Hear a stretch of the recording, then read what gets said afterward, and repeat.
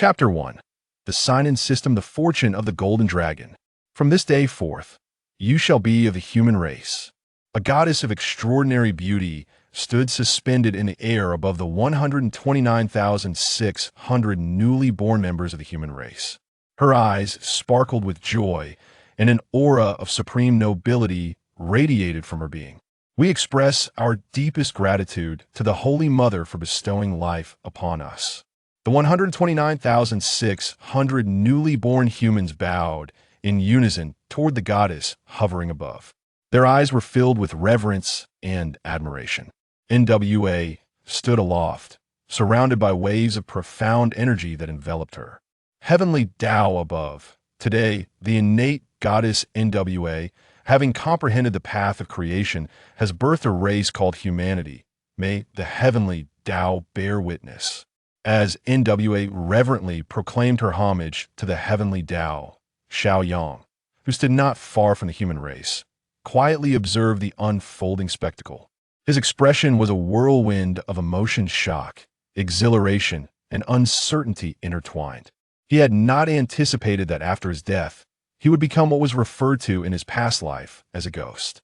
Moreover, he had never imagined that he would find himself in such a primeval world, witnessing the very birth of humanity. At this moment, NWA was in the act of creating humanity, ascending to the heights of the primordial realm, achieving the status of a saint. Yet, Xiaoyang remained merely a wandering spirit, still detached from the human race. He had contemplated merging into the newly formed, unawakened clay figure. However, each time that thought arose, a wave of trepidation washed over him, as if such an act would surely lead to his demise. Deep within, Xiaoyang felt an intense unwillingness, a refusal to remain a mere ghost. He could not accept the notion of waiting for reincarnation, erasing his memories, and losing all sense of self. Nor could he bear the thought of perishing helplessly in the face of calamities, malevolent cultivators, or conflicts.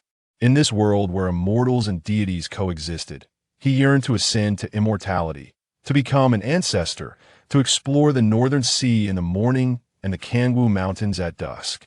He desired to understand how it would feel to be a formidable being, gazing upon this primordial world with newfound perspective. Xiaoyang's resolve solidified regardless of the price. He would become an immortal or a deity. At that moment, a voice, audible only to Xiaoyang, resonated in his ear. Detecting the aura of the heavenly Tao, the system is absorbing and activating. The human race sign-in system has been successfully activated. By activating the system, you shall receive a novice gift pack. As the words echoed, a radiant display of multicolored light burst forth before Xiaoyang. This resplendent light intertwined and ultimately formed a system interface visible solely to him. The interface was shrouded in a haze, with only a single flickering light point, seemingly awaiting Xiaoyang's touch. After a brief contemplation, he extended his finger toward the glowing point. As his finger descended, the haze dissipated, revealing a clear panel before his eyes. The human race sign-in system is related to the fortune of humanity. As the fortune of humanity grows, you can sign in using this fortune to obtain various rewards. The concise introduction gradually faded away. Then, lines of text appeared upon the panel, detecting your current environment, automatically matching a novice gift pack for you. Congratulations! You have received the number 10086 novice gift pack. Would you like to open the novice gift pack? Without the slightest hesitation, Xiaoyang tapped the system panel. Opening the novice gift pack, congratulations! You have gained one initial sign-in opportunity, automatically signing you in. Congratulations! You have acquired the fortune of humanity, a fortune of the Golden Dragon. You may now choose to merge with the fortune of the Golden Dragon. For more information, please click on the system panel. The fortune of the Golden Dragon. Xiaoyang's gaze shifted toward the system panel. Through the panel, he beheld the newly born 129,600 humans, a golden dragon soaring above them. Yet, this golden dragon appeared somewhat ethereal, resembling wisps of golden mist. Simultaneously, information regarding the fortune of the golden dragon flooded into his mind. After a moment, Xiao Yang gradually opened his eyes, a flicker of joy illuminating his expression. The concept of fortune pertains to individuals and even entire races.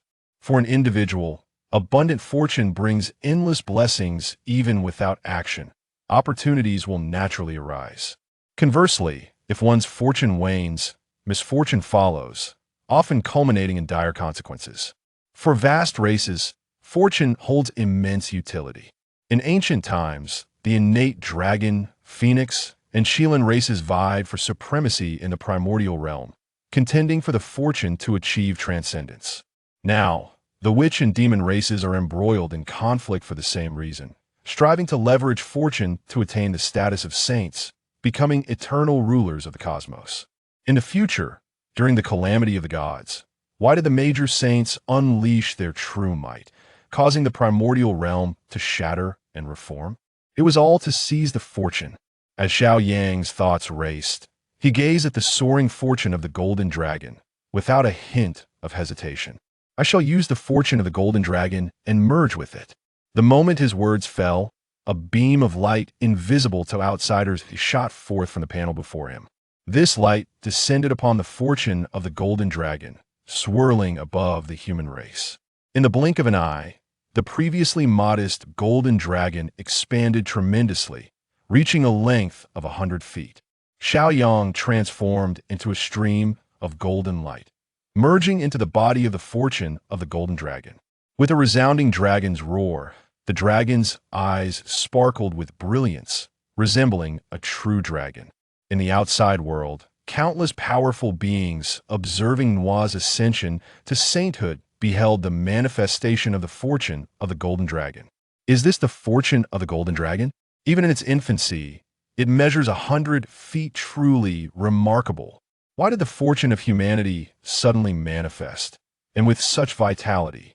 While they were taken aback, an even more astonishing event unfolded. The golden dragon's tail whipped, and it suddenly dove toward the ground. As the golden dragon approached the humans, a soft golden light erupted, enveloping all members of the human race. This golden light was impenetrable even to the most powerful beings. When the golden light dissipated, a figure appeared before the human race. This figure donned a dark golden dragon robe, with a visage akin to jade, eyes sparkling like stars, and a golden dragon pattern shimmering upon his brow. Surrounding him was a golden dragon phantom, exuding an aura of immense authority. Xiao Yang's appearance instantly drew the attention of all the mighty beings focused on the human race. This is the fortune of humanity, isn't it? Why can he take form? I may not have trained for long, nor possess great power, but do not deceive me can fortune truly take form? A grand Luo Jingxian who survived the great calamity of Long Han found himself in self-doubt. Isn't fortune merely instinctual? A multitude of primordial beings fell into confusion, some even forming hand seals to ascertain whether they were ensnared in an illusion. Chapter 2. Abrupt Surge of Fortune, Another Sign-in. If fortune can take form, then why cannot the fortune of my demon race? Within the heavenly court, the demon emperor Dijun and Eastern Emperor Tai exchanged bewildered glances. Observing Xiao Yang take form, they found themselves utterly flabbergasted. Both races shared the same origin. Your human race possesses fortune, and so does my demon race. Why is it that your human fortune is so exceptional, capable of manifesting, while mine cannot? If it comes down to it, the human race has only just come into existence, being the weakest race in the primordial realm. Yet, the demon race boasts several quasi-saint powers, with over 10 grand Luo Jingshians and countless Tai Jingshians beneath them. How can such a robust race be overlooked while a mere human race thrives? Is it solely because the human race was created by the saint NWA? On the eastern Kunlun, Laozi, Yuanshi, and Tongtian were equally bewildered. Big brother, second brother, during the teachings at the Zhixiao Palace, did our master ever mention that fortune could take form? Tongtian queried, his eyes filled with confusion, glancing at Laozi and Yuanshi. Both Laozi and Yuanshi shook their heads. During the 3 teachings at the Zhixiao Palace, they had never heard of Hongjun Daozu, discussing the manifestation of fortune. However, the absence of mention does not imply its non-existence. It should, perhaps, possibly be the case. The three of them fell into a contemplative silence. In the chaos within the Zhixiao Palace, Hong Jun, who had merged with the heavenly Tao, slowly opened his eyes. A hint of astonishment flickered within them. Even he had not anticipated that the fortune of humanity could manifest. Despite using the creation jade plate to communicate with the heavenly Taoist principles, he could not deduce the reason behind this phenomenon.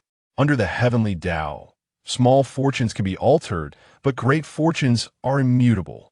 The emergence of this human fortune has disrupted the heavenly secrets. Even I cannot control it. As Hong Jun raised his hand, intending to erase the manifested Xiao Yang from the chaos, a premonition of dread surged within him, halting his movements. His expression shifted repeatedly, and after a long pause, he regained his composure, turning away from the primordial realm, merging with the heavenly Tao and vanishing. Unbeknownst to Xiao Yang, who had already taken form, the attention of the powerful beings and even Hong Jun's thoughts were directed toward him. At this moment, having taken shape, he pointed one hand toward the heavens and the other toward the earth, facing the gazes of the human race before him. My name is Xiao Yang, born of the destiny of the human race, destined to be the emperor of humanity, revered by all. In the midst of the air, Niuhua, who had retracted her saintly aura, gazed at Xiao Yang with a hint of intrigue in her eyes. The human race was manifested through her creation, yet she found herself unable to discern the specifics of Zai Yang's essence, knowing only that he was an embodiment of the human race's fateful golden dragon. Currently, their fates were intertwined. The rise or fall of one affected the other. How fascinating that destiny can take form. Let me see how far you can go. As if struck by an amusing thought, a subtle smile graced Niuhua's features. In the name of the Saint Niuhua, and as the Holy Mother of humanity, I acknowledge your rightful position as the Emperor of the human race.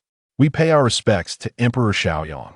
With Niuhua's proclamation, the multitude of humans instinctively felt that Xiaoyang would bring them only benefits, and they joyfully bowed before him. It was as if their souls had found completeness, warming them from within. Boom! Boom! High above in the heavens, arcs of thunder flickered, heralding the descent of vast clouds of merit. Clouds of merit. How could there be so many descending? Previously, when Niuhua attained her saintly status, boundless clouds of merit fell. Now again, more clouds descend. Could the human race be experiencing something extraordinary?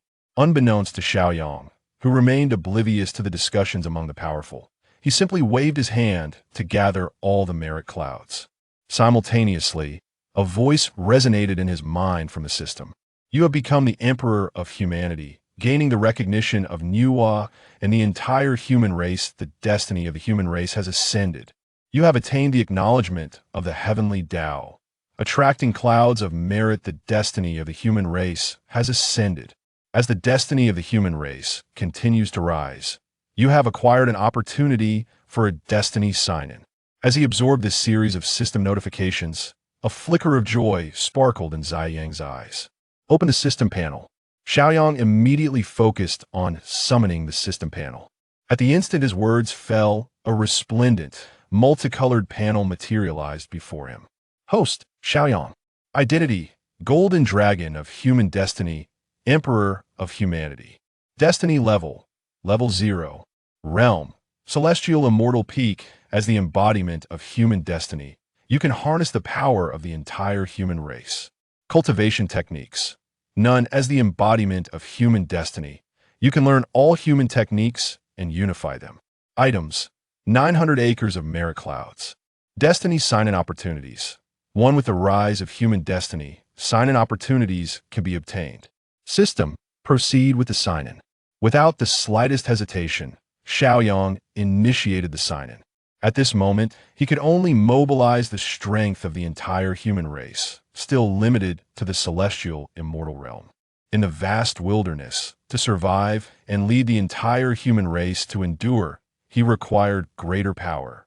Congratulations on your successful sign-in. You have obtained the divine Yuan Body Forging Sutra, the Upper Primordial Royal Court, and the Sutra Evolution Pavilion. Divine Yuan Body Forging Sutra, an ancient body forging technique created by the heavenly realm of the human race. Upper Primordial Royal Court, a grand world established by the Upper Celestial Court, possessing remarkable divine anomalies. Sutra Evolution Pavilion, a vast world transformed from the mechanisms of heaven and earth, capable of capturing the essence of the Tao and evolving techniques. Would you like to immediately receive the divine Yuan Body Forging Sutra and extract the Upper Primordial Royal Court and Sutra Evolution Pavilion? A blue radiance enveloped the valley where the human race resided, emanating from the system panel before Xiaoyang. Observing this scene, a glimmer of realization crossed Zai Yang's eyes. Wherever the blue light shone, he could choose to place the Upper Primordial Royal Court and the Sutra Evolution Pavilion in any location. Do not accept yet. Do not extract. Xiaoyang resolutely declined, for he was not foolish. At this moment, both Niuhua and the myriad powerful beings of the wilderness were focused on this place. If he were to extract the system rewards, how would he explain it later? He feared he might not even know how he would meet his end. What he needed to do now was to wait patiently. When all eyes have turned away from this place, wouldn't it be delightful to extract these items? As for Xiaoyang's thoughts, Niuhua remained unaware like a tea this moment. However, her brows slightly furrowed, as if she sensed something. A millennium hence, I shall carve out the Niuhua Emperor Heaven from the chaos, and those with fate may come to witness. After her words fell, Niuhua cast a glance at Xiaoyang and the multitude of humanity below before preparing to depart. Mother of the Holy, please pause. A voice rang out, halting Niuhua in her tracks. Hearing that Niuhua was about to leave, Xiaoyang hastily spoke, compelling her to stay. Niuhua turned to regard Xiaoyang, an expression of intrigue flickering in her eyes. Xiaoyang, what is it that compels you to summon me? Chapter 3, A Millennium of Protection, Elevation of Fortune Levels. What is it that compels you to summon me? Niuhua gazed at Xiaoyang with curiosity, inquiring further.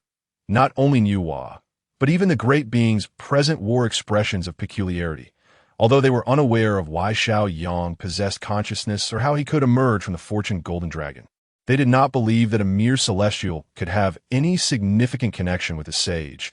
Mother of the Holy, the human race depends upon your creation, yet they are feeble, aside from myself.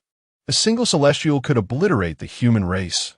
Would you wish to witness such calamity unfold? Xiaoyang proclaimed loudly, his gaze towards Niuhua imbued with tranquility. Upon hearing Xiaoyang's words, Niuhua's brow furrowed slightly. She had never pondered this issue before.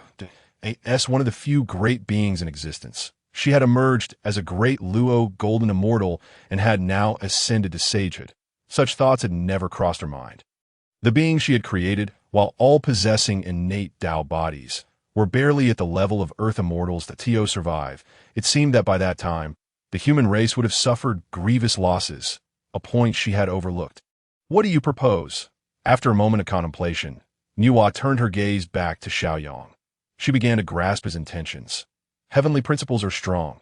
The human race must strive for self-improvement. I firmly believe that humanity shall rise and stand atop the myriad races of the primordial world. Yet at present, humanity is still far too weak. I implore the Holy Mother to show mercy and protect us for a millennium, allowing us to navigate this most vulnerable phase. Xiaoyang spoke with conviction, his confidence unwavering that humanity's future would be bright and promising. That I can protect the human race, but you must provide me with a reason why I should do so. Niuhua's gaze flickered as she arrived at a decision. The human race was born of her creation. To them, she was the Holy Mother. For her, achieving sagehood was not solely dependent on humanity, but it constituted a significant aspect. She ought to protect them. Yet, Niuhua still wished to hear Xiaoyang's response, eager to understand the basis of his confidence. First, the fact that I have achieved sagehood is not an insignificant factor for the human race. Second, as the revered Holy Mother of humanity, I share in their fortune. The stronger humanity becomes, the more prosperous my own fortune shall be. Third, and most importantly, with me as their leader, the human race shall undoubtedly ascend to the pinnacle of the primordial races. Xiao Yang's words resonated throughout the realm, causing the very heavens to tremble at his proclamation. Those great beings who heard Xiao Yang's assertions could hardly suppress their derision. How could a mere celestial dare to presume such grandeur? Had it not been for the sage Niuhua, the human race would be unknown. With a population of merely several tens of thousands, they were inferior to any race in the primordial realm. Their fortune an illusion, hardly amounting to a fraction of their own vast lineage. Such presumption was laughable. While these great beings scoffed, Niuhua remained unfazed. In the moment of her ascension to sagehood, her essence aligned with the heavenly Tao. And in a fleeting moment, she seemed to glimpse a fragment of the future. How intriguing! Niuhua chuckled lightly, extending her hand to draw a circle in the air. This circle descended upon the region where the human race resided, encircling the territory for hundreds of thousands of miles. This place shall be the domain for your human race. Is it sufficient? Niuhua inquired of Xiaoyang. Sufficient. Xiaoyang responded with a slight bow. All praise to the Holy Mother. Thank you for your benevolence. The multitude of humanity connected to Xiaoyang also bowed in unison. For a millennium, this land shall be the domain of the human race. None from a myriad races shall enter, and those who defy this decree shall face annihilation. Niuhua's voice echoed throughout the primordial realm, this edict etched in the minds of countless beings in the celestial realm. The expression of the demon emperor Di Jun darkened, his heart filled with dissatisfaction. As the saint of the demon clan, Niuhua's decision to protect the feeble human race instead of her own kin was utterly absurd. Yet, despite his discontent, he dared not defy a saint's command. Transmit this decree. Henceforth, all associated with the demon clan shall not tread upon the territory of the human race for a millennium. Those who violate this order shall face annihilation. Just as Di Jun was about to issue his decree, he heard the call of Dong Huang Tai. Brother, quickly look at the human race. Upon hearing this, Di Jun's gaze turned towards the domain of humanity. In but a moment, his expression darkened further. What had he witnessed? Just as Niuhua's words fell, an ethereal figure of a fortune golden dragon emerged behind Xiaoyang. Originally 100 feet long, the fortune golden dragon surged tenfold in that instant, reaching a height of 1,000 feet. Although this increase in the fortune of the human race still paled in comparison to that of his demon clan, and despite the fact that Xiaoyang's presence had ascended to true immortal, Di Jun still deemed him easily vanquishable. However, he recognized the looming threat of the human race's future, a millennium. Only a millennium to grow. How far could humanity develop in that time? By then, a single golden immortal demon king could easily extinguish them. I can afford to wait. A glint of malice flashed in Di Jun's eyes. With this thought, Di Jun chose to look away from the human race. What merit was there in concerning himself with a race destined for annihilation a millennium hence? The human race you belong to has received Niuhua's millennium protection, significantly enhancing their chances of survival and causing their fortune to surge. As the fortune of the human race escalates, you, as the fortune golden dragon of humanity, experience an elevation in your realm. Your current realm, true immortal. The fortune level of the human race has increased to level 1, granting you a chance for a fortune sign-in, with a surge in fortune, true immortal cultivation, and a sign-in opportunity. Excellent, truly splendid. Xiaoyang's eyes sparkled with excitement, his fists clenched tightly, his form trembling with exhilaration. Why did Niuhua's mere promise to protect the human race yield such remarkable rewards? After a moment of contemplation, Xiaoyang understood the nature of this occurrence that in the original timeline. Without his manifestation as the fortune golden dragon, the human race had not received Niuhua's protection, though they all possessed innate Tao bodies. Their individual strength barely reached the level of Earth immortals, making survival in the primordial world exceedingly difficult. Even if they managed to endure, they faced massive slaughter during the War of the Witches and Demons, nearly facing extinction. Had it not been for the emergence of the 3 progenitors of the Suiren clan and the subsequent governance of the 3 sovereigns and 5 emperors, humanity might have already perished. Now, with Niuhua's millennium protection, with him, and the enigmatic sign-in system for humanity, Xiaoyang could expedite the process of strengthening the human race. It can be said that Xiaoyang's actions not only altered the fate of humanity, but also significantly impacted the course of the primordial world. In the air, Niwa observed the surging fortune of the human race and nodded approvingly, waving her hand as a beam of light entered Xiaoyang's body. You shall be the emperor of humanity. This ruler's whip is bestowed upon you as a token of your dominion over the human race. I hope you will nurture humanity well and not disappoint my expectations. As Niwa's words faded, her figure suddenly vanished. Xiaoyang felt the presence of the ruler's whip within him, a gleam of determination shining in his eyes. Rest assured, the future human race shall dazzle the entire primordial realm. Chapter 4. Integration of Architecture, the ancestral home of humanity. As Niwa departed, coupled with the prohibition she imposed, the human race, represented only by those of the earth immortal realm, gradually faded from the memory of the myriad beings in the primordial chaos. At this moment, in the birthplace of humanity, Xiaoyang sat cross-legged upon a massive stone, and with a mere thought, a radiant panel of multicolored light materialized before him. Host, Xiaoyang identity, the golden dragon of human fate. Emperor of humanity fate level, level 1 realm. True immortal. As the embodiment of human fate, you can channel the strength of the entire human race, techniques, divine essence body refinement scripture, as the embodiment of human fate. You can master all human techniques and integrate them seamlessly. Items: 900 acres of merit golden clouds, postnatal merit spiritual treasure for creating beings, the upper royal court, the scripture pavilion fate sign-in count. 1. As human fate rises. Sign-in opportunities can be obtained. System. Initiate the fate sign-in. Xiaoyang gazed at the panel, contemplating for a moment before resolutely deciding to sign in once more. Congratulations, your fate sign-in was successful. You have acquired the Martial Arts Plaza and the Ancestral Dragon Spiritual Vein. Martial Arts Plaza, a dominion within a grand world, shaped from the essence of humanity, where cultivation enhances comprehension and accelerates mastery of techniques.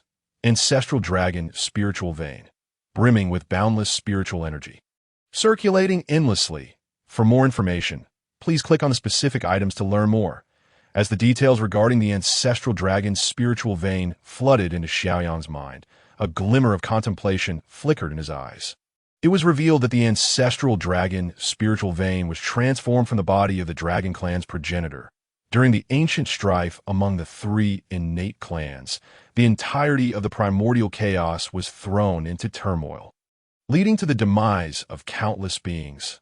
Ultimately, all three clans bore heavy karmic burdens, and the Dragon clan's progenitor, in a bid to eradicate the clan's karma, vowed to the heavenly Tao, transforming into the Eastern Azure Dragon, eternally guarding the easternmost edge of the primordial chaos. His corporeal form metamorphosed into an endless spiritual vein, buried deep within the mountains and rivers of the primordial chaos. The Ancestral Dragon's spiritual vein is thus regarded as the finest of all spiritual veins. Subsequently, Xiaoyang directed his attention towards the upper royal court, the scripture pavilion, and the martial arts plaza, as streams of information surged into his consciousness. The upper royal court. What a magnificent court it is! Upon absorbing the information, joy radiated from Xiaoyang's eyes. This upper royal court not only possesses the capability to suppress its domain, preventing ailments and calamities, but it also gathers the spiritual essence of heaven and earth, enhancing comprehension and accelerating cultivation. Furthermore, the court itself is a spiritual treasure. Currently classified as a low-grade postnatal spiritual treasure, its quality will continuously elevate as it assimilates various extraordinary structures. Perhaps, in due time, the court may evolve into a congenital supreme treasure, or even a chaotic supreme treasure. System. Integrate the scripture pavilion and martial arts plaza into the upper royal court. Do you confirm the integration of the scripture pavilion and martial arts plaza into the upper royal court? Once integrated, they cannot be separated. Confirm. On the panel, radiant lights flickered incessantly. Xiaoyang observed as the upper royal court served as the core, with the scripture pavilion and martial arts plaza continuously merging into it. A gentle golden light blossomed forth, obscuring the finer details. The Scripture Pavilion and Martial Arts Plaza have now been absorbed into the Upper Royal Court, elevating its quality to a medium-grade postnatal spiritual treasure. As the golden light faded, the system's voice resonated in Xiaoyang's ears. Extract the Upper Royal Court and Ancestral Dragon's spiritual vein, placing the Ancestral Dragon's spiritual vein within the Upper Royal Court. Please select a placement location. A blue luminescence enveloped the entire valley. Xiaoyang, with a perspective akin to that of a deity, surveyed the valley and decided to position the Upper Royal Court at the very center of the valley. As he approached the central point, a thunderous roar echoed within the valley. Suddenly, a palace materialized in midair, gradually descending to the valley's center. Xiaoyang merely flickered, arriving before the palace. Before this palace lay a vast square of Han jade, shimmering faintly. Observing the palace itself, its entire structure radiated a deep black hue, exuding an aura of majesty and solemnity. In this life, I embody the golden dragon of human fate, and, as the emperor of humanity, you shall accompany me in witnessing the rise of our race. Thus, you shall not be merely the Upper Royal Court, but rather the ancestral court of humanity. With a flicker of brilliance, the character's Upper Royal Court on the plaque transformed into Ancestral Court of Humanity. Witnessing this, Xiaoyang nodded, satisfaction gleaming in his eyes that he stepped into the Ancestral Court. Within the Ancestral Court, an expansive emptiness prevailed. Aside from the palace formed from the Scripture Pavilion, there stood a main hall, a side hall, and a rear hall. I am Emperor Xiaoyang of humanity. All clansmen are welcome to the Ancestral Court of Humanity. After surveying the court, Xiaoyang sat cross-legged before the Ancestral Court, awaiting the arrival of his fellow clansmen. Soon, 12,960 individuals of the human race had gathered. We pay our respects to the Emperor. The assembly of clansmen bowed in unison towards the seated Xiaoyang, their expressions filled with profound reverence. All of you, take your seats. As Xiaoyang's words fell, the multitude of clansmen imitated his posture, settling themselves on the ground as Xiaoyang's gaze swept over the gathering. Observing their clear, pure eyes, he could not help but feel a surge of emotion. The first humans to emerge were indeed so untainted. Yet, it was precisely because of this purity that in the previous life, devoid of nuanced protection, they had to endure immense sacrifices and hardships to survive cautiously in this cruel world of the primordial chaos. Unbeknownst to the amount of effort expended, the human race steadily grew stronger, becoming the protagonists of this realm. Even so, they were merely puppets of the saints. However, this time, everything would be different. Xiaoyang, the Emperor of humanity, would lead the race to rise. No one could reign above humanity. Determination shone in Xiaoyang's eyes as he regarded his clansmen, proclaiming in a resonant voice, "The human race is weak. To survive and thrive in the primordial chaos, we must contend with heaven and earth and battle against all races. To fight against the heavens is a joy unparalleled. To contend with the earth is a joy unparalleled. To battle against all races is also a joy unparalleled. Thus, today I shall impart to you the divine essence body refinement scripture to fortify our spirit within and strengthen our bodies without. As heaven operates vigorously, our human race shall strive unceasingly." Chapter 5. The Crisis of Humanity in the Protracted Black Night. Time in the primordial chaos is unfathomable. The cold passes without acknowledgement of years. In the blink of an eye, a millennium has elapsed in the primordial chaos, within the ancestral court of humanity. In the Scripture Pavilion, Xiaoyang gently closed his eyes, radiating a golden glow as 10 jade slips levitated around him, rising and falling rhythmically. After an indeterminate duration, Xiaoyang exhaled a breath, gradually opening his eyes. With a wave of his hand, the 10 jade slips flew to the bookshelf within the Scripture Pavilion. Every decade, 3 jade slips could be produced, and now, after 1,000 years, 300 jade slips had been amassed. At last, our human race possesses a measure of foundation. As Xiaoyang gazed at the 300 jade slips upon the shelf, a smile involuntarily graced his lips. "Open the system panel," with that command. A vibrant screen materialized before Xiaoyang's eyes. Host, Xiaoyang identity. The golden dragon of human fate, Emperor of humanity fate level. Level 1 realm. Profound immortal. as the embodiment of human fate. You can channel the strength of the entire human race, techniques, basic martial arts of the divine essence body, refinement scripture, golden spear sword technique, among 300 others, as the embodiment of human fate. You can master all human techniques and integrate them seamlessly. Items: postnatal merit spiritual treasure for creating beings, 900 acres of merit golden clouds fate sign-in count. 0, as human fate rises. Sign-in opportunities can be obtained. Xiaoyang scanned the system panel, ultimately fixating on the postnatal merit spiritual treasure for creating beings and the merit golden clouds, his eyes reflecting a contemplative expression. Swearin seeks an audience with His Majesty. At that moment, a voice resonated from outside the scripture pavilion. "It is Swearin. Enter." A smile spread across Xiaoyang's face. Shortly after, a figure strode into the scripture pavilion. Robust in stature, emanating an aura of might. His visage resembled one sculpted from stone, a countenance marked by unwavering resolve. Swearin pays his respects to His Majesty. Upon entering, Swearin bowed respectfully to Xiaoyang, his eyes brimming with reverence. "There is no need for such formality, Swearin. Have you come seeking something?" Xiaoyang, with a warm smile, assisted Swearin in rising, his gaze reflecting unspoken satisfaction. During Nuwa's creation of humanity, he had keenly observed that Swearin was the first of the human race to be brought forth by her hand. Had it not been for his emergence, Swearin might have become the leader of all humanity. "Your Majesty, through the passage of millennia, our human race has continuously flourished, expanding from a mere 12,000 to nearly 1 billion today. However, we now find ourselves in considerable turmoil. Swearin, feeling inadequate, has come to seek an audience with His Majesty. The hint of shame graces Swearin's countenance. Over the millennia, Xiaoyang has selected 3,000 of the most gifted clansmen to oversee the entirety of the human race. As the very first individual chosen by Xiaoyang, Swearin has been entrusted with significant responsibilities. Yet now he feels he has fallen short of Xiaoyang's expectations, his heart brimming with unease. Observing Swearin's troubled expression, Xiaoyang offered a gentle smile and placed a reassuring hand on Swearin's shoulder. "There is no need for such distress. Over this millennium, you have performed admirably, and I am quite pleased. Moreover, as the Emperor of the human race, it is only natural that you come to me with matters beyond your resolution." Upon hearing Xiaoyang's words, Swearin's demeanor visibly softened. "Your Majesty, although our human race numbers nearly 100 million, the talents of our clansmen have diminished from generation to generation, and many have yet to embark on their cultivation journey.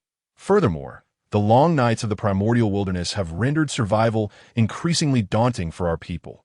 Swearin, feeling foolish, could not devise a solution and thus sought the audience of His Majesty. As he laid bare the current plight of the human race, his eyes were filled with sorrow. Xiaoyang remained silent for a moment, then waved his hand forward, and a golden dragon shadow flickered past him. Before them, a luminous screen materialized. Gazing at the screen, they beheld numerous clansmen struggling for survival amid the protracted darkness. The long nights not only ushered in shadows, but also brought hunger and cold. The ferocity of the beast had intensified, making the hunt all the more challenging. After a moment of silent observation, Xiaoyang dispersed the screen, his heart heavy with concern. "Your Majesty, do you possess any solutions?" Swearin looked at Xiaoyang with hopeful eyes, yearning for the omnipotent emperor to resolve this dilemma to entirely remedy the issue of our prolonged nights. "I am currently unable to accomplish. However, I can propose methods to improve the living conditions of our human race." Xiaoyang initially shook his head, then nodded affirmatively. "What methods?" Swearin inquired, his eagerness palpable. "Swearin, why is there no darkness during the day?" Xiaoyang posed a question instead of answering. "Why is there no darkness during the day?" Swearin pondered, momentarily taken aback, as he had never contemplated this before. "Your Majesty, After a long while of contemplation, Swearin still found no answer. "Follow me." Xiaoyang rose and walked outside, with Swearin hastily trailing behind him. Soon, they arrived at the threshold of the ancestral grounds of the human race. As they stepped outside, they were greeted by jubilant cheers. Another long night had passed. "Swearin, what do you see in the sky?" Xiaoyang gestured toward the great sun of the primordial realm. That is the sun. The sun? Your Majesty, I understand now. It is because of the sun. It emits light, and thus there is no darkness. But how shall we obtain this light? Suerin's initial joy quickly transformed into frustration. Light can dispel darkness, yet cannot drive away the cold. What can banish the chill? Fire. A blazing flame erupted from Xiaoyang's hand, captivating Suerin's attention. Fire can dispel the cold. Just like the great sun, bringing warmth, Xiaoyang's voice was soft yet resonated with a unique cadence that held Suerin's gaze. While it is easy for those with cultivation to create fire, how can we enable those without cultivation to do so? Xiaoyang looked at Suerin and inquired, Your Majesty, I do not know how to kindle this fire, but I will seek the answer. I will surely find a method by which even ordinary clansmen can ignite flames. The flickering flame in Xiaoyang's hand cast a warm glow on Suerin's face, reflecting the determination in his eyes. Nothing could deter him. After expressing his resolve, Suerin bowed deeply to Xiaoyang before turning to depart. He was determined to discover a way for ordinary clansmen to kindle flames, not wishing to delay for even a moment. Strive diligently. Once you uncover the means to create fire, you shall become the second emperor of the human race, Suerin. The Emperor of Fire. As Xiaoyang watched Suerin's retreating figure, anticipation danced in his eyes. Chapter 6. The Eternal Flame of Humanity, the treasured information of the human race. Once again, the primordial realm was enveloped in a lengthy night. Amidst the darkness, the distant yet near roars of beasts echoed.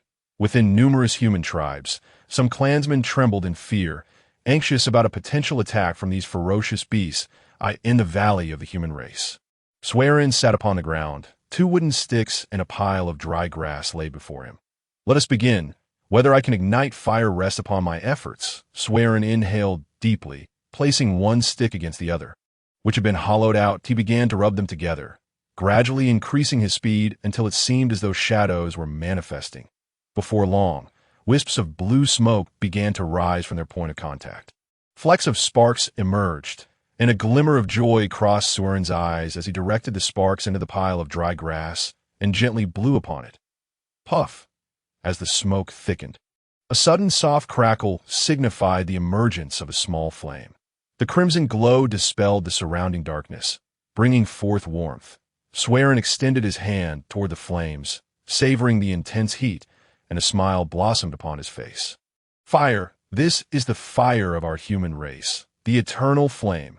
Suerin's expression radiated determination, the dancing flames reflecting a divine essence within his imposing figure. Fire! Fire! Fire! The clansmen nearby erupted into joyous cheers beside the flames. The red glow enveloped them, dispelling the cold and darkness that had clung to their bodies. That a sensation of warmth and hope burgeoned within their hearts. All of this, of course, did not escape Xiaoyang's notice. As the auspicious dragon of the human race, he was attuned to significant events concerning humanity, aware of them as they transpired. The advent of fire would propel the development of the human race to new heights. The future path of humanity would undoubtedly shine as brightly as this flame. A golden dragon shadow flickered around Xiaoyang, and as he observed the elation of the clansmen, a smile graced his lips. Boom! In the heavens above, thunder rumbled, and radiant golden light emerged, dispelling the darkness. These beams of golden light were manifestations of merit, transforming into clouds of gold that descended upon Suerin and the flames before him. As the clouds of merit entered Suerin's body, his aura surged dramatically, instantly elevating him to the golden immortal realm. The 2 wooden sticks in his hands absorbed a considerable amount of merit, dark red patterns winding around them like flames. Before him, the burning fire, having absorbed the merit, no longer appeared wild but instead became tranquil and warm, emanating a faint golden glow, as if the flame were eternal and indestructible. Merely gazing at the flame instilled a profound sense of peace within him. The human race has birthed its own flame. The growth and expansion of humanity will accelerate, and its fortune will soar. With the rise of the human race's fortune, you, as the auspicious dragon of humanity, have attained a new level of cultivation. Currently, you stand as a golden immortal.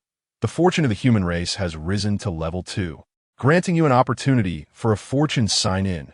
As the system's voice resonated, a portion of the descending merit clouds drifted toward him. Xiaoyang did not hesitate, promptly gathering all the merit clouds. Though I have no immediate use for the merit, it is wise to retain it. It will surely be of use one day.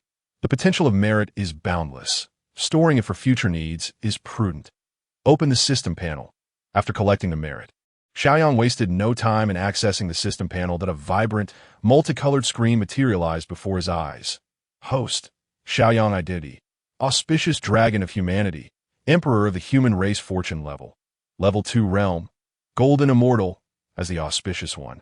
You can mobilize the strength of the entire human race, cultivation, divine body refinement sutra, basic martial art, golden spear sword technique, true dragon fist technique. As the auspicious one, you can learn all human cultivation techniques and integrate them seamlessly. Items: postnatal merit spiritual treasure, creation whip, 900 acres of merit gold clouds, fortune sign-in opportunities. 1. With the rise of human fortune, you may acquire sign-in opportunities. System: initiate the sign-in immediately. Xiaoyang exhibited not a trace of hesitation and immediately opted to seize the opportunity for fortuitous signing.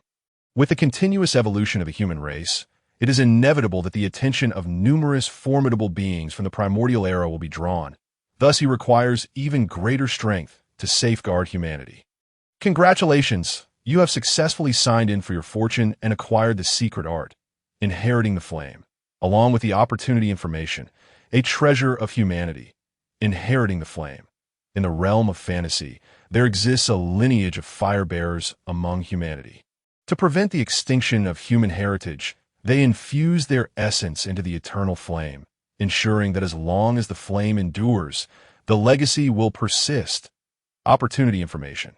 This pertains to intelligence concerning a treasure of humanity. Xiaoyang's eyes narrowed slightly, his expression turning grave. Is it possible that in this fantastical world, there exist fire-bearers and an eternal flame? As for the information regarding the treasure of humanity, Xiaoyang pondered briefly before directing his focus towards the opportunity information. In that instant, a resplendent array of colors flickered, and a divine light penetrated his consciousness. Instantly, the details of a location materialized within his mind. Xiaoyang meticulously sensed his connection to that place, his brow furrowing tightly. It is so distant that it is almost imperceptible, but I know it lies in the east, regardless of the circumstances. The treasure of humanity must not fall into the hands of others. Xiaoyang's gaze turned resolutely towards the eastern lands. The descent of merit instantaneously captivated the attention of countless powerful beings for the primordial era.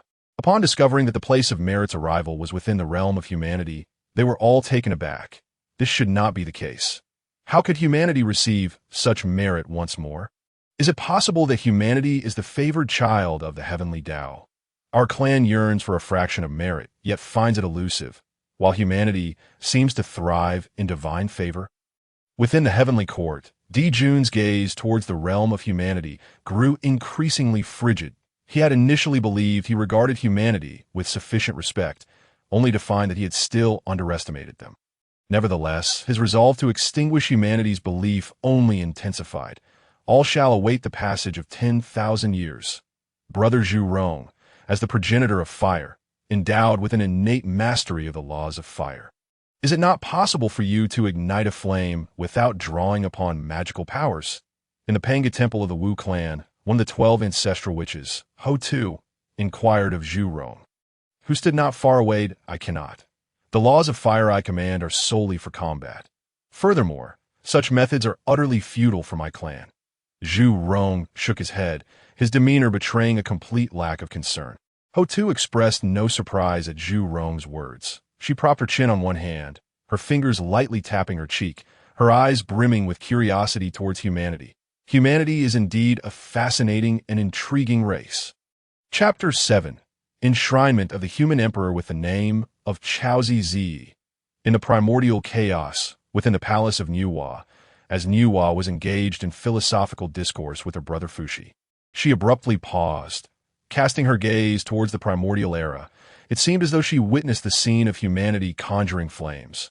Unconsciously, a gentle smile graced her lips. Sister, Is there something that brings you joy? Fushi inquired, his tone calm, yet laced with curiosity. Brother, I merely sensed an increase in humanity's fortune. Upon hearing Nuwa's words, Fushi instinctively began to calculate. Moments later, he too gasped in astonishment. Humanity is indeed a remarkable race. Lacking formidable cultivation, they have nonetheless birthed flames solely through their wisdom. Your choice to protect humanity was undoubtedly correct, dear sister. With that, Fushi beamed at Nuwa. Since he gained consciousness, he had remained inseparably linked to Nuwa. And now, witnessing her joy filled his heart with elation. Hearing Fushi's words, Nuwa's smile widened, and the image of Xiao Yang materialized in her mind. With a hint of confidence, she said to Fushi, Brother, humanity is not merely commendable for its wisdom. In the days to come, humanity will also possess formidable cultivation. Oh, in that case, I shall keep a close watch. A flicker of curiosity danced in Fushi's eyes. He could not fathom Nuwa's unwavering faith in humanity. Yet a newfound respect for humanity began to blossom within him. The dialogue between Nuwa and Fushi did not affect the human race far removed in the primordial era. At this moment, within the ancestral hall of humanity, under the watchful eyes of numerous kin, the fire-bearer bowed before Xiaoyang, his eyes brimming with reverence. The fire-bearer expressed gratitude to our emperor for bestowing enlightenment, enabling humanity to fear neither the darkness nor the cold. Xiaoyang, smiling warmly, assisted the fire-bearer to his feet, his expression reflecting satisfaction. Fire-bearer, this achievement is wholly yours. I merely provided a guiding direction. Now, you have ignited the eternal flame for our human race, contributing immensely, and thus you must be rewarded. From this day forth, you shall be the second human emperor of our race, Fire-bearer Emperor. Xiao Yang's demeanor turned solemn as he regarded the fire-bearer with a serious gaze. Hearing Xiao Yang's proclamation, the people stirred restlessly, murmuring among themselves. Our emperor, how can the fire-bearer become the human emperor? This, the fire-bearer's countenance also shifted, anxiously addressing Xiao Yang. However, before he could finish, Xiao Yang interrupted with a wave of his hand. As the golden dragon of humanity's fortune, if I declare you worthy, then you are indeed worthy. You have ignited the eternal flame, significantly elevating humanity's fortune and shielding our kin from the threats of darkness and cold. That alone suffices. Xiao Yang's gaze towards the fire-bearer was resolute, leaving no room for contradiction. The fire-bearer, looking into Xiao Yang's eyes and sensing the expectation within, felt a surge of emotion. Taking a deep breath, he bowed before Xiao Yang that I shall not disappoint the profound grace of our emperor. I will dedicate myself wholeheartedly to ensure I am worthy of this title of human emperor. Xiao Yang, satisfied, patted the fire-bearer's shoulder. In a flash of light, the creation whip appeared in Xiao Yang's hand. In the name of the human emperor, I hereby enshrine the fire-bearer as the second human emperor of our race, sharing in the fortune of humanity. As his words fell, a radiant light shot forth from the creation whip, enveloping the fire-bearer's form. Instantly, a golden dragon shadow encircled him, bestowing upon him an aura of majesty. We bow before the fire-bearer emperor. The gathered can all pay their respects to the fire-bearer. Their voices filled with congratulations. Enough, there is no need for excessive formality. Though humanity has acquired flames, we still face unresolved crises. Xiao Yang gestured with his hand, prompting the bowing kin to rise.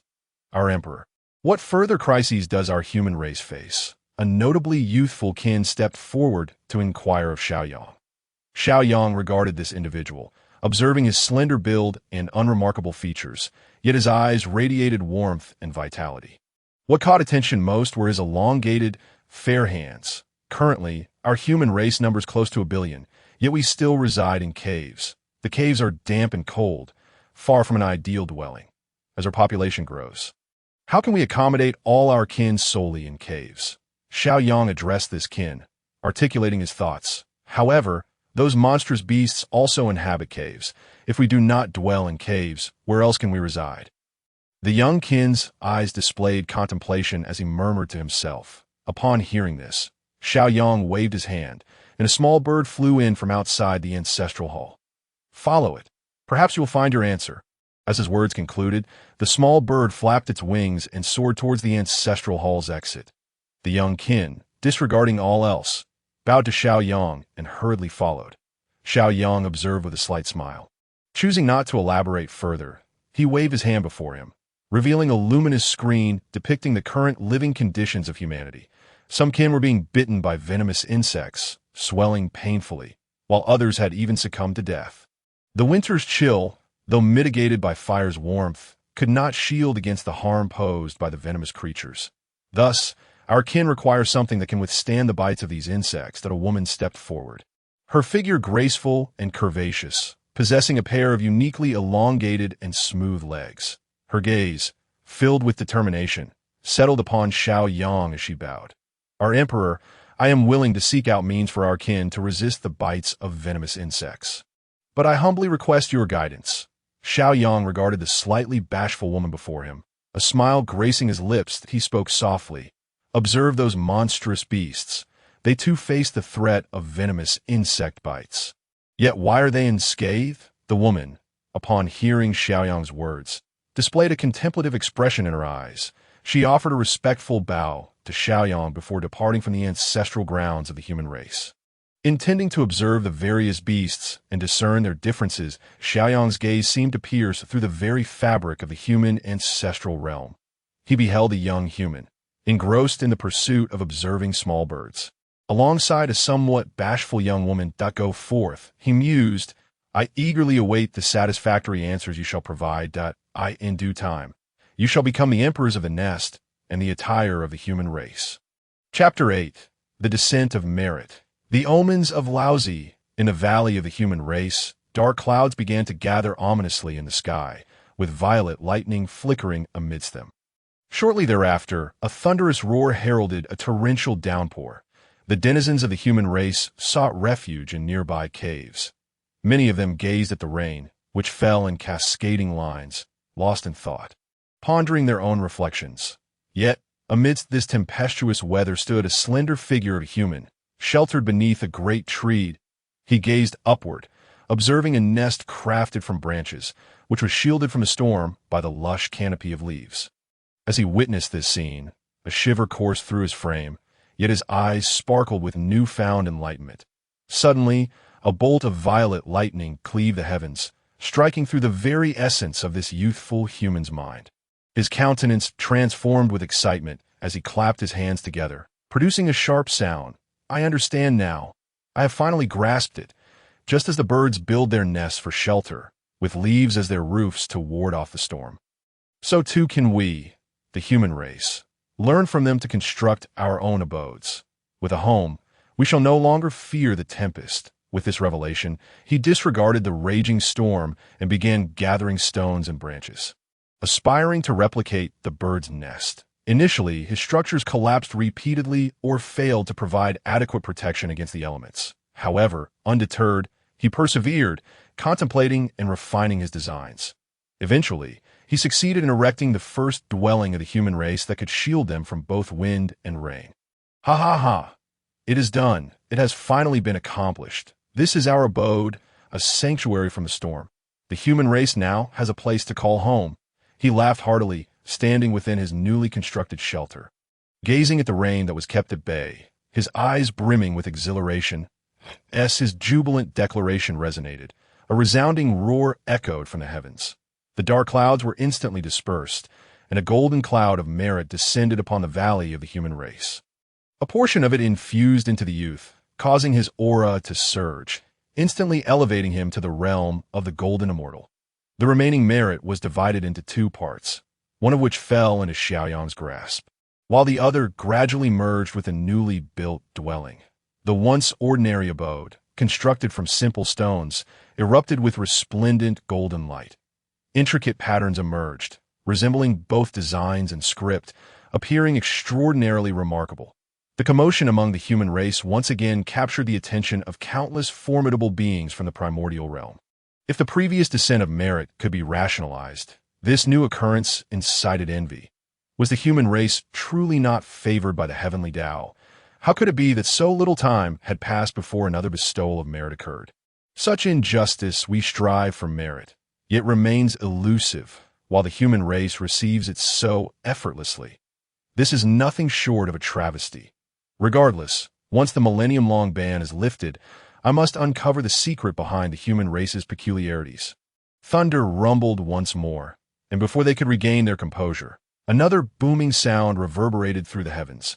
Another golden cloud of merit descended upon the valley of the human race, rivaling the scale of the previous blessing. This time, the merit divided into 3 parts. 1 part entered the body of the young woman, elevating her to the realm of the golden immortal within mere breaths.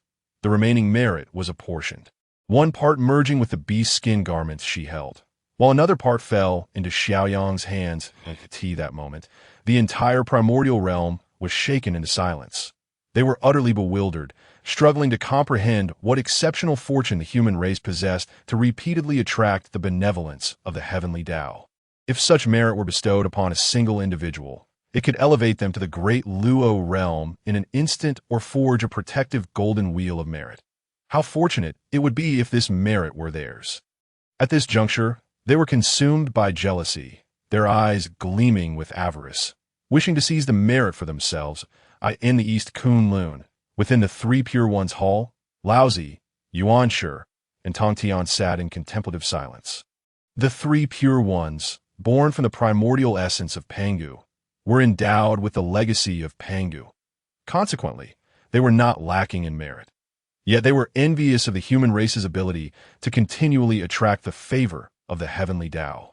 After all, the continuous bestowal of merit signified the heavenly Tao's favoritism.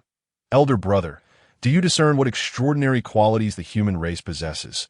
Yuanshi inquired hoarsely of Laozi. Even he, who was typically proud, found himself shaken by the human race's repeated blessings of merit. Laozi shook his head slightly, his gaze flickering that I cannot discern the specifics, but whether it be the status of the saint known as Nuwa or the ongoing descent of merit, both are undeniably linked to the human race. Pausing briefly, Laozi continued, I intend to depart Kunlun and venture into the primordial realm to investigate what makes the human race so exceptional.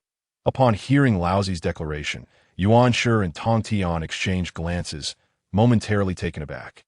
Elder brother, while the human race possesses unique qualities, is it truly necessary for you to undertake this journey personally? Tongtian questioned, puzzled. Elder brother, Tongtian speaks wisely. Our foremost priority should be to grasp the mysteries of becoming saints. Nuwa has already forged ahead. We must not allow the 2 from the west to surpass us. Otherwise, what face would remain for the 3 Pure Ones? Yuanshi urged Laozi. Laozi remained resolute, determination gleaming in his eyes. No, I must see the human race for myself, that I have a premonition that my opportunity for sanctification lies within them. Upon hearing Laozi's words, Yuanshi and Tongtian fell into silence. When it came to the matter of achieving sanctification, even their brotherly bond could not deter them. Laozi had made up his mind, and without further ado, he rose and departed the hall, mounting a green ox and heading toward the realm of the human race. Within the hall, Yuanshi pondered for a moment before addressing Tongtian. Third brother, while our elder brother seeks to uncover his path to sanctification, we must not lag behind. I shall enter seclusion. I will not emerge until I have attained sainthood. A glimmer of determination flashed in Tongtian's eyes as he straightened his posture, exuding an aura of sharpness. Second brother, go forth. Let us engage in a friendly contest to see who first comprehends their path to sanctification. A smile crept onto Yunshi's proud visage as he gradually dissipated within the hall. Tongtian, watching Yuanshi depart, turned his gaze towards the realm of the human race, his eyes gleaming with divine light, as if he could glimpse the unfolding scenes beyond endless mountains and rivers. The Human Race, Chapter 9, The Schemes of Dijuan, the primordial 3 sovereigns in the heavenly court within the solar palace, the gathering of the demon emperor Dijuan and various demon deities convened. At this moment, within the grand hall, both the demon emperor Dijuan and the Eastern Emperor Tai remained silent, the atmosphere palpably tense. Eastern Emperor Tai, feeling somewhat uncomfortable in this oppressive environment, shifted his neck slightly. Brother, if you have any thoughts, please voice them. I shall support you unconditionally. Gazing at Dijuan, Tai's expression was earnest. Previously, he had harbored some reservations regarding Dejuan's perception of the human race as a threat to the demonkind.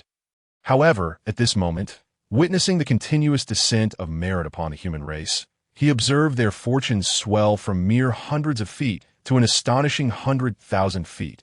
His earlier disdain for the human race dissipated entirely, and he now shared Dejuan's sentiments.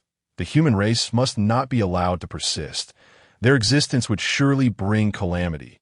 Dejuan remained contemplative, his eyes flickering with a myriad of thoughts. After a lengthy pause, he finally spoke. Tai, I recall that among your ranks, there's a great Luo deity known as the Bai Shi. Dong Huang Tai, he was momentarily taken aback, and as he regained his composure, a trace of regret flickered in his eyes. Indeed, the Bai Shi Yaoshun was certainly under my command, but alas, it suffered grave injuries during the previous conflict with the Wu clan. IT once held the potential to ascend to the status of a quasi-saint. Yet now it can merely sustain itself at the early stages of the Luo. Upon hearing this, Dejuan's eyes sparkled with a divine light, and he spoke. Tai, relay my command to the Bai Shi Yaoshun, instructing him to lead his kin to the realm of humanity. Once the prohibition is lifted, we shall... A murderous intent flashed in Dejuan's gaze. Though his words remained unspoken, Dong Huang Tai, he comprehended his meaning. Elder brother, I harbor no objections to striking against the human race, but the fact remains that the Saint Nu Hua stands behind them. What if the saint intervenes? Hesitation shadowed Dong Huang Tai's eyes. Dejuan's expression turned icy as he replied indifferently, Tai, do not forget, although Nu Hua is a saint, she is also the empress of our demon race, benefiting from our fortune, even if she were to become enraged. We have the Bai Shi Yaoshun and his clan to rely upon. Hearing Dejuan's words, Dong Huang Tai, he looked at him in shock. Tai, do not blame me for my ruthlessness. You have witnessed the threat posed by humanity, and it must not be allowed to persist, no matter the cost. In that moment, Dejuan revealed a ruthless resolve befitting an emperor. Dong Huang Tai's gaze grew somber, and after a prolonged silence, he finally spoke. I understand. I shall attend to it immediately. Just as Dong Huang Tai was about to depart the Grand Hall, Dejuan's voice echoed from behind him. Tai, convey to the Bai Shi Yaoshun that I, along with the demon race, shall not forget his contributions and sacrifices. Bring his offspring to the heavenly court. I promise that once we eliminate the Wu clan, I shall allow his descendants to restore their lineage. Dong Huang Tai, he said nothing and left the Grand Hall, yet the somber aura that had enveloped him once again transformed into one of exaltation. Meanwhile, behind him, Dejuan's eyes darkened slightly, as if contemplating something ulterior. In the valley of the human race, jubilant cheers erupted. The people had learned of the provision of houses and clothing. Perhaps they did not fully grasp the profound significance of these two items for the human race. Yet they understood that they would no longer be confined to damp, cold caves or suffer the bites of venomous insects. Their lives were destined to improve. Xiaoyang hovered in midair, observing the throngs of humans celebrating, feeling the joy emanating from the golden dragon of fortune, and a smile graced his face by the decree of the golden dragon of human fortune and the mandate of the human emperor. I hereby confer the title of the third human emperor upon Yu Chao. He proclaimed, I bestow the title of the fourth human emperor upon Zi. Yu Chao and Zi shall be honored alongside Sui Run as the primordial three emperors of humanity. A resounding dragon roar reverberated within the hearts of all humans. Raising their gazes, they beheld a colossal golden dragon expanding rapidly, reaching a staggering height of 100,000 zhong. This immense golden dragon exhaled streams of golden dragon essence towards Yu Chao and Zi, enveloping them in divine light. Once the divine light dissipated, Yu Chao and, much like Sui Ren before them, donned the robes of the human emperor, exuding an air of boundless authority. We bow before the primordial three emperors. We pay our respects to Sui Run, Yu Chao, and Zi.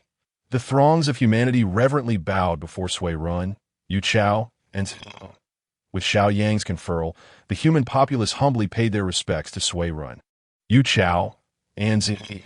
The figures of the three emperors etched themselves into the hearts of the multitude. The human race has constructed dwellings, accelerating their development and enhancing their fortune. The human race has produced clothing, further hastening their growth and augmenting their fortune. With the return of the primordial three emperors, the fortune of humanity has been solidified, and as the golden dragon of human fortune, your fortune has multiplied tenfold. Your cultivation has been elevated, achieving the realm of Tai Jin Xian. Congratulations, you have successfully elevated the fortune of humanity to level 3, granting you an opportunity for a fortune sign-in. The system's announcement resonated in Xiao Yang's ears. System, proceed with the fortune sign-in. Congratulations on your successful sign-in. You have received the Creation Blood Pool and the Pre-Celestial Spiritual Root Enlightenment Ancient Tea. Creation Blood Pool, a treasure crafted by the human emperor of the human race. Utilizing the blood of myriad races as its foundation and the essence of creation as fuel, capable of refining bloodlines and evolving innate talents. Enlightenment Ancient Tea, originally a chaos spiritual root. It was demoted to a pre-celestial spiritual root after encountering a great calamity. When steeped in water, it bestows an endless flow of Tao rhythm, ineffective for those beyond the Deluo Jin Xian realm. A divine light flickered in Xiao Yang's eyes, and his smile grew increasingly radiant. This time, the rewards from the sign-in, whether the Creation Blood Pool or the Enlightenment Ancient Tea, were immensely satisfying and evidently beneficial for the human race. If one were to highlight a virtue of the human race, it would undoubtedly be their rapid reproductive capacity. Over the past millennium, even with Xiao Yang's constant oversight, the population of humanity had grown from over 100,000 to nearly 100 million. Among this vast number, a staggering 70% comprised individuals unable to cultivate or with subpar cultivation efficacy.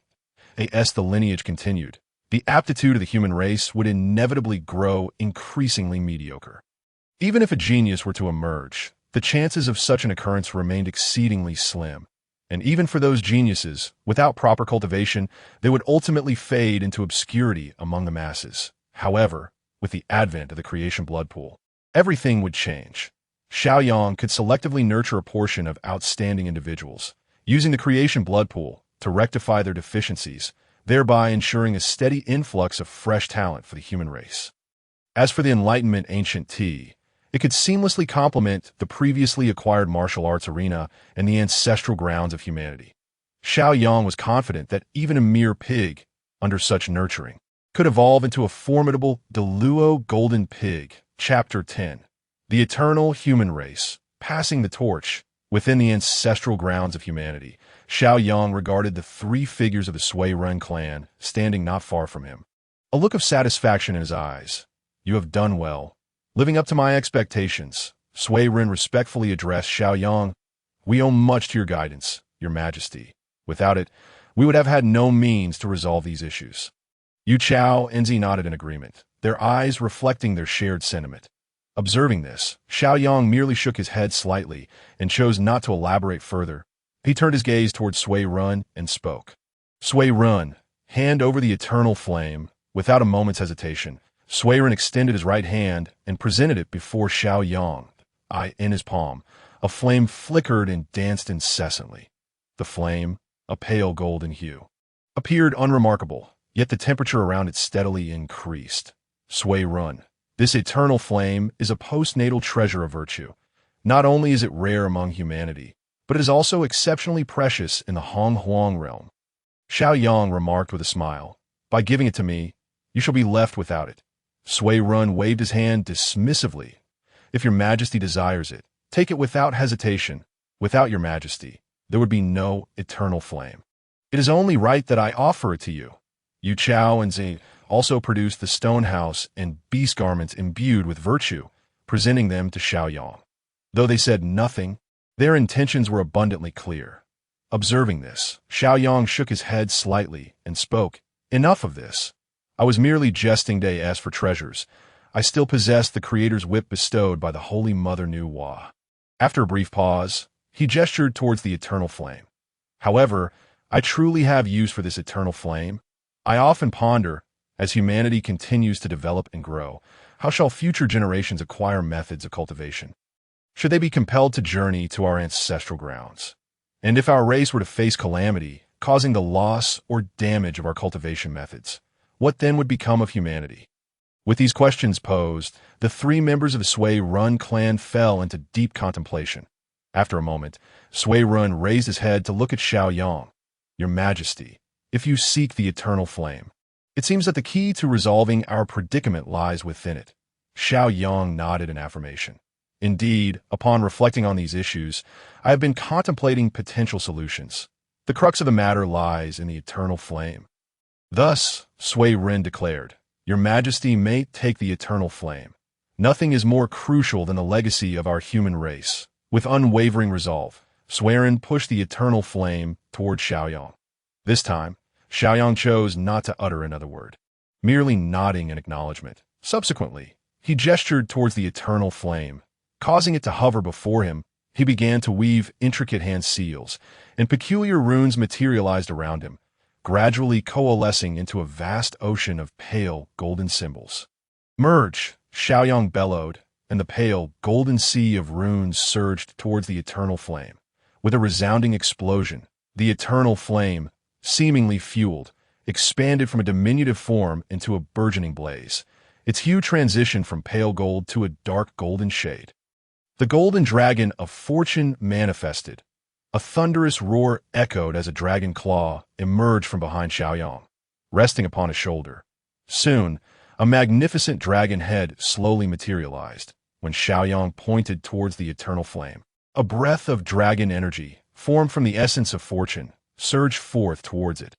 Xiaoyang then raised his hand, summoning jade slips that flew into the grand hall. These slips radiated a spectrum of light, exuding a unique Tao rhythm. This rhythm transformed into ethereal figures, some meditating in tranquility, while others practiced divine abilities and martial techniques, all merging into the eternal flame. These are the techniques and divine powers from the Yan Jing Pavilion. Is this the method by which His Majesty ensures the continuity of our human lineage? The three observers from the Swearing clan were taken aback by the unfolding spectacle.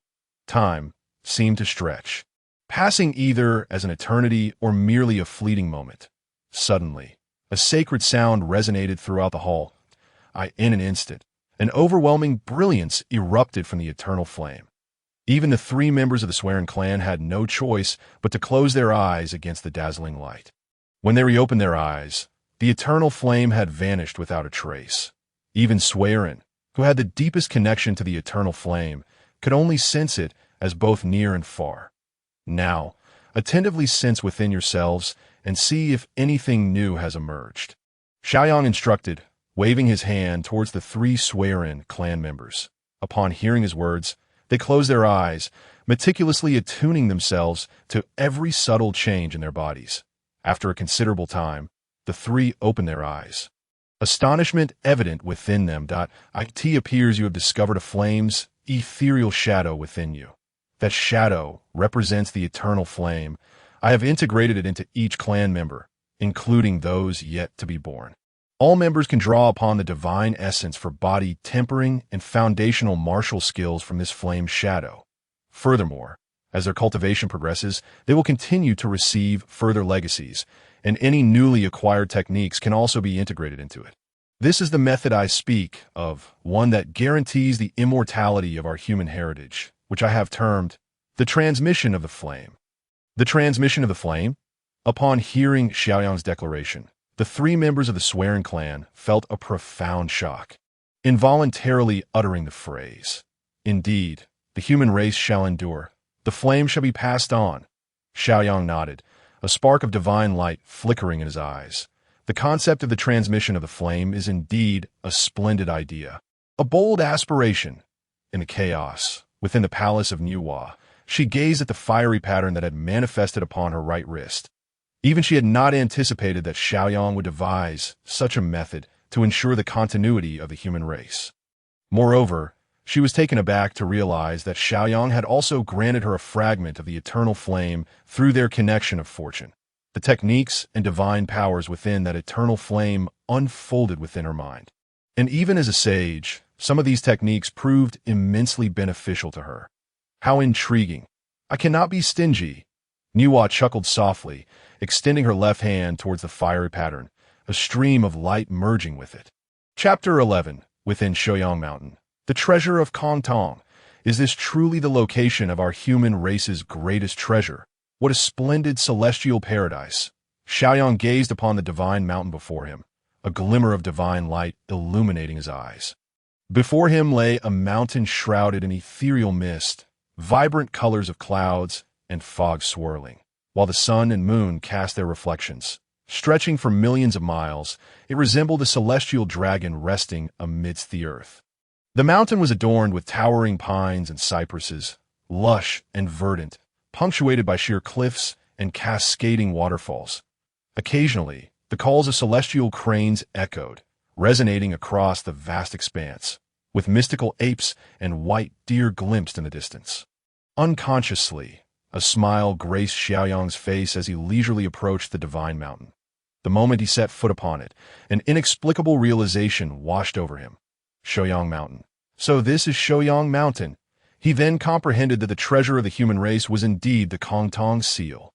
Excitement flickered in his eyes. Although this Shouyang Mountain may not be renowned now, it would one day become the sacred ground of the sage Laozi, a vessel for the sage's fortune, possessing extraordinary significance. Not only did the mountain nurture the divine material known as Shouyang copper, but it also birthed the Kongtong seal, the supreme treasure of humanity. This Kongtong seal, neither a postnatal spiritual treasure nor an innate one, was a rare treasure of fortune.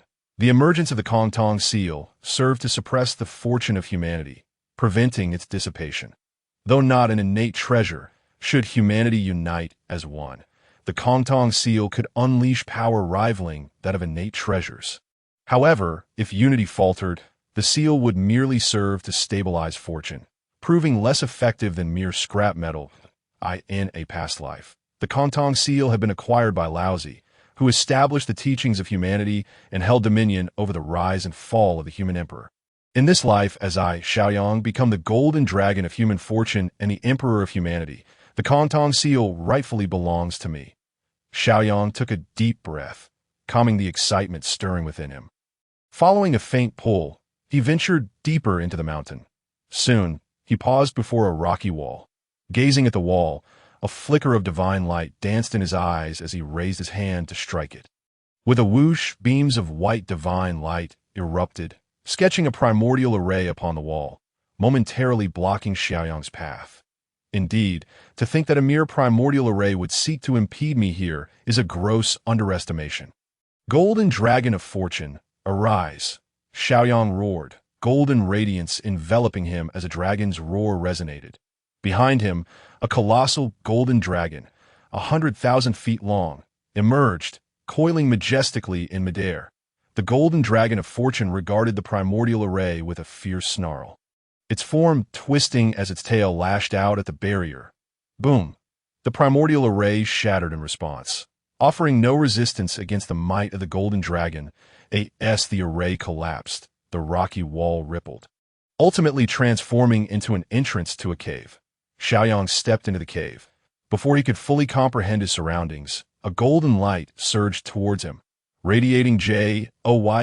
As the golden light faded, a square imprint emerged, adorned with 9 golden dragons, while beneath it were inscribed the words, "Man can conquer heaven."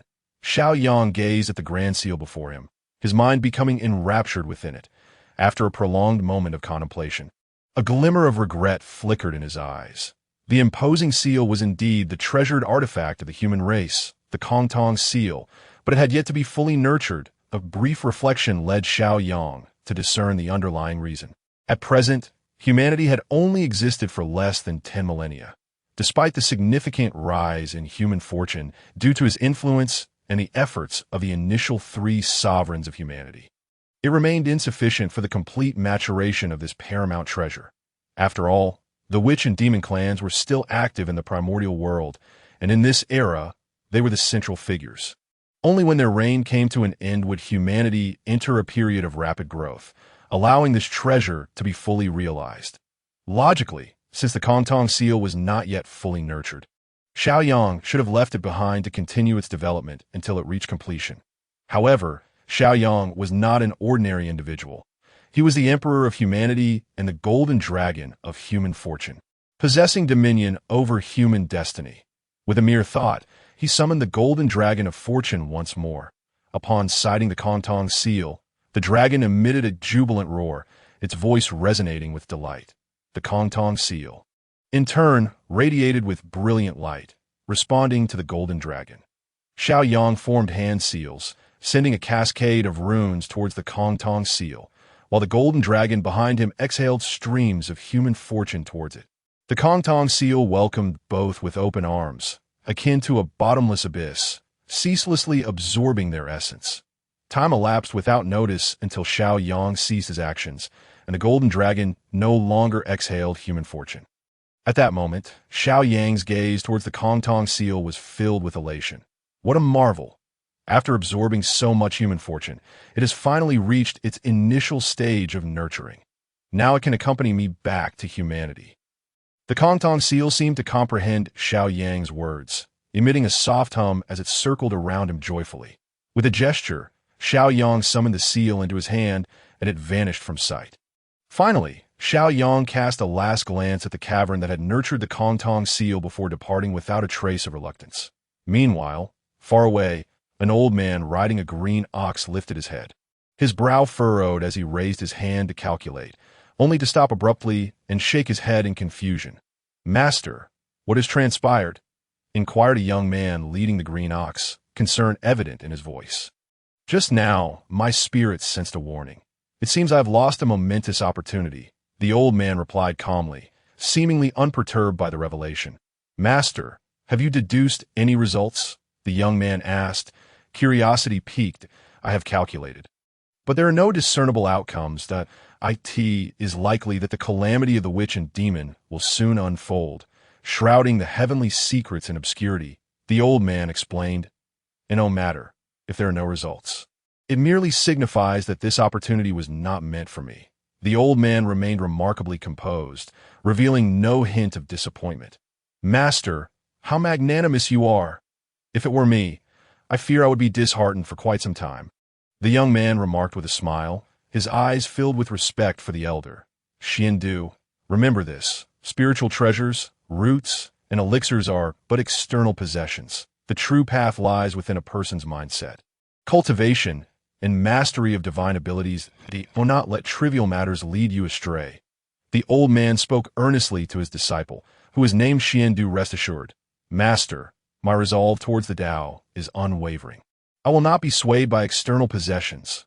Moreover, my master is none other than the Grand Master of the Three Purities, the foremost disciple of the Tao ancestor. How could I tarnish my master's reputation?" Xiandu responded confidently. The old man regarded Xiandu, a glint of nostalgia flickering in his eyes, as if recalling the young human who sought the path of cultivation amidst the mountains. "Very well. Let us hasten to humanity. A myriad of years is soon to pass, and I fear that humanity shall soon become lively." Chapter 12. The Serpent Demon Clan. The animosity between humans and demons ignited. Within the ancestral grounds of humanity, Sui Run, Yu Chao, and Zi sat at the high seats, surrounded by a host of tribal leaders. Their faces bore expressions of both excitement and trepidation. The cause of this was the day of the unsealing of humanity's millennial period. Buzz, buzz, buzz! A chorus of buzzing resounded as golden lights suddenly emanated from the boundary of humanity, stretching across tens of thousands of miles. The golden light coalesced into a circle, encircling the human realm, gradually dispersing. Soon, those golden lights dissipated without a trace, and the barriers separating the primordial beings were lifted. "Dispatch the order. The Yenhu, Chaolang, and Jinyu tribes shall be the first to migrate outward." Sui Run commanded. Exhaling as if releasing a heavy burden, he rose, his regal presence as the Emperor of Humanity radiating forth, issuing directives to the tribal leaders below, in accordance with the decree of Emperor Sui Ren. The leaders of the three tribes stood, their faces a mix of anxiety and determination, yet none faltered. Observing their expressions, Zi understood their concerns. Over the years, the human race had thrived under the protection of Nuwa and the strategies of Xiaoyang. Whether through the legacies within the Yanjing Pavilion or the treasures of the creation blood pool, humanity had been well shielded. They had not ventured into the vast primordial realm, merely following a routine in their confined domain. Facing this unfamiliar world, anxiety was only natural. Even she, as the emperor of humanity, felt the same. Yet, she could not show fear. She must project confidence, for she was the emperor. This was the test left to them by Xiao Yang before his departure. She did not wish to disappoint him. You three need not worry. Humanity shall not remain coiled within this narrow realm.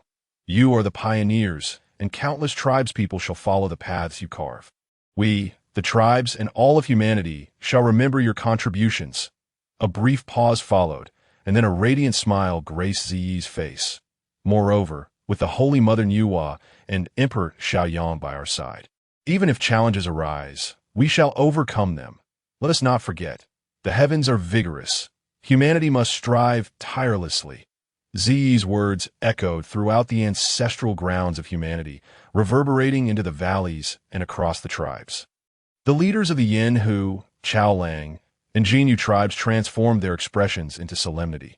The heavens are vigorous. Humanity must strive tirelessly. Within the valleys of humanity, and throughout all tribes, the rallying cry resounded. Amidst the gathering darkness, a figure exuding malevolent energy stood at the threshold of the human realm. His ears twitched slightly, as if he had caught wind of the voices from humanity, striving tirelessly. A feeble race. Let them all become sustenance for my kin. With his words, countless azure serpents surged forth, responding to his command, flooding into the realm of humanity. Among them were untransformed azure serpents, half-human, half-serpent beings, and serpents that appeared fully human. Regardless of their form, all bore cold, cruel gazes directed at the human domain as 7 days passed. The Yin Hu tribe, being the foremost among humanity, near the territory designated by Nuwa. With a population exceeding 10 million, the Yin Hu tribe was considered substantial among humanity. This time, as the tribe's leader, Yin Hu chose not to bring along the women and children, but he was uncertain of what lay beyond. It could be exceedingly safe or perilously dangerous. To mitigate risks, he led only the young men, all capable of being warriors. Just as Yin Hu cast a glance back at the Valley of Humanity, a series of anguished cries and panicked shouts erupted. I've been bitten. It hurts so much. Snakes. So many snakes. We are surrounded by snakes. Upon hearing this, Yin Hu sprang into the air, hovering above, and as he surveyed the surroundings, a chill gripped his heart. Countless azure serpents had encircled them, dense and seemingly endless. We humans have no quarrel with your demon race. What reason do you have to assault us? In a fit of rage, Yin Hu roared, his entire body enveloped in flames, resembling a being of fired The strong thrive while the weak perish. In the primordial wilderness, what logic is there to behold? Your human race is feeble, destined to be the sustenance for my warriors. Kill to your heart's content. Devour them. A voice resounded, ethereal and elusive, making it impossible to pinpoint its exact location. Upon receiving the command, the emerald serpents slithered towards the Yin Hu tribe, some even coiling into the air before launching themselves from above, hurtling toward the tribe. Damn it, kin! These serpents see us as prey. Let them witness that our human race is not to be trifled with. Kill! Yin Hu gritted his teeth, his eyes ablaze with murderous intent. As his words fell, he raised his hands, forming seals, and a fire dragon surged forth from his grasp, charging at the serpents. Slay! Let these serpents realize that our kind is not easily intimidated. I shall avenge my fallen kin. Kill! At that moment, the warriors of the Yin Hu tribe gritted their teeth, unleashing a fierce roar. With blood-red eyes and weapons in hand, they charged toward the serpents. Soon, the area transformed into a battlefield of slaughter. Occasionally, a serpent would open its maw, swallowing several human warriors whole, while others grew to towering heights, trampling across the battlefield. Yet, many humans unleashed their divine powers. Whether manifesting sword chi from endless blades, condensing true dragons with their fists, or summoning flames that soared to the heavens, cascading downwards, the commotion quickly attracted the attention of the Tidal Wave and Golden Feather tribes, who rallied their kin to join the fray. However, the onslaught of serpents showed no signs of abating. For every one that fell, another took its place, an unending tide of attackers. within the realm of humanity. A figure shrouded in black, demonic energy felt a surge of crimson light in his eyes. He seemed to perceive the relentless battlefield, understanding why he had been dispatched. Your Majesty, the Demon Emperor.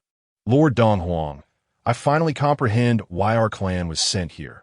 For the sake of the demon race, I harbor no grievances. He rose, bowing in the direction of the heavenly court, before striding toward the battlefield. Within the heavenly court, Dijun and Donghuang Tai silently observed the unfolding scene. Chapter 13. Mutual Destruction Willpower Tempered. The three human tribes, Yanhu, Tidal Wave, and Golden Feather, found themselves besieged by the Emerald Serpent Demon Clan. Beyond their encirclement, the ground was stained crimson with blood, littered with the corpses of countless serpents and human warriors. Is this all the strength your race possesses? If so, you might as well submit and become our sustenance. It may grant you a longer existence. A serpent-headed, human-bodied demon approached the three tribes, mockingly addressing Yin Hu and his companions, a cruel glint flashing in his eyes. Bah! You think our human race will surrender? You demon beasts must be dreaming. Yin Hu spat blood, his body marred with wounds, continuously oozing crimson. His chest heaved violently as he gasped for breath, yet defiance shone in his brow as he disdainfully regarded the serpent demon. Indeed, well said. Our human race possesses nothing but unyielding pride. Come, let us engage in battle once more, and we shall instill fear in your wretched kind. The leaders of the Tidal Wave and Golden Feather tribes echoed in unison. Their laughter resonated with boldness, devoid of any fear.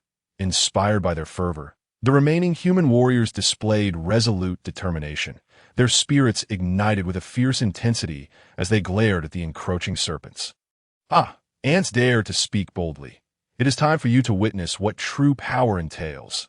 The serpent demon sneered, stepping forward, unleashing the aura of a Tai golden immortal. Emerald serpent strangulation, with a cold command. He summoned all his demonic energy, enveloped in a dark green mist. Under his hand seals, this mist coalesced into a colossal emerald serpent, which let out a piercing cry, its eyes glinting with intelligence as it charged toward the three human tribes. Its maw agape, exuding an irresistible pull, seeking to devour them whole. Tidal Wave, Golden Wolf, it seems I must take my leave first. Please watch over my warriors. Yin Hu observed the oncoming serpent, a grave expression crossing his face. After addressing the leaders, he took a deep breath, a peculiar flush coloring his cheeks. The temperature around him surged abruptly, distorting the very air. Suddenly, a brilliant golden flame erupted from his being, and in that instant, Yin Hu, originally at the level of a golden immortal, felt his power surge, breaking through to the realm of Tai golden immortal. You wretched beasts wish to annihilate my kin. You must first face me. Yin Hu clenched his fists, relishing the immense power coursing through him, his eyes glimmering with a hint of intoxication. He sensed his body teetering on the brink of being overwhelmed. A fierce, murderous intent ignited within him. Like a streak of fire, he launched himself toward the emerald serpent. The serpent, filled with ferocity, showed no fear in the face of this fiery charge and opened its maw wider, intent on swallowing Yin Hu whole. Yin Hu, Chief, Tidal Wave, and Golden Wolf, along with the other human warriors, shouted anxiously as they beheld Yin Hu being consumed by the serpent.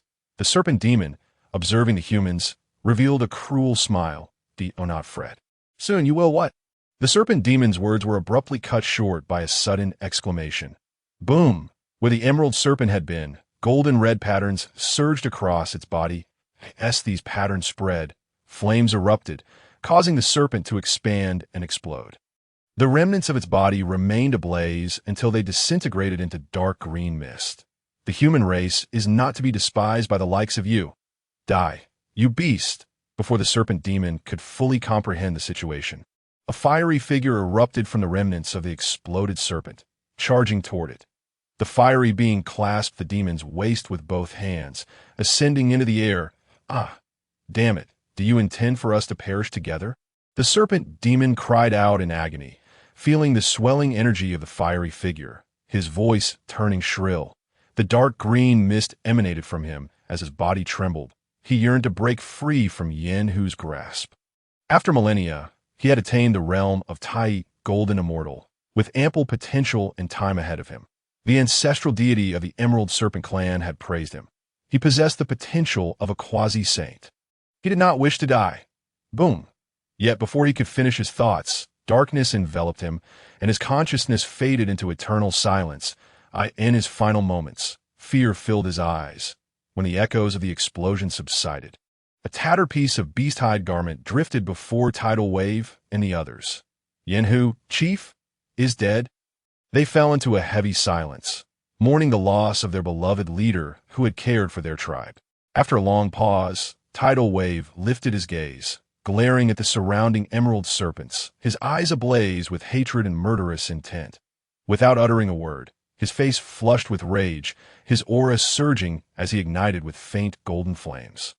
Kill! A thunderous roar sliced through the air, and a chilling blade of light swept across the land, obliterating hundreds of miles of emerald serpents. Following Tidal Wave's lead, the remaining human warriors acted without hesitation, unleashing secret techniques as waves of faint golden flames ignited on the battlefield.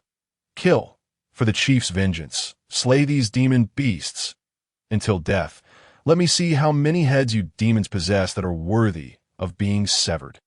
Countless cries of slaughter converged into a singular force, forming a wave that spread outward in all directions. The air was thick with the ominous scent of blood, surging towards the heavens, capturing the attention of the powerful beings of the Li Run clan nearby. As their gazes were cast upon the scene, what met their eyes was a blood-soaked battlefield. The human warriors, bathed in a soft golden flame, charged fearlessly towards the serpentine demons of the Baishi clan. Their convictions coalesced, their wills undergoing a profound transformation. Ultimately, it crystallized into a singular proclamation. As long as the human race endures, the battle shall persist. Until the enemy leaders are vanquished, the fight shall not cease. Chapter 14. In the midst of despair, the three emperors emerge. Chao Ci, leading the remaining human warriors, unleashed a forbidden technique, recklessly launching himself at the surrounding Baishi demons. Whenever a human warrior seemed on the verge of collapse, they would suddenly leap into the throng of serpent demons, exploding upon impact. They sacrificed their lives, carving a path for their kin. In the wake of their frenzied actions, the Baishi demons began to falter, retreating further back. Humph. A bunch of worthless fools, and those emerald-eyed ones are equally incompetent, allowing a mere golden immortal to drag them down with him. Suddenly, a cold snort reverberated through the air. Following this sound, a host of Baishi demons at the Tai golden immortal level appeared in the skies. Their eyes, filled with frost and murderous intent, gazed upon the human warriors. They had not anticipated that a group of humans, whose might barely reached the golden immortal level, could unleash such formidable power. Initially reluctant to intervene, they now found themselves compelled to act. Various magical treasures manifested above the heads of the Tai golden immortal demons, as spells coalesced before them. Ultimately, imbued with a kaleidoscope of brilliance, they descended upon the human warriors in the fray. Chao Ci, witnessing the assault from the airborne Tai golden immortal demons, felt a wave of despair wash over him. The ancestral lands, his kin. It seemed he might never return. This thought flickered through Chao Ci's mind as he cast a lingering glance towards the valley of the human ancestors. Just as he did, streaks of golden light sliced through the sky, racing towards the battlefield. Chao Ci's spirit surged, his eyes sharpening. It was our clan's three emperors. A series of roars erupted from the golden light. Demons, do you believe our human race is without defenders? Do not harm my kin. Let all of you perish. A sword aura, imbued with the will of golden war, cleaved through the air, carrying the might to shatter myriad spells, aimed directly at the demon horde. Following this, an ancient stone abode and a garment crafted from beast hide radiated golden brilliance, shielding the surviving human warriors from the onslaught of the demon's treasures. With thunderous booms, the ground trembled as waves of force radiated outward. As the echoes subsided, Sui Run, Yu Chao, and Zi Yi stood tall in the air, guarding the remnants of Chao Ci's tribe. Sui Run gazed at the lifeless bodies of his fellow humans on the battlefield, his eyes aflame with rage. directed at the Tai golden immortal demons of the Baishi clan. Demons, how dare you lay hands upon my kin?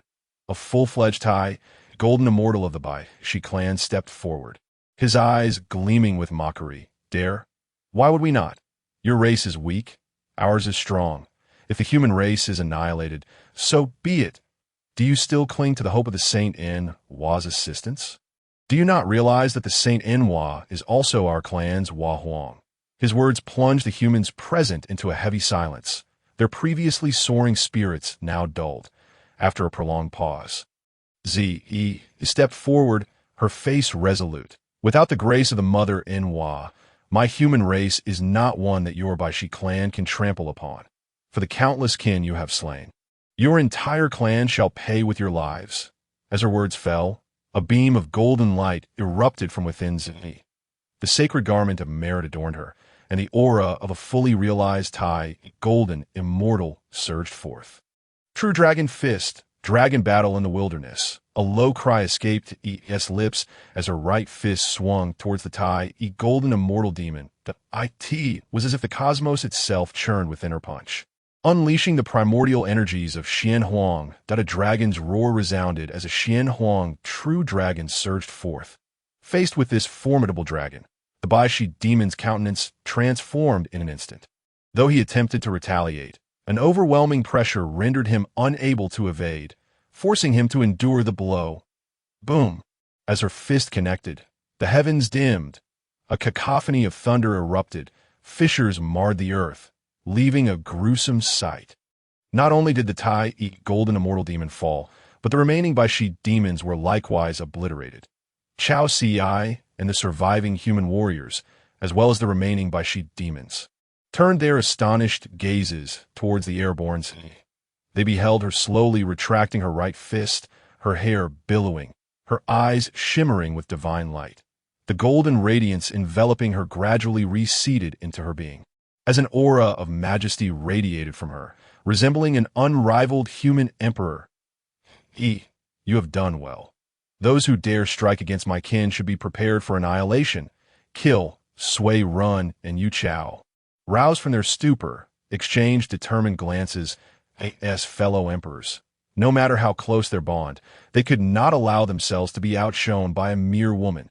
Heavenly fire scorches the plains. Mountain river seal. Endless flames erupted, engulfing the Baishi demons in a raging inferno, eliciting their anguished cries. A colossal mountain river seal hovered in the air, crashing down upon the Baishi demons, who had no chance to scream before being reduced to nothingness. Those accursed humans, eliminate them. For slaying my numerous sons, the human race shall face extinction. The taste of human flesh is delightful. I wonder how you will savor the so-called flavor of the three emperors. In the skies, the Tai golden immortal demons of the Baishi clan, witnessing Sui Run, Yu Chao, and Zi slaughtering their kin, were filled with icy fury. They too unleashed their powers, a flurry of divine light swirling as treasures soared into the air, emanating oppressive might, and then launched themselves at Sui Run and his companions. Unfazed, Sui Run and his allies charged forward, undeterred by any spells or treasures, confident in their ability to shatter them with a single strike. Their objective was clear: to eradicate the living remnants of the Baishi clan. Spineless humans, for slaughtering our Baishi sons, we shall annihilate your race. One enraged Tai, a golden immortal demon, could no longer bear the sight of his kin being massacred. With a roar, he charged towards Chao Ci and the remaining humans, a wicked grin on his face. Sui Ren and his companions' expressions shifted instantly. Before they could react to defend, a figure suddenly appeared before Chao Ci and the others. The figure gazed at the approaching Baishi demon, raising a hand to summon a Tai Chi diagram, which floated in the air. The dual energies of Yin and Yang surged forth from the diagram, intertwining to suppress the Tai golden immortal demon. He turned to Sui Run and the others, bowing slightly. Emperors, please proceed with your assault. Here, the Xiandu shall provide protection. A glimmer of divine light flickered in Sui Run's eyes as he perceived the aura of destiny surrounding Xiandu. Nodding in acknowledgement, kill. With their concerns cast aside, they erupted into an even more ferocious frenzy, charging towards the remaining Baishi demons. Chapter 15. The Baishi demon god forces the three emperors. Time passed, and within the realm of the human race, the stench of blood thickened, with corpses strewn across the ground. Sui Run, Yu Chao, and Zi were splattered with blood, a mixture of their own and that of countless Baishi demons. Before them stood the last remaining Tai, golden immortal demon of the Baishi clan, his eyes wide with terror as he looked upon Sui Run, Yu Chao, and madmen. You are all madmen. The previous battle haunted him like a nightmare. They had once possessed hundreds of Tai, golden immortals, capable of easily slaying the trio. Yet they had not anticipated that the trio would counter their spells. And when they could not evade, they would withstand the blows with their bodies. Despite being wounded, Sui Run and his companions fought back with a ferocity that seemed to disregard their own mortality. Tap, tap, tap. The sound of footsteps emerged from behind the Baishi Yao clan, startling them. The clan member quickly turned around, and upon recognizing the visitor, a look of joy spread across his face. Old ancestor. You have finally arrived, However, before he could finish his sentence, a sharp pain struck his head, and his consciousness faded into oblivion. Tio Sui Run and the others. It seemed as though the sudden figure had merely pointed a finger, causing the Baishi Yao clan member's head to explode. You are the ancestor of the Baishi Yao clan? A solemn glint flickered in Sui Ren's eyes, through relentless slaughter and trials of life and death. He had already stepped half a pace into the realm of Deluo.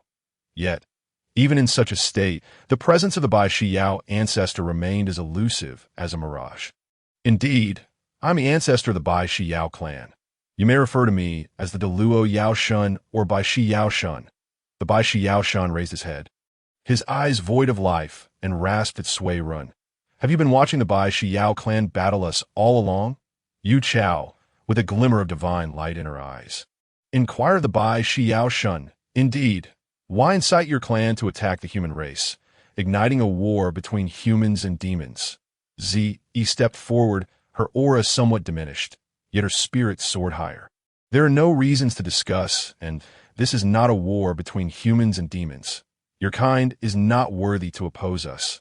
This is merely a matter between my Baishi clan and your human race. The Baishi Yao Shun replied indifferently. When speaking of the war between humans and demons, a hint of disdain flickered in his eyes. Regardless, Sui Run, Yu Chao, and Zi, he displayed no signs of discouragement or shame. They were acutely aware that even contending with the Baishi Yao Shun before them was an arduous task, let alone facing the multitude of races that comprised the demon clan. Yet, they would not be disheartened. They would use this as motivation to foster the growth and strength of humanity. They firmly believed that one day, their race would stand as powerful as the demons, if not surpass them. Was this war instigated by the demon clan? Are you truly unafraid of the mother of all's wrath?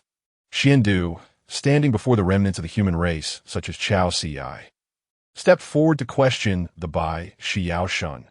Simultaneously, the Taiji diagram above his head shielded Sui Run and the others. Before he emerged to protect the humans, his master, the Great Purity Laozi, had informed him that the Baishi Yao Shun was a Deluo, while Sui Run and the others were merely Tai Jin Xian. The disparity was insurmountable. The Baishi Yao Shun cast a glance at the hovering Taiji diagram, revealing a hint of trepidation. This innate Taiji diagram belongs to the Great Purity Laozi of the Kunlun Three Purities. You are his disciple. Indeed, my master is the Great Purity Laozi, Xiandu responded without hesitation. Even with a touch of pride, I've already stated, this matter is solely between my Baishi clan and your human race, and does not involve the entire demon clan that as of now. My Baishi clan, aside from myself, has been utterly annihilated. If the mother of all wishes to lay blame, let her do so. The Baishi Yao Shun scoffed, a complex expression flashing in his eyes as he spoke apathetically. Upon hearing the Baishi Yao Shun's words, Sui Ren and the others were momentarily taken aback. Once they regained their composure, an icy glint filled their eyes. What a cunning strategy! The ancestor of the Baishi clan truly possesses a heart of stone. A cold smirk graced Sui Ren's lips as he regarded the Baishi Yao Shun, his eyes now laced with contempt. He understood the implications of the Baishi Yao Shun's words.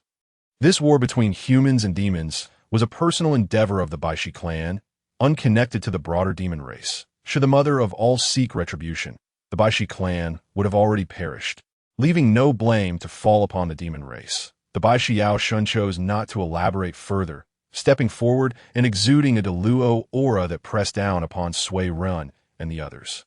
You are a disciple of the great purity Taoist. I shall not lay a hand on you. However, you are the three emperors of humanity. Should you choose to watch your race be slaughtered by me, then you may as well cower like turtles beneath this Taiji diagram. The Baishi Yao Shun addressed Xiandu and the trio. After speaking, a dark green demonic energy enveloped his right hand, coalescing into a dark green orb. The orb spun ominously, radiating a terrifying aura that distorted the surrounding space. Baishi Yao Shun, how shameful for one of your stature. Sui Run and the others' expressions shifted dramatically, their eyes burning with fury as they regarded the Baishi Yao Shun. They had not anticipated that a dignified Deluo Jinxian would stoop so low as to use the entire human race as a threat. Your words are meaningless. Accept your fate of annihilation.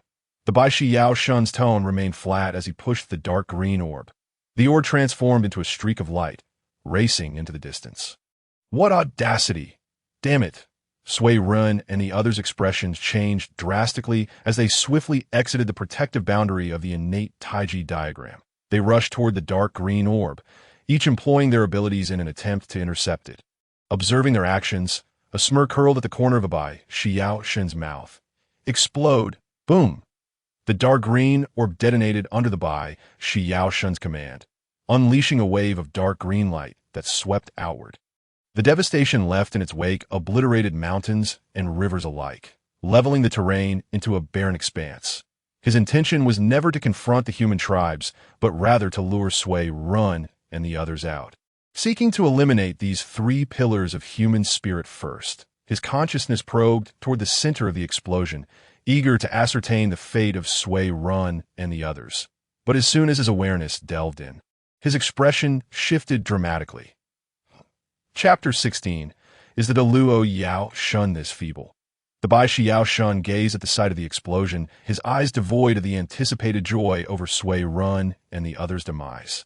Instead, filled with a heavy concern, as the remnants of the explosion dissipated, a golden barrier emerged in the epicenter, and when it cleared, Sui Run and the others stood unscathed at its heart.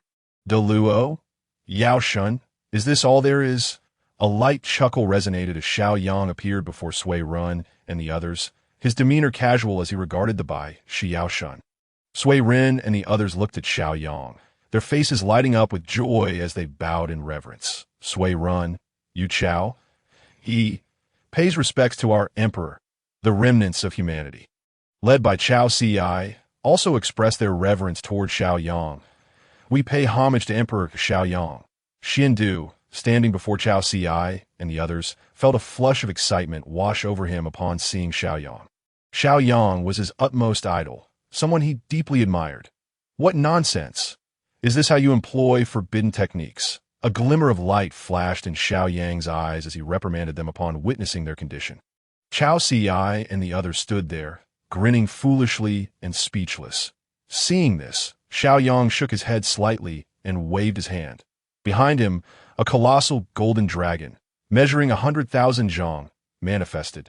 The dragon soared above Chao Ci and the others, opening its mouth to wash over them with an aura of fortune. The dark injuries inflicted by the forbidden techniques were cleansed by this surge of fortune.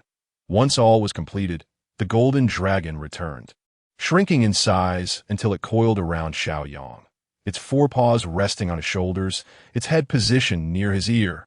Xiao Yang, you are the manifestation of the human race's fortune. The golden dragon? The 100,000 zhang fortune dragon, even at the peak of my Baishi clan, was never witnessed. Your human race is indeed favored by the heavens. No wonder it poses such a significant threat. The Baishi Yao Shun scrutinized Xiao Yang, his eyes filled with inquisitive intrigue. Di Jun sent you, did he not? He has cast your Baishi clan aside as a pawn, whether to exterminate my human race or to glean insight into our strengths and weaknesses, all while avoiding the mother of all's wrath. Am I not correct? Xiao Yang gazed indifferently at the green serpent demon god, and as he spoke his final words, his eyes turned towards the heavenly realm. Within the sun palace of the celestial court, Emperor Jun, who was observing the situation, seemed to lock eyes with Xiaoyang. His expression remained unchanged, yet the murderous intent in his heart intensified. Tai Yi. The green serpent demon god is no match for Xiaoyang. Shortly, you shall probe him. I too wish to discern the intentions of the Saint Nuwa. Emperor Jun spoke with a hint of profundity, his gaze becoming increasingly profound. Understood, Dong Huang Tai nodded, his eyes filled with solemnity. In response to Xiaoyang's words, the green serpent demon god remained silent, enveloped in an air of stillness, observing the green serpent's demeanor. Xiaoyang nodded in understanding. He regarded the green serpent demon god, while the auspicious golden dragon behind him merely stared at the demon. Since you have struck against my human race, you must be prepared for death. Are you ready? The green serpent demon god, initially silent, suddenly erupted into a maniacal laughter, a glint of madness flickering in his eyes. Ha! If you wish to kill me, then come, during the war of the witches and demons. Countless witch clans sought my life, yet I still survived. I shall see how capable you, the human emperor manifested from an auspicious golden dragon, truly are. After the green serpent demon god spoke, without a moment's hesitation, his aura began to surge. A flash of spiritual light coursed through his hand as he grasped a serpentine sword-shaped spiritual treasure. Kill! The green serpent demon god roared, a manifestation of a green serpent materializing behind him, roaring as it charged toward Xiaoyang. Xiaoyang watched the green serpent's movements, his expression betraying no emotion. With his right hand clenched into a fist, he struck towards the green serpent demon god. A golden dragon roared forth, and in the blink of an eye, it tore the green serpent to shreds. 10,000 serpents assault. The green serpent demon god, with his sword suspended in midair, unleashed a myriad of blades under his incantation, densely filling the space before him. Hiss! Hiss! The hissing of serpents echoed as the dispersed swords transformed into countless green serpents. Under the green serpent demon god's command, these serpents lunged at Xiaoyang. Obscuring his figure, the serpents intertwined, forming an enclosed space that trapped Xiaoyang within. A fierce intent glimmered in the green serpent demon god's eyes. Explode! Explode! Explode! Boom! Boom! Boom! The sound of explosions resounded as the serpents detonated one after another, causing the surrounding spiritual energy to descend into chaos. Before the remnants of the explosions could settle, a pair of hands, as white as jade, tore open a passage. Xiaoyang emerged unscathed, his garments unwrinkled, as if he had not been touched by the onslaught at all. I ask this all. It seems your title as a great Luo demon god is not entirely warranted. Could it be that you are merely a subpar great Luo among the demon race? Xiaoyang chuckled lightly, taunting the green serpent demon god. Gritting his teeth, the green serpent demon god did not anticipate Xiaoyang's nonchalance in the face of his assault, now further provoked by Xiaoyang's mockery. He was on the verge of madness. Enough? I have no interest in sparring with a lackey like you. I shall swiftly eliminate you and summon the true master. Mountain River Seal. Xiaoyang's demeanor shifted, his hands forming seals as boundless Tao rhythms emanated from him. These rhythms seemed to arise from the very mountains and rivers surrounding them. Gradually, a phantom emerged behind Xiaoyang. Upon closer inspection, one could discern that the phantom resembled the mountains and rivers nearby. This is the true Mountain River Seal. I had yet to grasp its essence. Onlookers like Yu Chao Shi gazed in fascination at the Mountain River phantom behind Xiaoyang, while Zishur looked on with admiration, a hint of shyness flickering in her eyes. In the past, the Holy Mother Nuwa imparted to our human race the Mountain River State Seal. To perish beneath this seal shall be a fitting end for you. Go. The Mountain River phantom behind Xiaoyang shrank continuously, ultimately hovering over his right hand. Accompanied by Xiaoyang's words, it surged towards the green serpent demon god. Roar! Do not underestimate me. Kill! The green serpent demon god felt as if he were confronting the weight of the very heavens with a Mountain River phantom before him. His eyes widened, blood vessels surfacing as he bellowed, wielding his sword to strike, intent on shattering the phantom. All of it is futile. Be suppressed. A glimmer of cold light flickered in Xiao Yang's eyes as he shouted fiercely, and the mountain river phantom shattered the green serpent demon god's assault, forcefully subduing him. Once the mountain river phantom vanished, the green serpent demon god had long lost his life, reduced to a puddle of flesh. Are the demon races truly this ruthless and unfeeling?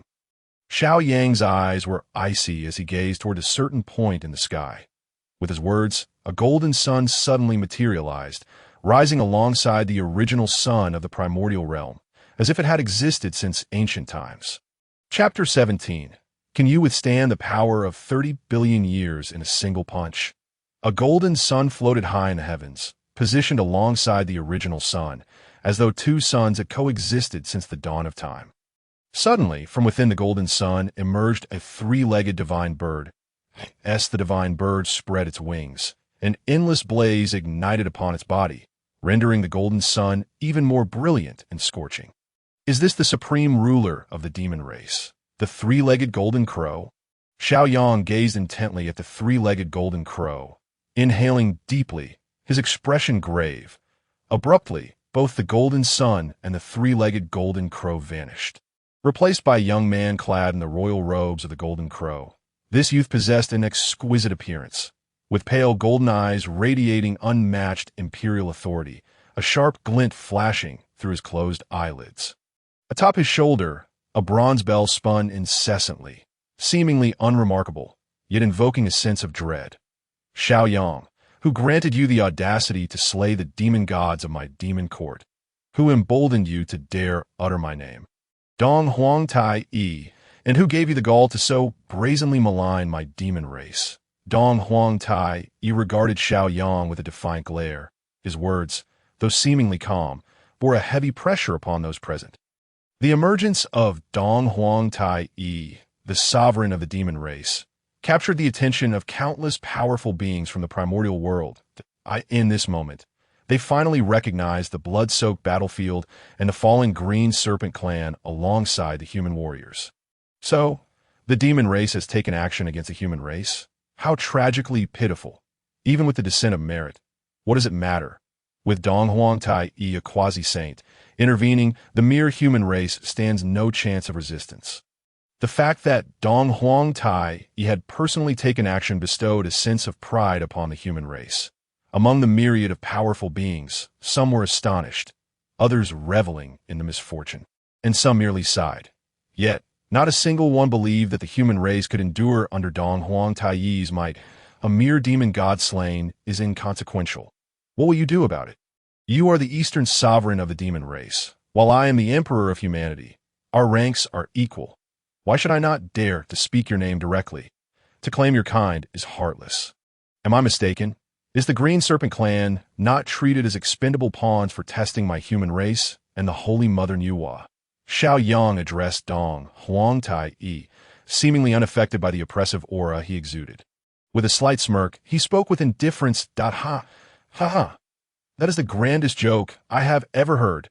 A mere ant-like race, such as yours, dares to compare itself with my demon race. Do you truly believe the human race is worthy? Upon hearing Xiao Yang's words, Dong Huang Tai raised his right hand to cover half of his face, laughing uproariously. The remaining half of his face displayed nothing but disdain for the human race. Xiao Yang, unfazed, returned the smile, his eyes glinting with amusement as he regarded Dong Huang Tai.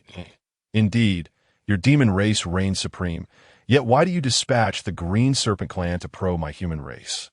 Is it not out of fear that my human race, the so-called ant-like race in your eyes, might surpass you? Is it not out of fear that one day, your demon race may find itself beneath my human race?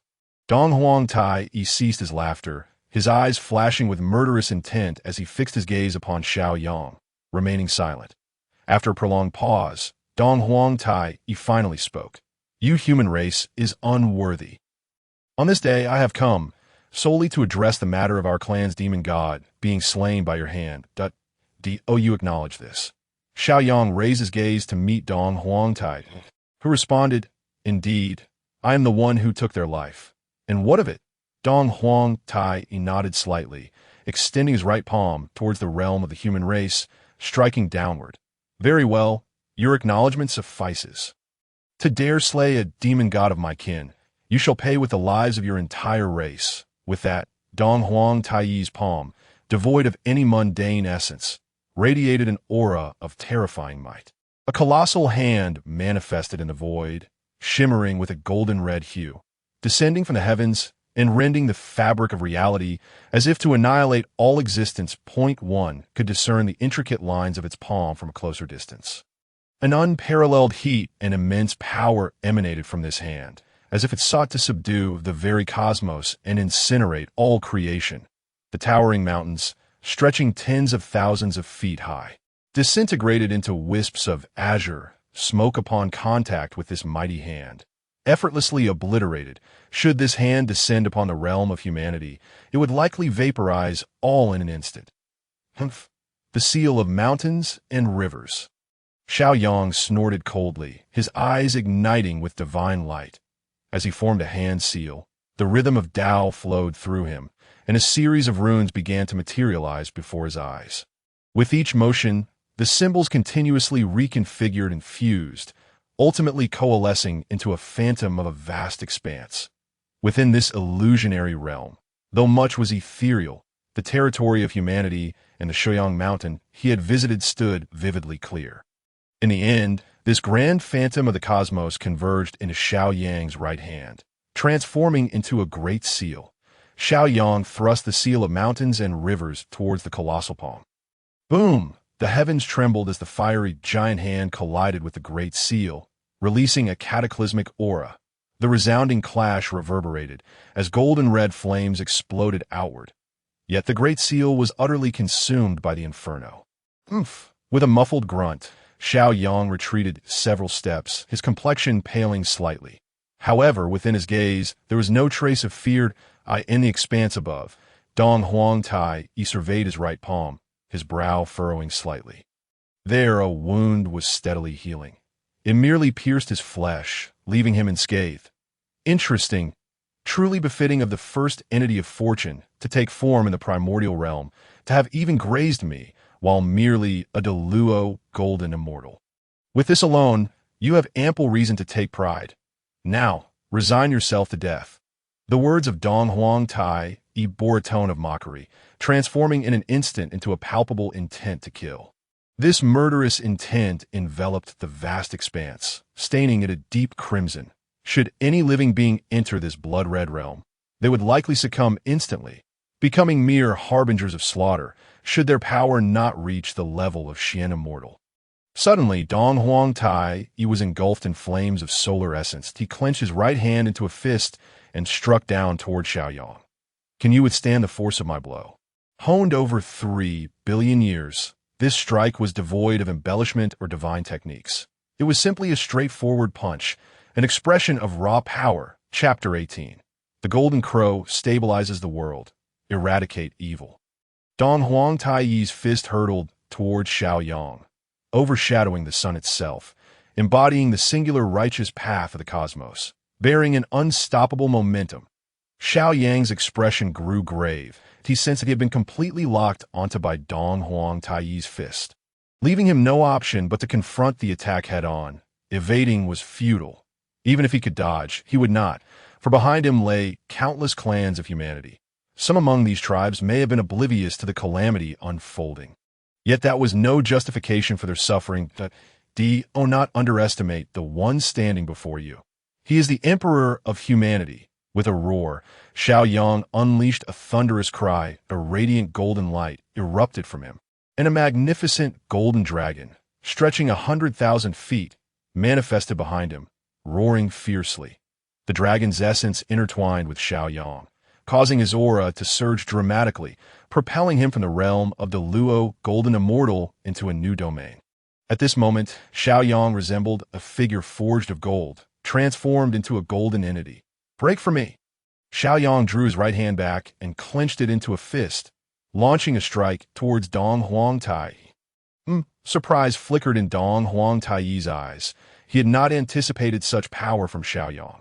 Yet a wild grin soon spread across his face. Excellent, truly worthy of the manifestation of fortune, exhibiting such strength. Now, I am even more exhilarated. I yearn to strike you down. Dong Huang Tai Yi, far from feeling apprehensive about Xiao Yang's burgeoning power, was invigorated. He was confident that even if Xiao Yang could unleash quasi-saintly strength, he would remain unafraid. After all, he was Dong Huang Tai Yi, Golden Crow manifestation. Golden Crow stabilizes the world. A tempest of solar flames erupted from Dong Huang Tai Yi, cascading across the heavens, as though the sole essence of the cosmos was this blazing fire. Within the inferno, a piercing cry resounded, and a three-legged golden crow of flames surged forth from the sea of fire, charging toward Xiao Yang with overwhelming force, intent on incinerating him completely. Dong Huang Tai Yi hovered in the air like a born emperor, coldly observing Xiao Yang.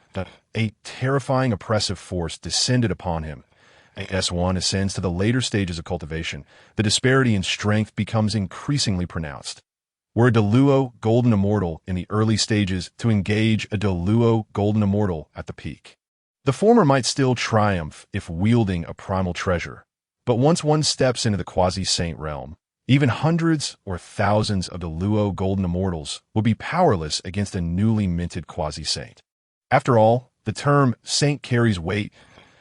This moment, Xiao Yang summoned the collective strength of humanity, bolstered by the 100,000-foot golden dragon, yet had merely reached the early stages of quasi-saint. Facing Dong Huang Tai Yi, a mid-stage quasi-saint unleashing his full might, he bore the brunt of overwhelming pressure. The weight of oppression bore down upon him, causing his body to tremble, and even the slightest movement produced creaking sounds. Cough! Golden Crow stabilizes the world. Then I shall sever this Golden Crow. Eradicate evil. Annihilating sword. Xiao Yang coughed lightly, divine light igniting in his eyes. If one were to look closely, they would see endless sword energy emanating from his gaze. Mysterious energies enveloped him, rending the surrounding space and revealing dark fissures. With a slight tremor, Xiao Yang raised his right hand, pointing like a sword, and with an unwavering resolve to obliterate all, he struck down towards the flaming Golden Crow. Boom! Boom! A cacophony of thunderous roars erupted as the cataclysmic aftermath surged outward. Where the flaming Golden Crow and Xiao Yang's sword met, the fabric of space shattered, revealing a chasm of darkness. This void radiated a powerful gravitational pull, yearning to devour all within its vicinity. Hiss! How is this possible? Dong Huang Tai Yi, a top-tier expert among the demon race, could hardly fathom how Xiao Yang, merely a manifestation of human fortune, could contend with him. The very heavens trembled under their clash. Quasi-saint. Quasi-saint. Should Dong Huang Tai Yi fail to vanquish Xiao Yang, should he be unable to eradicate humanity, the demon race would face a foe as formidable as the witch race. In the primordial chaos, due to the vastness of the world, the fabric of space appeared incredibly resilient. Even the most exalted beings, the great Luo Golden Immortals, could only induce a slight distortion in space. It was only the quasi-saints who possessed the power to rend the very fabric of reality. To shatter space effortlessly was a might reserved solely for the saints. Those who witnessed the clash of divine abilities between Xiao Yang and Dong Huang Tai, resulting in the fracturing of space, found such power to be utterly incomprehensible for Dong Huang Tai Yi. He was a figure of unparalleled renown, having fought across the primordial realm after the Dragon Han calamity and assisted Emperor Jun in establishing the celestial court of the demon clan. What baffled them was how Xiao Yang, an entity born of destiny, could contend with Dong Huang Tai Yi after merely 10,000 years. It was well known that the formidable figures within the primordial realm had cultivated for countless eons, some even possessing sentience since the dawn of heaven and earth. Indeed, one could not afford to spare you. The Dong Huang Bell. Observing Xiao Yang, Dong Huang Tai Yi's murderous intent receded, and the surrounding flames were also retracted. It appeared that he was no longer targeting Xiao Yang, but rather consolidating all his power to deliver a fatal blow. Suddenly, the ancient, spinning copper bell, the Dong Huang Bell, descended before him. With a mere flick of his finger, he struck it lightly. Ding! A melodious chime resonated through the air. From the ancient copper bell emanated tendrils of chaotic energy, rippling outward in waves. The remnants of destruction seemed to freeze in place, like a black hole absorbing all around it. Not far away, the anxious Wei Run and others found themselves immobilized, their bodies fixed in place, with only their eyes slightly moving, indicating that their thoughts still functioned. Xiao Yang was no exception. A powerful force of confinement rendered him motionless. Regardless of his attempts to move or channel his internal magical energy, he found himself utterly powerless. Within the chaos, in Nuwa Palace. Nuwa observed this scene and shook her head slightly. That it was still too soon. She believed that given Xiao Yang another 10,000 years, he could at least match Dong Huangtai, if not surpass him. What? Just as Nuwa contemplated rising to rescue Xiao Yang, a look of astonishment flickered in her eyes. It seemed she had witnessed something extraordinary. Chapter 19. The Flow of Humanity. Nuwa exerts pressure on the heavenly court. Goodness, I did not expect you to possess such a hidden card. It seems I need not intervene. Let me observe how far you can go. In Nuwa Palace. Watching Xiao Yang's movements, a smile graced her lips. In the realm of primordial chaos, the human domain, a grand seal materialized before Xiao Yang, imbued with extraordinary power. Even the confining force of the Donghuang Bell could not prevent this peculiar energy from radiating outward. As this strange force expanded, Xiao Yang sensed the constraints of the Donghuang Bell beginning to unravel. He could not help but breathe a sigh of relief. Fortunately, he possessed this Kongtong seal, or he would have faced dire consequences. What is that? Dong Huangtai squinted, scrutinizing the grand seal appearing before Xiao Yang. However, the brilliance surrounding the seal concealed its details, and even with his mid-stage quasi-saint cultivation, he could merely discern its outline. Could it be that this mere human emperor has found a solution? That is the Dong Huang Bell, a treasure of innate origin. The great masters of the primordial realm initially believed that Xiao Yang, under the suppression of Dong Huang Tai Yi and the Dong Huang Bell, would be annihilated without resistance. Yet they were astonished to discover that Xiao Yang possessed a spiritual treasure capable of countering the suppressive power of the Dong Huang Bell. Their eyes brimmed with disbelief. This was far from the first time they had been astonished by Xiao Yang. Once the confining power surrounding him dissipated completely, Xiao Yang extended his hand, cradling the grand seal in his palm. The seal's radiance diminished, revealing its true form before Dong Huang Tai Yi and the assembly of primordial masters. Above the seal coiled 9 distinct golden dragons, and on its side were inscribed the characters Kongtong. Kongtong. This aura transcended both innate and acquired. It was a treasure of fate. Dong Huang Tai Yi's gaze sharpened as he beheld the Kongtong seal. His murderous intent intensified as he regarded Xiao Yang. Born from the left eye of Pangu, the Sun Star was inherently accompanied by the Dong Huang Bell, an innate spiritual treasure, not to mention having aided Emperor Jun in establishing the Demon Clan. One of the 2 sovereigns of the primordial realm, he felt a surge of pride within him. Yet despite this, neither the Demon Clan nor any of the myriad races of the primordial realm had ever been known to possess a treasure of fate. At this moment, the human race, perceived as insignificant insects, had Xiao Yang, a being born of the human race's destiny, producing a treasure of fate. What did this signify? It implied that the human race was the true heir to destiny. Did it not? Even so, today he would spare no effort to slay Xiao Yang and obliterate the human race. The Dong Huang Bell, suppress. Today, you shall not survive. Dong Huang Tai Yi's pale golden eyes had now turned blood red, filled with fierce determination as he gazed at Xiao Yang. With a swift gesture, the Dong Huang Bell expanded exponentially, hovering in the air. The ground below was engulfed in shadow, as the colossal bell seemed to envelop the heavens themselves. As Dong Huang Tai gestured, the immense Dong Huang Bell descended toward Xiao Yang. The overwhelming pressure felt akin to the very heavens collapsing. Dong Huang Tai, you are far too arrogant. The human race is by no means a mere insect-like race. Today, let me show you the power that belongs to us, the humans, as Xiao Yang gazed at the descending Dong Huang Bell. A divine light flickered in his eyes that he raised the Kongtong seal high. The Kongtong seal soared before him, radiating with blinding brilliance. In an instant, that light spread outwards, enveloping all within the human domain. What is this? I feel so warm. As the light illuminated the gathered humans, their eyes gently closed, smiles gracing their faces, as if they had encountered the most beautiful of visions.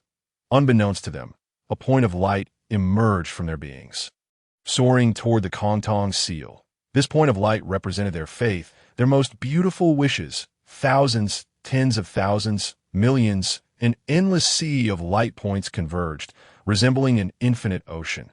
Dong Huang Tai Yi, the human race cannot be bullied. Kontong, the flow of humanity. Xiao Yang clasped his hands together, pushing the Kontong seal toward the descending Dong Huang bell. Boom! Like an explosion of wrath, the ocean of light points surged forth with an unparalleled momentum. Crashing against the Dong Huang bell, ding, ding, ding, layer upon layer of luminous waves struck the Dong Huang bell, causing it to emit resonant sounds. The chaotic energy carried by the Dong Huang bell collided with the points of light. At that moment, the two immensely powerful forces appeared, as if they had become the singular focus of heaven and earth, captivating the attention of all present. Inconceivable, simply inconceivable. Could this truly be the power of a quasi-saint? What an extraordinarily powerful blow. I almost believe that the primordial realm itself was on the verge of destruction. How is it that I, a mere beginner in quasi-sainthood, feel like nothing but chaff before them? Regardless of who it is, I cannot withstand this strike. The great masters once again gasped in awe, and if this continued, they would soon become accustomed to such spectacles. Yet at that moment, Dong Huang Tai Yi, suspended in mid-air, suddenly changed countenance. This is not good. The Dong Huang bell.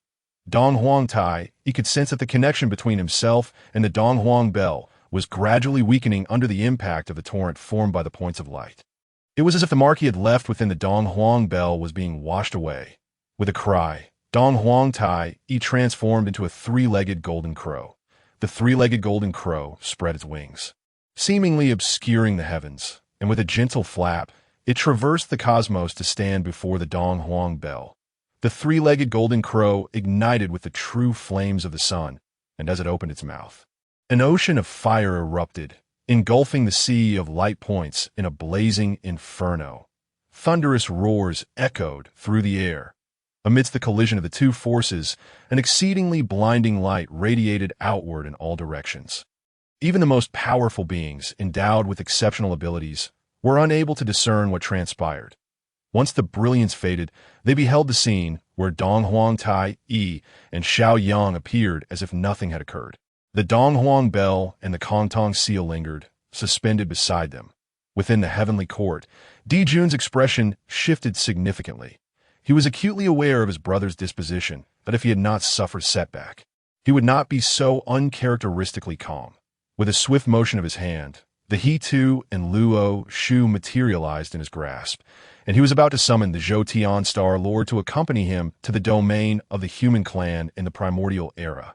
Yet before he could utter a word, an overwhelming pressure descended upon the heavenly court. This formidable force forced everyone present to their knees, and even Di Jun, despite his utmost resistance, found himself blushing and kneeling on one knee. Di Jun, let this be a warning. Do not provoke my patience and boundaries. A transcendent voice echoed, and the oppressive force dissipated entirely. Di Jun rose to his feet, his expression oscillating between shades of blue and red before settling into tranquility. With a wave of his hand, a streak of flowing light surged towards the primordial era. Sages, indeed. Di Jun's gaze deepened, lost in contemplation. Chapter 20. The realm of the semi-saints, I yearn to traverse the realm of the human clan. In the domain of the primordial era, Dong Huang Tai Yi's palm cradled the Dong Huang bell, which spun incessantly, augmenting his aura. I could see this moment. The glimmer of disdain in his eyes toward Xiao Yang had entirely vanished. Had he not reacted promptly during their earlier clash, the imprint left by the Dong Huang bell would have surely dissipated. The thought of having to spend an indeterminate amount of time reinstating such a primordial treasure was daunting, especially if the Wu clan and the Demon clan were to engage in conflict during that period. Lacking the Dong Huang bell would not render him powerless, but it would certainly diminish his strength by at least 30%. Now, facing Xiao Yang, he glimpsed a potential opportunity for victory. This was predicated on the notion that Xiao Yang's current semi-saint prowess was not entirely his own, but rather a manifestation of the human clan's fate. Even though he had transformed into the golden dragon of the human clan's fortune, his physical form had its limits. Eventually, he would no longer be able to wield the power of the Fate Dragon. Furthermore, his current capabilities were sustained by the Fate Dragon, with each strike consuming a portion of that fortune. Should he exhaust too much of this fortune, even if he would target the human clan, they would face annihilation due to countless calamities. Just as Dong Huang Tai, he contemplated his next move, a stream of light penetrated his mind. His expression shifted dramatically. After a lengthy pause, he regained his composure and turned to Xiaoyang. Xiaoyang, consider this your fortunate reprieve. Next time, luck may not be on your side. With those words, he departed, transforming into a streak of light en route to the heavenly court. Watching Dong Huang Tai retreat, Xiaoyang exhaled a sigh of relief. With a mental command, the golden dragon of fate that had merged with him swiftly separated from his being. It was evident that the once mighty golden dragon had diminished from 100,000 zhong to 89,000 zhong, displaying signs of fatigue upon its dragon head. With a wave of his hand, the golden dragon vanished from sight. A grave expression crossed Xiaoyang's face. Should the battle continue, he would be compelled to deploy his final trump card. Congratulations! Your human clan has achieved total annihilation of the opposing race in its first foreign war, securing a complete victory, thereby enhancing the human clan's fortune. Congratulations! You have repelled a semi-saint, allowing your human clan to avert a potential extinction crisis. Further augmenting the human clan's fortune, the human clan's fortune has doubled, now standing at 178,000 zhong. Congratulations! Through this war, the will of the human clan has been tempered, initiating a transformation that has greatly elevated your standing, granting you an opportunity for a fortune sign-in. At this moment, a series of system notifications resonated in Xiao Yang's ears. An imperceptible dragon's roar echoed within his heart, and he could sense the joy radiating from the golden dragon of fate. Simultaneously, his cultivation, previously at the peak of the great Luo golden immortal, surged dramatically, propelling him into the realm of the semi-saints in an instant. An immense influx of spiritual energy from the heavens and earth rushed towards him. Forming a vortex above his head, a flash of brilliance illuminated the scene as the 5 energies within his chest and the 3 flowers atop his head blossomed vibrantly. Among the 3 flowers, a whip and a great seal undulated rhythmically. Suddenly, the great seal shimmered with light, and a figure leaped forth from within. I have encountered the true self. The figure, clad in a bee skin garment, bore an exceptionally ordinary visage, reminiscent of countless common members of the human clan. However, his face radiated a gentle smile, as if that singular expression had the power to dissolve all worries that we are one and the same. Dear friend, no need for excessive courtesy. Please, enter the 3 flowers. Joy illuminated Xiao Yang's countenance, but he had not anticipated that this battle would facilitate his ascent from the great Luo golden immortal to the semi-saint realm, enabling him to sever the grasp of the from his being. Typically, practitioners in the primordial era would sever the or first, with it being the most challenging. Yet for Xiao Yang, this was different. Having once been a member of the human clan in a previous life, and now embodying the golden dragon of the human clan's fortune, his unwavering devotion lay with his kin. Now, utilizing the Kong Tong seal, an artifact of the human clan's fate, he effortlessly severed the good. Kong Tong responded in affirmation, then leaped onto the 3 flowers, concealing his form from sight. But we congratulate our emperor on achieving the realm of the semi-saints. Sui Run and others approached Xiaoyang, all wearing expressions of joy as they bowed to him. Xiaoyang nodded in acknowledgement to Sui Run and then shifted his gaze to Xian Du. Xian Du pays homage to your majesty. The human emperor, Xian Du's face flushed with excitement as he offered a respectful bow to Xiaoyang. Albeit with a hint of awkwardness, as a member of the human clan, he held immense respect for Xiaoyang, the human emperor.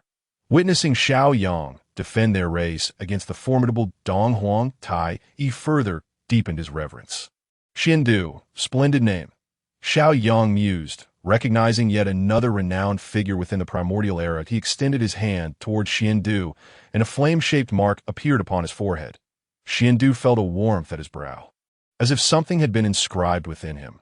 Just as he pondered this peculiar sensation, a figure materialized beside him. "I have met the human emperor, Xiaoyang. Thank you for your generosity towards my disciple." It was Laozi, who offered a slight bow to Xiaoyang. Xiaoyang reciprocated the gesture, speaking with sincerity. "Dear friend Laozi, there is no need for such formalities. Xiandu is not only your disciple, but also a member of our human clan. As the human emperor, it is only right to bestow a measure of fortune upon him." Upon hearing this, Xiandu bowed once more, his heart brimming with gratitude. "Xiandu expresses his gratitude to your majesty for your generous gift." Xiaoyang nodded at Xiandu before turning his attention back to Laozi, his expression growing serious. "Dear friend Laozi, what brings you to our human clan?" Laozi lifted his gaze to meet Xiaoyang's, a contemplative look flickering in his eyes. After a moment's deliberation, he spoke that in the brief span of merely 10,000 years, the human clan has been the recipient of numerous blessings that my curiosity compelled me to visit the human clan. Please allow me to pay my respects." As he spoke, Laozi flipped his hand, revealing a pill bottle and a lamp, which floated before Xiaoyang. "This bottle of 9 revolutions golden pills and this 8 scenery palace lamp are my congratulatory gifts to the human emperor." Xiaoyang regarded Laozi, his demeanor remaining unchanged. He understood that Laozi's presence in the human clan was driven by a desire to pursue the opportunity for enlightenment. If Laozi were to establish a doctrine among the humans, the fortune of the human clan would inevitably be shared with him. After a moment of contemplation, Xiaoyang accepted the bottle of 9 revolutions golden pills and the 8 scenery palace lamp. "Dear friend Laozi, feel free to traverse the human clan as you wish. Upon your return, I shall await you at the ancestral grounds of our clan." "Good." A faint smile graced Laozi's face. Chapter 21. The Ancient Tea of Enlightenment, the Heavenly Path's Oath. In the primordial chaos, following the fierce confrontation between the Eastern Emperor Tai of the demon race and the human Emperor Xiaoyang, tranquility returned to the vast expanse of the world, the human race.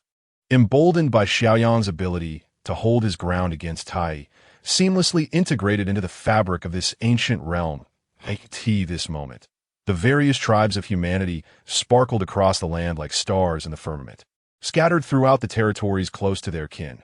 The human valley, the birthplace of the human race, had now become a revered ancestral ground in the hearts of countless individuals, while Xiaoyang was deep in meditation within this hallowed ancestral domain.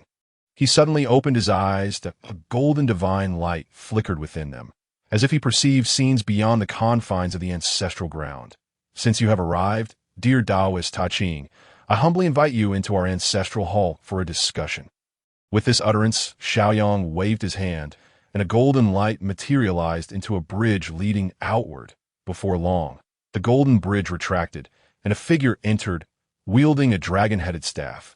It was none other than the venerable Laozi of Ta Ching.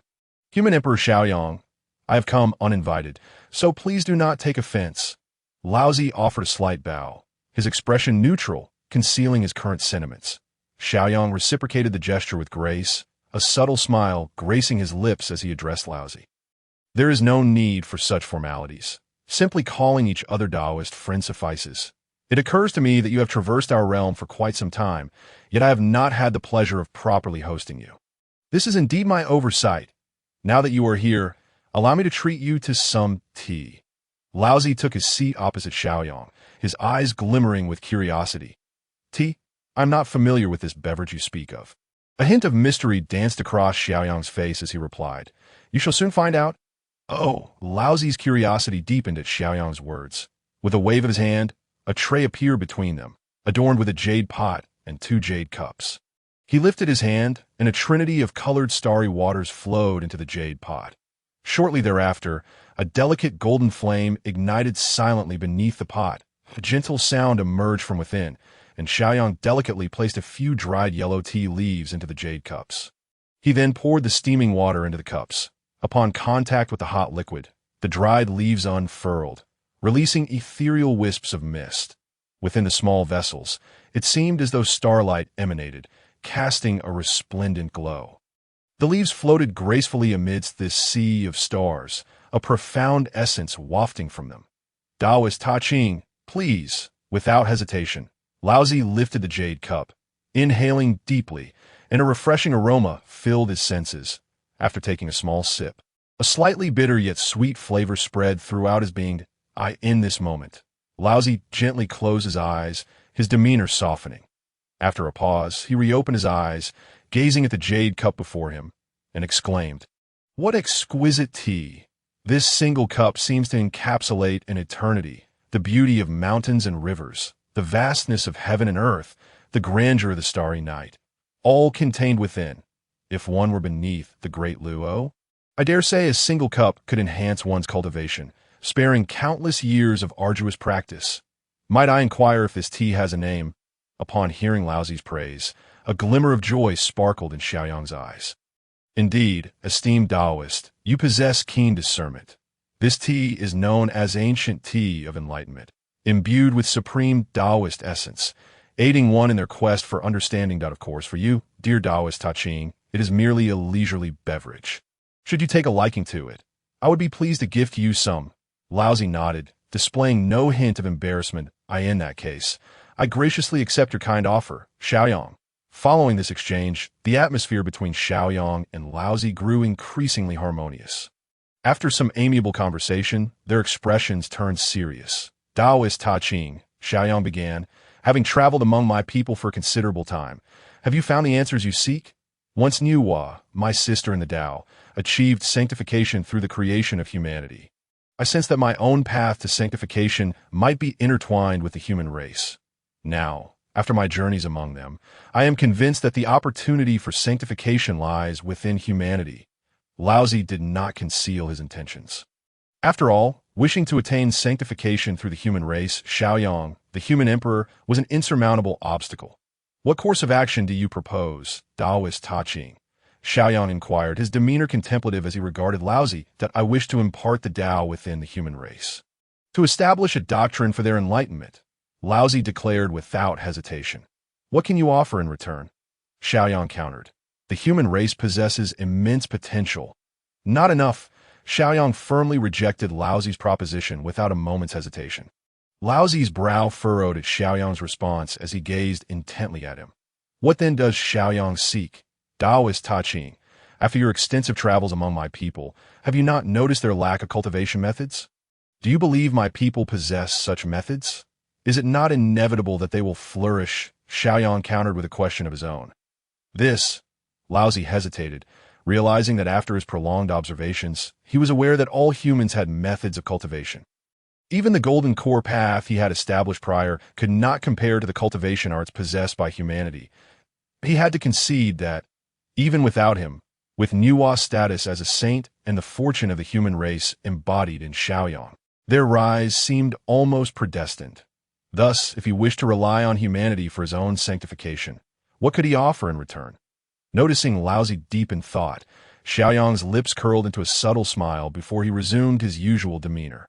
"Taoist Ta Ching, your desire to achieve sanctification through my people is not unattainable. However," Laozi's eyes sparkled with interest as he looked at Xiaoyang. "Speak freely, Xiaoyang." "Very well," Xiaoyang stated, fixing his gaze on Laozi with unwavering intensity. "You may propagate the Tao among humanity and seek sanctification through them. However, I require you to establish a heavenly oath. Should you achieve sanctification and then neglect humanity, you shall no longer partake in their fortune. Furthermore, your own fortune must flow to the human race." After a moment of silence, Laozi's furrowed brow finally relaxed at "By the heavenly Tao, I, Ta Ching Laozi, shall borrow the human race for my sanctification. If I achieve sanctification and disregard humanity, I shall forfeit my claim to their fortune, and all my fortune shall belong to the human race." With a thunderous rumble, a flash of lightning crackled across the heavens, eliciting a response from both Laozi and Xiaoyang. A smile graced their faces, yet who could truly fathom their underlying thoughts? Chapter 22. The Three Sovereigns' Concerns. The Celestial City Plan, within the ancestral abode of humanity. Laozi had taken his leave. While he had secured the promise of Xiaoyang, the human emperor, he required further preparation to pursue his sanctification. Xiaoyang lifted the jade cup before him, taking a small sip as a smile graced his features. "Your Majesty, why did you acquiesce to Laozi's request to borrow the human race for his sanctification? In doing so, a portion of our fortune will inevitably be claimed by him." The figures of Sui Run, Yu Chao, and Yi entered the room. Earlier, they had been in a separate chamber, where Xiaoyang had candidly revealed Laozi's intentions to them. "Sui Run, what reason do we have to obstruct this, Your Majesty? You are the human emperor, transformed from the fortune of the golden dragon. Without your consent, he cannot proceed." Sui Run replied, his brow slightly furrowed. "You are correct. I could indeed intervene. But have you considered this? Laozi does not act alone. He has two brothers, Yu Qing Yuan Shi and Shang Qing Tong Tian. To hinder someone's path to sanctification is a graver offense than a personal vendetta. Even with the assistance of the saintly Niu Hua, can we withstand the three saints' wrath?" A glimmer of determination shone in Xiaoyang's eyes. The reason he was reluctant to confront Laozi was twofold. First, the inevitability of Laozi and his companions achieving sanctification rendered it unwise to provoke them. Second, the human race was currently too weak, even though they were destined to be the protagonists of the next era. Once Laozi and his peers attained sanctification, they would possess numerous means to contend with the human race. Upon hearing Xiaoyang's words, Sui Run and the others fell into contemplative silence. Let's not dwell on this further. Laozi's sanctification may not be entirely detrimental to our race. Moreover, did I not require him to establish a heavenly oath? If there comes a day when my human race encounters a great calamity, and he remains indifferent to our plight, then a faint, cold smile graced Xiaoyang's lips. How could the individuals of the past not be aware of how the great pure sage turned a blind eye during that catastrophic tribulation faced by humanity? In this lifetime, he is determined to observe whether, under the oath of the heavenly Tao, the great pure sage will once again disregard the human race as he did in the past. If he were to assist humanity, then we would possess an additional sage to safeguard us, facilitating our future endeavors. Conversely, should he choose not to aid us, he would gain nothing and instead forfeit his own fortune. Regardless, while he may profit, I shall never suffer loss. Upon hearing Xiaoyang's words, the three from the Sui clan exchanged glances, a spark of enlightenment flashing in their eyes. Their previously worried expressions transformed into joy. "Very well. No matter what the great pure sage decides, our human race shall not act according to the will of the sage. Remember, for the strength of humanity, we must rely solely on ourselves. The heavens are vigorous. The human race must strive unceasingly." Xiaoyang turned to the three from the Sui clan, imparting his counsel. "We shall faithfully obey the edict of our sovereign." The three from the Sui clan responded solemnly. Bowing to Xiaoyang, Sui, Yu Chao, and Zi, as the three sovereigns of humanity, do you truly comprehend the current state of our race? Suddenly, Xiaoyang inquired of the trio. "Our sovereign, our human population has now surpassed 1 trillion, spread across nearly 100 million miles of the primordial wilderness. Aside from the three of us who have reached the pinnacle of the Great Luo realm, there are still 81 others at the Great Luo level, and nearly 100 million Tai golden immortals. Thanks to the creation blood pool and the ancient tea of enlightenment, some talented yet unrooted juniors have also begun to flourish. It is reasonable to foresee that, in due time, the strength of our human race will experience a significant surge." The Sui clan member spoke with pride, that he truly felt a sense of pride, as one of the first innate beings of humanity. He had witnessed the rise of the human race from nothingness to its current formidable state, and he had every right to feel this way. Meanwhile, Yu Chao and Zi also wore smiles, having devoted their lives to the human race, their happiness growing with its prosperity. After hearing the words of the Sui clan, Xiaoyang first nodded, then shook his head. No. The pace of human development is still far too slow. The three from the Sui clan exchanged uncertain glances upon hearing Xiaoyang's declaration. Currently, the human race is fragmented, merging into the primordial wilderness. Large tribes can manage to protect themselves, but smaller tribes often face crises, and with the slightest misstep, they risk obliteration. Therefore, I intend to consolidate the human race and transform the tribes into immortal cities. Immortal cities? The three from the Sui clan looked at each other, their eyes reflecting confusion. In the primordial wilderness, the demon race comprises countless species, each occupying their own territory. Meanwhile, the witch race, led by the 12 ancestors, has divided into 12 tribes, each governed by a different witch scattered throughout the wilderness. However, the human race lacks the innate strength of the witch race, making it impossible for smaller tribes to survive in the wilderness. To ensure the survival of the kin from the smaller tribes, they must be united. I shall term this approach the construction of immortal cities. Xiao Yang observed the trio from the Sui clan, who were deep in thought, pausing momentarily before continuing. An immortal city can dominate a vast expanse of land, spanning 100,000 miles. Each city must be overseen by a great Luo golden immortal, with an army of 1,000,000 Tai and 10 million golden immortals. Should there come a day when immortal cities blanket the primordial world, then our human race can truly be said to thrive. Xiao Yang's words struck the minds of the three from the Sui clan like a bolt of lightning. His vision for the human race had surpassed their imaginations. Yet, in this moment, it ignited an ardor within them. "What must we do? Please direct us, our sovereign." The Sui clan member spoke with palpable excitement. Xiao Yang extended a hand, pointing before him, and two small structures appeared before the trio. These two structures are to be integrated into the ancestral grounds of the human race. One is named the Heavenly Craftsman Pavilion, and the other, the Heavenly Alchemist Pavilion. The Heavenly Craftsman Pavilion houses supreme methods of forging, capable of producing myriad artifacts. To establish a city, one can directly forge a spirit treasure immortal city. Should an insurmountable crisis arise, one can command the spirit treasure immortal city to subdue foes. The Heavenly Alchemist Pavilion possesses unparalleled methods of alchemy, capable of concocting numerous elixirs with various effects, the significance of which for the development of our human race is indisputable.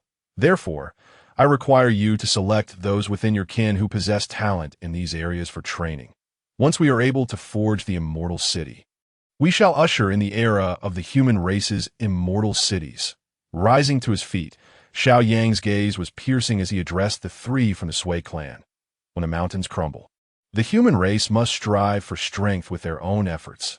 Remember, only through relentless self-improvement can the human race flourish. We shall heed our sovereign's teachings. Chapter 23. The Birth of a Sage in the Age of Saints. In the ancestral land of the human race, near the sacred grounds, a 9-zhong tall platform stood proudly. Laozi sat cross-legged atop the platform, his eyes gently closed as strands of spiritual energy converged towards him, the essence of the Tao radiating forth, enhancing his ethereal presence. At that moment, Laozi opened his eyes, which seemed to contain a vast ocean of stars, captivating all who gazed upon them. Surrounding him, the light of the Great Pure radiated. As the mystical pagoda of heaven and earth and the Taiji diagram danced around him, emanating divine brilliance, that a unique aura spread across the entire ancestral land of the human race. The Tao that can be spoken of is not the eternal Tao. The name that can be named is not the eternal name. The formless is the beginning of heaven and earth. The formed is the mother of all things. Thus, one must remain formless to observe the subtle. One must remain formed to observe the tangible. These two emerge from the same source, yet bear different names. They are both called the mysterious, the profound, and the profound, the gateway to all wonders. Laozi's voice resonated, gradually rising from a low murmur to a grand proclamation, from a whisper to a mighty roar. Within the ancestral land of the human race, many of its kin were drawn to Laozi's teachings. Sitting cross-legged beneath the platform, their eyes filled with rapture, some swayed their heads, others laughed heartily, and some wept openly. A myriad of expressions unfolded. The discourse of a quasi-saint may not seem extraordinary, but the words of one on the verge of achieving sainthood evoke a distinctly different response. Countless strands of spiritual energy began to converge upon the ancestral land of the human race, transforming into celestial blossoms that floated gracefully downwards as these blossoms landed upon the members of the human race. They absorbed the energy, enhancing their cultivation. Faint wisps of purple energy descended from the heavens, enveloping Laozi. Gradually, His teachings reverberated outward from the ancestral land, reaching every corner where the human race resided. The echoes of his teachings spread throughout the primordial wilderness. And countless beings heard Laozi's voice. In the eastern Kunlun, Yuqing Yuan Shi and Shangqing Tong Tian simultaneously appeared within the three pure halls. They exchanged glances, each reflecting a hint of astonishment. This is the voice of our elder brother. Could it be that he has discovered the path to enlightenment? In the heavenly court, the demon emperor Di Jun and the eastern emperor Tai exchanged glances, having witnessed Laozi delivering his teachings in the ancestral land of the human race. Perhaps yet another sage is destined to emerge, and this sage is connected to humanity. In the west, atop Mount Xiumi, Jin and Zhuti bore expressions of bitterness. The eastern lands are blessed with exceptional talents. Yet the west suffers greatly, with spiritual energy far inferior to that of the east. When shall the west see its own resurgence? 3 months passed in the blink of an eye, and Laozi remained seated atop the platform, surrounded by a dense aura of purple energy, rendering his form nearly invisible. This moment, Laozi ceased his teachings, slowly rising to his feet. Gazing at the vast sky, he took a deep breath and proclaimed, "The heavenly Tao above. Today, the great pure Laozi has comprehended the path to sainthood and imparts the golden elixir Tao to the human race, enlightening them. Now that my merits are complete, I hereby establish a teaching called human. I shall use the innate supreme treasure, the Taiji diagram, to suppress the fortunes of a human teaching. Thus, the human teaching is established. Thunder rumbled across the 9 heavens, lightning flashing in resounding crescendos. Subsequently, the ethereal image of Laozi spread throughout the primordial wilderness, visible to all, regardless of location or identity. Boundless merits descended from above, and a stream of purple energy, spanning 30 million miles across heaven and earth, surged towards Laozi. His aura, initially at the late stage of quasi-saint, erupted dramatically as the primordial purple energy merged with his primordial spirit. An immense pressure descended upon the primordial wilderness, bearing down upon all living beings. That we bow before the great pure sage. We bow before the master of the human teaching. We bow before the great pure sage. We bow before the master of the human teaching. At this moment, within the vast expanse of heaven and earth, no living being dared to meet Laozi's gaze. Even the eternal brilliance of the sun appeared dim in comparison. Laozi directed his gaze towards the eastern Kunlun and spoke softly. "Second brother, third brother, if we do not attain enlightenment now, when shall we?" His voice rang out like thunder, piercing the fog that clouded the minds of Yuan Shi and Tong Tia. The primordial purple energy within their very souls pulsed vigorously. The path to our sanctification lies before us." Yuan Shi laughed heartily. Understanding how to attain the sacred, he stepped forward, his aura surging, releasing a jade-clear celestial light that swept across the universe, radiating with resplendent colors, exuding an unparalleled nobility. "Heavenly Tao, I am Yuan Shi of the Jade Purity, and today I establish a new sect, known as CHN. The CHN represents the alignment with heavenly principles and the elucidation of cosmic truths, suppressing the sect's fortunes with the primordial treasure. The Panga banner. The CHN sect is established." Tong Tian, unwilling to be outdone, stepped forth, his aura emanating boundless brilliance, resembling an unparalleled divine sword poised to cleave the heavens asunder. "Heavenly Tao, I am Tong Tian of the Upper Purity, and today I establish a new sect, known as Jia. The heavenly Tao is divided into 4 seasons, and all beings possess a sliver of hope. The Jia represents the extraction of that hope. With the 4 swords of extermination and the extermination array suppressing the fortunes of the Jia sect is established. Boom! Boom! The heavens and earth were once more engulfed in tumultuous change as the two established their grand sects, attracting countless clouds of merit that rained down upon them, evoking their ancestral legacy from Pangu. Within their souls, the primordial purple energy fused with their very essence. Unbeknownst to them, 2 ethereal figures of saints manifested in the primordial realm, their divine pressures spreading throughout the vast expanse. We have witnessed the saint of jade purity, the master of the CH and sect. We have witnessed the saint of upper purity, the master of the Jie sect. In the west, atop Mount Shumi, the composed Jane was approached by the increasingly restless Zhuan Ti, who voiced his impatience. Senior brother, what are you still hesitating for? Now that the three purities and Yuhua have attained sainthood, we can no longer delay. Otherwise, when will the West ever rise? Upon hearing Zhuan Ti's words, Jane sighed softly, the struggle in his eyes dissipating. Then let us commence. Good. I can hardly wait. Prepared, Jane sat upon the 12-petaled golden lotus of merit, surrounded by swastika symbols with faint sounds of sacred chanting resonating. Zhuan Ti revealed his majestic 6-foot-tall golden body, exuding an extraordinary presence. Heavenly Tao. Today the Western Taoist Jane and Zhuan Ti established the Western sect, guiding all beings towards virtue, free from suffering and worry, and devoid of calamity and pain. With the 12-petal golden lotus and the 8 treasures pool suppressing the fortunes of the Western sect. The Western sect is established. The heavenly Tao responded, showering immeasurable merit upon them. However, this merit was scarcely sufficient for one to attain sainthood, let alone for both Jin and Zhuan Ti, though their cultivation increased. They did not break through to the realm of saints. Senior brother, Zhuan Ti looked anxiously at Jin. Alas, it seems our endeavors will be demanding in the future. Junior brother, let us recite together. Jin sighed softly. A deeper sorrow etched upon his face. If I attain Buddhahood, may my realm be pure, reflecting all inconceivable worlds of countless Buddhas, like a clear mirror revealing their visages. Should this not be so, I shall not attain true enlightenment, but if I attain Buddhahood, may all heavenly beings and all things within my realm be profound and distinct, beyond measure. If any sentient being, even with heavenly sight, cannot discern my name or number, I shall not attain true enlightenment. If I attain Buddhahood, may all bodhisattvas in distant lands hear my name and attain the pure liberation samadhi.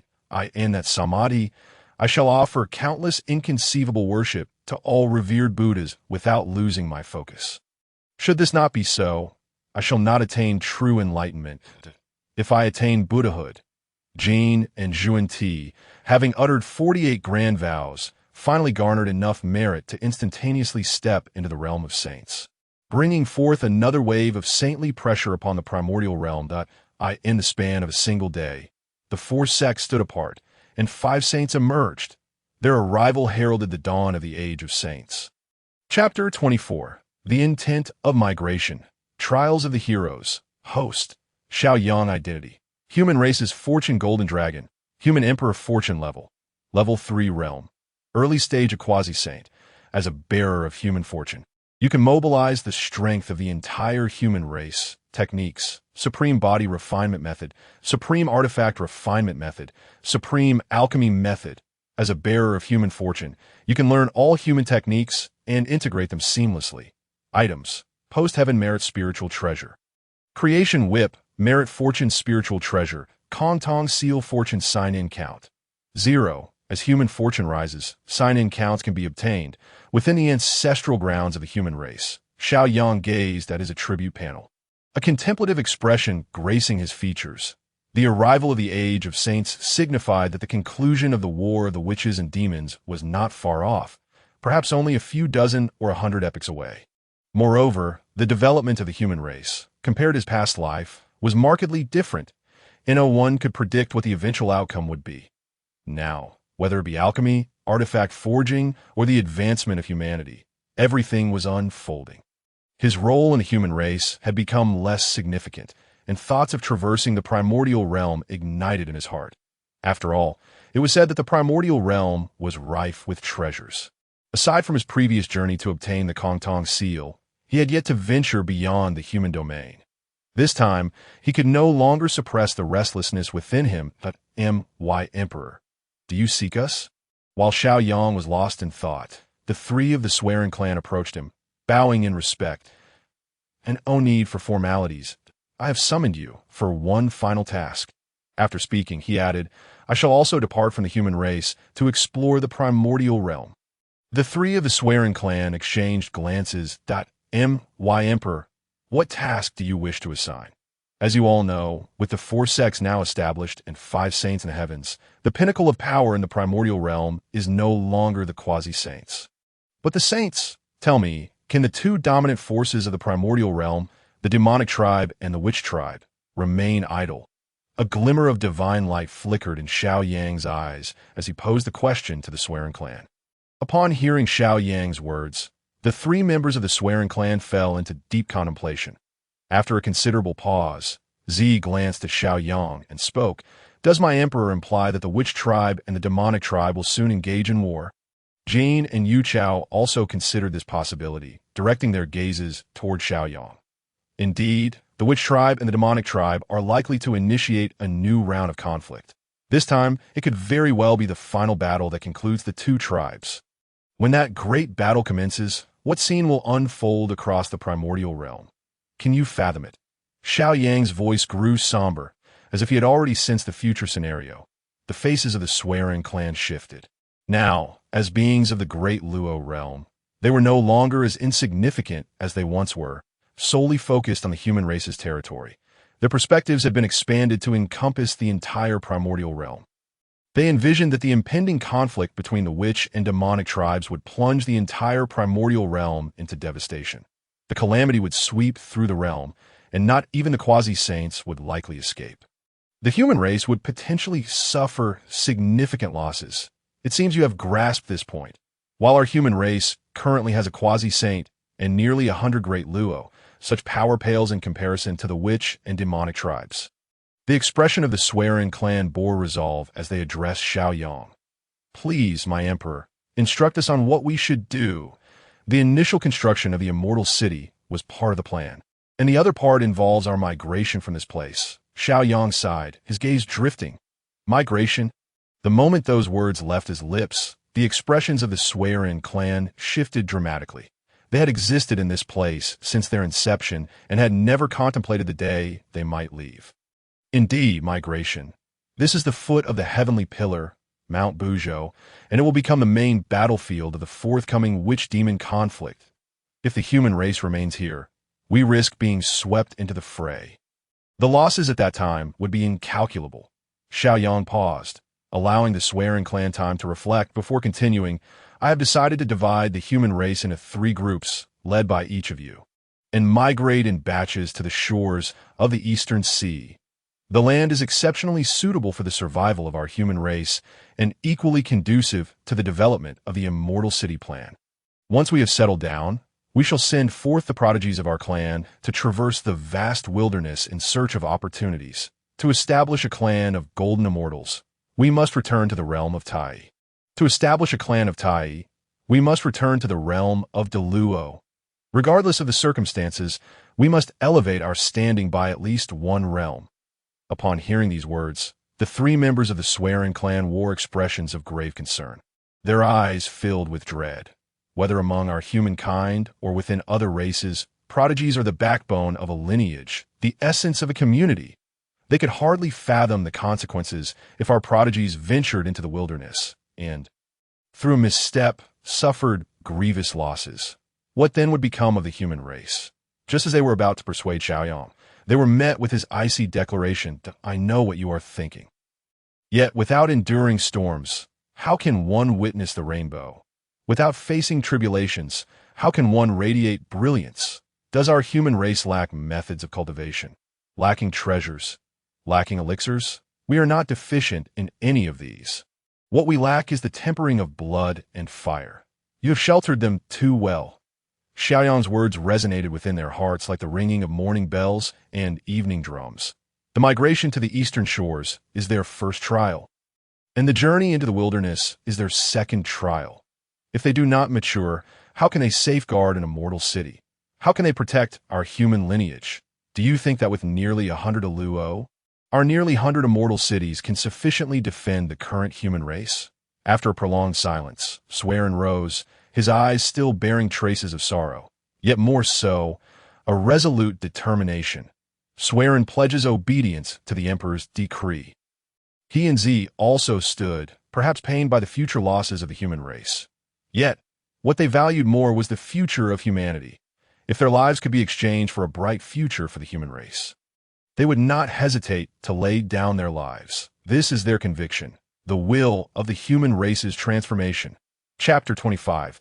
Kong Xian and the Golden Peng Short-Sighted. After Xiaoyang had arranged all matters concerning the human race, he departed, embarking on a journey through the wilderness in search of his own opportunities. Along the way, he paused intermittently, witnessing numerous events previously unheard of: life and death, love and hatred, illusions and voids, all were in abundance. These experiences greatly enriched his knowledge. However, Xiaoyang never entertained the thought of intervening in these matters. Having been in the wilderness for so long, the first lesson he learned was the law of the jungle, survival of the fittest. In this world, the weak are unworthy of sympathy or compassion. The strong are not burdened by such emotions. Their duty is to stand atop the food chain, overlooking all beings. It is precisely for this reason that Xiaoyang's resolve solidified, his aura becoming ever more unified. Thus, he continued on his path, unaware of his location, his sole focus on moving forward. Kong Xian, Golden Peng, you cannot escape. Kill, seize their source energy. Just then, a cry for bloodshed echoed from ahead, a malevolent aura rising into the sky. Xiaoyang halted, his brow furrowing slightly. What was that cry? It sounded like Kong Xian and the Golden Peng. In that moment, a glimmer of divine light flashed in Xiaoyang's eyes, and his figure abruptly vanished from sight. When he reappeared, he stood atop the clouds, quietly observing the plains below. There, two figures were surrounded by a throng of people. The encircled individuals radiated with the brilliance of the five elements and the duality of yin and yang. The essence of the five elements, the essence of yin and yang. Indeed, it must be Kong Xian and that golden-winged Peng. A subtle smile graced Xiaoyang's lips, his gaze imbued with profound meaning. Kong Xian, Golden Peng, surrender your essence, and I can ensure your safe departure from this place. Otherwise, you shall perish here today.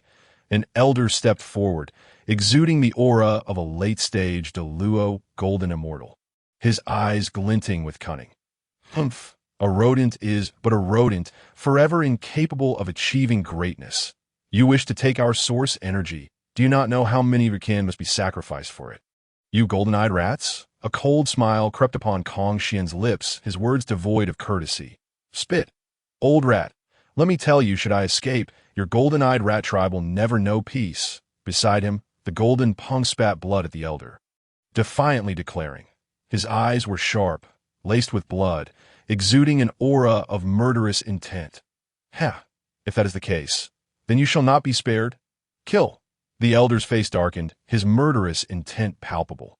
With his command, the golden-eyed rat tribe members surrounding Kong Xian and the Golden Peng surged forward to attack. Kill! Slay them! Kong Xian and the Golden Peng roared in unison, transforming into streaks of light as they charged fearlessly towards the golden-eyed rats. The sound of thunderous clashes echoed, divine powers and brilliance colliding. Tearing asunder the clouds above, Kong Xian and the Golden Peng, though exuding merely the aura of early-stage Tai golden immortals, were not overpowered. Subsequently, Xiaoyang shifted his gaze to Kong Xian and Jin Peng, a glimmer of interest evident in his eyes. Seniors, Kong Xian and Jin Peng regarded Xiaoyang with an expression akin to facing a formidable adversary. Although there was no malice in Xiaoyang's demeanor, it still left them feeling uncomfortable. I am Xiaoyang, the emperor of the human race. Are you willing to follow me? In Chapter 26, Kong Xian and Jin Peng submit. An encounter with the Wu clan. Xiaoyang, hands clasped behind his back, regarded Kong Xian and Jin Peng with a detached gaze. To them, he appeared immensely majestic, as if enveloped by the profound forces of yin, yang, and the five elements. A magnificent golden dragon swirling around him. The overwhelming aura of imperial authority radiated from him, rendering them unable to meet his gaze directly. Kong Xian, swallowing hard, cautiously inquired, Might I ask, Your Majesty, if we are unwilling, will you allow us to depart? Of course. A smile flickered across Xiaoyang's face as he extended his hand, seemingly poised to erase them as he had done with the ancestors of the golden-eyed mice. Observing Xiaoyang's movement, beads of sweat trickled down Kong Xian's brow as he hastily exclaimed, Wait! Wait!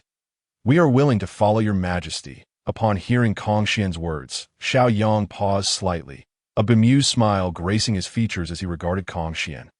"Oh, have you considered this thoroughly? As the emperor of the human race, I never force others to undertake what they do not wish to do." Kong Xian, after a moment of silence, managed a rather unpleasant smile and slowly responded. "Indeed, we have given it considerable thought and are willing to accompany your majesty." With that, Kong Xian knelt on one knee, paying his respects to Xiao Yang. Jin Peng, observing his brother's actions, did not object and followed suit. Bowing to Xiao Yang, Xiao Yang witnessed the submission of Kong Xian and Jin Peng. A fleeting smile graced his face. He waved his hand, aiding them to rise. Pointing at their foreheads, an intricate scripture appeared in their minds. "Since you are willing to follow me, I shall not be stingy." This starry nirvana scripture is divided into 9 layers, capable of harnessing the celestial powers of the cosmos for cultivation. Each layer mastered allows for a rebirth, transforming both body and talent. "You must diligently practice and not betray my expectations." Gratitude shone in the eyes of Kong Xian and Jin Peng as they immediately settled on the ground and began to cultivate the starry nirvana scripture. As they did, the daylight above transformed into a vast starry sky, countless stars showering their celestial energy upon them, which they absorbed into their beings. Their initial cultivation level, that of the early Tai golden immortal, began to skyrocket. "Very well. I shall lend you a hand," Xiao Yang remarked with a gentle smile. Extending his hand, the spiritual energy within a radius of billions of miles was drawn to him, surrounding Kong Xian and Jin Peng, allowing them to absorb it freely. Time passed, and Kong Xian and Jin Peng opened their eyes, elated to find themselves at the late stage of the Tai golden immortal realm. Alas, all this effort, and you have only reached the late stage of Tai golden immortal. How disappointing. Xiao Yang shook his head, recalling his own breakthrough to quasi-sainthood from the Great Luo stage, which had only required a single battle. Kong Xian and Jin Peng were left speechless, their earlier gratitude evaporating, and they found themselves unable to articulate their feelings after accepting Kong Xian and Jin Peng. Xiao Yang and his companions continued their exploration of the vast wilderness. The primordial world was boundless. Indeed, even the great Luo golden immortals found it challenging to measure its vastness. In this expansive terrain, mountains and hills comprised 7 or 8/10 of the landscape, while the remaining portion was plains. The mountains and hills exuded an ancient aura, reminiscent of a primordial age. Amongst them grew countless spiritual roots and immortal flowers of unknown age, alongside various exotic species of the wilderness. Without hesitation, Xiao Yang commanded Kong Xian and Jin Peng to gather these spiritual roots and immortal flowers. As for the exotic species, he instructed them to document their appearances and habits. Kong Xian found Xiao Yang's actions perplexing and had once questioned him. "Your Majesty, these spiritual roots and immortal flowers are abundant in the wilderness. Even ordinary beasts may not consume them. What purpose do they serve for us? As for those exotic species, their numbers are exceedingly rare and pose no threat to the human race." Sighing, Xiao Yang reflected on the calamity of the Fengshen era, recalling how he and others had dismantled the sword array of extermination created by Tong Tian, resulting in the scattering and demise of the disciples of the. Enraged, Tong Tian nearly sought to recreate the primordial world. Although prevented by Tao ancestor Hong Jun, the wilderness ultimately fragmented into the 4 great continents. From that point on, apart from the caves and blessed lands which still possessed innate spiritual energy, the primordial spiritual energy gradually transformed into post-heavenly energy. Nowadays, these once common spiritual roots and immortal flowers were becoming increasingly rare in the wilderness, often inciting fierce competition among many for their possession. The same held true for the exotic species. Kong Xian, you may not understand now, but know that this endeavor holds significance. If you require a reason, consider it as us safeguarding and excavating the spiritual roots and immortal flowers of the wilderness. While compiling a record of the exotic species, Xiao Yang's words were laden with deeper meaning, yet Kong Xian found them somewhat baffling. It would not be until the wilderness fragmented into the 4 great continents that he would recall Xiao Yang's words. Following this incident, Xiao Yang became an eternal idol in Kong Xian's heart. At that moment, a thunderous roar echoed from afar. Which rodent dares to intrude upon the territory of my hooded tribe? Before the voice could fade, a piercing sound rushed through the air that a streak of light, imbued with a heavy, sharp aura, tore through space, hurtling toward Xiao Yang and his companions. Humph! Kong Xian snorted coldly, unleashing his magical power as he raised his right hand. The power of the five elements surged from his palm, intercepting the streak of light. As the light dissipated, it revealed an ancient long arrow. Kong Xian grasped the arrow-esque shaft, infusing it with the power of the five elements, and sent it flying towards the direction from which the light had come. With a resounding crash, the long arrow sliced through the colorful light, generating a deafening roar as it pierced onward, obliterating everything in its path. Boldness! Let me see how you dare to be so arrogant in my Hodo territory. A towering figure, adorned with battle markings and a bronze complexion, advanced, bellowing with fury, lifting a dark bow in his right hand and an arrow in his left. A sharp glint illuminated his eyes as he drew back the bowstring, releasing it. Two arrows, streaking with light, collided in mid-air. The impact unleashed a tempest that swept across a vast expanse, leaving a profound pit in the center of the collision. Xiao Yang observed the approaching figure, a flicker of divine light crossing his gaze. Who are you? How dare you trespass into the territory of my Wu clan? The hulking man approached, astonishment evident in his eyes as he surveyed Xiao Yang and his companions. He could distinctly sense that both Kong Xian and Jin Peng were on par with him, all existing within the realm of the great Luo Golden Immortal. Yet, Xiao Yang exuded an air of mystery, eluding his comprehension. Humph! How amusing! This may be your Wu clan's domain, but why not claim the entirety of the wilderness as your own? Xiao Yang remained silent, but Jin Peng, unable to contain himself, interjected with a hint of sarcasm. Though he and his brother Kong Xian had not aligned themselves with the demon clan, they harbored no fondness for the boisterous Wu clan either. Courageous indeed. I shall see what abilities you possess to act so brazenly in my Wu clan's territory. The burly shaman of the witch clan suddenly flushed with rage. His face betraying his fury, he drew his bow and knocked an arrow, pulling the bowstring back to its full moon arc. Dark energy surged from his body, creating an inexplicable connection with the malevolent forces of the world. Countless strands of ominous energy rushed towards the arrow he held. In that fleeting moment, the atmosphere seemed to hold its breath. Whoosh! The arrow transformed into a streak of radiant light, piercing through the fabric of space, imbued with boundless killing intent, and appeared almost instantaneously near Jin Peng. Jin Peng's eyes also revealed a grave seriousness, despite having mocked the shaman. He held a deep respect for his formidable cultivation. Had it not been for the starry nirvana scripture imparted to him by Xiao Yang, which had allowed him to transform his physical form and elevate his cultivation to the great Luo realm, he would have undoubtedly fled far from here. Yet now, he felt confident enough to confront the shaman. With a furrowed brow, Jin Peng unleashed his initial momentum of the great Luo Golden Immortal stage. A piercing cry resonated behind him as a golden-winged rock's manifestation emerged. Jin Peng's hands transformed beneath a radiant glow into a pair of rock claws, infused with the dual energies of yin and yang. Reaching toward the arrow, boom! A shockwave erupted before Jin Peng, obliterating everything in its vicinity. Humph! Nothing more than this. He unleashed the Tian Peng strike. Jin Peng extended his hand and crushed the arrow that stood in his way into two fragments. Following this, he launched a powerful punch towards the shaman. This punch instantly morphed into the golden-winged rock manifestation behind him, charging fiercely at the shaman.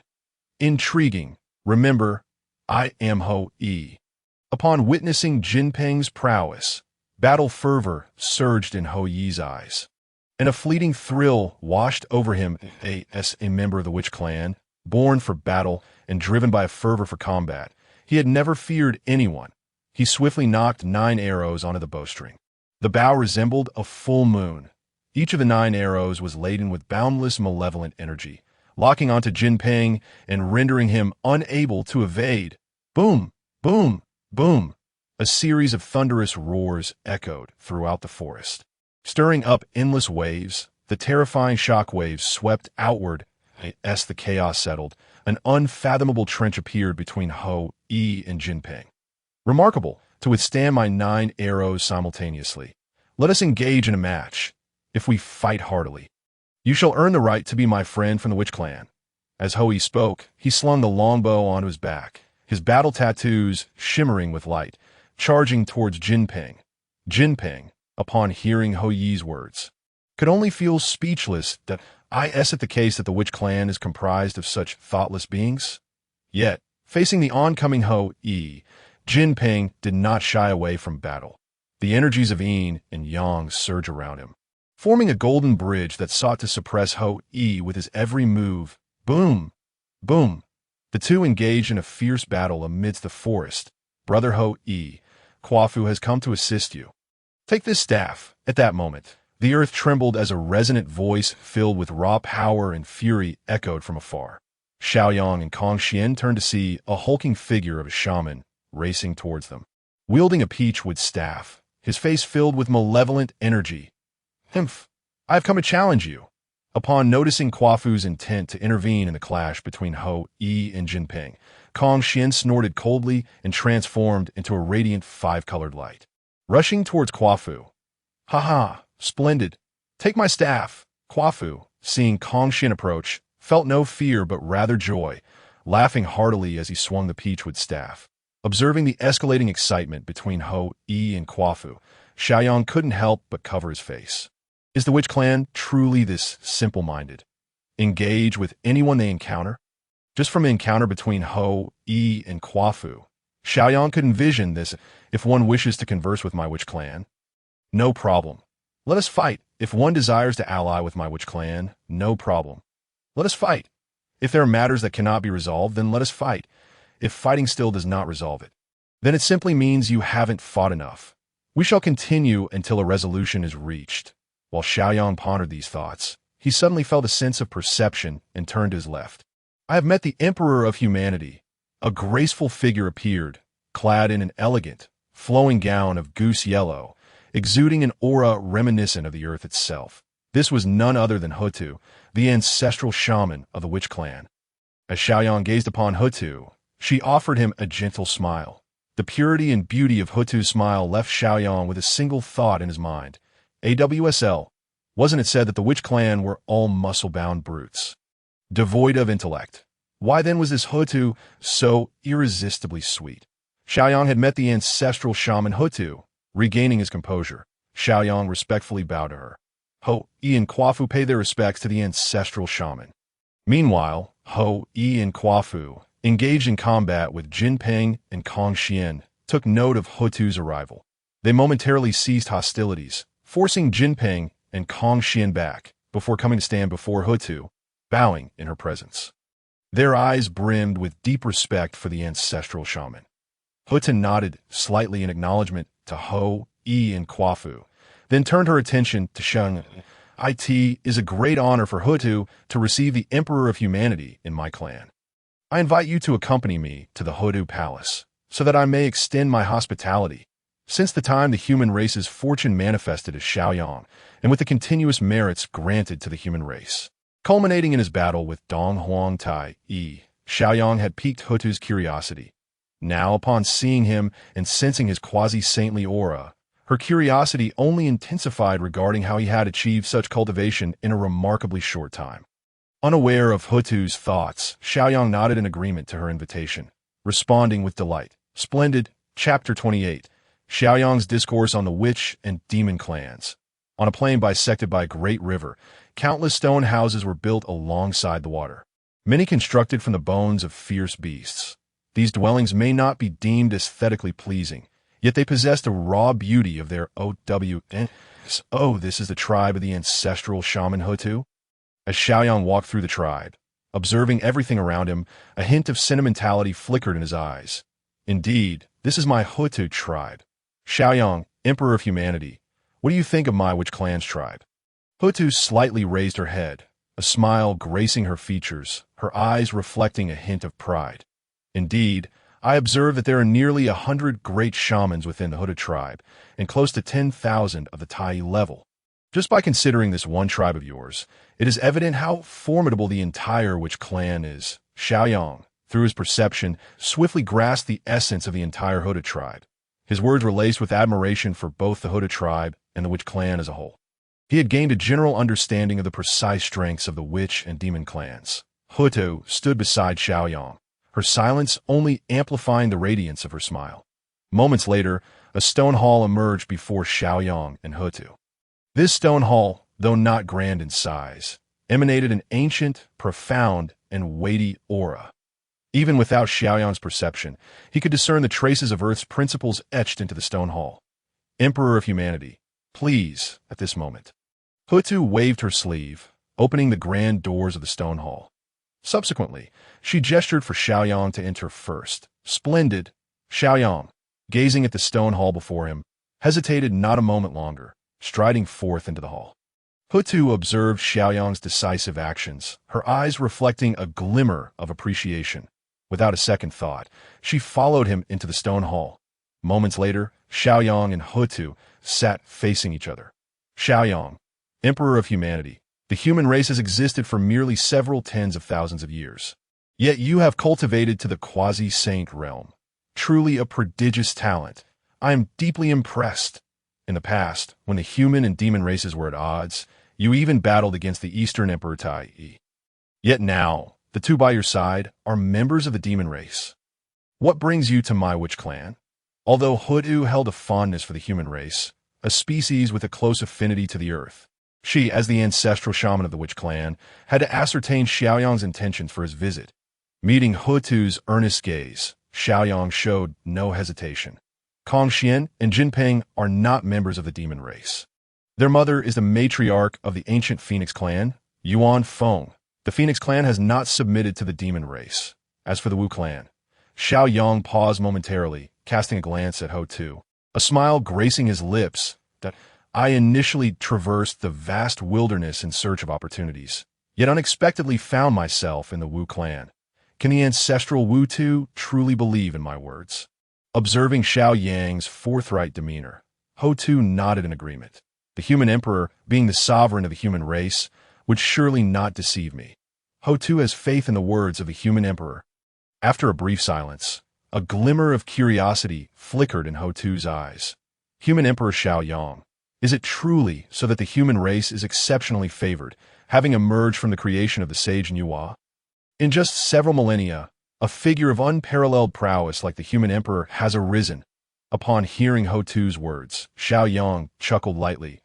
Is it truly how the ancestral Wutu perceives the human race? Hutu gazed at Xiaoyang, blinking her eyes but remained silent. Noticing Hutu's actions, Xiaoyang gently shook his head and spoke. Ancestral Wutu, if we speak of exceptional favor, should it not be your Wu clan? From a moment of your inception, your battle physique is formidable, making it challenging for even the demon race to rival the Wu clan in physical prowess. Furthermore, every member of the Wu clan possesses a law within them. As long as one continuously contemplates the law, they can enhance their cultivation. Upon hearing Xiaoyang's words, Hutu was momentarily taken aback before retorting. Although our Wu clan possesses great physical strength, we lack a primordial spirit, rendering us incapable of comprehending the heavenly Tao and refining spiritual treasures. Thus, can we still be deemed exceptionally favored? Xiaoyang laughed heartily, addressing Hutu's day if the ancestral Wutu asserts this. Then what do we humans possess? Our human race does not boast the powerful physiques of the Wu and demon races, nor do we have laws within us, and we lack a legacy passed down through generations. Even our lifespan, if one cannot cultivate, is merely a fleeting 10 millennia. In what way can our human race be considered exceptionally favored? A look of confusion appeared in Hutu's eyes, and after a while, a spark of realization crossed her gaze.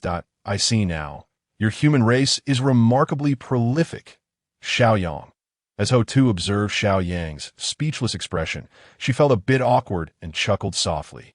The ancestral Wutu speaks the truth. My human race can indeed give birth after 10 months of gestation, even without cultivation. Even among those with cultivation, they do not take thousands or tens of thousands of years as the demon race does. Prolificacy is indeed a merit of my human race. Xiao Yang maintained a calm demeanor as he spoke to Ho Tuesday after a brief pause.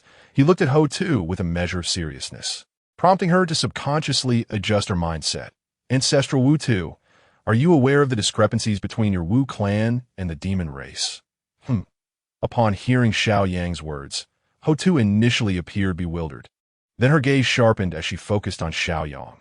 Are we Wu clan truly inferior to the demon race? Indeed, in what ways does my Wu clan fall short of the demon race? Di Jiang, too, was eager to hear the human emperor's insights. At that moment, a spatial disturbance emanated from within the Grand Hall.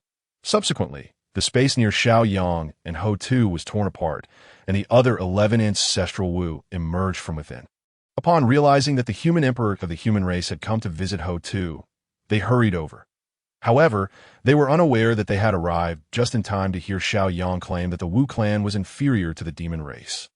This revelation ignited a flash of anger in the eyes of the 11 ancestral Wu, each one fixating their gaze on Xiao Yang, seemingly ready to unleash their wrath at the slightest sign of his words being inaccurate. The Wu clan and the demon race have been in conflict for so long. As leaders of the Wu clan, the ancestral Wu should be well aware of the current population of the Wu clan. May I ask how much the number of Wu clan members has changed compared to the past? Upon hearing Xiao Yang's inquiry, Di Jiang, Ho Tu, and the others fell into silence, as the foremost of the 12 ancestral Wu. Di Jiang possessed knowledge surpassing that of the other ancestral Wu. The Wu clan has reached what could be described as a bottleneck in development. Yet he remained uncertain as to where this bottleneck lay. Now, upon hearing Xiao Yang's question, a vague answer began to form in his mind. While the other ancestral Wu may not have the same oversight of the Wu clan as Di Jiang, they too arrived at their own conclusions by comparing with their respective tribes. How can this be possible? The ancestral Wu of fire, Zhu Rong, spoke incredulously. Chapter 29. The Deficiencies of the Wu Clan. The Blood Sacrifice War Soldier Technique. Inside the Grand Hall, as Xiao Yang observed the 12 ancestral Wu enveloped in silence, a slight smirk graced his lips, as the human emperor of the human race. Xiao Yang was acutely aware that neither the Wu clan nor the demon race could be overlooked, as they posed significant obstacles to the rise of humanity. The Wu clan is undeniably powerful on an individual level. However, their flaw lies in their population numbers. The Wu clan originated from the 12 ancestral Wu who used their own blood as a catalyst, creating a blood pool from the heart of Pangu. Yet, the Panga blood pool is not infinite, and the Wu clan has lost its primary source of population. Even though there are efforts for pairs within the Wu clan to procreate, the difficulty of bearing offspring is much greater than that of the demon race. The entire Wu clan has endured countless epochs to maintain a population in the hundreds of millions.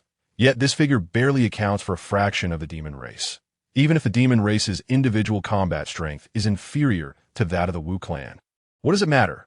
If one demon cannot take you down, then 10 can, or 100, or even 1,000. They could simply overwhelm a Wu clan member by sheer numbers. Xiao Yang even contemplated that. Were it not for the presence of the 12 ancestral Wu and the 12 heavenly divine formations they have comprehended, the demon race could very well have overwhelmed the Wu clan. If your assertion holds true, then why has the strength of our Wu clan continued to grow? Zhu Rong looked at Xiao Yang, his eyes wide with disbelief, and hoarsely inquired. The overall strength of the Wu clan has indeed increased because the individual strengths within the clan have grown. Take the tribe of ancestral Wu Tu, for instance. 100,000 years ago, there were 20 great Wu, yet now there are 100 great Wu. However, amidst the wars with the demon race, the number of clan members has been halved. Has the strength of the Wu clan truly increased? Upon hearing Xiao Yang's words, the ancestral Wu fell silent once more. For so long, most of the ancestral Wu solely focused on fighting and nurturing stronger beings, never contemplating this issue that, if I'm not mistaken, the population of the Wu clan has not changed for a long time, and there may even be a declining trend, correct? A confident expression appeared on Xiao Yang's face. After a considerable pause, Di Jiang finally spoke to Xiao Yang. Aside from this, what other disparities exist between our Wu clan and the demon race? Xiao Yang did not hesitate and continued, of course. While the Wu clan boasts formidable individual strength and the ability to wield the power of laws, they lack primordial spirits. engaging in direct combat against the spiritual treasures and divine arts wielded by the demon race. They must surely feel powerless, would they not? It is akin to how the ancestral Wu confront the likes of the demon races Di Jun and Dong Huang Tai Yi. Beside them, Ho-Tu's eyes gleamed with cunning. Human Emperor Xiaoyang, we are well aware of this issue, yet we have no viable solutions. You perhaps possess a method to resolve this dilemma. The gazes of Di Jiang and the others turned toward Xiaoyang. They remained calm, harboring no expectations of him. After all, they had been grappling with this issue for countless epochs without resolution, and thus did not believe Xiaoyang would yield any effective solutions. However, they were mistaken. Naturally, I possess a method to enable the Wu clan to master spiritual treasures. Xiaoyang smiled slightly, replying. You have a solution. How can this be possible? Di Jiang and the others rose, unable to contain their excitement. The entire grand hall was enveloped in a distorted spatial aura, dark fissures emerging. Their eyes were filled with disbelief, particularly for Ho-Tu, her mouth agape, blinking in astonishment. Xiaoyang glanced at Ho-Tu, a glimmer of mischief in his gaze, causing her face to flush slightly as a flicker of embarrassment crossed her expression. Human Emperor Xiaoyang, if you truly possess a solution to this issue, I am willing to exchange half of the treasures from the Wu clan's treasury for it. After a considerable pause, Di Jiang regarded Xiaoyang with a serious expression and made a promise. The other ancestral Wu did not oppose this. Although the Wu clan's treasury housed numerous spiritual treasures, if they could not be wielded, these treasures were merely scrap metal to them, if a solution could be procured. The remaining half of the treasury would suffice for their needs. After a moment of contemplation, Xiaoyang nodded. With a swift motion of his hand, a sound of air being sliced through the silence echoed, and a jade slip floated before the 12 ancestors of Wu. Di Jiang accepted the jade slip and began to examine its contents, subsequently passing it around for the other ancestors to scrutinize. Once the jade slip had been perused by all 12, smiles broke out among them. What a remarkable method of blood refinement! Our Wu clan lacks a primordial spirit and cannot refine spiritual treasures. So we shall wash and temper with our essence blood, cultivating both life and spirit. Moreover, we can utilize our essence blood to forge divine materials, crafting our preferred warriors. This is the kind of warrior our Wu clan deserves. Excitement surged among Di Jiang and the others as they voiced their exhilaration, their minds racing with visions of the kinds of warriors they could forge, with such warriors at their disposal. The demon clan would no longer hold any advantage, in the next great battle. They would surely eradicate the demon clan once and for all. Ho-Tu, on behalf of our Wu clan sons, I thank you. Emperor Xiaoyang. Ho-Tu rose and bowed deeply to Xiaoyang. We, too, express our gratitude on behalf of our Wu clan sons. Di Jiang and the others also bowed respectfully to Xiaoyang as Xiaoyang gazed upon the 12 ancestors. A fleeting complexity flickered in his eyes. Then, with a hearty laugh, he declared, esteemed ancestors, there is no need for such formalities. This is merely a transaction. I am simply fulfilling my part. Hearing Xiaoyang's words, Di Jiang waved his hand grandly and replied, such generosity from the emperor, our Wu clan cannot afford to be stingy. Please, allow the emperor to accompany us to our sacred ground, the Pangu Hall. Besides half of the treasures from our clan's treasury, we shall also prepare an additional grand gift for you as a token of our gratitude. The other ancestors nodded in agreement, clearly endorsing Di Jiang's proposal. In that case, I shall graciously accept the ancestors' gift. A smile graced Xiaoyang's face as he did not refuse Di Jiang's goodwill, but accepted it with open arms. I could see that moment. Zhurong turned to Xiaoyang and inquired, Emperor, may I pose a question? Are you not concerned that, having obtained the method to forge warriors using the blood sacrifice spirit treasure, our Wu clan might turn against the human race? Upon Zhurong's question, the hall fell into a profound silence. Xiaoyang met Zhurong's gaze with an expression of calm assurance. One can annihilate the human race. Not the Wu clan, not the demon clan, and certainly not even the saints. As long as I stand, the human race shall endure. With these words, a wave of confidence that looked down upon the vast wilderness filled the hall. Chapter 30. Entering the Pangu Divine Hall, a drop of Pangu's blood. At the base of Mount Buzhou, a straight passage lay before them. Gazing into the endless darkness of the passage, Xiao Yang raised his right hand. The fortune's spiritual treasure, the Kongtong seal, materialized in his grasp. The seal radiated a brilliant light, illuminating his surroundings. The further he descended, the denser the darkness became.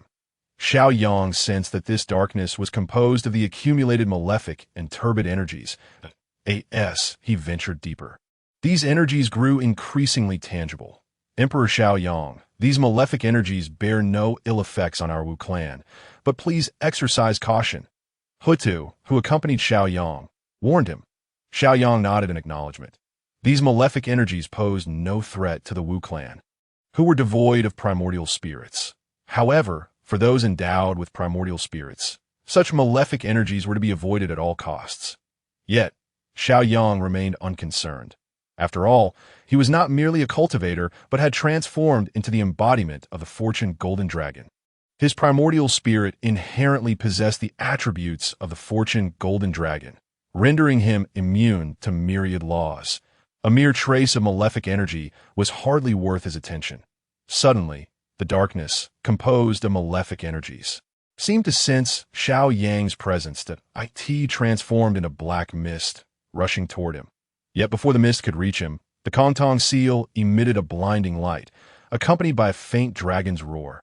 All the black mist was purified one by one. Xiao Yang and Hutu continued onward. After an indeterminate passage of time, they arrived at a flat expanse where the malefic energies were remarkably sparse. Raising his eyes, Xiao Yang beheld an ancient and majestic hall before him. Is this the Panga Divine Hall? Looking at the hall, Xiao Yang's eyes sparkled with wonder. This Panga Divine Hall was formed from the heart of Pangu, serving as the sacred ground of the Wu clan. Just a glance revealed that the hall harbored profound mysteries beyond his comprehension. Emperor Xiao Yang, let us proceed inside. My elder brothers have already prepared everything and are awaiting us. Hutu remarked, her eyes reflecting a hint of pride. Very well, Xiao Yang nodded. The two entered the Panga Hall. Upon entering the hall, they found themselves in an expanse that seemed limitless, as if it contained an entire world. Following Hutu, they moved forward, and, as they did, murals depicting chaotic deities materialized on the walls to either side. Yes, Xiao Yang gazed upon these murals of chaotic deities. He felt as if he were perceiving the paths and laws of the 3,000 chaotic beings. He glanced at Hutu, his expression filled with curiosity. The primordial spirit of Pangu was divided into three, merging with the pure chi of creation to become the Pangu Three Clear. Upon departing, not only did they obtain the merit of creation, but they also received a post-heaven treasure formed from that merit, the heavenly yellow Linglong Pagoda. But what of the Wu clan? Do they possess nothing beyond being formed from the 12 drops of Pangu's heart's blood? No, they too have inherited Pangu's legacy. Although the 12 ancestors lack primordial spirits and are naturally attuned to countless malefic energies, each one has mastered a unique law. Di Jiang governs space, while Zhurong governs time, metal, wood, water, fire, earth, weather, wind, rain, and thunder. Each of these laws ranks among the highest. If they could fully grasp these laws, the power of the 12 ancestors would undoubtedly surpass their current quasi-saint realm. If they could appreciate these murals of chaotic deities and comprehend their paths and laws, it would not be unreasonable to say they could advance their strength significantly. The path of law is indeed the most fitting path for their enlightenment. Yet, no one knows why these 12 ancestors choose to pursue the path of power rather than the path of law. Pangu himself embarked on the path of power, although the paths differ. He was unable to traverse it. Why do these ancestors believe they will succeed? Emperor Xiao Yang, you have finally arrived. Come, see the gift we have prepared for you. Just as Xiao Yang pondered these matters, the resounding voice of Di Jiang broke through his thoughts. As he looked up, he found Di Jiang at his side, clapping him heartily on the shoulder. A slight twitch tugged at the corner of Xiao Yang's mouth. A tingling sensation spread from where Di Jiang's hand had struck him. Though confident in his own formidable physique, he was not arrogant enough to believe he could rival an ancestor who specialized in physical prowess. What kind of gift has Di Jiang prepared for me? A flicker of curiosity crossed Xiao Yang's mind. He couldn't recall any particularly remarkable treasures within the Wu clan, Otherwise, they would not have waited until now to present them to him. Di Jiang did not respond to Xiao Yang's musings, but instead wore a mysterious expression as he led him onward. Following Di Jiang, the other ancestors trailed behind. Soon, Di Jiang brought Xiao Yang before a blood pool. "Here lies the birthplace of our Wu clan. The gift I wish to present to you is here." Di Jiang gestured toward the blood pool, his tone laced with nostalgia. Xiao Yang peered into the blood pool. It was vast, yet the blood within formed only a thin layer. Clearly, this pool had been nearly depleted during the creation of the Wu clan. After observing for a while, Xiao Yang found nothing particularly noteworthy. Just as he was about to inquire further, Di Jiang spoke again. "Emperor Xiao Yang, do you know the origins of the 12 ancestors?" Before Xiao Yang could respond, Di Jiang continued, "We, the 12 ancestors, are born of the heart's blood of our Father God, combined with malefic energies. Today, the gift we wish to present to you is a drop. Panga's heart's blood." "What? Panga's heart's blood?" Xiao Yang stood in astonishment, utterly taken aback by the unexpected gift from Di Jiang and the others. Such a precious treasure. Although possessing this drop of Panga's essence would not lead to the creation of another ancestral shaman, absorbing it could potentially transform his physical form, making it not impossible to rival that of an ancestral shaman. The gift from Di Jiang, an ancestral shaman, was simply too invaluable to accept. After a moment of contemplation, Xiao Yang ultimately declined the offer, expressing his refusal to Di Jiang. The instant the words left his lips, he felt a pang of anguish in his heart, for after all, it was a drop of Panga's blood. Di Jiang, however, paid no heed to Xiao Yang's rejection, standing resolutely before the blood pool alongside the other ancestral shamans. Each of them channeled their energies, conjuring a series of runes that resonated with their essence, which then merged into the blood pool. With a resounding boom, the blood pool erupted in a crimson radiance, casting a sanguine hue over the entire hall. The blood-red light gradually faded. A single drop of vibrant blood materialized before the assembled figures. "Xiao Yang, the Emperor of Humanity, this drop of Panga's essence is our gift to you from the Wu clan. Should you refuse it, it will be tantamount to disregarding our clan. If you choose not to ally with us, you shall position yourself as our adversary, and we do not hold back against our enemies." Di Jiang gazed intently at Xiao Yang, his expression grave. The other ancestral shamans turned their serious gazes toward Xiao Yang, their eyes filled with an air of solemnity, as if preparing for confrontation should he continue to refuse. Xiao Yang forced a wry smile. This was truly not his desire. Yet these ancestral shamans were unyieldingly sincere. In that case, I shall accept it. That is the correct choice." Di Jiang and the others erupted in hearty laughter, their eyes now reflecting a newfound camaraderie toward Xiao Yang. Chapter 31. The mark of creation. With a thought and a gesture, the very act of creation was set in motion within the hidden chamber of the Panga temple. Xiao Yang regarded the suspended drop of Panga's essence, his eyes filled with contemplation. He had perused the murals depicting the 3,000 chaotic demons, each containing the essence of their laws and principles. Yet, this was not what he sought. What he desired was to glimpse the path and laws of Pangu himself. He knew that the only means to achieve this lay in the mark of creation. According to legends of his past life, it was said that the three pure ones originated from the division of Pangu's primordial spirit. If they were to intertwine their marks, they could recreate the mark of creation, bearing witness to the moment Pangu opened the heavens. Furthermore, the esoteric technique practiced by Yang Jian, under the teachings of the primordial beginning, known as the 8-9 mysterious arts, was derived from the understanding of the mark of creation. Since it was possible to obtain the mark of creation from the primordial spirit and witness Panga's act of creation, it stood to reason that this drop of Panga's essence must also contain the mark of creation. What Xiao Yang needed to do now was to devise a method to extract the vision of Panga's creation from the essence, to discern the path and laws embodied by Pangu. After an indeterminate passage of time, Xiao Yang resolved himself. He opened his mouth and inhaled, drawing the drop of Pangu's essence into his being. In but a fleeting moment, he felt a warm current emanating from his heart, swiftly circulating throughout his body. Every cell within him seemed to yearn, eager to absorb this warmth. That instant, the golden dragon of fortune materialized before him. With a thunderous roar, the dragon surged into Xiao Yang's body, infusing him with boundless fortune, causing his spirit to flow in harmony with it. Soon, he discerned the pulsating drop of Pangu's essence at his heart. The fortune seemed to perceive something intriguing and surged toward the essence. A wisp of chaotic energy unraveled from the blood, coursing through his veins. "What is this?" Xiao Yang beheld a nebulous figure materializing above the drop of Pangu's essence, seemingly offering him a smile. Just as he was taken aback by this apparition, the ethereal figure vanished, as if it had been but a figment of his imagination. Abruptly, the drop of Pangu's essence radiated a terrifying allure, drawing Xiao Yang's consciousness into its depths. Upon regaining his senses, Xiao Yang found himself enveloped in a gray, ethereal expanse, and he could sense that his current state mirrored that of a primordial being. Devoid of flesh and bone, only consciousness remained. As he pondered this, a voice resonated with fervor.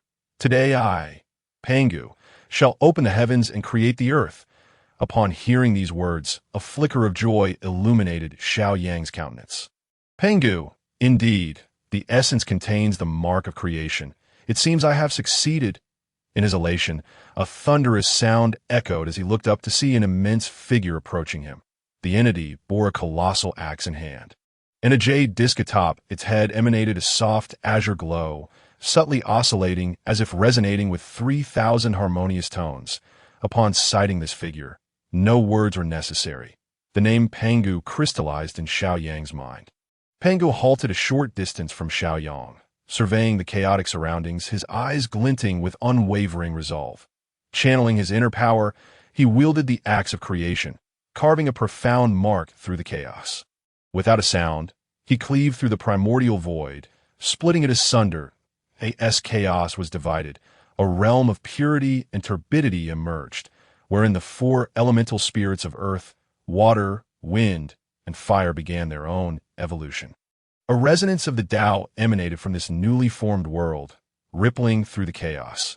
Yet Xiao Yang paid no heed to this scene. When Pangu struck the first blow, his entire being was entranced. In his mind, the mark created by Pangu unfurled into myriad variations, seemingly embodying all changes within the world, leaving Xiao Yang enraptured. As Xiao Yang became enmeshed in the experience, the mark of creation unfolded according to its prior imagery. Suddenly, 3,000 chaotic demons charged from afar, their gazes toward Pangu filled with both malice and avarice.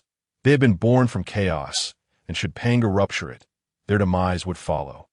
Yet, as Pangu opened the heavens, the vibrations of the pure and turbid realm captivated the hearts of all chaotic demons. That it was as if they believed that by vanquishing Pangu and claiming that world for themselves, they could attain the heights of the Tao. Pangu regarded the advancing chaotic demons with unwavering calmness. Raising his axe, he unleashed 9 consecutive strikes against the oncoming horde.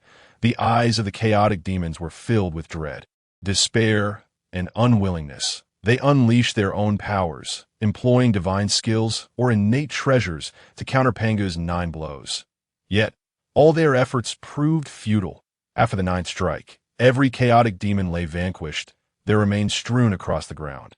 A testament to Pangu's overwhelming might. Pangu took a moment to catch his breath, gazing at the realm of purity and turbidity, a faint smile gracing his lips. He then raised his axe once more, relentlessly cleaving to expand the boundaries of this world. Pangu struck a total of 49 blows, and just as he was about to deliver the 50th, the realm trembled. Thus, the number 49 is indeed the limit. Pangu sighed softly, then stepped into the realm of purity and turbidity. He intended to appreciate the world he had created. However, as he entered, the heavens and earth quaked. The pure and turbid energies began to converge. As if to reconstitute chaos, Pangu, undeterred, revealed his true form, parting the 2 energies. From that moment forth, the heavens soared to unimaginable heights, and the earth delved into unfathomable depths. The acts of creation delineated the 3 treasures, establishing the realms of earth, water, wind, and fire, and the shattered jade disc governed each locale, ensuring the world's stability. Time flowed on, and eventually, Pangu could endure no longer. He cast one final gaze upon his creation before gradually succumbing. Pangu transformed into all things. Upon Pangu's transformation, Xiao Yang's spirit was liberated from the mark of creation. In that moment, he found himself enveloped in a wondrous state of being. Within his consciousness, the imprint of each of Pangu's strikes began to fade, leaving only the traces of the marks behind. Each mark contained boundless principles and laws. Xiao Yang immersed himself in this understanding, gradually unifying the essence of the 49 strikes. Suddenly, Xiao Yang's eyes flew open, and with a swift motion, he extended his hand, forming his fingers into a sword, slicing through the air before him. Crack! The sound of space fracturing echoed as a void black hole materialized before him. With a single sword and a single thought, the heavens were opened. Chapter 32. Gourd Seed, a suggestion for weapons. With a single sword and a single thought, the heavens were opened. The light in Xiao Yang's eyes gradually ignited as he gazed at the void black hole that emerged from his casual stroke. He murmured, "Boom!" At that moment, a resounding echo seemed to reverberate within him. His energy, originally at the early stage of Quasi-Saint, surged violently and, in the blink of an eye, broke through to the mid-stage of Quasi-Saint. Without any visible movement from Xiao Yang, 3 flowers gathered atop his head, while 5 energies formed a canopy, obscuring the 3 flowers beneath. Within those 3 flowers, a figure sat, the very embodiment of the obsession he had once vanquished. This time, a phantom figure gradually solidified within his celestial flower. "Fellow Taoist, if you do not emerge now, when will you?" Xiao Yang called lightly, and in an instant, the phantom figure coalesced before him. "I pay my respects to the true self." The figure bowed to Xiao Yang that we are one and the same. "There is no need for such formalities, fellow Taoist." Xiao Yang nodded, his face radiant with joy as he beheld his benevolent corpse. "Huang Tian, this is for you." At that moment, Huang Tian presented Xiao Yang with a seed. "What is this?" Xiao Yang inquired, puzzled, unable to discern its nature, yet sensing the vitality within the seed. "This seed is a gourd seed. I emerged from the creation whip by severing the benevolent corpse, and this seed harbors the last vestige of life contained within the creation whip. If nurtured properly, it might sprout." Huang Tian explained to Xiao Yang. Upon hearing Huang Tian's words, a contemplative expression flickered in Xiao Yang's eyes. The creation whip was, after all, one of the 10 great innate spiritual roots of the primordial era, the 7-colored gourd vine. Initially, the vine bore 7 gourds, each taken by the 3 pure ones, Hong Yun, Dong Huang Tai Yi, and Nu Hua. This severely wounded the vine's essence to prevent its source from collapsing. The vine returned its last gourd to its original state. However, even so, the 7-colored gourd vine could not preserve its vitality. Later, Nu Hua took it, and in the process of creating humans and attaining sanctity, it garnered merit, becoming the postnatal spiritual treasure, the creation whip. Until now, Xiao Yang had merely refined the creation whip, unaware that it contained a gourd seed that I understand now. Upon my return, I shall plant this gourd seed beside the ancient tea tree of enlightenment. I am curious to see what kind of gourd this last seed will bear. A glimmer of anticipation danced in Xiao Yang's eyes. In legends from his past life, this final gourd possessed immense power. Yet it was forbidden by the heavenly Tao to manifest in this life. He was eager to uncover the mysteries of this last gourd. Huang Tian said nothing further, bowing to Xiao Yang before returning to the celestial flower. Observing this, Xiao Yang retracted the 3 flowers and 5 energies back into his being. Feeling the newfound strength within his body, a smile unconsciously crept upon Xiao Yang's lips. Upon exiting his secluded training, Xiao Yang found himself in the Panga Temple, where he encountered 12 ancestral witches, all wearing expressions of distress. "Xiao Yang, you have emerged," Ho Tu exclaimed, her eyes lighting up at the sight of him. "Ha ha! Congratulations, brother Xiao Yang. It seems you have successfully refined the drop of Panga's blood. I knew brother Xiao Yang could do it. You all didn't believe me." The other 11 ancestral witches gathered around, their eyes brimming with joy as they regarded Xiao Yang. Looking at the 12 ancestral witches before him warmed Xiao Yang's heart. Since that day, he had received Pangu's blood as a gift. He had regarded the 12 ancestral witches as brothers. Moreover, their straightforward nature made them even more endearing. Indeed, I must thank Brother Di Jiang for providing me with Panga's blood. Otherwise, I wouldn't have had this opportunity. Upon hearing Xiao Yang's words, Di Jiang and the others burst into hearty laughter. Ate tea that moment. Di Jiang appeared to recall something, his expression turning troubled. Brother Xiao Yang, your timing is impeccable.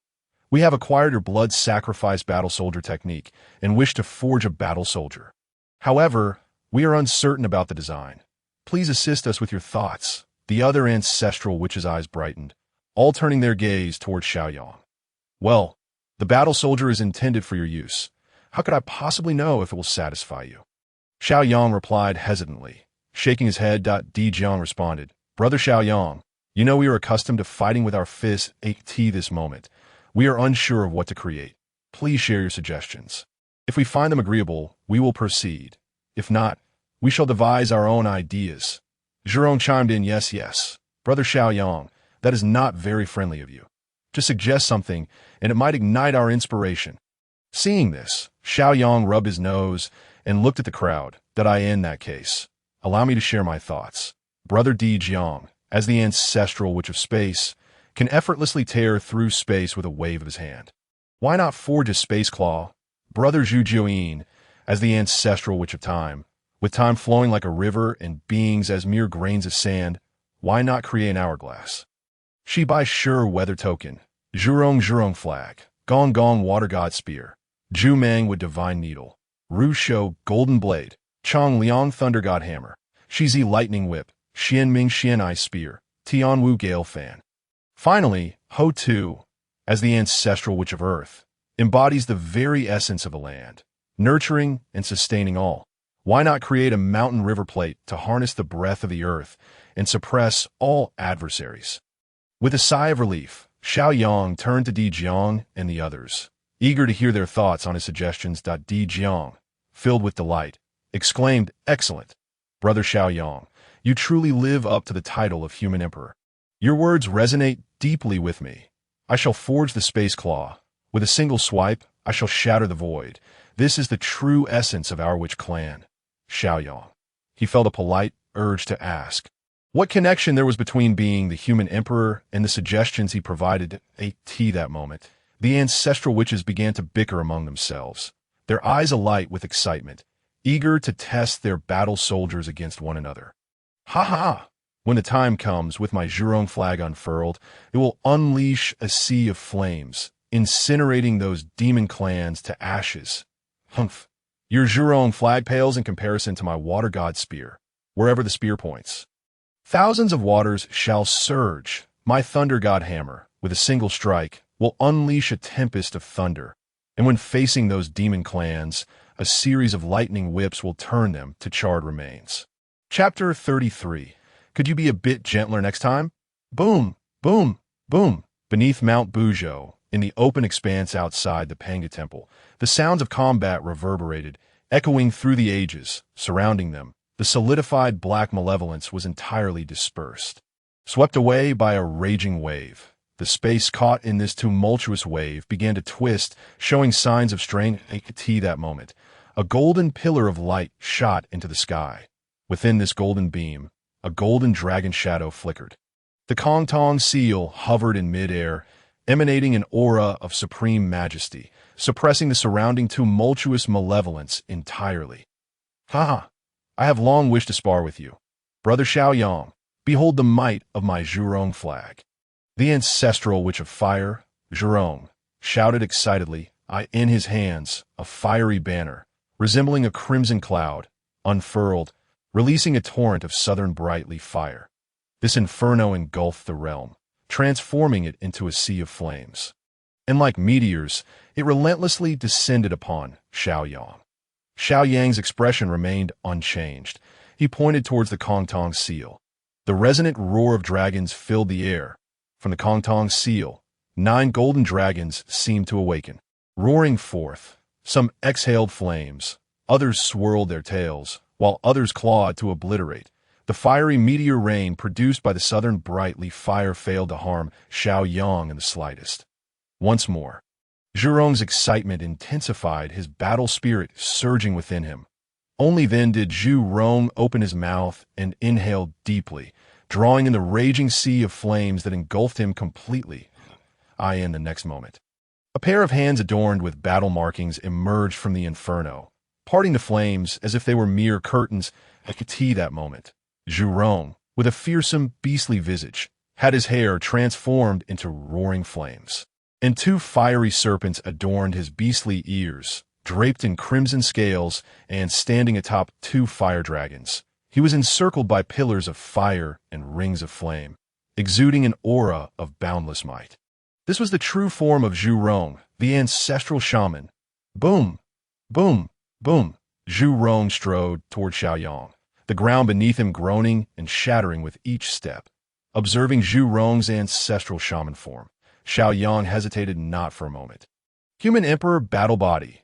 He raised his hand, summoning forth the golden dragon of fortune, which merged into his being. An endless brilliance of golden light erupted from within Xiaoyang, radiating outward. Amidst this golden glow, a towering figure adorned with a crown and draped in imperial robes materialized. Upon closer inspection, 9 golden dragons surrounded this majestic figure, their eyes gleaming with the light of celestial bodies, revealing an emperor's authority that dominated the heavens and earth. Without a hint of hesitation, Xiaoyang lunged forward, delivering a punch towards Zhu Rong. This punch, imbued with divine radiance, seemed to carry the weight of mountains and rivers, the very essence of humanity's survival. It resonated with the proclamation, "All under heaven belongs to the king, and all within the 4 seas belong to the king's ministers." Wherever this punch passed, it shattered everything in its path. A testament to the might of the human emperor. Humph! Kill! Fire god reigns supreme. Zhu Rong regarded this punch, his eyes revealing a flicker of solemnity. He summoned the laws of fire, and the very essence of fire in the world began to coalesce towards him. The pillars and rings of fire around him deepened in hue, emanating an aura of unimaginable terror. An infinite conflagration was gathered into his hand, and with a mighty punch, it unleashed a realm of pure flame. Boom! As the two forces collided, silence ensued momentarily, followed by a deafening roar that echoed throughout the region, even causing the Pangu temple to tremble slightly. An endless cloud of dust and malevolent energy shrouded the scene, obscuring all that transpired within. Time passed, the dust settled, and the malevolent energy dissipated. Xiaoyang still exhibited the human emperor battle body, while Zhu Rong maintained his ancestral shaman form. It seemed that the recent clash had left neither of them affected in the slightest. Still coming, Xiaoyang inquired, gazing at Zhu Rong. "Come if you dare. Who's afraid?"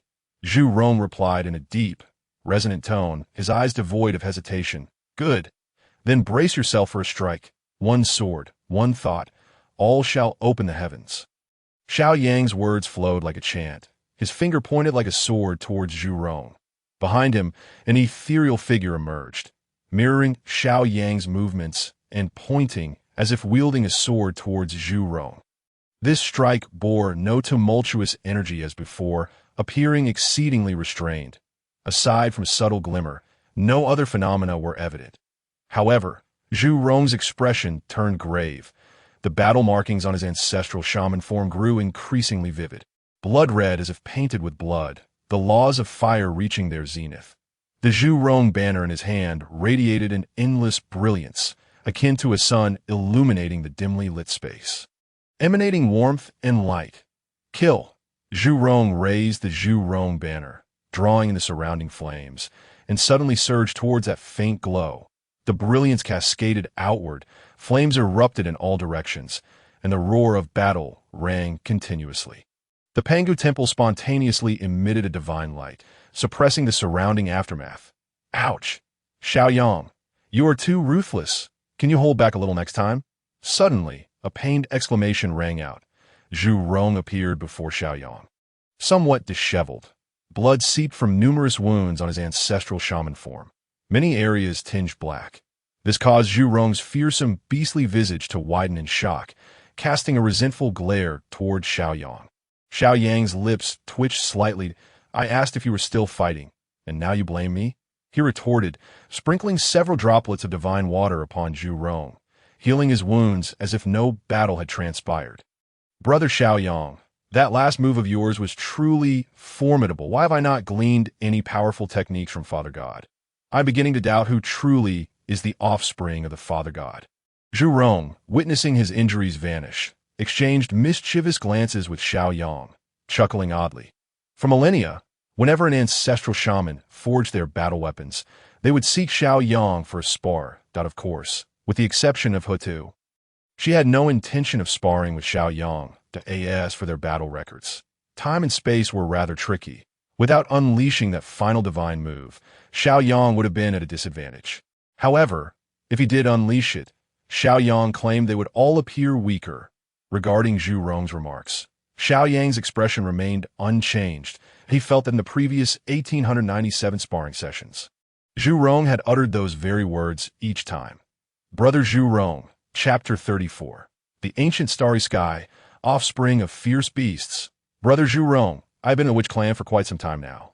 It is high time I take my leave. Xiaoyang remarked with a smile. That you're leaving? Zhu Rong was momentarily taken aback, but quickly regained his composure. Indeed, after such a long absence, you should return to the human realm. However, won't you say goodbye to the others? Upon hearing this, Xiaoyang shook his head slowly, a smile gracing his features. No need. I have never been fond of farewell scenes. Just let me convey my regards to the other ancestral shamans. And we shall meet again when fate allows. Zhu Rong, upon hearing this, waved his hand, making no attempt to detain Xiaoyang. Very well. Then hurry along. I shall not see you off. Brother Xiaoyang, you are always welcome to visit my witch clan. I look forward to sparring with you again. Xiaoyang refrained from further conversation, offering Zhu Rong a respectful bow, his gaze sweeping over a certain area. Following this, his form transformed into a beam of golden light, vanishing from Zhu Rong's sight. Not far from Panga Temple, Hutu, donned in a pale yellow flowing gown, appeared. She gazed at Xiaoyang's departing figure, her expression tinged with a sense of melancholy and longing. On the other hand, after leaving the witch clan, Xiaoyang, accompanied by Kong Xian and Jin Peng, set forth towards the ancient starry sky beyond. Several millennia later, My Emperor, is not the ancient starry sky a desolate expanse? What purpose do we have in venturing there? Kong Xian, upon learning of Xiaoyang's destination, expressed his bewilderment. Jin Peng beside him nodded in agreement. As they journeyed towards the ancient starry sky, they traversed numerous perilous and barren landscapes. For instance, the 9 heavens gale layer, which could not only obliterate the physical body but also annihilate the soul. They could hardly fathom what benefit could possibly arise from such desolation. A glimmer of determination sparkled in Xiaoyang's eyes.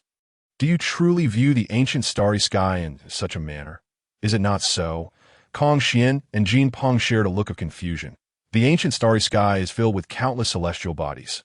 But most importantly, it comprises 365 primary stars and 129,600 auxiliary stars. The solar star and the lunar star birth mighty beings, such as Emperor Jun, Dong Huang Tai Yi, Shi He, and Chang Shi. Even if the beings born on other stars were weaker than them, how weak could they truly be? The Zhoutian star array was also a powerful formation conceived by Emperor Jun through his understanding of the stars. Thus, how could one claim that such a vast expanse of stars is desolate? Xiaoyang placed significant importance on the talents of Kong Xian and Jin Peng. Thus, he meticulously elucidated. This Kong Xian and Jin Peng exchanged incredulous glances, their expressions mirroring disbelief. Enough.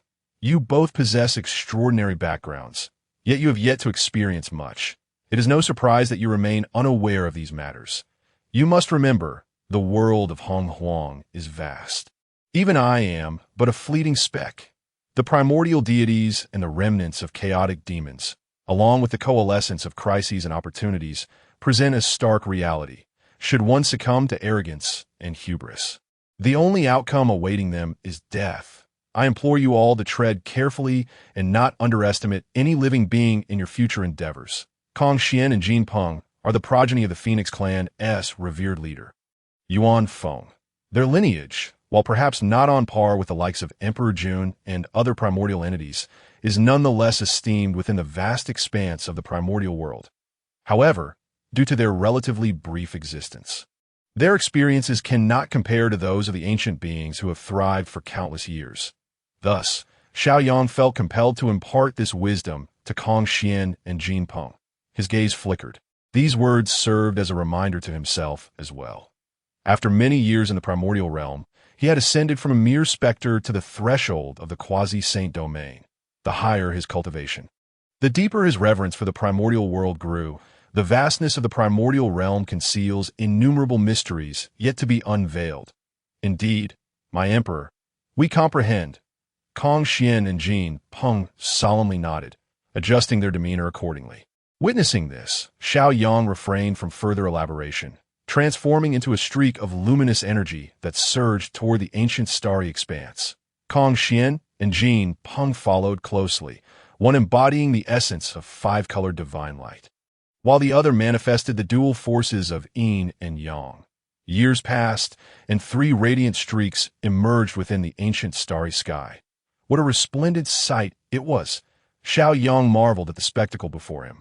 Countless stars burst forth from the darkness, their brilliance intertwining like a silver ribbon stretching across the cosmos. How magnificent! Standing behind Xiaoyang, Jin Peng and Kong Xian gazed at the scene in silent awe. As great Luo golden immortals, they possessed the ability to conjure countless beautiful creations. Yet the beauty wrought by their hands paled in comparison to the awe-inspiring wonders of nature that evoked profound reverence. Suddenly, a fearsome and commanding roar echoed from afar. The trio turned their attention toward the source of the sound. Moments later, an immense figure, shrouded in darkness, materialized before them, seemingly intent on cleaving the galaxy woven from stars. Xiaoyang scrutinized this colossal entity. How grotesque! After a prolonged moment, he remarked with a hint of disdain. The creature exhibited the head of a dragon, the body of a crocodile, and the tail of a serpent. Its form cloaked in azure scales akin to fish armor. 8 eyes adorned its dragon-like head, and 2 pairs of wingless flesh wings sprouted from its back. With a more terrifying roar, the creature appeared to comprehend Xiaoyang's earlier disdain. A chilling aura of malevolence radiated from its being, stirring ripples in the previously tranquil starry sky. How intriguing! I had thought that all primordial beasts had been eradicated. To my astonishment, there still exist feral beasts within the ancient starry realm. A glimmer of divine light ignited in Xiaoyang's eyes as he peered through the encroaching malevolence, discerning the origins of this creature. When Pangu separated heaven and earth, the 3,000 chaotic demons were vanquished. The lingering resentment and malevolent energy of the demons coalesced to form the feral beast clan. These beasts lacked intelligence and refrained from assuming human forms, focusing solely on their animalistic essence. Embodying ferocity, ultimately, the feral beast clan faced annihilation. Yet, Xiaoyang did not anticipate that descendants of these primordial beasts had survived in the ancient starry expanse. The celestial beast roared once more, its form shifting as boundless malevolence erupted. Its colossal claws tore through space, hurtling toward the trio like a cataclysmic force. In the face of such an overwhelming assault, Xiaoyang and his companions appeared as insignificant as mere grains of rice. Enough with the roaring. It's utterly deafening. As the massive claws approached, cold light flickered in Xiaoyang's eyes, his expression darkening with displeasure. With a mere thought, streams of imperial energy erupted from within him, coalescing into a golden dragon that surged forth to suppress the celestial beast. A golden dragon sprawled across the starry river, raising its right paw to strike against the encroaching claws with a resounding crash. The two colossal appendages collided, scattering the brilliance of countless stars across the cosmos. Waves of shock rippled outward, shattering numerous smaller stars into meteoric fragments that drifted through the void. Kong Xian and Jin Peng each harnessed their respective powers of the 5 elements and yin-yang, conjuring a protective barrier to shield themselves from the ensuing shockwaves. Their expressions turned grave. Within the Witch Clan, they had clashed with top-tier great witches like Ho, Yi, and Xing Tian. Now, having attained the late stage of Great Luo Golden Immortal, they found themselves confronted by a terrifying force that posed an undeniable threat. The celestial beast roared in fury, its azure scales fracturing as blood gushed from its wounds, seemingly enraged by the pain coursing through its body. Its eyes glared at Xiao Yang with heightened ferocity. How fascinating! Xiao Yang regarded the celestial beast with a glimmer of amusement, although his previous strike had not been executed with full force. It still possessed the power of an initial quasi-sane attack. Yet, it appeared that despite its injuries, the celestial beast merely sustained light wounds. The resilience of its corporeal form was evident at that moment. The celestial beast opened its 8 eyes, each radiating a gray-black light of obliteration. These beams converged, transforming into a singular beam of annihilation that surged toward Xiao Yang. This annihilation light, born from the beast's absorption of boundless malevolence, exuded an aura of sheer ferocity. Even a fully fledged Great Luo Golden Immortal would be gravely wounded, if not slain, by such a strike. Kong Tong's seal, suppress. The fabled treasure, Kong Tong's seal, hovered above Xiao Yang's head as he extended a finger. An endless stream of imperial energy erupted from the seal, forming a colossal illusion of the Kong Tong seal suspended in mid-air. This phantom descended upon the celestial beast. The annihilation light collided with the phantom of the Kong Tong seal, sending ripples coursing through the air before dissipating into nothingness. Unhindered, the phantom pressed downward upon the celestial beast, an overwhelming sense of pressure descending upon it. The celestial beast was forced to the ground. Unable to rise, with a mournful roar, it quivered. Having never experienced such oppression, it struggled to stand, yet the force exerted upon it intensified its wounds, causing blood to flow ceaselessly. The celestial beast ceased its thrashing, collapsing to the ground in a pitiful wail. Xiao Yang retracted the phantom of the Kong Tong seal, casting a dispassionate gaze upon the celestial beast. The creature felt a sudden lightness wash over it, its eyes betraying a flicker of instinctive desire for submission as it gazed at Xiao Yang. Yet upon spotting the Kong Tong seal, fear flickered in its eyes, despite its lack of intelligence. After a prolonged silence, the celestial beast lay prostrate, emitting muffled sounds as its serpentine tail swayed, expressing its willingness to submit. Excellent. I had anticipated needing to suppress you several more times, yet your perception is remarkably keen. A slight smile graced Xiao Yang's lips as he formed intricate hand seals, manifesting a symbol before him. A vast consciousness infused with the symbol permeated the mind of the celestial beast. Master, upon the engraving of the symbol, a vague voice echoed within Xiao Yang's consciousness. It was the celestial beast's awareness, though steeped in bloodlust and ignorance. The fact that it could utter the word master was the pinnacle of its capabilities. Observing this, Xiao Yang furrowed his brow slightly. The absence of complete intelligence is indeed a significant drawback. Since you have acknowledged me as your master, I shall bestow upon you an opportunity, as Xiao Yang's words fell. The Kong Tong seal floated above the head of the celestial beast, streams of imperial energy flowing into its body. This imperial aura continuously purified and expelled the foul blood and malevolent energy within the celestial beast. Subsequently, Xiao Yang sprinkled the 3 divine waters upon the celestial beast, completely healing its external wounds. That a piece of ancient tea leaf, imbued with profound Tao charm, was crushed by Xiao Yang and infused into the celestial beast's mind, catalyzing its awakening of intellect. Once all was completed, the menacing aura surrounding the celestial beast vanished, replaced by an abundance of starlit spiritual energy. Behind it, a colossal figure manifested, exuding an overwhelming majesty. Indeed, it had stepped halfway into the realm of quasi-saint. Xiao Yang gazed at the celestial beast, a satisfied expression gleaming in his eyes. Thank you, Master, for your benevolence. Please bestow upon me a name. The celestial beast, now submissive before Xiao Yang, spoke with gratitude ringing in his ears. You are a descendant of fierce beasts, and it is said that in ancient times there was a beast emperor, Shun and I. Thus, you shall bear the surname Shun. I, as the emperor of humanity, have granted you my allegiance. You shall henceforth protect the human race. Your name shall be Shun Yu. After a moment contemplation, Xiao Yang addressed the celestial beast. Thank you, Master, for the bestowed name. Shun Yu, the celestial beast, joyfully responded to Xiao Yang. Xiao Yang patted Shun Yu's head and commanded, Go forth. Let your kin submit to me. In the future, they may cleanse their malevolent energy and awaken their own consciousness. Roar! Hearing Xiao Yang's words, Shen Yu let out an excited roar. He unfurled his massive wings and soared towards his kin.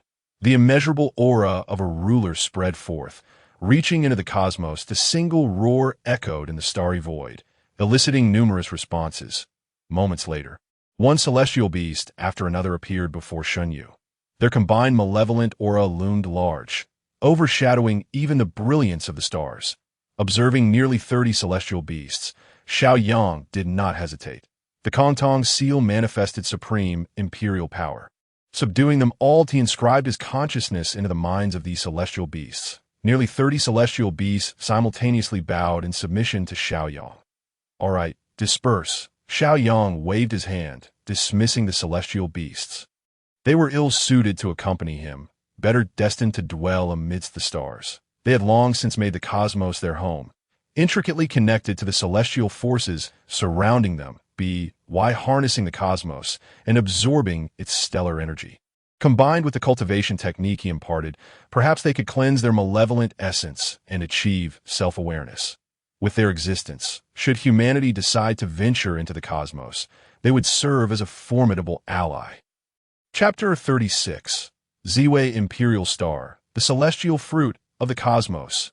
In the vast and boundless expanse of the cosmos, after Xiao Yang and his companions encountered the celestial beast, they came across no other beings. However, they did face several terrifying celestial storms, which swept across tens of millions of miles, threatening even the greatest of immortals. Having witnessed these storms, Kong Xian and Jin Peng increasingly comprehended Xiao Yang's words, becoming more earnest in their cultivation, further enhancing their powers. Thus, several millennia passed. One day, the three of them stopped before a star enveloped in purple celestial energy. This star shimmered with a resplendent golden-purple hue, its purple energy radiating majestically around it. This is the Ziwei Imperial Star. Xiao Yang's gaze flickered as he contemplated this extraordinary celestial body in the grand cosmic order, where the sun and moon do not rise. The Ziwei reigns supreme. Apart from the two supreme stars formed from Panga's eyes, the Sun Star and the Moon Star, nothing surpasses the status of the Ziwei Star. In his past life, the Emperor held a deep connection with the Ziwei Imperial Star. In this life, as the embodiment of the human race's fortune, the Golden Dragon, and as the Emperor of humanity, he intended to venture into the Ziwei Imperial Star and uncover its marvels. Resolute in purpose, Xiao Yang stepped forth towards the Ziwei Imperial Star. However, before he could approach, intricate patterns suddenly emerged within the star domain of the Ziwei Imperial Star, intertwining to form a grand formation. As this formation took shape, two three-legged golden crows materialized before him. I see. I suspected the Sun Star and Moon Star birthed great beings, yet the Imperial Star, Ziwei, has remained devoid of life. It appears that this has long been sealed by Emperor Jun and Dong Huangtai. A knowing glint flashed in Xiao Yang's eyes. The grand formation surrounding the Ziwei Imperial Star had been laid by Emperor Jun and Dong Huangtai, indicating their recognition of the Ziwei Star's significance in the cosmic order. The demon race aspired to contend with the shaman race, relying heavily on the Zhou-Tian Star Doe formation, should the master of the Ziwei Star emerge and not align with their cause. Relying on the Zhou-Tian Star Doe formation against the shaman would be nothing but a farce. However, should the Ziwei Imperial Star be breached, Emperor Jun and Dong Huangtai, he could not bear the repercussions of such karma. Thus, their only recourse was to lay a grand formation and seal the Ziwei Imperial Star, preventing the emergence of any life. This elucidated why no beings have been birthed within the Ziwei Imperial Star. Just as Xiao Yang pondered these matters, the two three-legged golden crows spotted him, letting out furious roars as they unleashed the true fire of the sun, charging at him.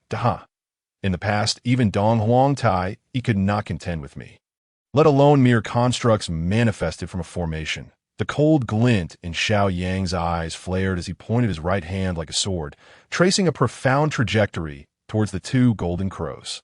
Boom! A resounding explosion echoed as the two golden crows, lacking any means of resistance, were instantly obliterated into blazing flames in front of the Ziwei Imperial Star. The grand formation's ceiling, it was likewise cleaved in two by Xiao Yang's strike. The formation's patterns shattered and dissipated in the air. In the heavenly court, both Emperor Jun and Dong Huangtai furrowed their brows simultaneously. Brother, the formation we laid outside the Z-Way star has been breached. Should I go investigate? Dong Huangtai inquired of Emperor Jun. Contemplation flickered in Emperor Jun's eyes, and, after a long pause, he shook his head, responding, "No need. If the formation is broken, so be it. Even if the Z-Way Imperial Star gives rise to life, it would take eons to reach the quasi-saint realm, posing no threat to our demon race." After a brief pause, a glimmer of determination shone in Emperor Jun's eyes. "Tai Yi, you shall personally go to Wuzhuang Temple and keep a close watch on Han Yun. I anticipate that someone will soon make a move against him. That primordial purple energy is a prize we demons must secure." Dong Huang Taiyi's eyes also gleamed with ambition, a proud expression adorning his face. "Rest assured, brother, I shall head to Wuzhuang Temple at once. No one shall snatch this primordial purple energy from our demon race." Upon the Z-Way Imperial Star, as the grand formation crumbled, the long-sealed Z-Way Imperial Star suddenly radiated brilliance. Endless purple energy surged forth from the star, spreading into the surrounding celestial domains. Within those realms, some stars, sensing this purple energy, shone brilliantly, harmonizing with the Z-Way Imperial Star. These stars constituted the auxiliary stars of the Z-Way Imperial Star, collectively forming the Z-Way Star Domain. Kong Xian, Jinpeng, you shall guard the Z-Way Star Domain. I have dispatched Shun Yu to lead the celestial beasts to assist you. Should anyone dare to trespass into the Z-Way Star Domain, execute them without mercy. As Xiao Yang's words fell, his figure transformed into a streak of golden light, vanishing directly into the heart of the Z-Way Emperor Star. Upon entering the Z-Way Emperor Star, Xiao Yang immediately sensed the surrounding stellar energy, which was remarkably dense, almost liquid in form. Moreover, within his mental perception, he discerned numerous fragments of stardust coalescing into grains of celestial sand. These grains were exceedingly precious divine materials. If forged into weapons, they could harness the power of the stars to combat foes. In addition, the celestial sand possessed various remarkable uses, too numerous to enumerate. When Xiao Yang arrived at the area of his perception where the stellar energy was most potent, a look of astonishment flickered in his eyes. There, a towering giant tree stood majestically at the very center of this celestial realm. Rising to tens of thousands of feet, its branches resembled the Milky Way, while its leaves sparkled like minute stars, adorning its form. The entire tree radiated starlight, appearing extraordinarily resplendent, rendering it almost unbearable to gaze upon directly.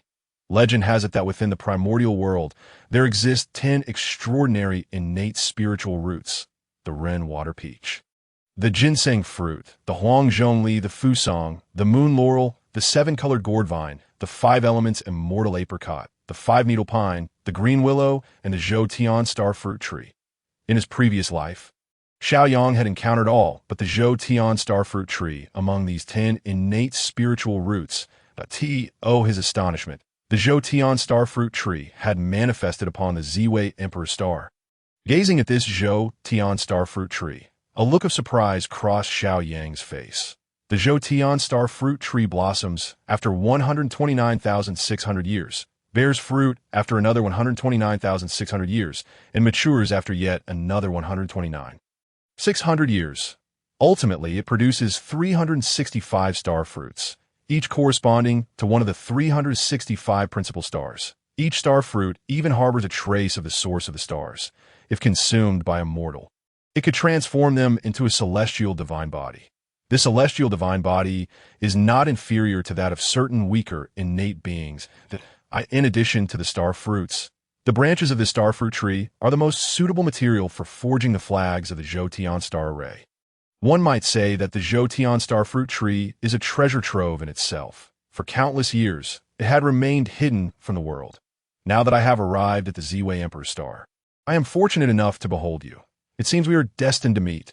A smile graced Xiao Yang's lips as he formed a seal with his hands, directing his consciousness towards the zhou tian starfruit tree, intent on claiming it. However, Just as his consciousness made contact with the Zhou Tian starfruit tree, an unexpected turn of events occurred. Chapter 37. The Remnant Will of the Celestial Chaos Demon God. Ha ha! After so many years, someone has finally come. This demon god shall awaken once more.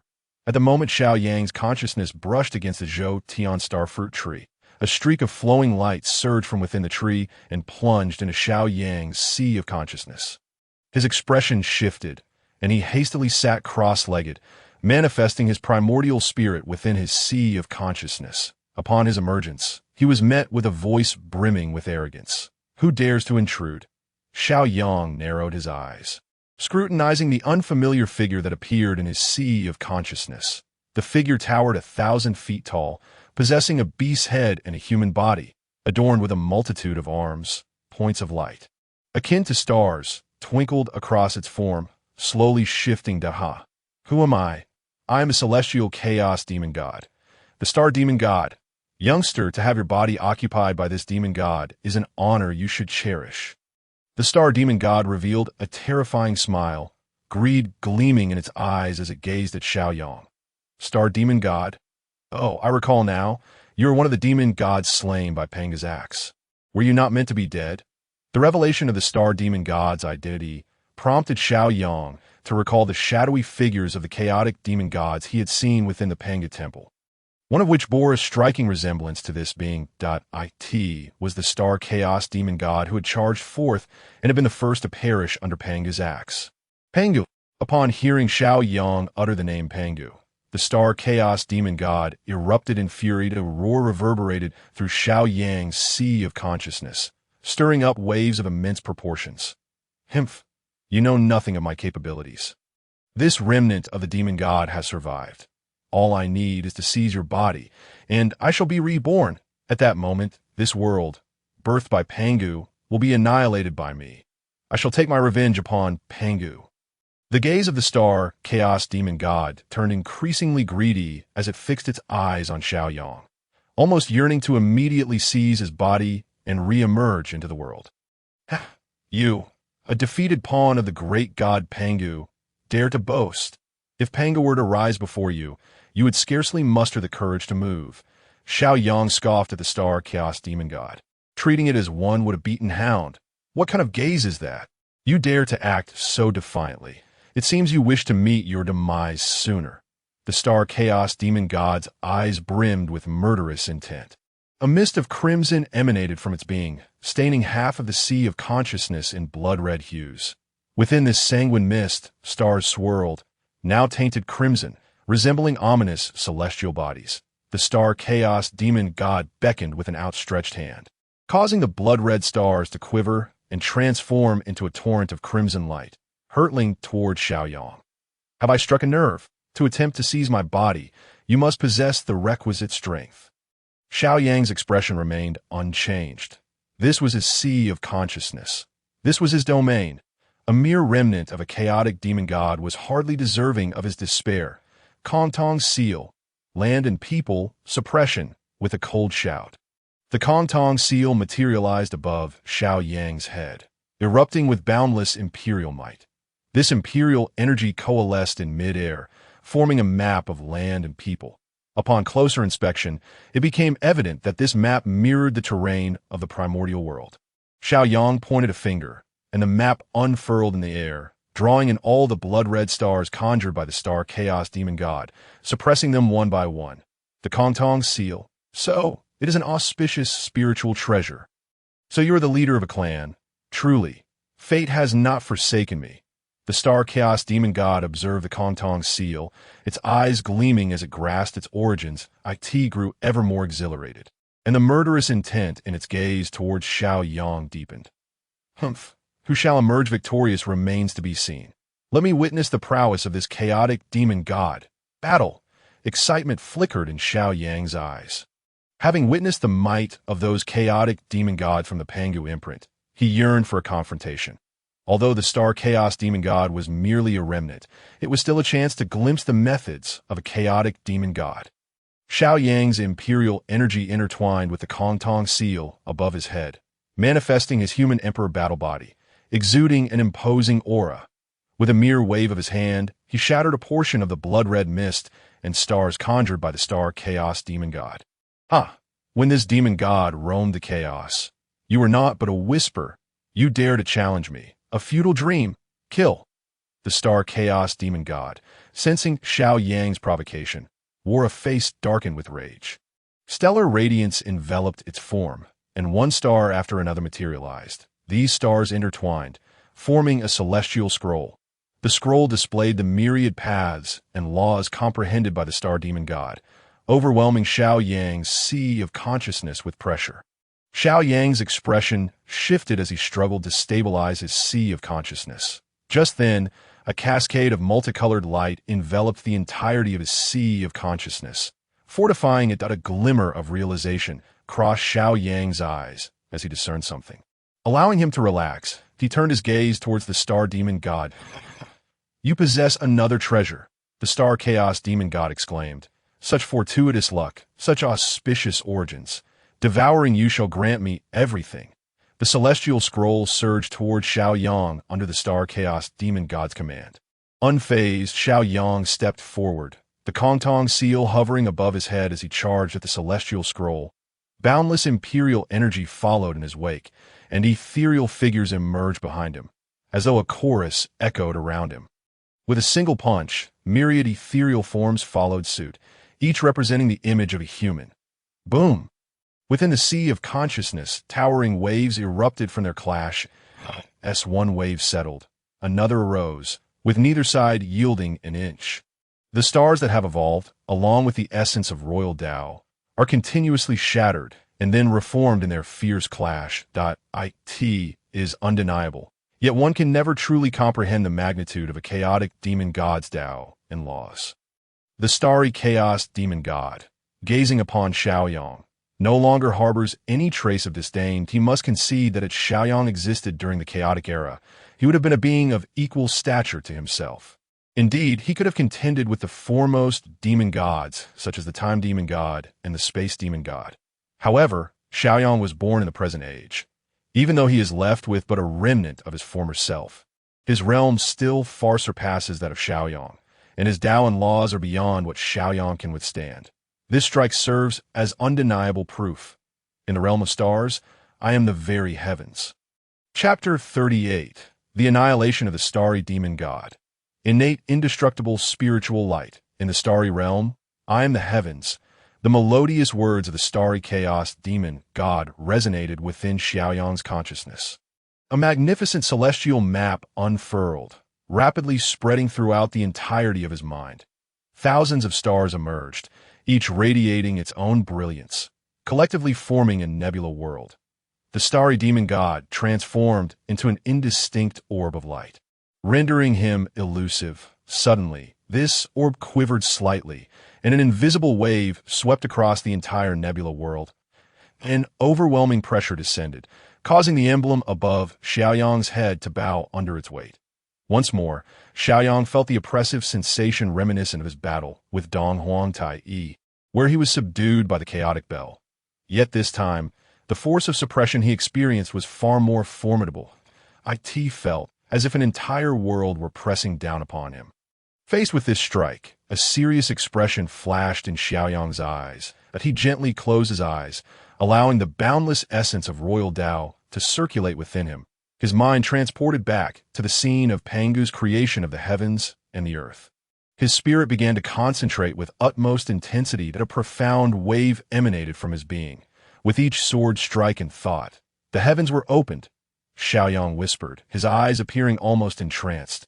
His right hand rose before him, fingers poised like a sword, tracing a trajectory aimed at the indistinct orb of light. This aura, damn it. Pangu, even in death you cannot find peace, obstructing this demon god. The indistinct orb sensed a hint of Pangu's essence emanating from Xiaoyang, prompting an urgent voice to echo back. The power that had originally surged toward Xiaoyang in suppression now converged entirely before the indistinct orb, attempting to thwart Xiaoyang's sword strike. Xiaoyang was not Pangu. Yet the starry chaos demon god was no longer the being he once was. Confronted with Xiaoyang's striking prowess, the starry demon god bore a grave expression.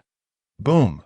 A thunderous sound erupted, blinding light sweeping across the entirety of his consciousness. A terrifying residual wave cascaded against the walls of his mind, causing the colorful divine light to ripple and successfully neutralize the wave, preventing any damage to Xiaoyang's consciousness as the light faded. It revealed that the nebula world which had ensnared Xiaoyang was cleaved in twain. Even the indistinct orb formed by the starry chaos demon god was bisected. A flash of brilliance occurred, and the figure of the starry demon god reappeared before Xiaoyang, albeit in a pitiful state. His myriad arms were shattered, his form annihilated, and what remained flickered in and out of existence, on the verge of total dissolution. "Junior, tell me, what is your name?" The starry chaos demon god, undeterred by his condition, inquired of Xiaoyang. "My name is Xiaoyang, the emperor of the human race." Xiaoyang, feeling somewhat unwell, acknowledged that this strike had exceeded his limits. His right arm, which had executed the strike, was now reduced to a skeletal limb glimmering with a golden sheen. "Xiaoyang, emperor of humanity, you have won this battle, but I, the demon god, have not been vanquished by you. Rather, I have been defeated by Pangu, but do not grow complacent. The world left behind by Pangu shall ultimately be obliterated by me, the chaos demon god. I can sense them. They are awakening. They are returning." The figure of the starry chaos demon god vanished without a trace.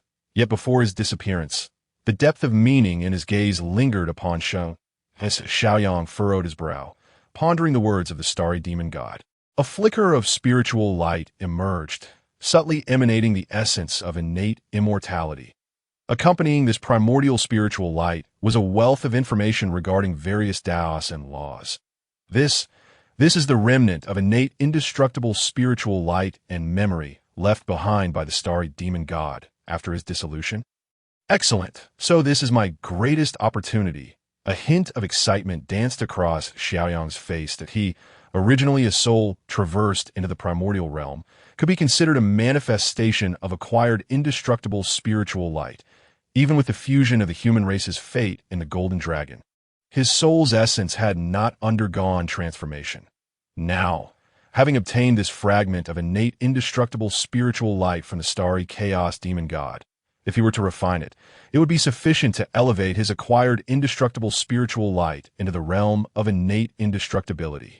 This fragment of innate indestructible spiritual light would bridge the final gap between him and the pinnacle of the great powers of the primordial realm.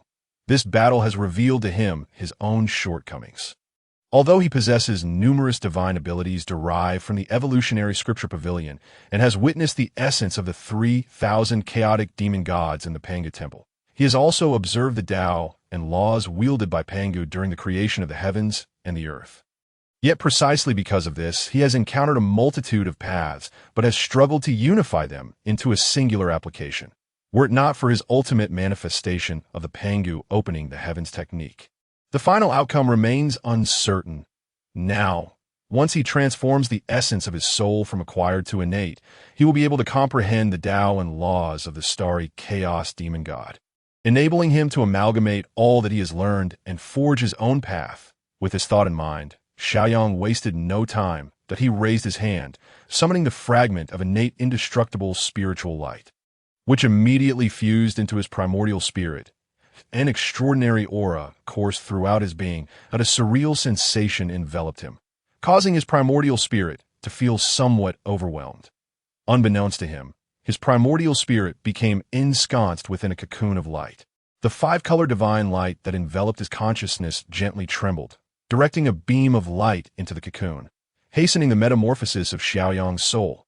Time passed, though the duration was unclear, before the cocoon encasing Xiaoyang's primordial spirit shattered.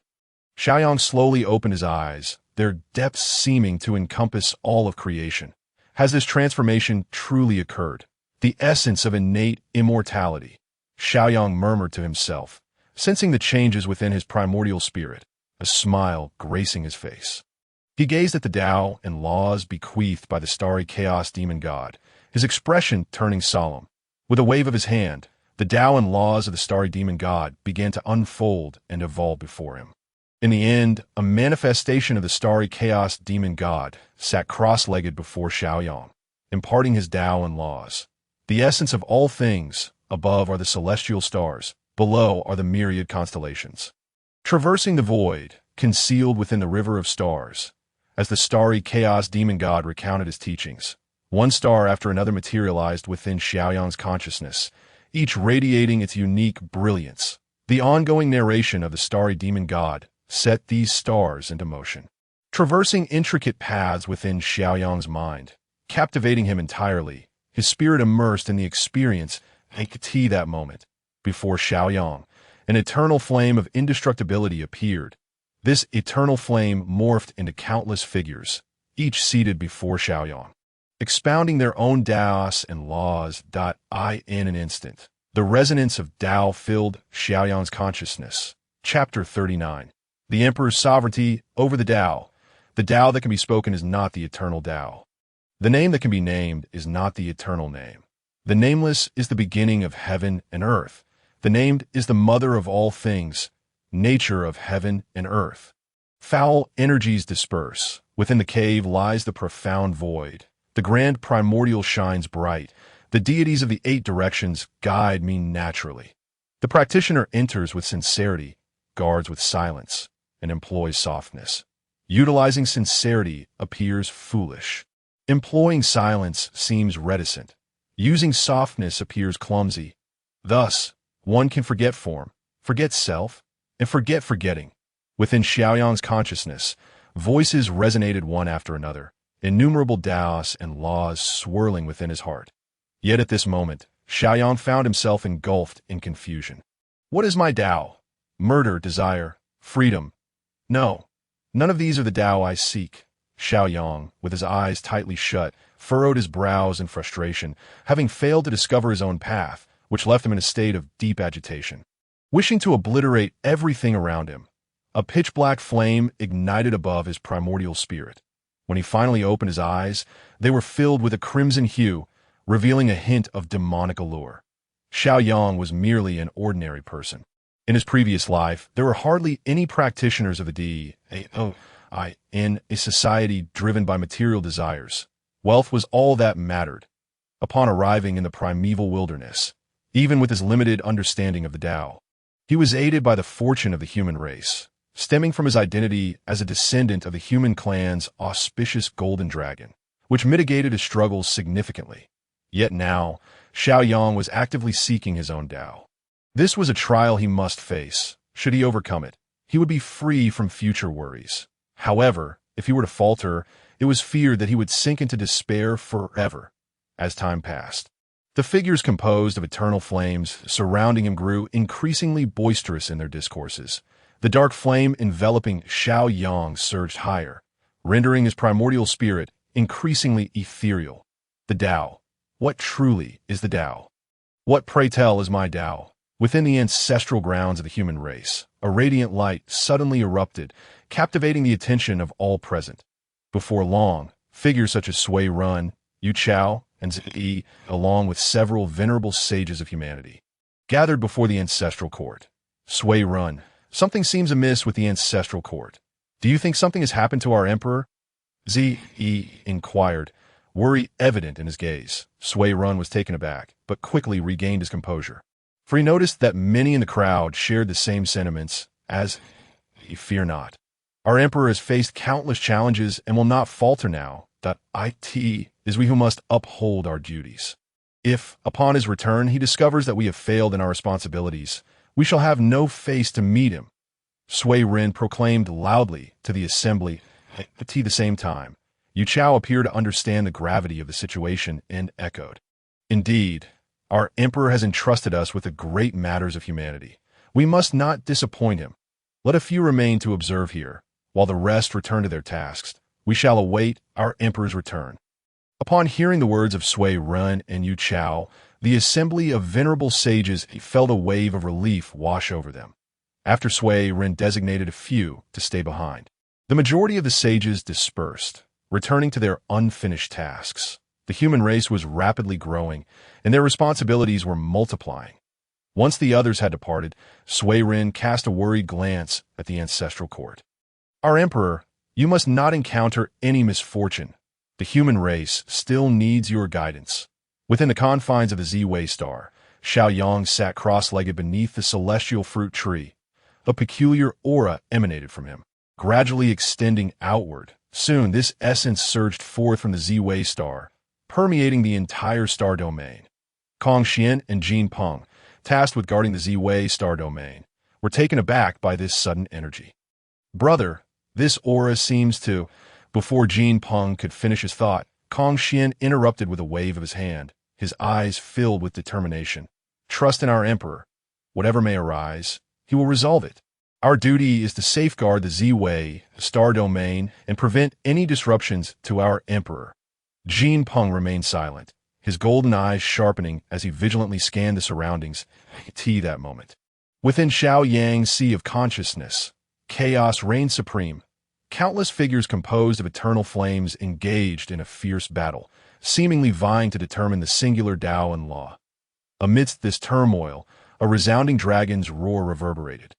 As the auspicious golden dragon materialized beside Xiaoyang, observing the burning figure of Xiaoyang, it let out a furious roar, swinging its tail and diving into Xiaoyang's being. The Kong Dong seal radiated light, enveloping Xiaoyang in a series of concentric rings. From these rings, voices emerged, reminiscent of those of Sui Run and the others. "Who are you?" As the auspicious golden dragon entered his body, the voices resonated in Xiaoyang's ears. In a daze, he seemed to glimpse a figure with its back turned to him, obscuring its features. "What are you confused about?" A somewhat familiar voice reached Xiaoyang's ears. "That I cannot find my own Tao." "Why seek the Tao?" "To seek the Tao is to—" Xiaoyang opened his mouth, momentarily at a loss for words. The confusion in his eyes deepened. What was the purpose of his quest for the Tao? "What does the human race mean to you?" "The human race is my foundation," Xiaoyang declared without hesitation. "And who are you?" "I am Xiaoyang, the Emperor of Humanity, the auspicious golden dragon of the human race." "Why do you seek the Tao?" "I seek the Tao to better protect the human race. It is my responsibility as their emperor." An aura of authority surged within Xiaoyang, embodying the might of an emperor. What kind of Tao should an emperor possess? The Tao of an emperor should be one of dominion over heaven and earth, a decree of life and death, a command of reincarnation. "My Tao shall be one of supreme governance." As Xiaoyang's words grew ever more resolute, the confusion in his eyes dissipated entirely. Boom! A tremendous sound echoed within his heart, as a figure clad in royal robes and a crown emerged behind his primordial spirit. With this figure's appearance, the chaotic entities within the sea of consciousness were suppressed and obliterated, transforming into myriad symbols, each embodying different paths and laws. This royal figure emanated an infinite aura of imperial majesty. With a mere gesture, it absorbed all these symbols into its being. The aura of imperial authority expanded, and countless ethereal images of the human race surrounded it, with mountains, rivers, and the state bowing at its feet. What magnificent authority, what grandeur! Above its head, the celestial bodies floated, emblazoned upon its regal attire. Myriad laws inscribed themselves upon the figure. It extended its hand, and countless paths bowed beneath it. This was Xiaoyang's path of governance. Chapter 40. The Starry Backhand Encountering a Robbery. A towering and magnificent figure of the Emperor appeared behind Xiaoyang. An endless aura of imperial authority emanated from the Z-Way star, radiating outwards into the surrounding star domains. As this imperial essence manifested, it resembled the emergence of a starry emperor. Within Xiaoyang's sea of consciousness, his primordial spirit gazed at the somewhat indistinct figure before him. "Who are you, and why do you guide me?" The hazy figure turned slightly, revealing half of its face. Shock filled Xiaoyang's eyes as he beheld the figure. Its visage was identical to his own. "I am you. Remember well the words you have spoken and walk the path of imperial governance." "Ha! Ha!" The figure's eyes glimmered with an enigmatic significance, and after a hearty laugh, it vanished without a trace. Xiaoyang stood in a daze, momentarily lost in thought. After a long while, he clenched his fists, a smile of determination gracing his lips, his eyes gleaming with resolve. "And no matter what you are, I am simply myself, the Emperor of Humanity, Xiaoyang." With those words, Xiao Yang's primordial spirit dissipated, in the external world. He opened his eyes, and the aura of a mid-stage quasi-saint surged within him.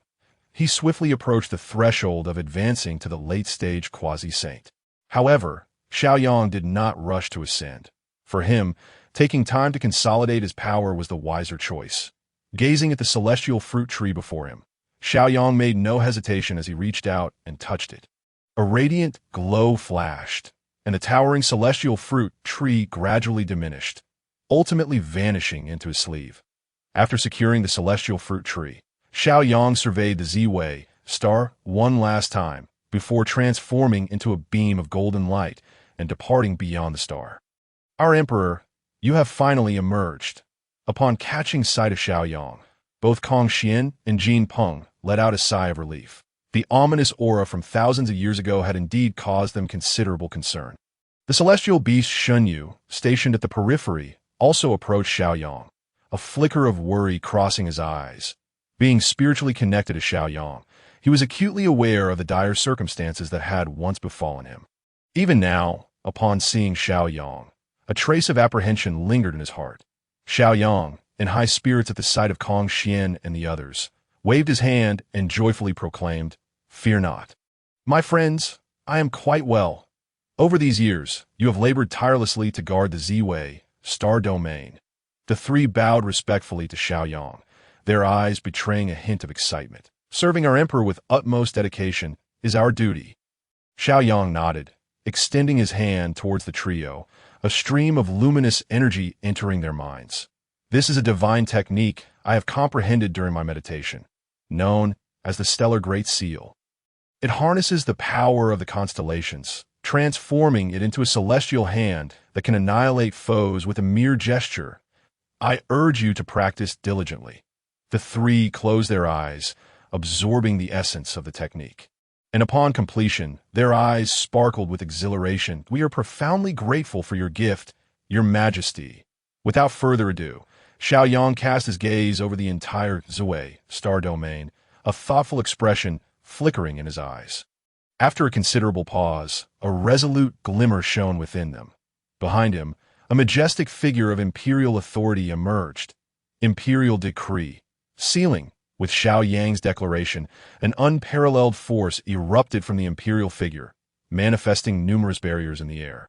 Sealing the entirety of the Z-Way star domain. Those unversed in the art of sealing, the extraordinary nature of the Z-Way Emperor star would remain undetectable.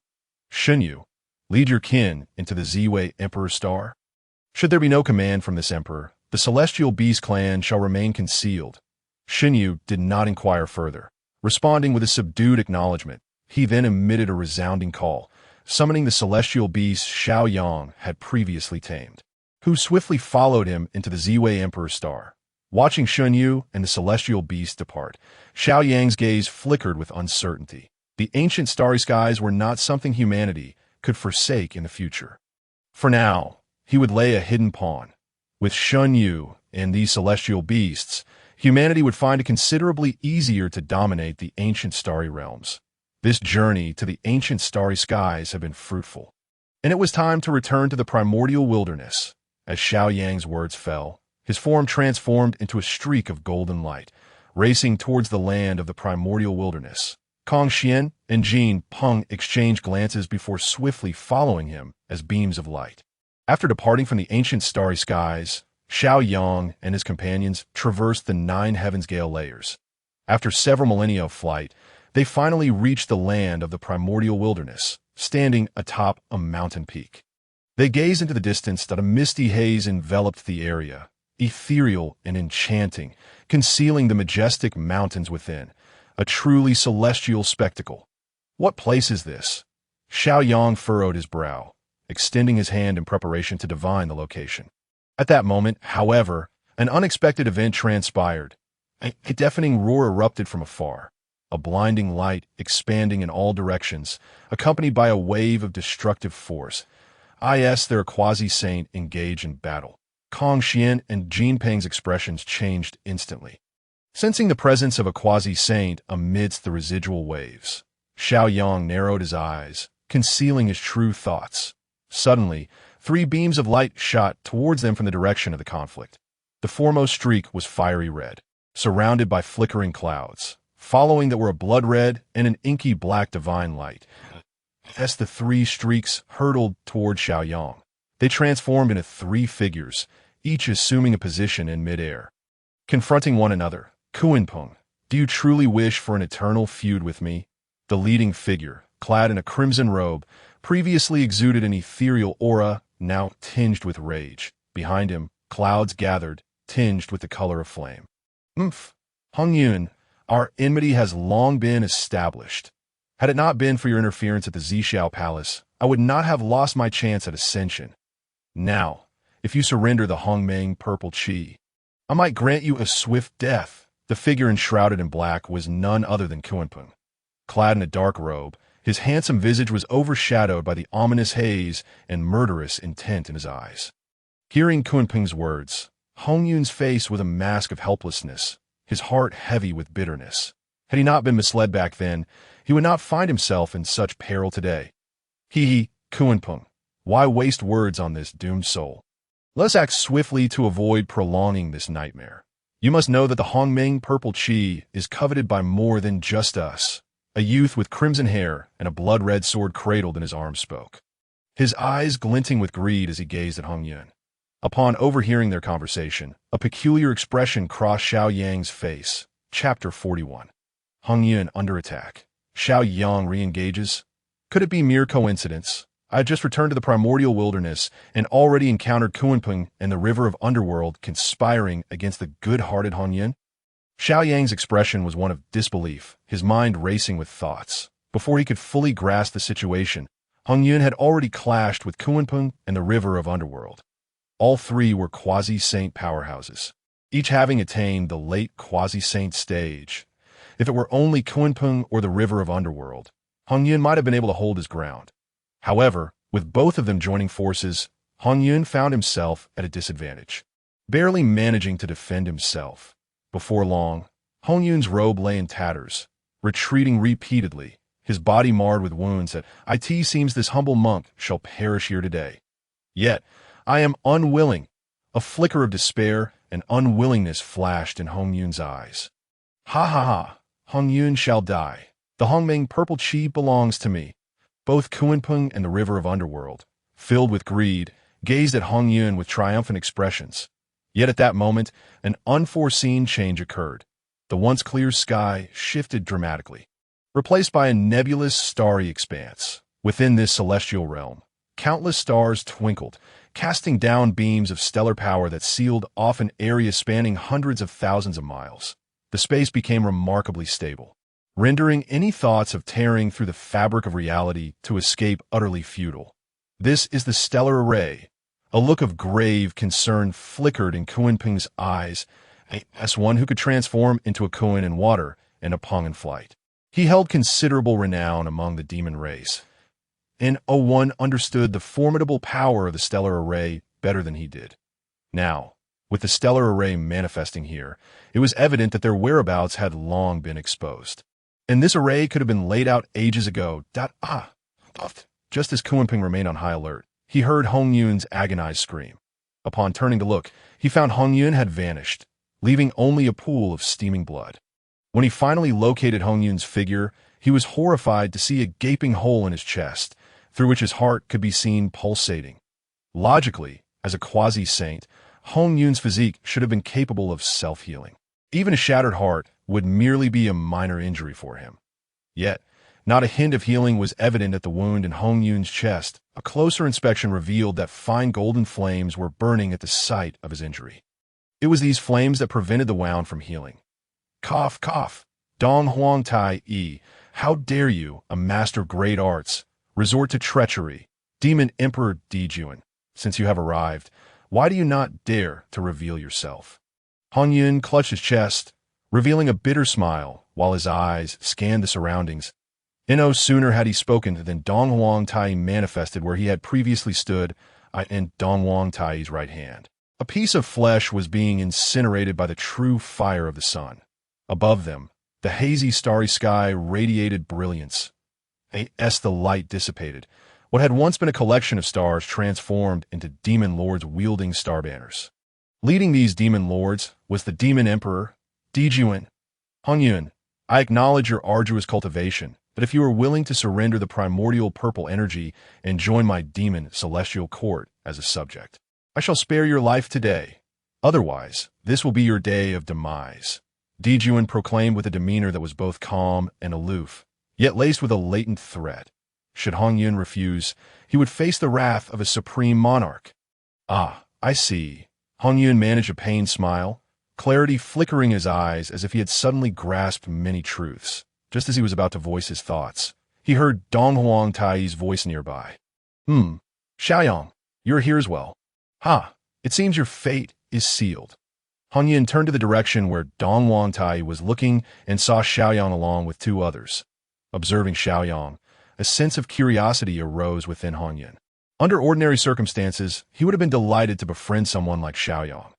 However, it appeared he had inadvertently led Xiaoyang into trouble. Taoist Xiaoyang, I apologize for dragging you into this calamity, Hongyun said with a bitter smile directed at Xiaoyang. Kuan-peng and the others also turned their gazes toward Xiaoyang, and, as they sensed his cultivation level, their eyes widened in astonishment. The mid-stage quasi-saint. How could it be that Xiaoyang has progressed from early stage to mid-stage quasi-saint in such a short time? While others slowed down in their cultivation, Xiaoyang seems to accelerate. This is utterly absurd. If they were not seasoned practitioners who had cultivated for countless years, they would likely find their resolve shaken. Dijuan's gaze towards Xiaoyang grew increasingly malevolent. With Xiaoyang now at mid-stage quasi-saint, who could say how soon he might reach full quasi-saint? This was undoubtedly a disaster for their demon clan. Tai, eliminate Xiaoyang and eradicate a significant threat to our demon clan. Dijuan's words were chilling, and a murderous intent ravaged the entire array space.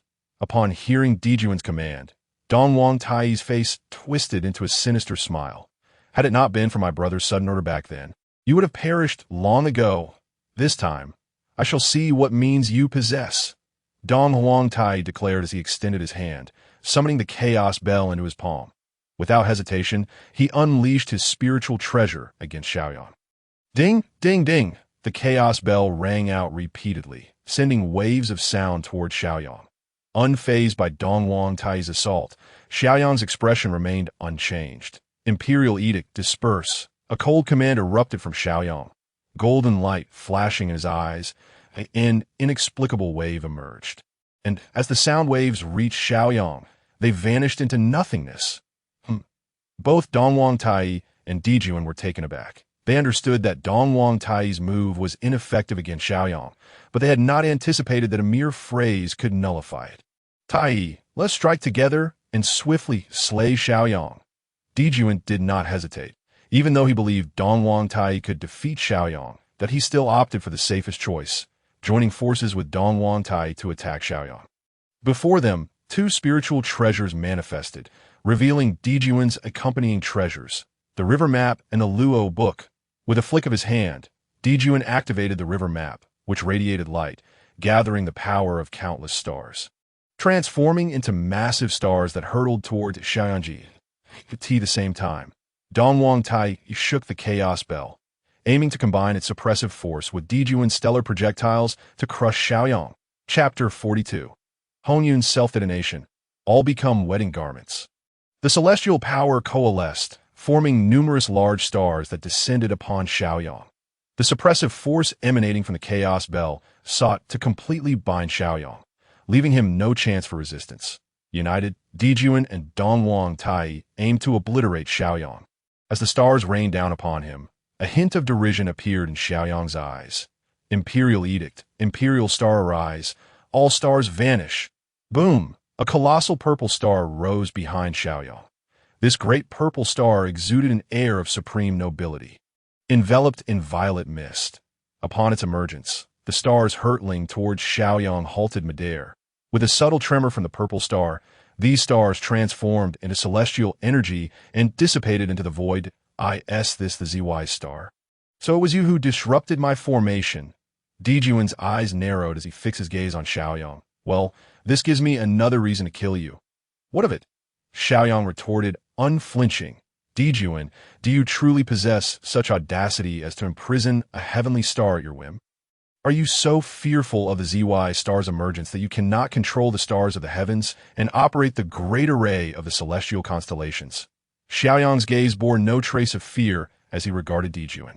A hint of a smile gracing his lips. Ha! I am the lord of the demon clan, Demon Emperor Dejuan. A mere ZY star does not intimidate me.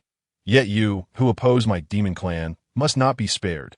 Dejuan's expression turned cold as he extended his hand, striking towards Xiaoyang a massive palm, ablaze with the true fire of the sun, coalesced in the air, infused with boundless heat and murderous intent, descending upon Xiaoyang.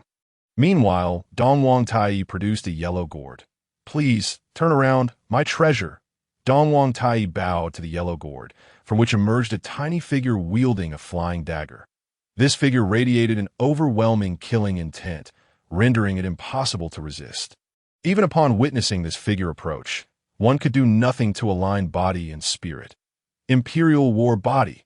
Xiaoyang's eyes glinted with a chilling light as the purple star behind him shattered from the remnants of the star. A majestic and imposing figure emerged, instantly capturing the attention of all present. What an intense aura of imperial authority. What can one say? Xiaoyang truly embodied the essence of the fortune of the human race. The golden dragon transformed, possessing an inherently strong aura of imperial authority. Both Han Yun and Kunpeng gazed at Xiaoyang in shock. Dejuan, do you see clearly now? This is my war body. I am the emperor of humanity. How could you defeat me? Xiaoyang strode forward, charging towards Dejuan and Donghuang Tai. At the same time that Xiaoyang faced off against Demon Emperor Dejuan and Donghuang Tai, Kunpeng and Mingi exchanged glances. Understanding without words, they unleashed their powers and advanced towards Han Yun. For them, this was the opportune moment that if they allowed Dejuan and Dongwang Tai to subdue Xiaoyang, then with the might of the great array of the celestial constellations, they would have no chance of contending for Hong Yun's primordial purple energy. Only by swiftly resolving Han Yun, while Xiaoyang detained Dejuan and Dongwang Tai, could they seize the primordial purple energy and make a hasty retreat. This was the logical course of action. With this in mind, their attacks became increasingly ruthless and vicious, exacerbating Hong Yun's already grievous injuries. Buffed. At that moment, Han Yun spat out another mouthful of blood, teetering on the brink of despair. Shifting his gaze, he looked towards Xiaoyang, who was engaged in battle with Dejuan and Dongwang Tai. Daoist Xiaoyang, I can help you escape this great array of the celestial constellations. You only need to retrieve my 99 scattered soul gourd and deliver it to Zenyuanzi at Wuzhuang Temple. What say you? Han Yun transmitted his thoughts to Xiaoyang. Upon hearing Hong Yun's words, Xiaoyang furrowed his brow slightly, glancing at the surrounding great array of the celestial constellations and could see present, whether facing Dejuan or Donghuang Tai. Both were unparalleled masters within the primal chaos. With their combined might, he found no opportunity to breach the array's confinement. What plan do you have? In a moment, I shall self-destruct my physical form, a force akin to that of a mid-stage quasi-saint's explosion, and surely I need not elaborate further. Fellow Xiaoyang, should you manage to deliver the gourd to Wuzhuangguan, I would be willing to bestow upon you the primordial purple energy. Within Hong Yun's words, a hint of urgency was palpable as he found himself increasingly beleaguered by the onslaught of Kunpeng and Mingi. Very well. As you wish, a flash of divine light flickered in Xiaoyang's eyes. Upon hearing Xiaoyang's response, a look of profound relief washed over Hong Yun's countenance. This was the sole means of escape he could conceive. Had Xiaoyang refused, it would have meant his demise here. Now that Xiaoyang had acquiesced, he felt an immense burden lifted. Gazing at Kunpeng and Mingi, Hong Yun could not help but erupt in a hearty laughter. Kunpeng, Mingi, and even Dejuan, you all desire my primordial purple energy.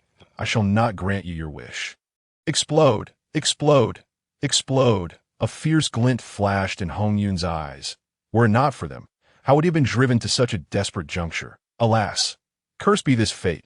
Both Kunpeng and Mingi silently cursed. They had not anticipated that Hong Yun would opt for self-destruction. The Chaos Bell, stabilize the universe. The Stellar Array, suppress. The Eastern Emperor Tai and Dejuan engage in battle with Xiaoyang. forced him back. Subsequently, they wielded the Chaos Bell and the Stellar Array, striving to contain the force of Hong Yun's detonation.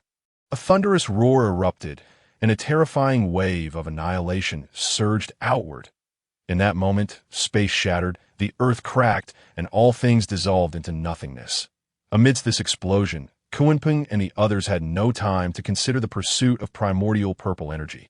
Hastily utilizing their spiritual treasures for their own safety, they had never envisaged that Hong Yun would make the choice to self-destruct, harboring deep-seated resentment. At that very moment, Xiaoyang reached out, enveloping Kong Xian and Jin Peng within his robes, and then plunged into the very heart of Hong Yun's explosion. The terrifying remnants of destruction relentlessly washed over Xiaoyang. Yet the imperial aura of humanity surged forth from him, deflecting the explosive aftermath entirely.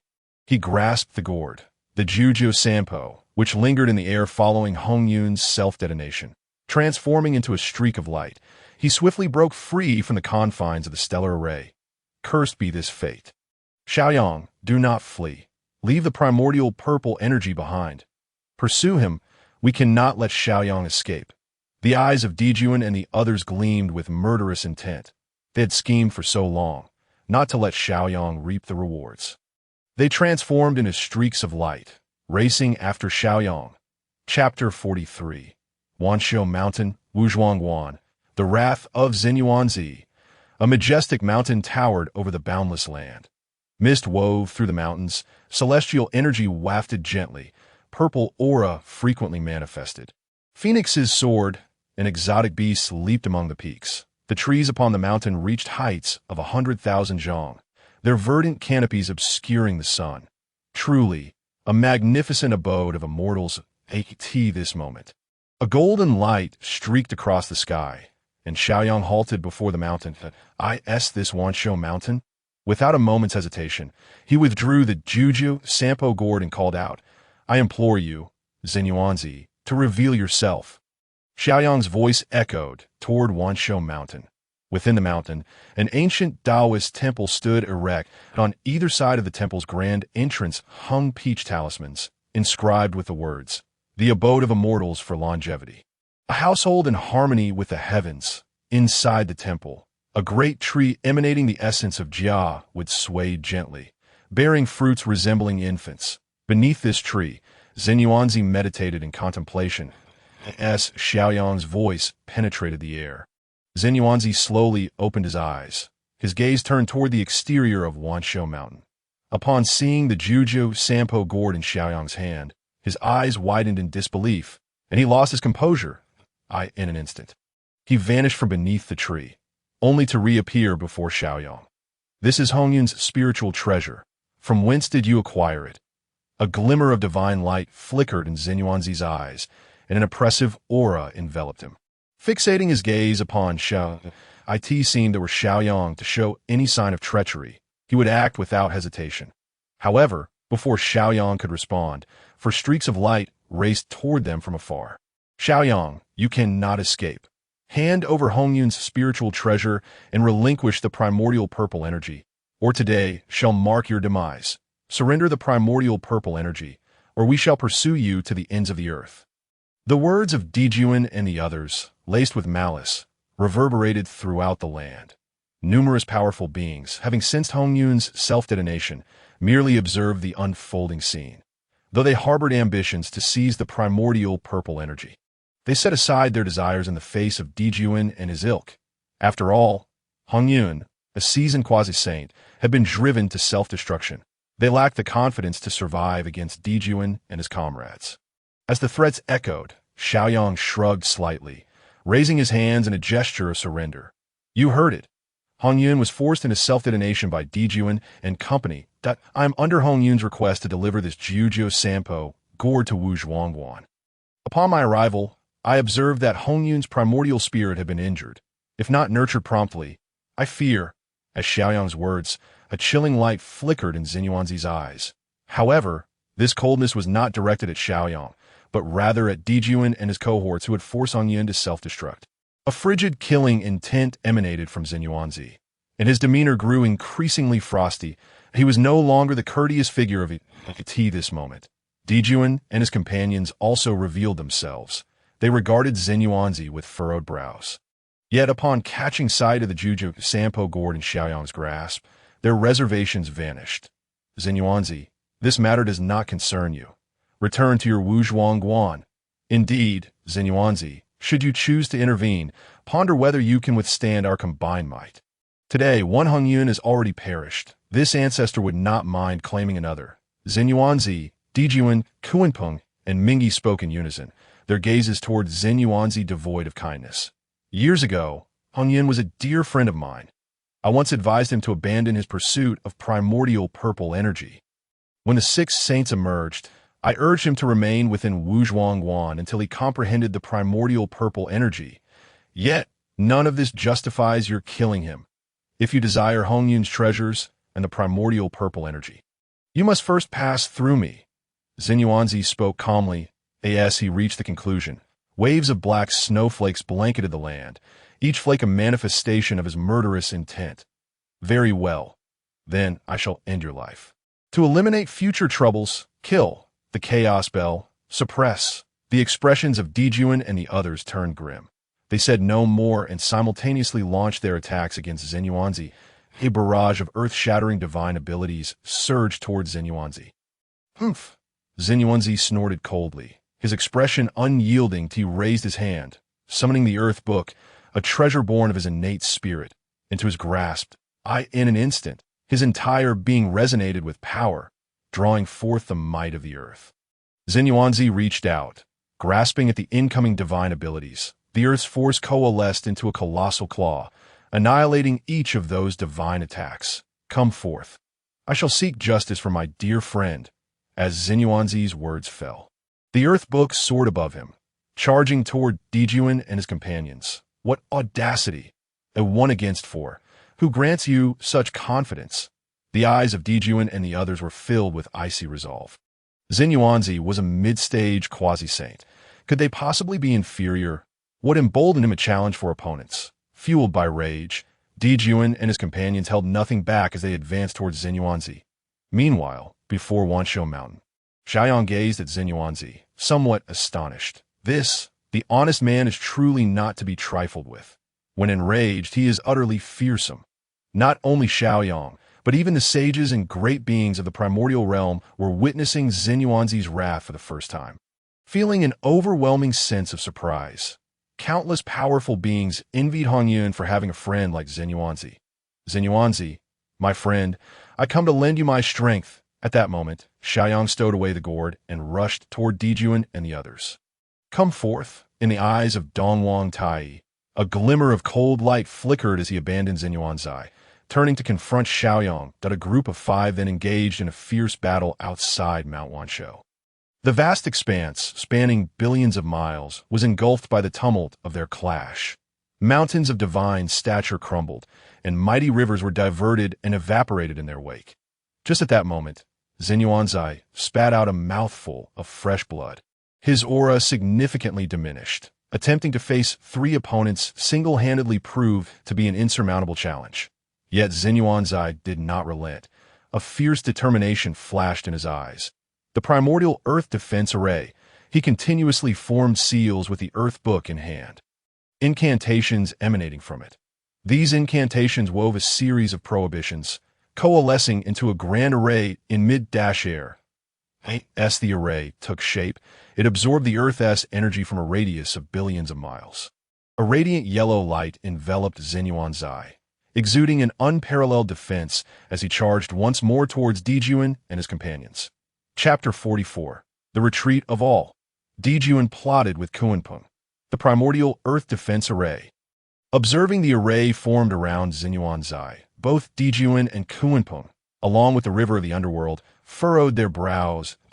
As some of the few late-stage quasi-saints of the Hongwang realm, their experiences were far from ordinary. Currently, the Earth's energy across billions of miles was under Xinyuanzi's control through the Earth Book's array.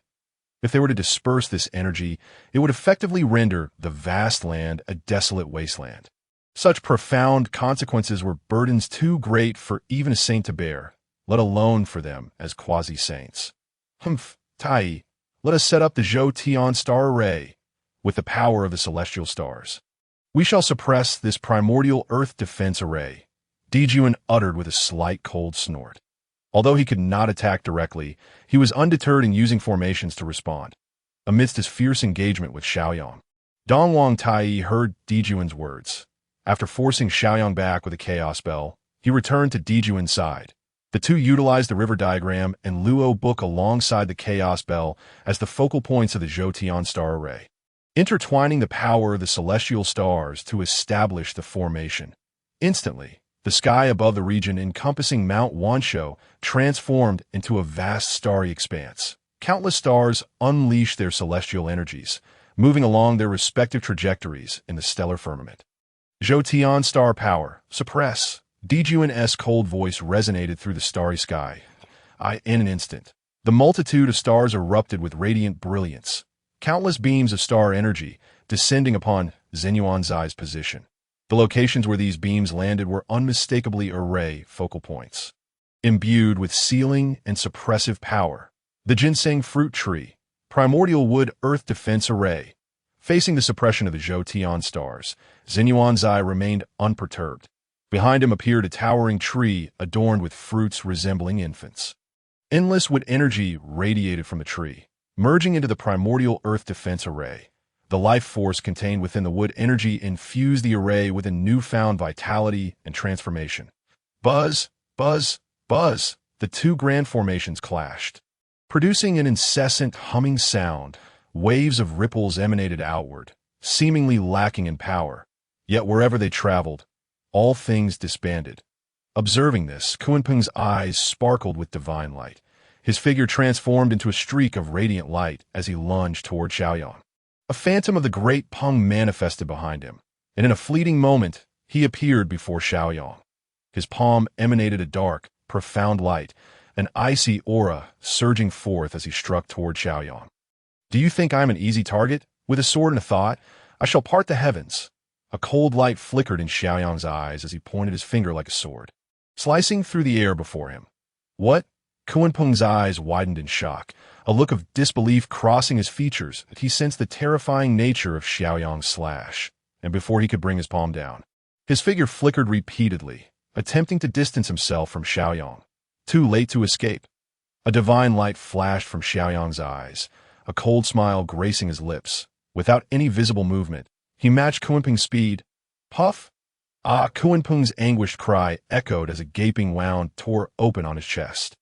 Blood flowed profusely from the wound, and an aura of sharp profundity swirled around it, impeding the healing process.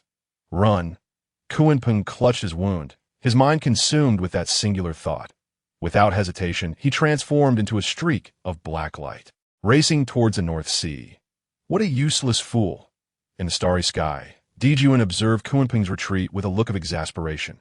Meanwhile, Dongwang Tai's expression grew grave. He empathized with Kunpeng, realizing that against Xiaoyang's strike, he too would fare poorly that moment. A beam of blood light shot into the sky, and the figure of the river of the underworld vanished. He understood clearly that if he could not subdue Zenyuanzai and Xiaoyang earlier, with Kunpeng now gravely wounded and fleeing, he would undoubtedly be the weakest among the three factions. Since he could not obtain the primordial purple energy, what was the point in remaining? When a decision was necessary, he acted decisively, without a hint of hesitation. Brother, what shall we do now? Donghuang Tai's eyes flickered with fury, though he quickly reined in his anger and turned his gaze to Dejuan. Dejuan's own eyes mirrored a flash of indignation. For now, let them go. We shall head to the North Sea. Donghuang Tai was filled with confusion, unable to grasp the reasoning. The North Sea? Indeed, to the North Sea. Kunpeng is also of our demon clan. He established the demon script, benefiting the entire demon race, and holds considerable prestige among us. This time, seizing the opportunity while he is injured, we will draw him into the heavenly court to bolster our demon clan's might. A glimmer of divine light flickered in Dejuan's eyes. Since they could not obtain the primordial purple energy, they must not return empty-handed. The gravely wounded Kunpeng was their best choice. Donghuang Tai nodded in agreement, but suddenly remembered something. He turned to Dejuan and spoke. Brother, If Kunpeng is unwilling to join our demon clan, then do you think Kunpeng has the luxury to decide whether to join the demon clan? A cold light flickered in Dijuan's eyes. If he refuses to comply, a sinister smile crept onto Dong Huang Tai's face, an undercurrent of anticipation glimmering in his gaze. Having made up their minds, Dijuan and Dong Huang Tai wasted no time and swiftly departed. The starry sky transformed in an instant, morphing into a streak of light as they sped towards the northeast. This moment, outside Mount Wanshou, only Xinyuan Zai and Xiaoyang remained, observing Dijuan and the others retreat. Xinyuan Zai dispelled the grand array, a pallor washed over his face, and his gaze dimmed. Even though he could withstand the Zhoutian star array, he bore tremendous pressure. Xinyuan Zai approached Xiaoyang, scrutinizing him closely. After a lengthy pause, he abruptly stepped back, adopting a solemn demeanor as he bowed to Xiaoyang. "That I extend my heartfelt gratitude to you, Xiaoyang, for your assistance in saving Hongyun. This matter constitutes a favor owed by me, Xinyuan Zai, and in the future, should you require anything, do not hesitate to summon me. I shall be at your service." Xiaoyang regarded Xinyuan Zai, admiration flickering in his eyes. In the Honghuang realm, it was common for friends to turn against each other over treasures or precious materials. This demonstrated just how rare and precious the friendship between Xinyuan Zai and Hongyun truly was. "There is no need for formalities, my friend. Assisting Hongyun is akin to aiding myself. Moreover, Hongyun has already compensated me." Xiaoyang helped Xinyuan Zai to his feet, a broad smile illuminating his face. The two exchanged glances and erupted in a hearty laughter, their joy palpable. Chapter 45. Xinyuan Zai's Versailles. "The world has changed. Since you, Xiaoyang, have come to my Mount Wanshou, how can you not visit the Wuzhuang Temple? Please, accompany me inside for a discussion." Xinyuan Zai regarded Xiaoyang earnestly, extending the invitation. Upon hearing this, Xiaoyang did not decline. With a smile upon his face, he jested, "I have long heard that your Wuzhuang Temple houses one of the 10 primordial spiritual roots, the ginseng fruit tree. You must not be too reluctant to part with it." Upon hearing these words, Zhang Yuanzi burst into hearty laughter, extending his hand to grasp Xiaoyang's right hand and leading him towards Wu Zhuangguan. "Ha ha ha, my friend, what are you saying? There are plenty of ginseng fruits, abundant." Thus Xiaoyang followed Zhang Yuanzi along the winding mountain path. Along the way, extraordinary flowers and rare herbs flourished. The primordial spiritual energy was so dense it seemed it could be transformed into liquid. Some spirit entities, the ginseng children and the Lingji maidens, frolicked and played in the mountains. It was truly a scene of celestial harmony. Before long, the two arrived at the entrance of Wu Zhuangguan. At this moment, the grand door of Wu Zhuangguan had already swung open, with 2 young disciples standing at the threshold. "Qingfeng, Mingyue, quickly prepare for our esteemed guest. I wish to entertain him." "Yes," upon hearing Zhang Yuanzi's words. The 2 youthful disciples, resembling exquisite jade carvings, responded in unison. They then began to skip joyfully towards the interior of the temple. "These mischievous children may cause you to chuckle, my friend," Zhang Yuanzi said with a hint of a wry smile on his face. "Nonsense, my friend. They are simply in their innocent and carefree stage. There is no need for reproach." Xiaoyang dismissed it lightly, not taking it to heart. With a wave of his hand, he released Kong Xian and Jin Peng, who had been tucked away in his sleeve. "Zhang Yuanzi, these 2 are my attendants. One is named Kong Xian, and the other Jin Peng. Do greet our esteemed Zhang Yuanzi." Xiaoyang introduced them in succession to Zhang Yuanzi, Kong Xian, and Jin Peng. Upon hearing Xiaoyang's words, both Kong Xian and Jin Peng respectfully addressed Zhang Yuanzi. "Kong Xian, Jin Peng, greetings to the esteemed Zhang Yuanzi." Rise." Zhang Yuanzi nodded and then praised Xiaoyang. "My friend, you have good fortune. These 2 possess commendable talents, and a future as quasi-saints is to be anticipated. As an established quasi-saint powerful being, Zhang Yuanzi could not be deceived by the origins of Kong Xian and Jin Peng. It was precisely for this reason that he complimented their abilities. Ha, my friend, there is no need to flatter them. Let us hasten to experience the wonders within the temple." Xiaoyang laughed heartily. Teasing Zhang Yuanzi, Zhang Yuanzi clapped his hands, a hint of embarrassment crossing his face. "Please, my friend." With that, Zhang Yuanzi led Xiaoyang inside. After the two entered, Kong Xian and Jin Peng followed closely behind. After wandering around the temple for a while, Jin Yunzi eventually guided Xiao Yang into the main hall. Once seated, the two youthful disciples, Qing Feng and Ming Wei, entered bearing a tray. On the tray lay 9 fruit resembling infants. Glistening like jade and emanating pure with spirit energy, my friend, I have little to offer you. These few fruits are the only noteworthy items I possess. I hope you do not find them lacking. Zhang Yunzi gestured towards the fruit platter. Xiao Yang's expression shifted to one of amusement. Is this the humble display of a quasi-saint? Truly charming. Without hesitation, he waved his hand, summoning several fruits radiating starlight before Zhen Yuanzi. With a harmless smile, he addressed Zhen Yuanzi. Do sample my fruits and see if they catch your fancy. Upon hearing Xiao Yang's words and seeing the starlight fruits before him, a glimmer of astonishment flickered in Zhen Yuanzi's eyes. He pointed at Xiao Yang, wanting to say something, but ultimately burst into laughter. My friend, you are truly. Xiao Yang said nothing further, picking up a ginseng fruit and bowing respectfully to Zhen Yuanzi. Zhen Yuanzi, not one to stand on ceremony, took the starlight fruit before him, and the two began to indulge. As the ginseng fruit entered his mouth, it transformed into pure wood spirit energy, merging into his being and imparting a refreshing sensation throughout his body. He felt a wave of comfort wash over him. Excellent. This ginseng fruit is truly remarkable, and your starlight fruit is equally exquisite, my friend.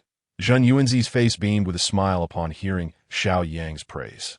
At their level of cultivation, both the ginseng fruit and starlight fruit were more about satisfying cravings, but the compliments still brought warmth to their hearts. Kong Xian and Jin Peng, not wishing to be idle, also had their ginseng fruits before them and eagerly partook. Although the ginseng fruit held little use for quasi-saints, it was still quite beneficial for them as the Luo golden immortals. Observing this, Xiao Yang said nothing further, merely waving his hand to summon several starlight fruits before Kong Xian and Jin Peng. Having accompanied him for so long without receiving anything, the starlight fruits would serve as compensation. After some time, Zhen Yuanzi looked at Xiao Yang, several times on the verge of speaking, yet hesitating, as if some words were difficult to voice. Sensing this, Xiao Yang understood Zhen Yuanzi's intent. He waved his hand. And the Jojo Sampo gourd appeared in the air before the two. A wisp of red mist emerged from the gourd. After a considerable moment, the red mist gradually coalesced and solidified. The figure of Hong Yun reappeared before Zhen Yuanzi. Old friend. Zhen Yuanzi's voice trembled, his eyes reddening slightly. Hong Yun glanced at his current form, then at Zhen Yuanzi, revealing a hint of relief in his gaze. He graciously bowed to Zhen Yuanzi. Old friend Zhen Yuanzi. Hong Yun has embarrassed you. Zhen Yuanzi pointed at Hong Yun, exuding a sense of exasperation. I advise you not to leave Wu Zhuang Guan lightly. Wait until you achieve sainthood before venturing out. But you did not listen. Now look, your physical body is utterly destroyed, and even your primordial spirit has sustained severe damage. Were it not for Xiao Yang, we would never meet again. Hearing this, Hong Yun sighed deeply. I never anticipated that Kunpeng and the others would keep their eyes on me. Besides, I am but a red cloud in the world. Yearning for freedom is my nature, is it not? You see, I have nearly devoured all the ginseng fruits in Wu Zhuang Guan. Why should I remain? I might as well return once the ginseng fruits ripen again. Zhen Yuanzi, upon hearing Hong Yun's words, found himself at a loss whether to laugh or cried out, "Oh, you red cloud! I extend my kindness to keep you here, and you repay me with ridicule. Truly ungrateful." Xiao Yang chuckled at the friendship share between Zhen Yuanzi and Hong Yun. Such camaraderie is indeed rare. Chapter 46. Dispelling the primordial purple qi within Wu Zhuangguan. Discussing the path to sainthood. After the conversation between Zhen Yuanzi and Hong Yun concluded, Hong Yun turned his attention to Xiao Yang. He waved his hand, and a strand of primordial purple qi flew forth from the Jojo Sampo gourd. My friend Xiao Yang, we agreed that you would protect my primordial spirit until we reach Zhen Yuanzi's abode. Now, this primordial purple qi belongs to you. As Hong Yun gazed at the primordial purple qi, a flicker of reluctance and regret crossed his eyes. After a moment, a resolute glint shone through. He pushed the primordial purple qi forward to Xiao Yang. The primordial purple chi seemed to sense its fate, moving toward Xiao Yang as if preparing to merge with him. Just then, Xiao Yang waved his hand, and the aura of imperial majesty enveloped him, blocking the primordial purple chi from entering his being.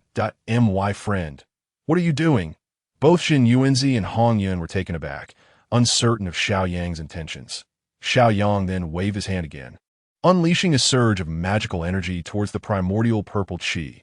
This magical energy shattered the primordial purple chi into 3 large and 5 small fragments, forming 8 broken pieces before Xin Yuanzi and Hong Yun. The primordial purple chi, originally exuding profound Tao resonance, lost all its mystique once shattered. Without primordial purple chi, I can still achieve sainthood. This primordial purple chi arrives just in time. My human race is in need of it, Xiao Yang declared, collecting the 8 fragments of shattered primordial purple chi. His face was filled with delight, showing no signs of regret for breaking the primordial purple chi. What a bold spirit, my friend Xiao Yang. Zhen Yuanzi marveled at Xiao Yang's extraordinary courage. My friend, you have emerged late, having not experienced the Tao Ancestor's teachings at the Purple Cloud Palace. In ancient times, the Tao Ancestor proclaimed that there are 3 paths to enlightenment: to attain the Tao through the strength of one's might, to sever the 3 corpses to certify the Tao, and to achieve great merit to validate one's path. However, the first method of proving the Tao through strength requires a shattering the heavenly principles, a path that has become untenable. Thus, we are left with the options of severing the 3 corpses and achieving great merit, both of which necessitate the primordial purple energy. How can a friend of the Tao disperse this primordial purple energy and still hope to attain sanctity? Although Hong Yun admires Xiao Yang's audacity, he shakes his head at the thought of the path to sanctification, clearly deeming Xiao Yang's actions unwise.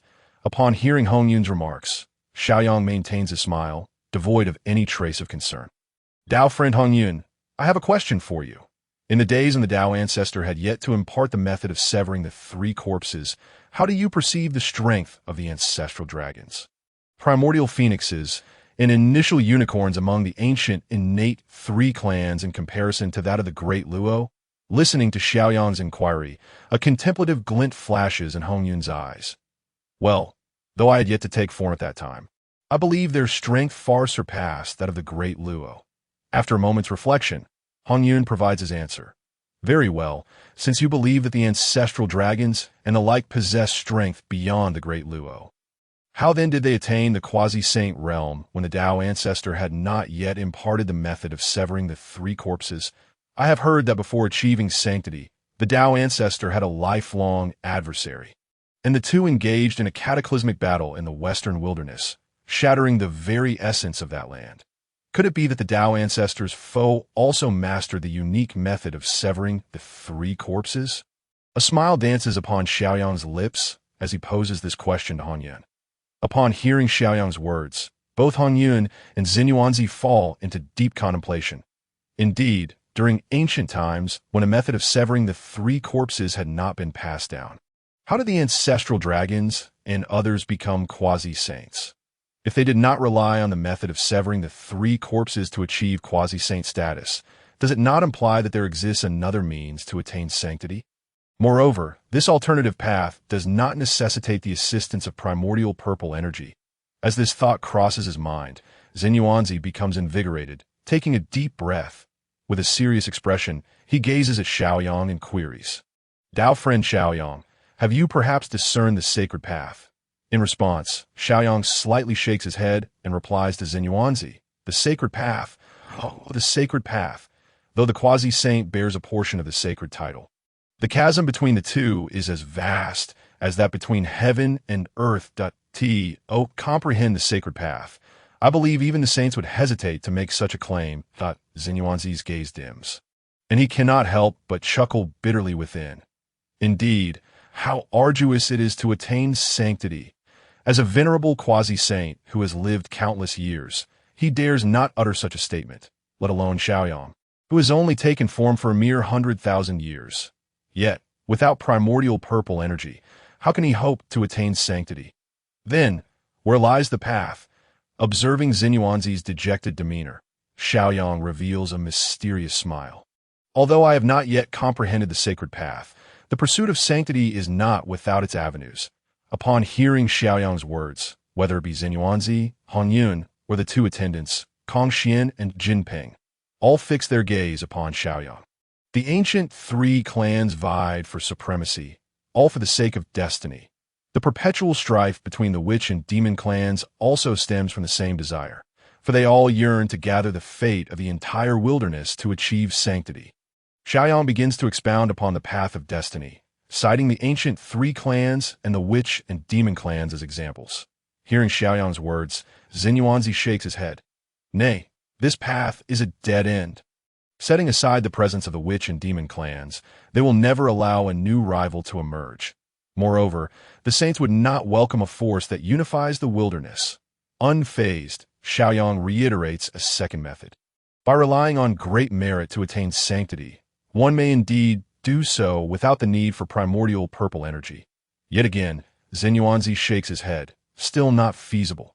Although the saints such as Niuhua, the three pure ones, and the two Western saints are all associated with merit, they still require primordial purple energy. Otherwise, this meager merit would be insufficient for them to attain sanctity. Was not the case of the River of Oblivion just so? Initially, it attempted to emulate Niuhua by creating the Azura clan, and later, it established the Azura sect. Despite accruing so much merit, it still failed to achieve sanctity. These words, a glimmer of insight sparkles in Xiaoyang's eyes. Haha, then it seems the only path left is to pursue the path of Hunyuan, to attain the Hunyuan Great Luo Golden Immortal. Hunyuan Great Luo Golden Immortal. Both Xinyuanzi and Hongyun are momentarily taken aback, repeating the phrase silently. Indeed, it is the Hunyuan Great Luo Golden Immortal. The essence of Hunyuan is that primordial energy remains undivided. Chaos exists as one. This is the origin of primordial energy before Pangu opened up the wilderness. The myriad chaotic demons traversed this path. The ancestral dragons, primordial phoenixes, and initial unicorns also followed this route. However, they did not reach this ultimate stage, only attaining the Hunyuan Golden Immortal's completion, equivalent to the perfect severance of the three corpses at the quasi-saint level. Without hesitation, Xiaoyang turns to Xinyuanzi and Hongyun, articulating his thoughts. Chapter 47.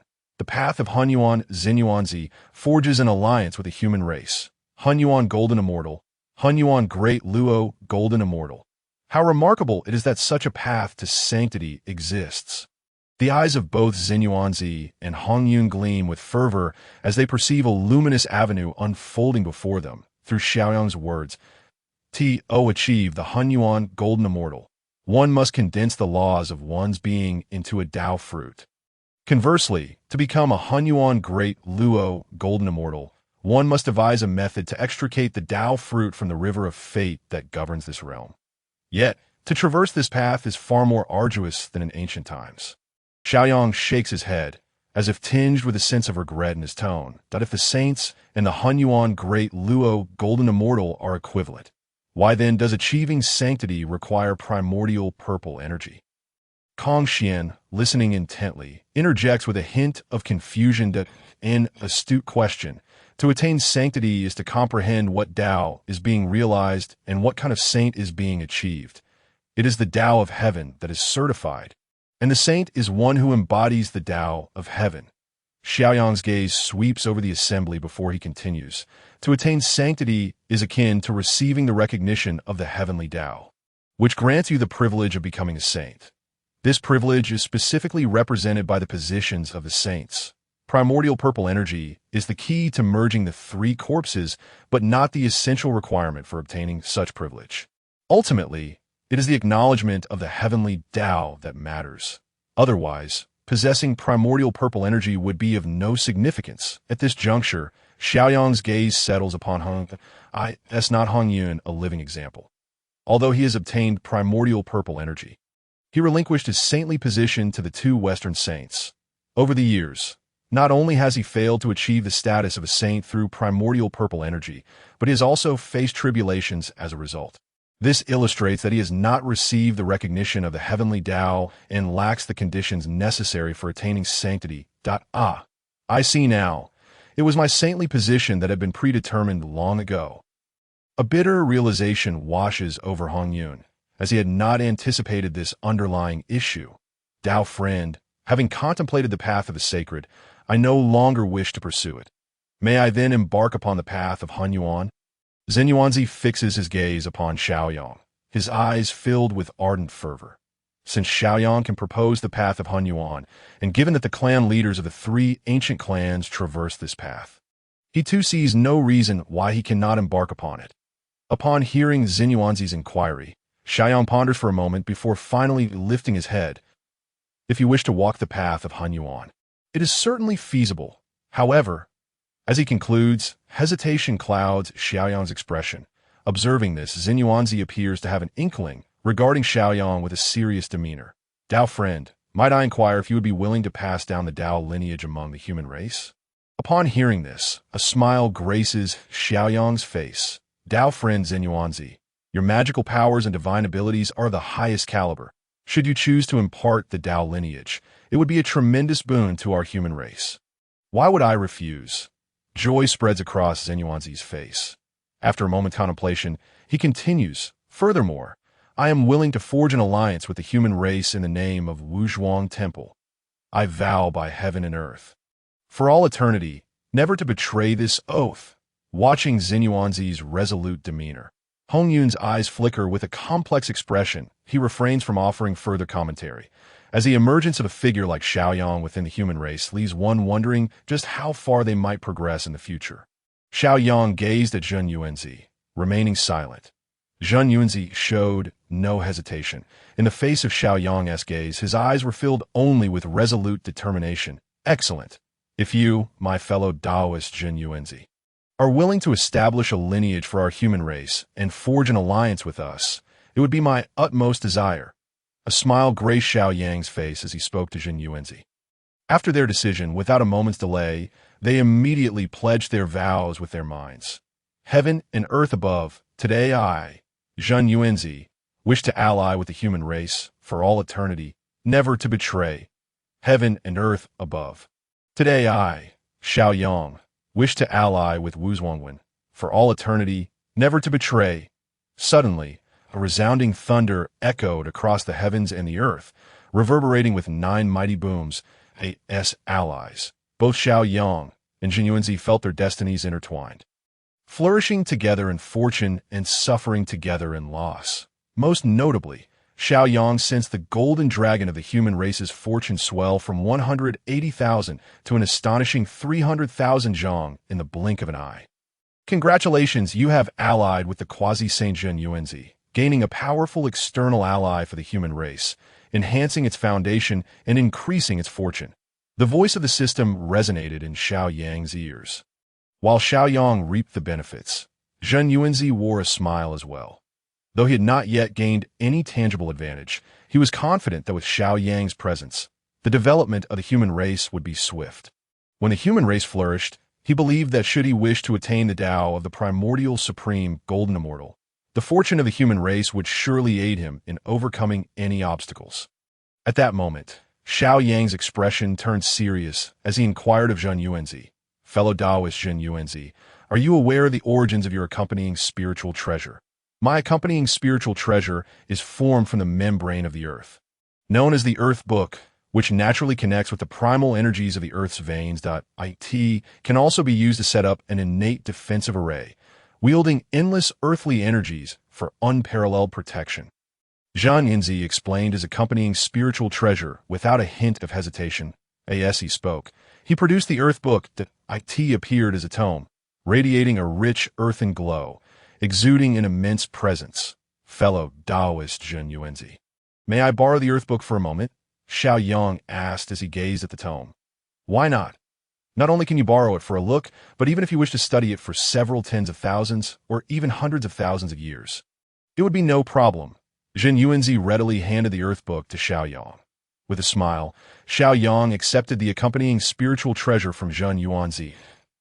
As he turned each page, he glimpsed phantoms of the primordial mountains and rivers, as if the entirety of the primal landscape was contained within this tome. Fellow Taoist, are you aware that during the era of the ancient 3 clans, the ancestral dragon of the dragon race, appointed the river dragon kings. Through this, the dragon race expanded its influence from the four seas into the primal wilderness. Upon hearing Xiao Yang's words, Zhen Yunzi nodded, a glimmer of divine light flashing in his eyes. I have heard of this event. Even now, many of the great rivers still have the river kings appointed back then. Could it be that my path to enlightenment? Excitement flickered in Zhen Yunzi's eyes. Xiao Yang, his gaze adorned with starlight, smiled as he spoke. Indeed, the greatest function of the Earth Book is not merely to wield endless earthly energies for defense. Its more significant role lies in appointing the deities of mountains, rivers, and marshes. If you, fellow Taoist Zhen Yuanzi, can appoint the deities of all primal mountains and rivers, you will draw upon boundless primal fortune that I believe that achieving the Tao of the primordial will no longer be a distant dream for you. In that case, you would become the progenitor of the Earth Immortals. Holding the Earth Book, Xiao Yang addressed Zhen Yuanzi, articulating his perspective that in the future, after the heavenly court is re-established, the deities of mountains, rivers, and marshes will all be appointed by the heavenly court, granting it immense fortune that if the heavenly court can accomplish this, then why cannot Zhen Yuanzi, who possesses the Earth Book? In his past life, Zhen Yuanzi was known solely as the progenitor of the Earth Immortals.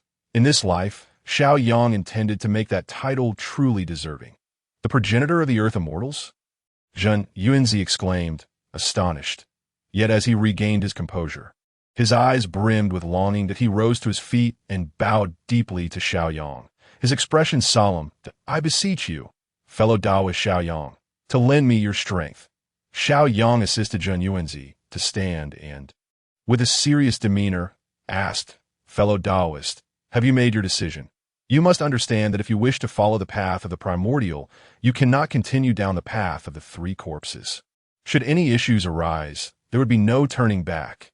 Zhen Yuanzi comprehended Xiao Yang's words well. He had severed his three corpses. To pursue the primordial path, he must erase the three corpses and return to his original state. No destruction, no establishment. One must first break before one can rebuild. Any error in this endeavor would lead to an irrevocable fate. Yet, Zhen Yuanzi displayed no fear, laughing heartily. I fear not the prospect of doom. I only fear the absence of a path forward. Now that the primordial path lies before me, how can I allow danger to deter me? If I were to falter, what right would I have to pursue the grand Tao? I fear that you, fellow Taoist Xiao Yang, would look down upon me, deeming me unworthy of an alliance with the human race. Zhen Yuanzi's eyes were filled with unwavering resolve. Cultivating the Tao is, after all, a pursuit of a glimmer of hope. After countless eons, having finally glimpsed a path forward, he would never abandon it, even if it meant wagering his life. Moreover, he might not necessarily lose. Observing Zhen Yuanzi, Hong Yun sighed wistfully to himself. My old friend, I still cannot compare to you. He then turned his gaze to Xiao Yang, perhaps believing he still had a chance to start anew. Kong Xian and Jin Peng were filled with admiration. If they were in Zhen Yuanzi's position, they could not be certain they would possess the same determination.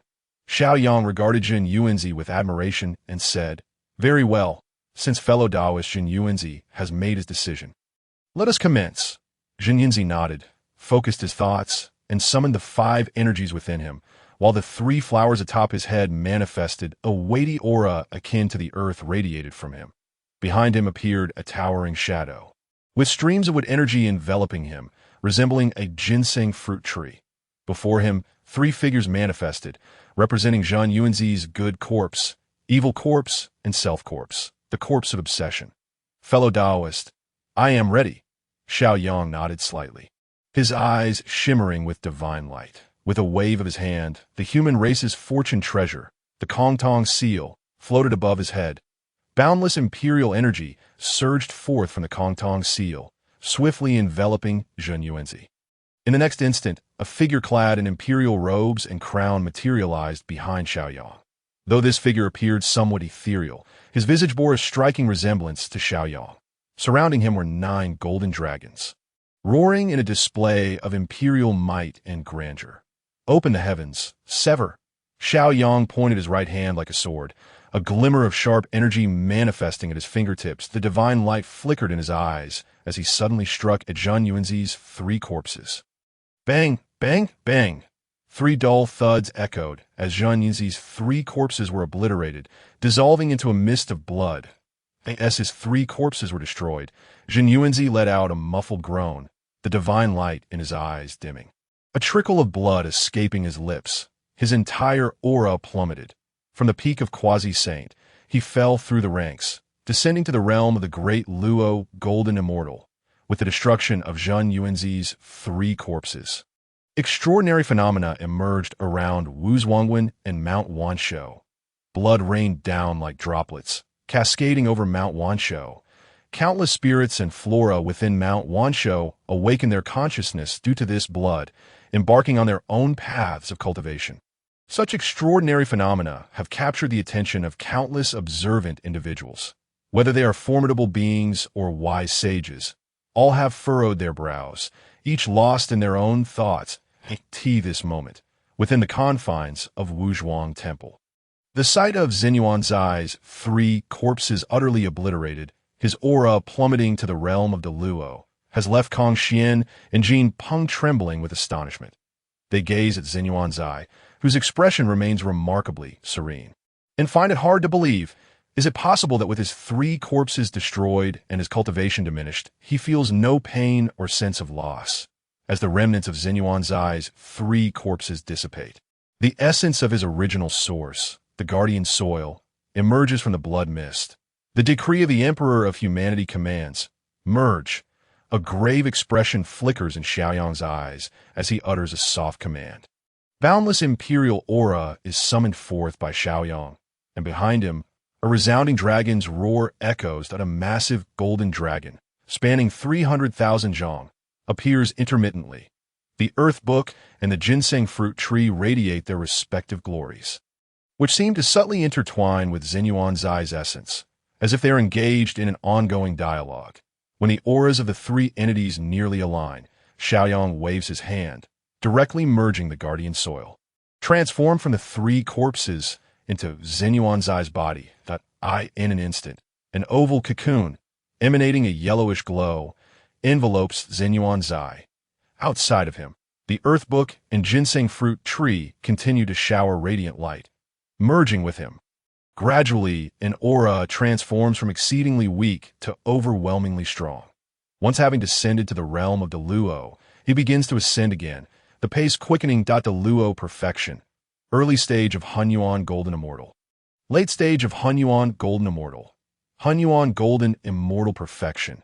The cocoon trembles violently, revealing the ethereal forms of the primordial mountains and rivers. Regardless of the majestic mountains or flowing rivers, all manifest one by one. The spiritual energy of heaven and earth surges violently towards Wuzhuang Temple. Crack, crack! At this moment, the cocoon shatters, revealing the figure within. Chapter 49. Red Cloud desires to reincarnate as a human. Farewell to Wuzhuang Temple.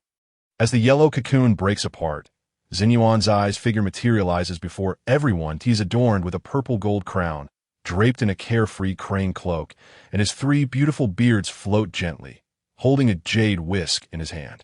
His demeanor exudes celestial grace and regal poise, effortlessly captivating all. I'm deeply grateful to my friend Xiaoyang for his assistance. Xinyuan Zai, feeling the newfound power coursing through him, beams with joy and bursts in a hearty laughter. He then bows deeply to Xiaoyang, his eyes filled with earnest respect. Upon stepping onto the path of Hunyuan, he has come to realize the vast chasm that separates the quasi-saint from the Hunyuan. When he severed his three corpses, he could not discern the path to sanctification, as if a celestial barrier had obstructed his way. Yet now, having achieved the realm of Hunyuan Golden Immortal, he can distinctly sense the bottleneck that lies before him in breaking through to the Luo Golden Immortal. The path ahead is laid bare before him, and he is grateful that he had not hesitated earlier.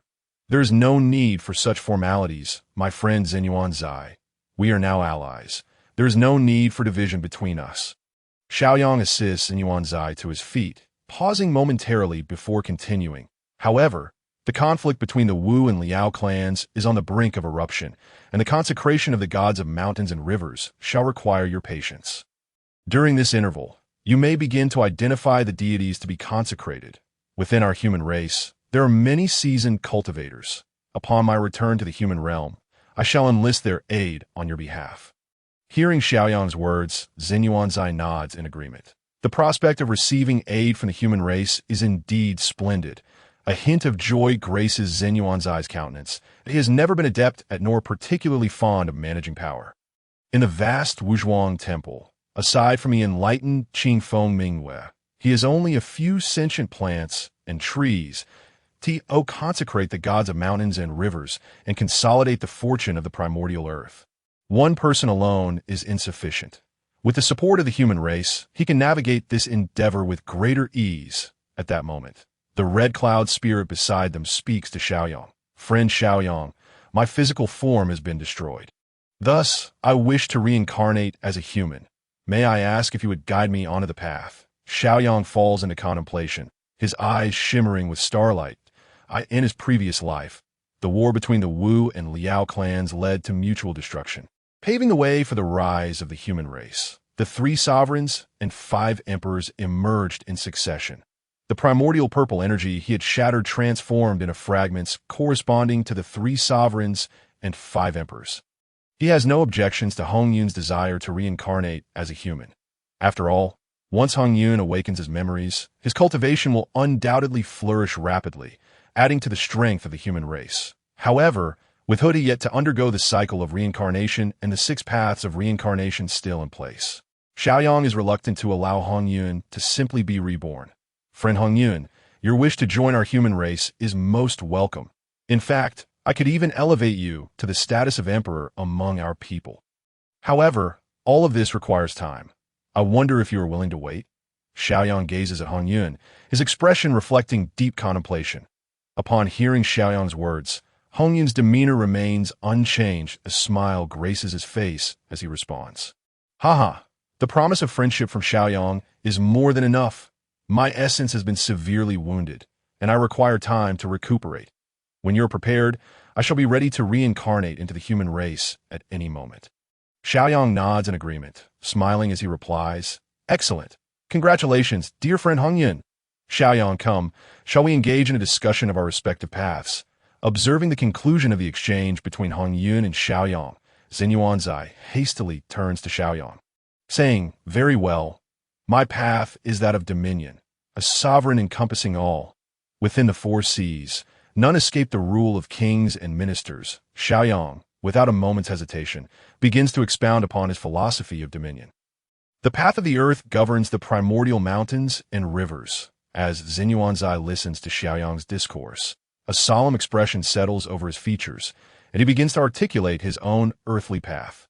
Meanwhile, Kong Xian and Jin Peng have immersed themselves in the teachings of the 2, their auras fluctuating with intensity.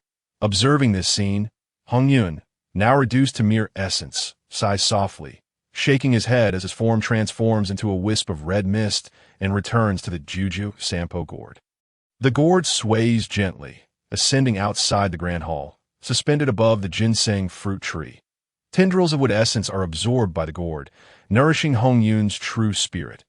Time passes, and eventually, Xiaoyang and Xinyuanzai cease their discussions, their eyes still reflecting a sense of lingering satisfaction. "Friend Xinyuanzai, let us conclude here. There are matters within the human realm that require my attention. You may proceed to survey the mountains and rivers in the meantime. When the time is right, I shall inform you." Upon hearing Xiaoyang's words, Xinyuanzai nods, a smile gracing his features. "That suits me well. I shall take this opportunity to further my understanding of the Hunyuan path. Your teachings have provided me with much to ponder." At this moment, as if struck by inspiration, Xinyuanzai raises his hand, summoning a branch from the ginseng fruit tree into the grand hall. "Friend, I lack the means to express my gratitude. Allow this branch of the ginseng fruit tree to serve as my token of appreciation. Safe travels, and I look forward to our next meeting." Gazing upon Xinyuanzai's sincere expression, Xiaoyang is momentarily taken aback before breaking into a carefree smile. "In that case, I thank you, dear friend Xinyuanzai. Until we meet again." Xiaoyang extends his hand to receive the branch of the ginseng fruit tree, and in an instant, he vanishes from sight. Accompanying him in disappearance are Kong Xian and Jin Peng. The two imperial attendants. Zhen Yuanzai watches Xiaoyang depart in silence. Old friend, have you truly placed all your hopes upon the human race? A wisp of red mist drifts in, transforming into Hong Yun's form. Indeed, have you not done the same? I suspect that Xiaoyang has laid plans within his scattering of primordial purple energy. Xiaoyang is truly a remarkable individual, unlike any I have encountered in this lifetime. Zhen Yuanzi lightly shook his head, his words punctuated by pauses, as if uncertain of what to say. Old friend, you have misjudged me. I am not a gambler on the human race, but rather, I am merely placing my bets on my companion. Xiaoyang. Nevertheless, I firmly believe that the future sovereign of the primordial world will undoubtedly be the human race. Chapter 50. Encountering the Thunder Marsh after Xiaoyang departed from Wuzhuang Temple with Kong Xian and Jin Peng. The trio set forth towards the ancestral land of the human race. This journey spanned over a millennium. On one particular day, they arrived at a vast marsh, where they halted their steps. Before them lay an expansive expanse filled with thunder and lightning. Various manifestations of thunder, such as Jia Muzheng Lei, Imu Shun Lei, Kuei Shui Yin Lei, Zhu Xieshen Lei, and Mieke Shun Lei materialized in this realm, rendering it a veritable kingdom of thunder. Surrounding the Thunder Marsh were diverse beings, each present to comprehend the true essence of thunder. Your Majesty, how can there be so much thunder here, and of such myriad varieties? Kong Xian inquired, his eyes gleaming with astonishment as he addressed Xiaoyang. Beside him, Jin Peng was eager to test his mettle. Although he cultivated the innate duality of yin and yang, it did not preclude him from possessing other attributes. The golden-winged Great Peng. He inherently grasped the principles of gung metal. His primary concern was to ascertain which was more potent, the gung metal or the divine thunder. This is the Thunder Marsh of the primordial world. The abundance of thunder here is likely due to the presence of a deity within, Xiaoyang remarked, a glimmer of insight illuminating his gaze, as if he had discerned the changes in this realm. Deity. Both Kong Xian and Jin Peng found the term somewhat unfamiliar. Over the years, they had encountered several quasi-saint powers, yet they had never witnessed a deity. Indeed, within the Thunder Marsh resides a deity. This entity is the embodiment of the first thunderbolt that manifested at the dawn of creation. You think that as the first thunderbolt's incarnation, it cannot inherently comprehend these thunders.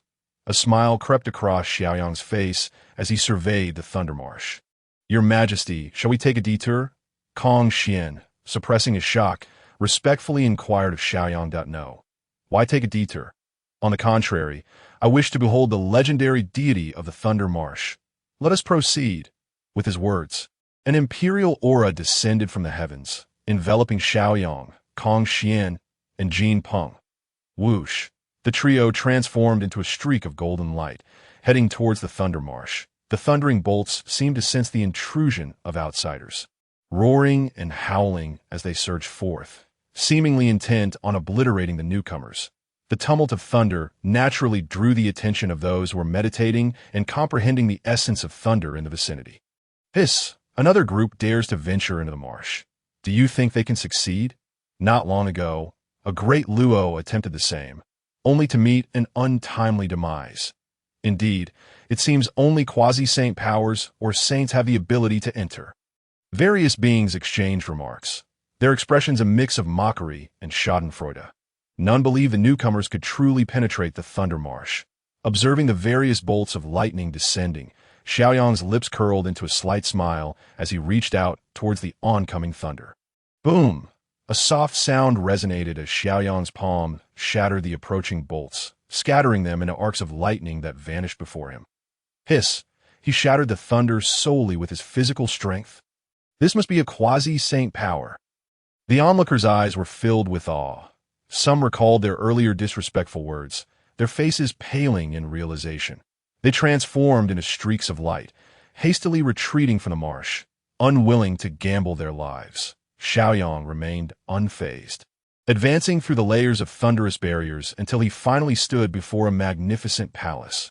Surrounding this palace, the thunder roared incessantly, yet no bolt dared to descend upon it. Whoever you may be, what brings you to my domain?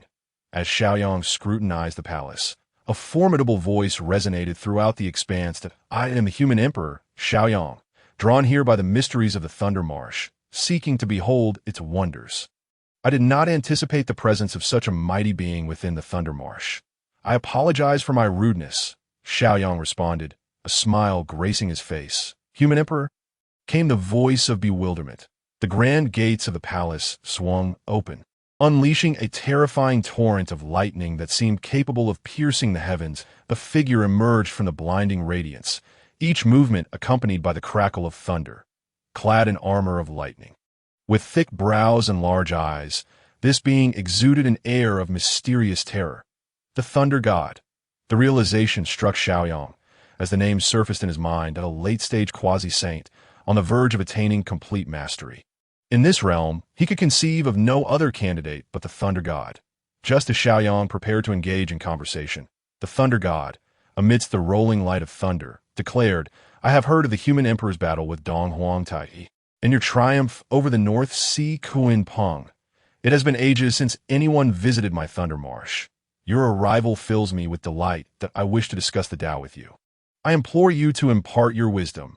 Upon hearing the Thunder God's words, a hint of helplessness crossed Xiaoyang's face. Since the Thunder God wishes to engage in such discourse, then let us do so. Ha ha, be wary, my friend, summoning thunder. Upon Xiaoyang's reply, the Thunder God erupted into laughter, raising his arm in a sweeping motion. All the thunder in the Thunder Marsh surged violently, coalescing towards the Thunder God. Millions of bolts converged, forming a tempest of thunderclouds. Within this storm, flashes of lightning erupted, each imbued with the essence of destruction. The Thunder God stood tall amidst the chaos, hands clasped behind his back, his eyes shimmering with a terrifying brilliance. Thunder descends. With a thunderous roar, the Thunder God commanded. From the thunderclouds, countless bolts of lightning reverberated as they hurtled toward Xiaoyang. The dazzling light radiated from the heart of the Thunder Marsh, with each bolt the size of a man, akin to true dragons of thunder, exuding an aura capable of annihilating the very fabric of existence. This scene, witnessed by those outside the Thunder Marsh, rendered their faces ashen. What is transpiring? Why has there been such turmoil among the lightning within the Thunder Marsh? Quick! We must flee. If these bolts escape, the surrounding millions of miles will surely suffer the consequences. Cursed be it, could two quasi-saints be clashing? The beings speculated fervently, each hastily retreating, fearing the wrath of the Thunder Marsh, vowing never to return for millennia, if not tens of millennia. Chapter 51. Battle with the Thunder God of the Marsh, shameful indeed. Millions of bolts of lightning cascaded from the heavens like serpents, hurtling towards Xiaoyang. Yet his eyes betrayed no sign of trepidation as he waved his hand, releasing an imperial aura that enveloped him. This divine energy morphed into golden dragons, roaring as they shattered the incoming bolts of thunder. Even as the boundless thunderclouds churned and thousands of bolts rained down, they could not breach Xiaoyang's defenses. Ha ha! Splendid! The Thunder God hovered above, his hands clasped behind him, watching in delight as Xiaoyang effortlessly dismantled the multitude of bolts. He stepped forward, exuding a chilling aura of malice, extending his right hand in a grasping motion.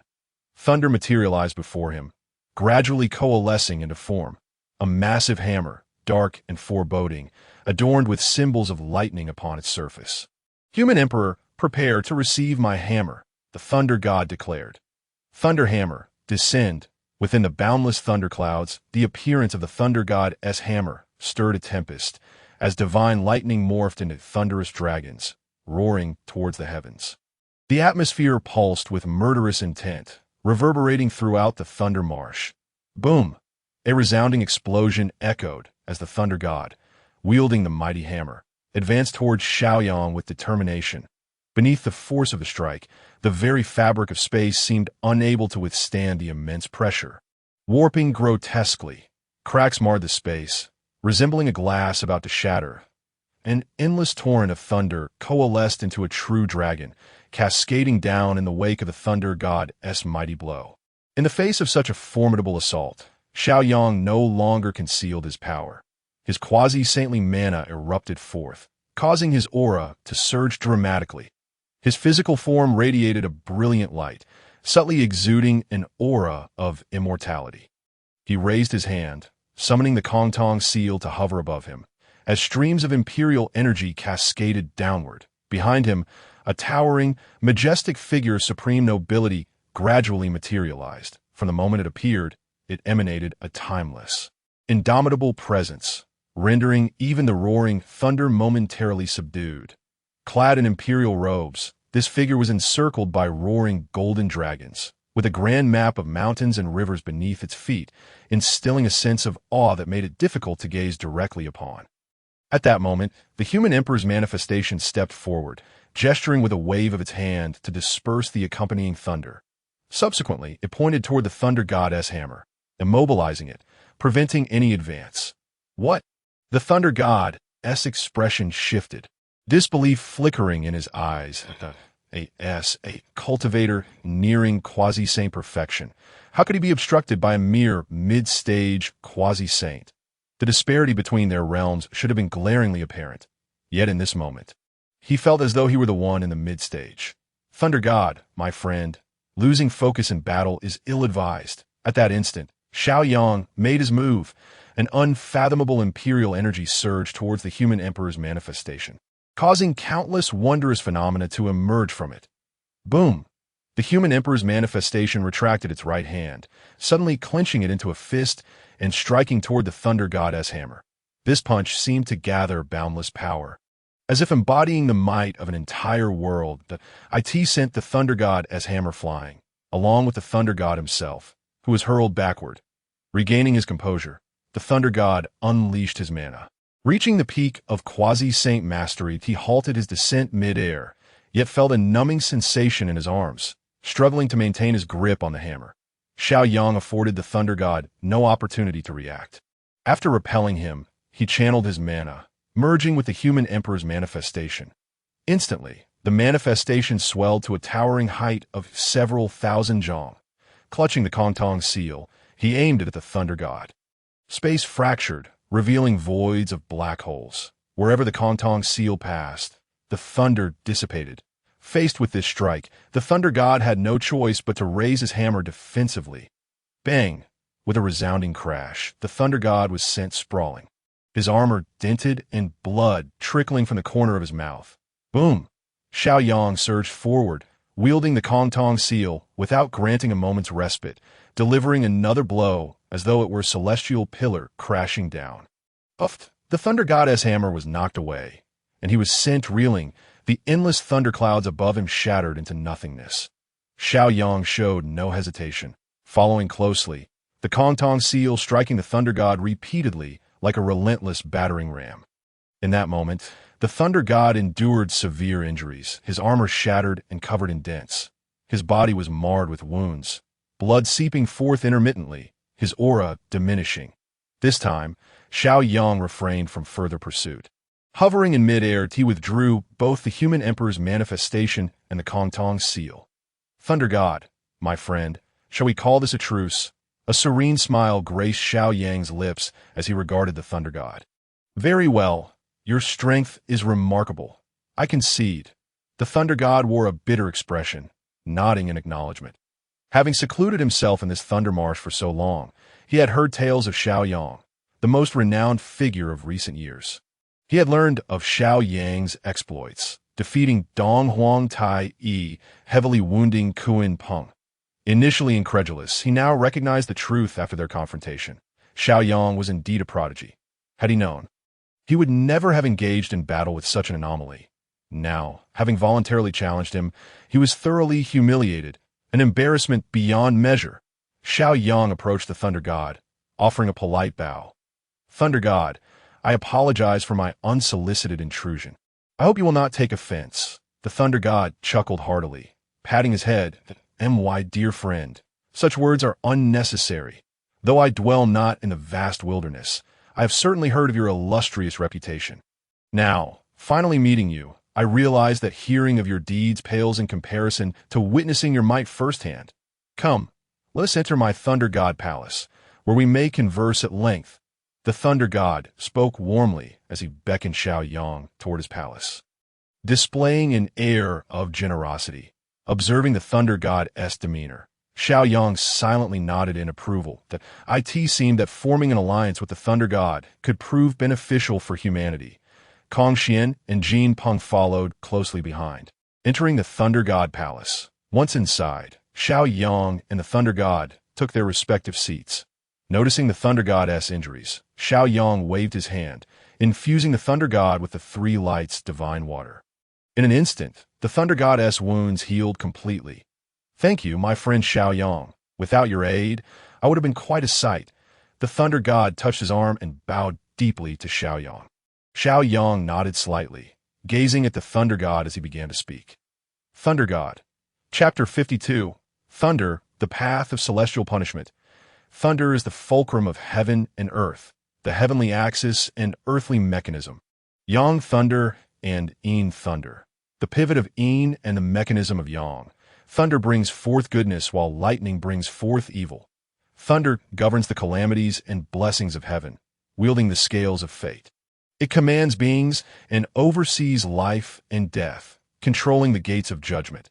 Within the Thunder God Palace, the Thunder God was enraptured, surrounded by flickering bolts of lightning. Various forms of divine thunder, such as the thunder of wood A and thunder of wood B.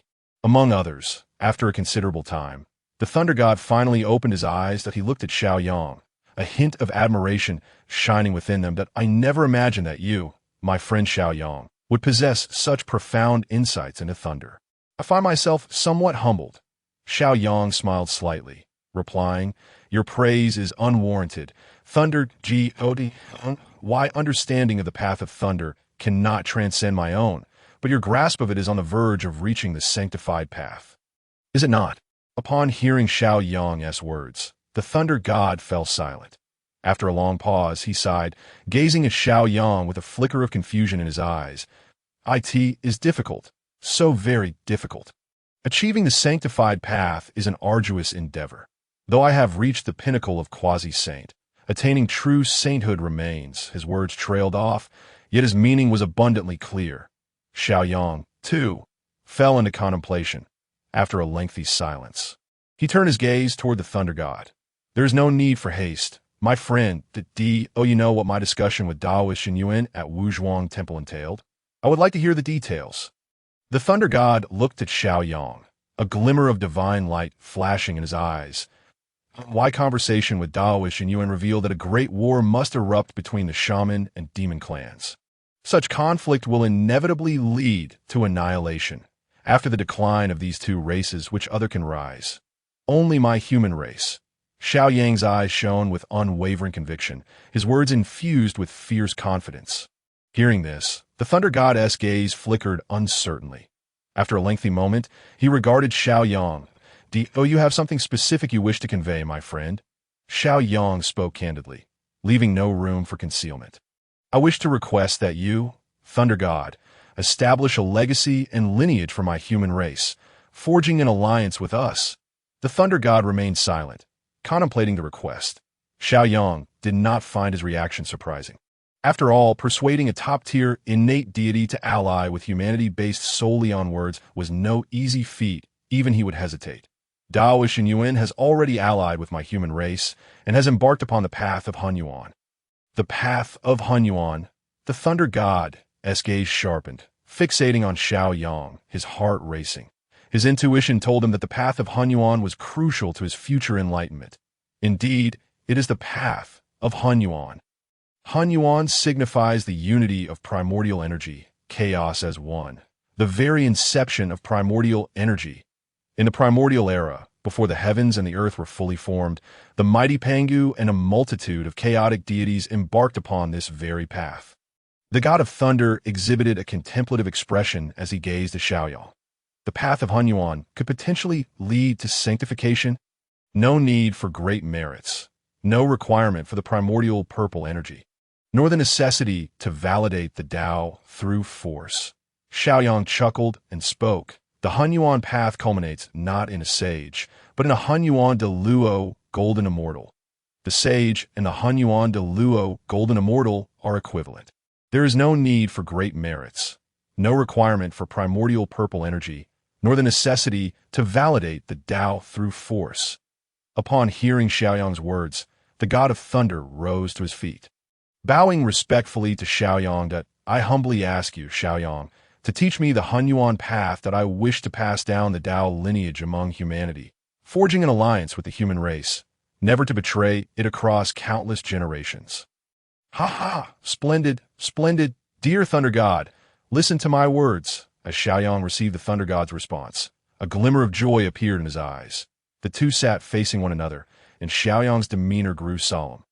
Thunder God, you have listened to my teachings. Thunder represents the fulcrum of heaven and earth, governing blessings and calamities, wielding the scales of existence. My friend, as you observe this vast wilderness, countless beings are entangled in grievances and malevolence. Have you pondered upon this? A thoughtful expression flickered in the god of thunder's eyes. Though the primordial world despises such beings, it does not annihilate them. Thus, a means of punishment is still lacking in the wilderness.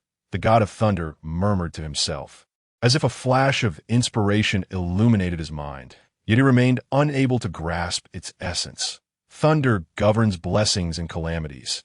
In the wilderness, countless acts of violence abound. If only one could establish heavenly punishment through thunder, vanquishing those who commit atrocities, purifying the cosmos, and rectifying the universe. Boom! In the god of thunder's mind, it was as if lightning flickered, and he fully comprehended.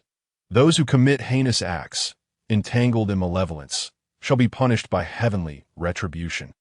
Those who harm heaven and earth, who defy the natural order, shall be punished by heavenly retribution. Establish the heavenly tribulation. There are 9 levels to the tribulation, each a layer of heaven. Those who pass through shall receive the gifts of heaven and earth.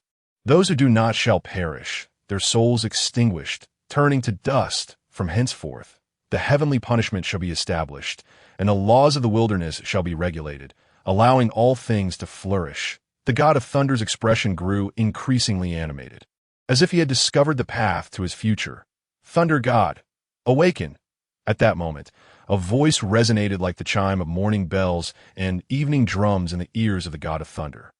He looked at Xiaoyang, his expression revealing a hint of confusion. Thunder God, now is not the time to establish the thunder tribulation. A look of sudden enlightenment crossed the god of thunder's face. He bowed deeply to Xiaoyang, filled with gratitude, and spoke, "Thank you, Xiaoyang, for imparting your teachings. The god of thunder shall forever remember this.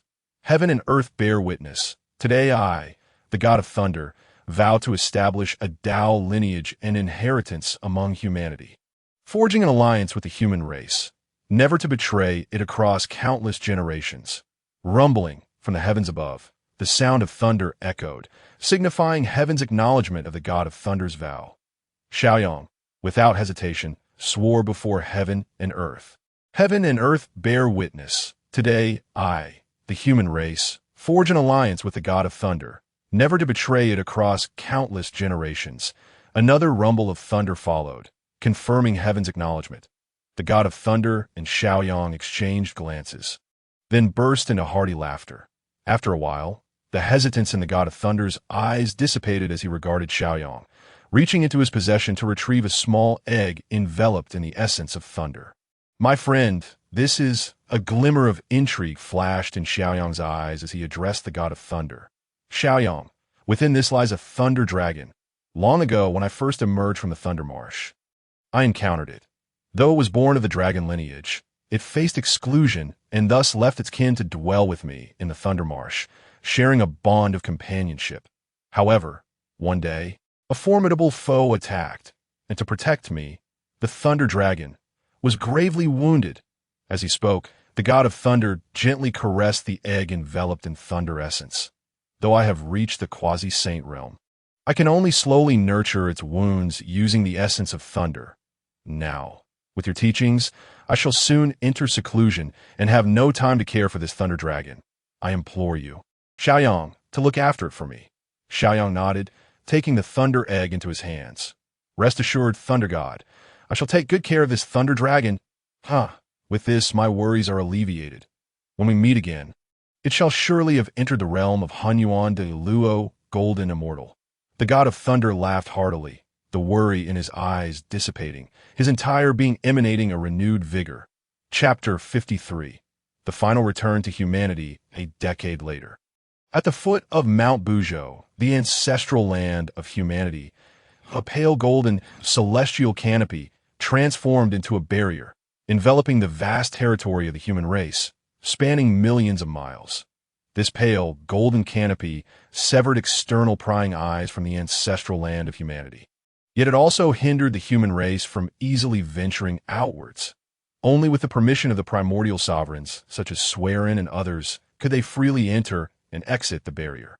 At that moment, a ripple spread across the pale golden canopy.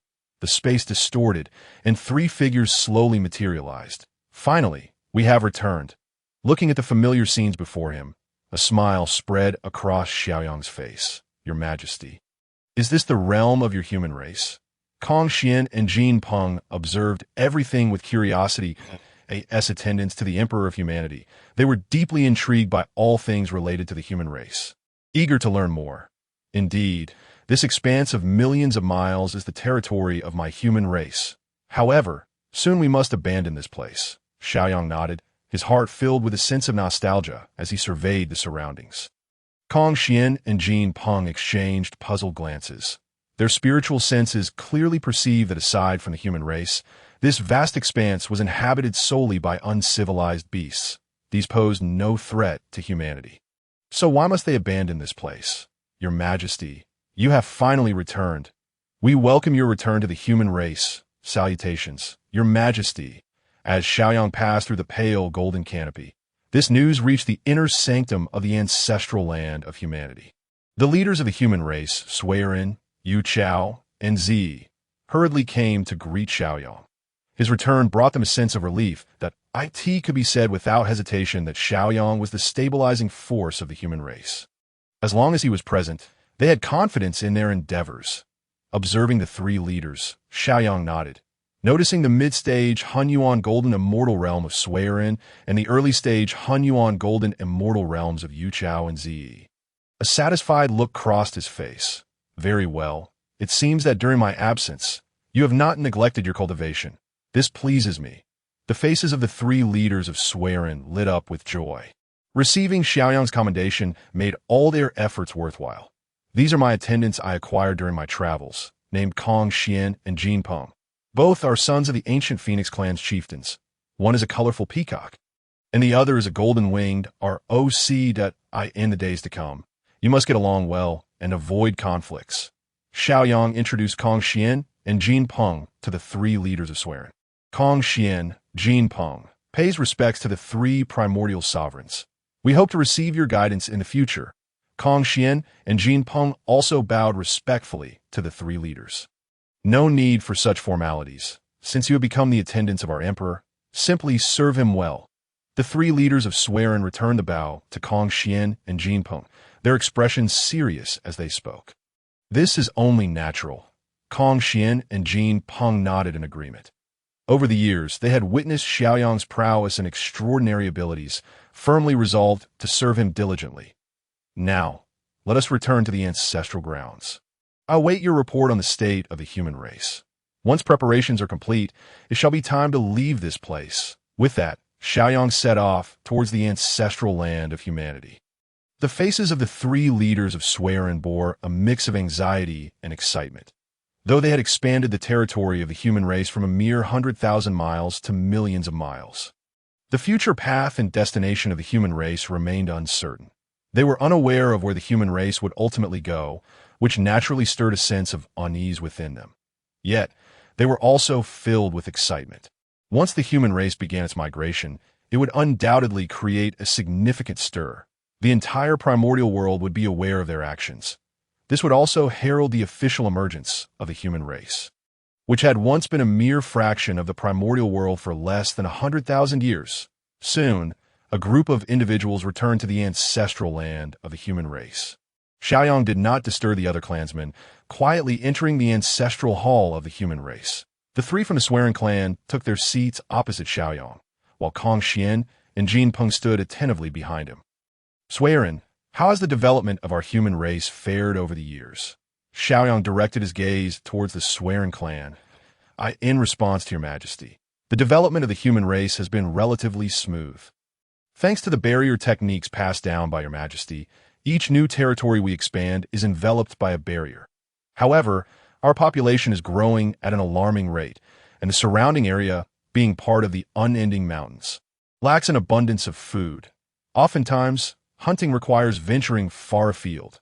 After a moment of contemplation, the swearing clan spoke to Xiaoyang. Hearing the words of the swearing clan, Xiaoyang nodded and replied, "Indeed, our population is increasing rapidly, and the available food does not suffice to sustain the entire human race. This is one of the reasons I intend to migrate our people." Xiaoyang paused slightly before continuing. "Initially, I had planned to divide the entire human race into 3 groups for successive migration. Are you all prepared for this task?" Yu Chao stood and bowed to Xiaoyang. "Your Majesty, ever since the decision to migrate was made, we have divided the entire human race into 3 segments, with your Majesty's command. The first group can depart within 10 days at most. Have the forces tasked with safeguarding the migrating clansmen been adequately prepared?" Xiaoyang inquired gently. This. Z rose, exuding a sense of vigor and determination uncommon in most women. "Rest assured, your Majesty, we have organized the migration into 3 groups, each with its own army. Among these armies, there are several de Luo, hundreds of thousands of Tai, and tens of millions of golden immortals. Furthermore, the 3 of us will also oversee one of the armies. Numerous protective forces have been arranged among the migrating clansmen to ensure absolute safety." Xiaoyang nodded, seemingly recalling something, and then asked, "Has the Tiangong Pavilion completed the construction of the immortal cities?" In response to your Majesty, since its establishment, the Tiangong Pavilion has seen countless clansmen dedicate themselves to the task to ensure the immortal cities possess the foundation your Majesty desires to suppress a region. The Tiangong Pavilion has worked tirelessly day and night, utilizing rare treasures such as Phoenix Immortal Gold, Mother Copper, and the copper from Shoyang Mountain. We have finally forged the immortal cities your Majesty envisioned." Z spoke with remarkable efficiency. "How many immortal cities have been completed thus far?" "The latest batch of immortal cities is nearing completion, totaling 100,000. Each city is equipped with a primordial expansion array, capable of accommodating over 100 million inhabitants." As she spoke of the immortal cities, Z could hardly contain her excitement. In her eyes, one could see a glimmer of hope. Chapter 54. From this day forth, it shall be year 1 of the human race era. Within the ancestral grounds of the human race, as time flowed steadily, Xiaoyang had gleaned the transformations of the human race over the years from the 3 members of the swearing clan. At this moment, Xiaoyang rose, his demeanor imbued with solemnity. "Where are the 3 sovereigns of old?" "Present," responded the swearing clan, Yu Chao and Z in unison. Their expressions grave point 10 days hence. The first batch of migrating humans shall depart, heading for the shores of the East Sea. Xiaoyang directed his gaze towards the swearing clan. "Swearin, do you still remember why you became one of the original 3 sovereigns of our human race?" "I dare not forget. I became one of the original 3 sovereigns because I was able to produce fire, even without any cultivation." The swearing clan responded with utmost seriousness, a hint of pride flickering in his eyes. "Indeed, you ignited the eternal flame of our human race, illuminating the darkness for us. The challenges faced during this first migration will exceed those encountered in the development of our race over the years. I hope you can embody the eternal flame, becoming the beacon of hope for our people. If darkness descends, light it up. Can you accomplish this?" Xiaoyang's gaze bore into the swearing clan, missing not a single nuance of his expression. "Rest assured, your Majesty, swearing shall not fail your trust. Even should darkness loom ahead, I shall become the sun of the human race, dispelling the shadows with the eternal flame." The swearing clan's heart surged with emotion as he spoke to Xiaoyang. Xiaoyang nodded and continued, "Very well. Since the migration is about to commence, it is time for the prodigies of our human race to step onto their own stage, whether they live or die. Whether they soar like dragons or crawl like worms, it will depend on their own fate." The swearing clan and the others nodded in agreement, refraining from further comment. At this juncture, Xiaoyang turned his attention to Yu Chao and Z. After the first group departs, the subsequent groups must be prepared to set out within 3 days. Z. Your meticulous nature surpasses that of Yu Chao. The intermediate tribes account for nearly 90% of the entire migration. The burden on your shoulders is substantial. Without hesitation, Z bowed to Xiaoyang, her gaze reflecting deep solemnity. Rest assured, Your Majesty, Z is confident in fulfilling this task. Haha, splendid. This is the spirit of my human race. Upon hearing Z's words, Xiaoyang erupted into hearty laughter. After a while, he turned his gaze to Yu Chao. Yu Chao, the journey ahead will not be without peril. Even if the 2 subsequent groups successfully migrate, do not let your guard down. Yu Chao nodded and replied, Rest assured, Your Majesty, Yu Chao would never risk the lives of our clansmen for folly. As for danger, let it come. Neither I nor our human race is to be trifled with. At his words, Xiaoyang once again burst into laughter, contemplating the swearing clan, Yu Chao, and Z, as well as the venerable ancestors who had strived for the betterment of the human race, that a surge of boundless ambition welled up within him. Excellent, since all is prepared. Then in 10 days, we shall migrate the human race. From this migration onward, we shall usher in a new epoch for our people, marking the day as year 1 of the human race's destiny. The 3 from the Swearin clan bowed deeply to Xiaoyang, their expressions filled with excitement, their faces flushed with anticipation. 10 days swiftly passed on this day. The first group of clansmen tasked with migration and road opening was ready. These clansmen, all robust men in their prime, wore expressions of excitement mingled with trepidation. Soon, they would embark on an unknown journey for the sake of the human race. Among them, some appeared pale, seemingly overwhelmed by the weighty atmosphere. Yet, none voiced their desire to withdraw. They understood that paving a safe path was paramount to minimizing casualties among their kin. Even if it cost them their lives, they would embrace the sacrifice willingly. Within the ancestral hall of the human race, atop the 999 Zhang platform, Xiaoyang's presence captured their attention. My fellow clansmen, I am the emperor of the human race. Today marks year 1 of our human era, when this land can no longer sustain our existence, when our race has outgrown this space. What shall we do? Xiaoyang's words resonated throughout the assembly, prompting deep reflection among all present. Indeed, if this land cannot harbor our race, why should we remain? What solution lies before us? Migration. It seemed Xiaoyang could sense their thoughts. Precisely, the key to resolving this predicament is migration. If this place cannot accommodate us, we shall seek a new abode that can. The shores of the East Sea shall be our new haven. As he spoke, the words East Sea etched themselves into the hearts of countless clansmen. The vast wilderness stretched infinitely. The journey from here to the East Sea might span tens of thousands, even hundreds of thousands of years. Many would sacrifice along the way, perhaps including myself. Yet for the future of our race, such sacrifices are inevitable. What we can do is press forward, onward, onward. Remember, your brethren stand with you. The sages are with you. The primordial 3 sovereigns are with you, and I am with you as well. Although Xiaoyang's words might not resonate with fervor, they are a genuine expression of his feelings, each word flowing into the ears and hearts of his kin. For the sake of humanity, onward, onward, onward. Suddenly, a loud shout from an unknown source ignited the fervor of all humanity present. For the sake of humanity, onward, onward, onward. For the sake of humanity, onward, onward, onward.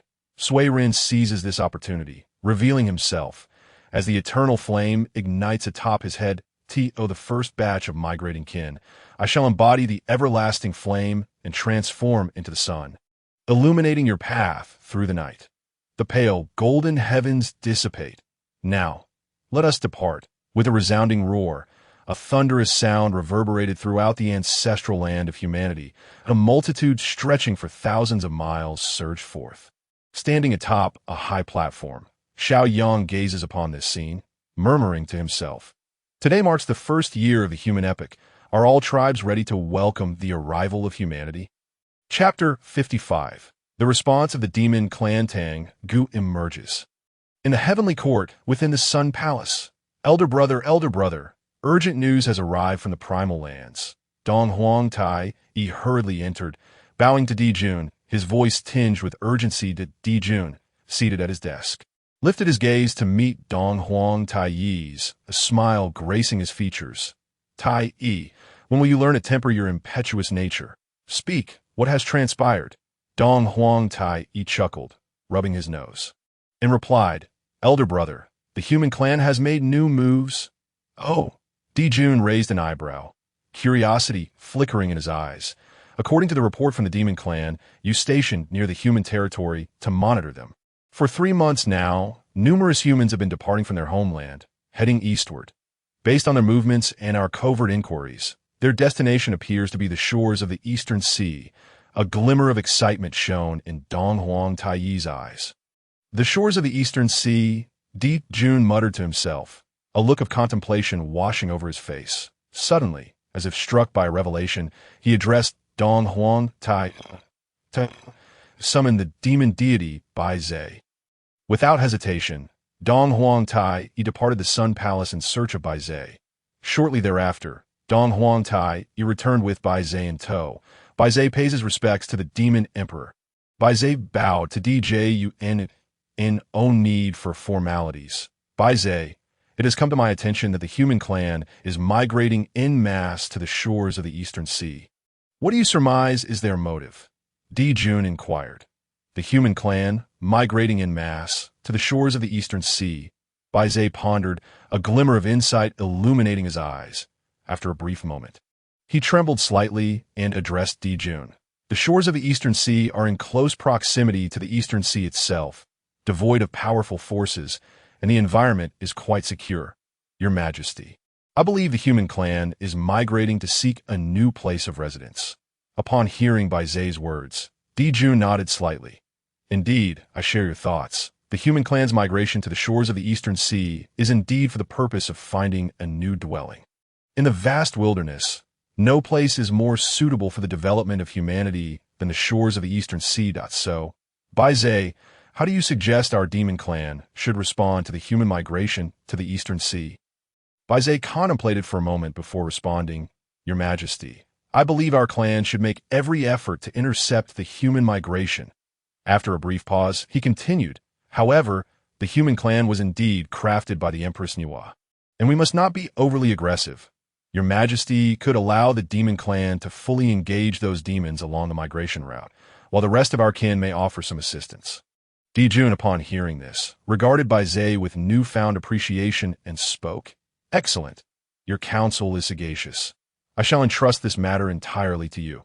Bai Zhe calmly bowed to Di Jun. I shall follow the demon emperor's command. As Bai Zhe departed, Dong Huang Tai Yi, who had remained silent, interjected with urgency. Elder brother, why acquiesce to Bai Zhe's strategy? Should we not unleash our full might to eradicate the human clan? Even if we cannot obliterate them completely, we should at least strive to annihilate them. Di Jun shook his head slightly, a flicker of illumination passing through his gaze. Tai Yi, you fail to grasp the situation. While the human clan poses a nuisance to our demon kin, they are but a minor threat at present. The true pressing concern for us lies with the Wu clan. Now do you understand why I concurred with Bai Zhe's approach? He too harbored a desire to eliminate humanity. Since the dawn of the human clan, an unsettling feeling had taken root within him, particularly as the human clan's fortune transformed into a golden dragon, elevating their ruler, Xiaoyang. The continuous bestowal of celestial merit upon the human clan, coupled with Xiao Yang's repeated interference in his grand designs, rendered humanity a thorn in his side. Yet, as he had articulated, the human clan was merely a minor concern. The true peril arose from the Wu clan. After all, should he push the human clan toward the Wu clan, it would spell trouble for the demon kin, even if they were unafraid that a look of realization dawned upon Dong Huang Tai Yi. He pondered for a moment before addressing Di Jun. Elder brother, may I partake in this matter? I must ensure that the human Xiaoyang pays a price. As he spoke, a fierce glint emerged in his eyes. For he had long harbored a grudge against Xiaoyang. Di Jun, upon hearing this, could not help but chuckle, shaking his head as he replied, Very well, if you wish, go ahead. Thank you, elder brother. Dong Huang Tai Yi rejoiced. Bowing to Di Jun before hastily departing, Di Jun watched him leave, chuckling as he muttered, When will Tai ever learn to temper his impetuous nature? Before Jun could gather his thoughts, the previously departed Bai Zhe re-entered. Your Majesty, please discipline the 10 princes. A faint smile of exasperation graced Bai Zhe's face. Jun paused, taken aback, and inquired, Speak, what mischief have those 10 rascals gotten into now? Jun felt a headache coming on. Ever since the demon queen Shiha birthed the 10 little golden crows, they had garnered the affection of both Shiha and himself, as well as Dong Huang Tai, leading to their uncontrollable antics. The 10 golden crows, born with the ability to wield true solar fire, often wreak havoc due to their youthful inability to master its control, causing unrest in the heavenly court, be it burning down a palace or destroying rare and exotic flora. This had become a source of great frustration for him. Your Majesty, this time it is far more severe than before. The 10 princes left the Jin Wu Palace and, in their playful antics, reduced a patrol unit to ashes. If we allow them to continue their mischief, many will surely harbor grievances within the heavenly court, Bai Zhe lamented, a troubled expression on his face. What? A flicker of anger ignited in Jun's eyes. He had not anticipated that the 10 little golden crows, in their usual mischief, would incinerate an entire patrol. Originally, Jun intended to summon the 10 golden crows for a reprimand, but upon probing with his divine sense, he discovered that they had already taken refuge in Shia's palace. A wry smile crept upon his lips. Bai Zhe, where do you think we should send the 10 little golden crows if we wish to rid the heavenly court of them? After contemplating for a moment, Bai Zhe replied, Your Majesty, I believe we could send the 10 princes to the Sun Star. The Sun Star? Indeed, to the Sun Star. The Sun Star is abundant with true solar fire, and it is home to one of the 10 innate spiritual roots, the Fusang tree, which could aid the 10 princes in mastering the true solar fire. This was Bai Zhe's optimal suggestion. Jun reflected on it. Indeed, the Sun Star would be the ideal locale. Very well. I shall personally escort them to the Sun Star, and their residence shall be designated as Tengu. Chapter 56. Conflict amidst migration. The battle of humans and demons Qi Song Zi. In the central region of the Primordial World, amidst a vast plain, the initial group of the human race, led by Sui Run, temporarily took refuge here. The air was filled with the anguished cries of kin from within their encampment. As the stench of blood permeated the surroundings, a somber and tragic atmosphere enveloped the entire human settlement. Sui Ren stood at the threshold of the dwelling, his eyes heavy with sorrow. His hand rested against the door, hesitating several times to push it open. Yet he found himself seemingly devoid of the courage to do so. A formidable being in the mid-stage of the Hunyuan Golden Immortal Realm felt an overwhelming sense of suffocation. How absurd is this, one might wonder. Behind him stood a human man, bearing a long sword and radiating a sharp aura. Gazing at him with concern, Sui Run, are you all right? Sui Ren inhaled deeply, turning to the man behind him, and finally managed to display a faint smile. Since departing from the ancestral land of the human race, the first group he led in their migration had faced relentless assaults from the demon race. Though he was acutely aware that obstacles from the demon race would hinder their journey, he never anticipated that their resistance would be so formidable, to the extent that he and his kin felt the malice of the primordial world. Fortunately, he had not returned empty-handed. The human race faced innumerable perils. While some kin had perished, others had emerged triumphantly. Among those who rose to prominence, he held particular regard for the individual named Qi Songzi. Qi Songzi's unparalleled prowess in swordsmanship reverberated through the heavens and the earth. Even Xiao Yang had once taken note of this human prodigy. There was a saying that praised him. Sword energy spans 30,000 miles. A single strike chills 19 states. Sui Run believed this saying was perfectly suited for Qi Songzi. Rest assured, Qi Songzi, I am fine. It is merely the thought of our kin who have suffered injuries or even lost their lives in recent days that fills me with a desire to annihilate those demons. A fierce intent for vengeance gleamed in Sui Ren's eyes. Throughout his existence, Sui Ren had always been regarded as a gentle soul among his people, treating both individuals and matters with kindness. However, as the human race engaged in battle with the demon race, he grasped a profound truth. Gentleness is reserved for one's own kin, while for enemies, especially the demons, the only course is total extermination. Do not worry, Sui Run. The blood of our kin shall not be shed in vain. One day, these demons will pay the price. Hearing Sui Ren's words, Chi Songzi clenched his teeth, his eyes ablaze with murderous intent. Sui Run chuckled, and witnessing Chi Songzi's fervor lightened the heaviness in his heart. Let us enter and check on our kin. The days ahead will not be easy. Sui Ren patted Chi Songzi's shoulder and pushed open the door. Years later, in a certain area of the Primordial World, here, corpses littered the ground. Blood flowed freely, staining the earth crimson. The sounds of battle resounded through the heavens. Malevolent energy surged, and bloodlight shot into the sky. The once serene and picturesque landscape was now riddled with craters and devastation. But if the human race wishes to depart from here, they must first inquire whether my Li Hua Tiger Demon Clan will permit it. Those insignificant humans are only fit to become our sustenance. A fierce tiger, its body ablaze with flames, stood atop the clouds, surveying the chaotic battlefield and speaking coldly. The Li Hua Demon Clan, said to be a union of the Phoenix and White Tiger clans, inherited the fire control abilities of the Phoenix and the ferocity of the White Tiger. Renowned for their formidable combat prowess in the primordial world, they held a fearsome reputation within their ranks. They boasted a quasi-saint ancestor and numerous golden immortal practitioners, ranking them among the stronger clans in the primordial realm. Enough with the idle chatter. Let us engage in battle. A pale, golden flame shot skyward. Dominating half the heavens, Sui Ren's eyes gleamed with murderous intent as he fixed his gaze upon the ancestor of the Li Hua Tiger clan. Behind him, countless human cultivators burned with righteous fury.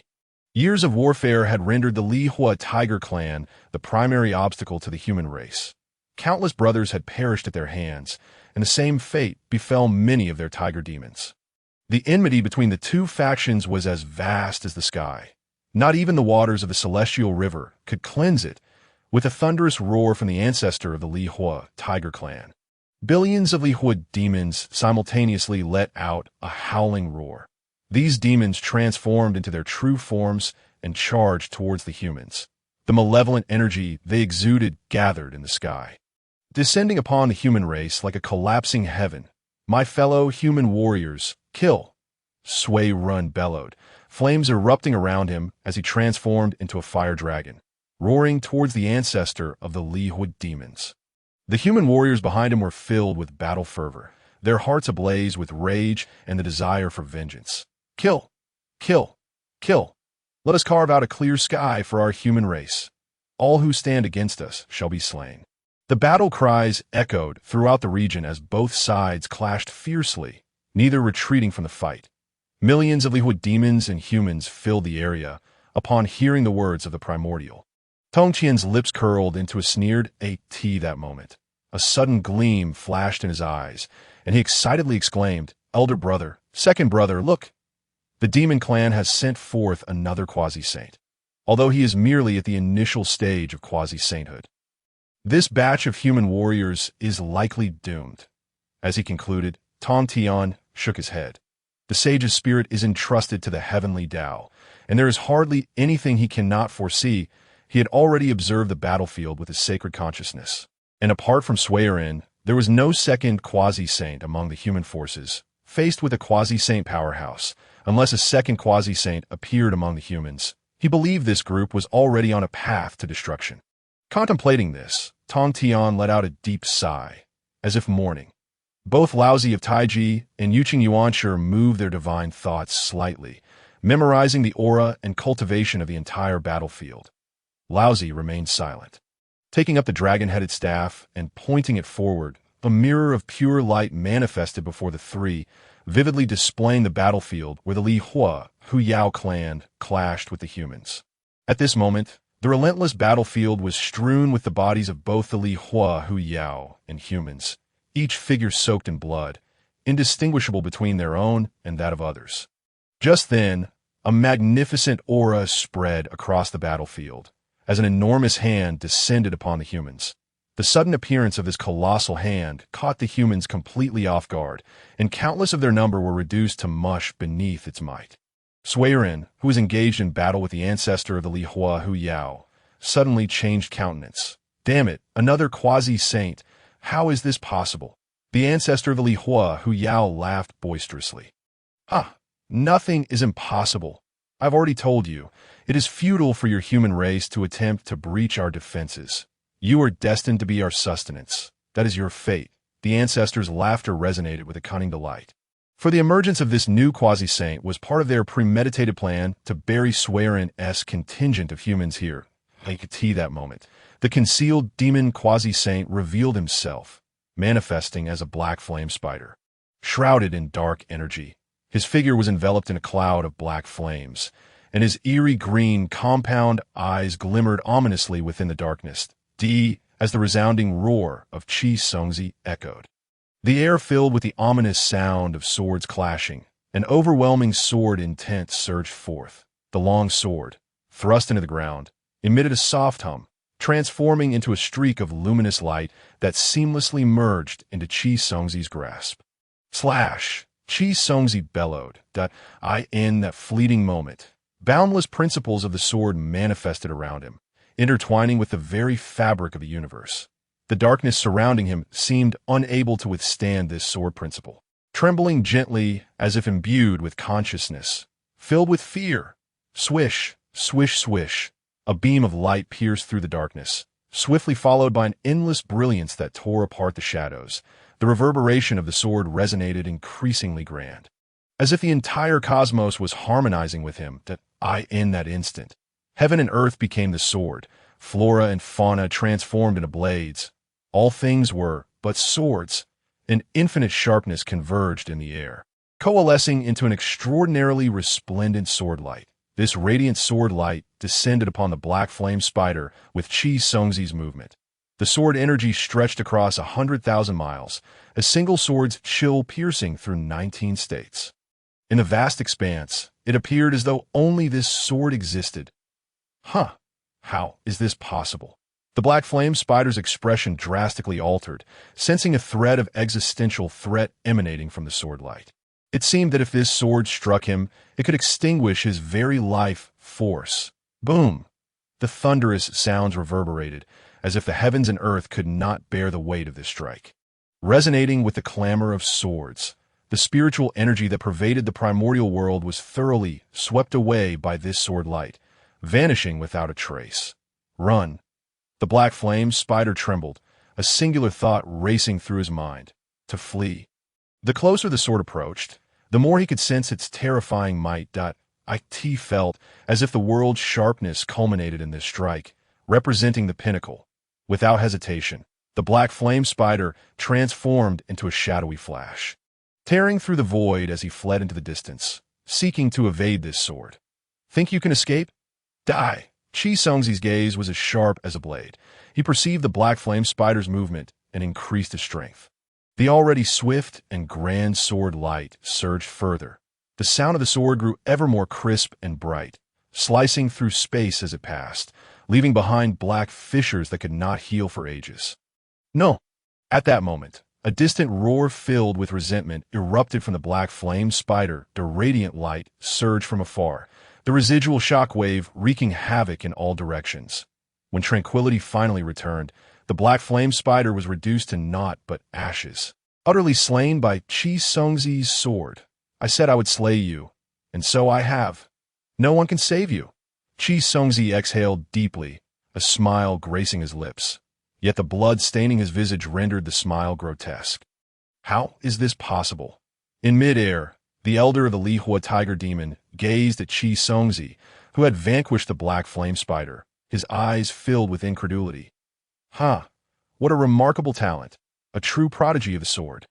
Swaren exclaimed with a hearty laugh. Li Hua tiger demon elder, you too shall perish. As Swaren beheld Qi Songzi, he laughed joyously, his laughter brimming with exhilaration. With each guffaw, the undying flames of his spirit blazed brighter, and his attacks against the Li Hua tiger demon elder grew increasingly reckless. If this junior had slain a quasi-saint, how could he, an elder of the human race, fall behind? The mighty beings observing this battle gasped in astonishment. They fixed their gazes upon Qi Songzi, none expecting that he could slay a quasi-saint while in the realm of the great Luo golden immortal that a quasi-saint, after all, bore the title of sacred. The deeper their cultivation, the more they grasped the chasm between realms, particularly the vast disparities between major realms, akin to the distance between heaven and earth, an insurmountable divide. Yet now, Qi Songzi had shattered this assumption. Not only did he defy the odds by slaying a quasi-saint with his great Luo golden immortal strength, but he also advanced toward the quasi-saint realm through this battle. This was utterly absurd. Each of them felt a pang of envy and jealousy. Chapter 59. The Stirring of the Heart. A divergence emerges in the East Kunlun, within the Three Purities Palace, as Qi Songzi wielded that sword and dispatched the black flame spider. A glimmer of light flickered in Tong Tian's eyes. What a fine seedling, a prodigious swordsman indeed. I did not expect such a talent to arise among the human race, destined to be my disciple, to inherit my sword path.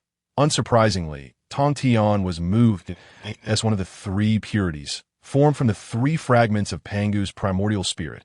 Each of the three had their own areas of expertise. Taiji Laozi excelled in alchemy. Yuqing Yuanshi was adept in artifact crafting, while he, Shanqing Tong Tian, specialized in formations. However, proficiency in formations did not imply incompetence in other fields. Aside from formations, his greatest passion was the sword path. His treasure for attaining sainthood was the Qing Ping sword. The four swords of Zhu Xian he mastered, though related to the Zhu Xian sword formation, could not be wielded to their fullest power without a deep understanding of the sword path. Now, Qi Songzi, through his swordsmanship, had slain a quasi-saint. His temperament and talent suited Tong Tian's preferences perfectly, igniting his desire. Laozi said nothing, well aware of Tong Tian's character. However, as he gazed upon Qi Songzi's figure, a profound light flickered in his eyes. Yuqing Yuanshi scoffed, speaking up. Qi Songzi is not a first-generation innate human. His qualifications are barely adequate. If my third brother wishes to take him as a disciple, it would not tarnish our three purities' reputation. But Yuanshi paused, then continued. However, your disciples are mostly uncultured individuals, causing unrest throughout Kunlun. You must exercise strict discipline. If it comes to it, expel him from your sect. Tong Tian's expression turned frosty at this. It was not the first time he had heard Yuanshi's words. Ever since they had attained sainthood, Laozi had brought back a disciple from Xuandu, and both Yuanshi and he had developed intentions to take on disciples. However, Yuanshi had yet to act. Meanwhile, Tong Tian had accepted over a dozen disciples, including the likes of Du Obao, Jinling Xingmu, and Wudong Xingmu. Among these disciples, some could not change their natures, incessantly gathering friends, causing chaos in Kunlun. Tong Tian was acutely aware of this. Yet, regardless, those individuals were his disciples. Even if discipline were required, it was not for his second brother to dictate. Second brother, what do you mean by that? Tong Tian countered, our teacher has always welcomed the guests of the Zhixiao Palace. Inviting the 3,000 Xiao guests to hear the great D.A.O.M.Y. acceptance of these disciples is merely emulating our teacher. Furthermore, I will manage my own disciples.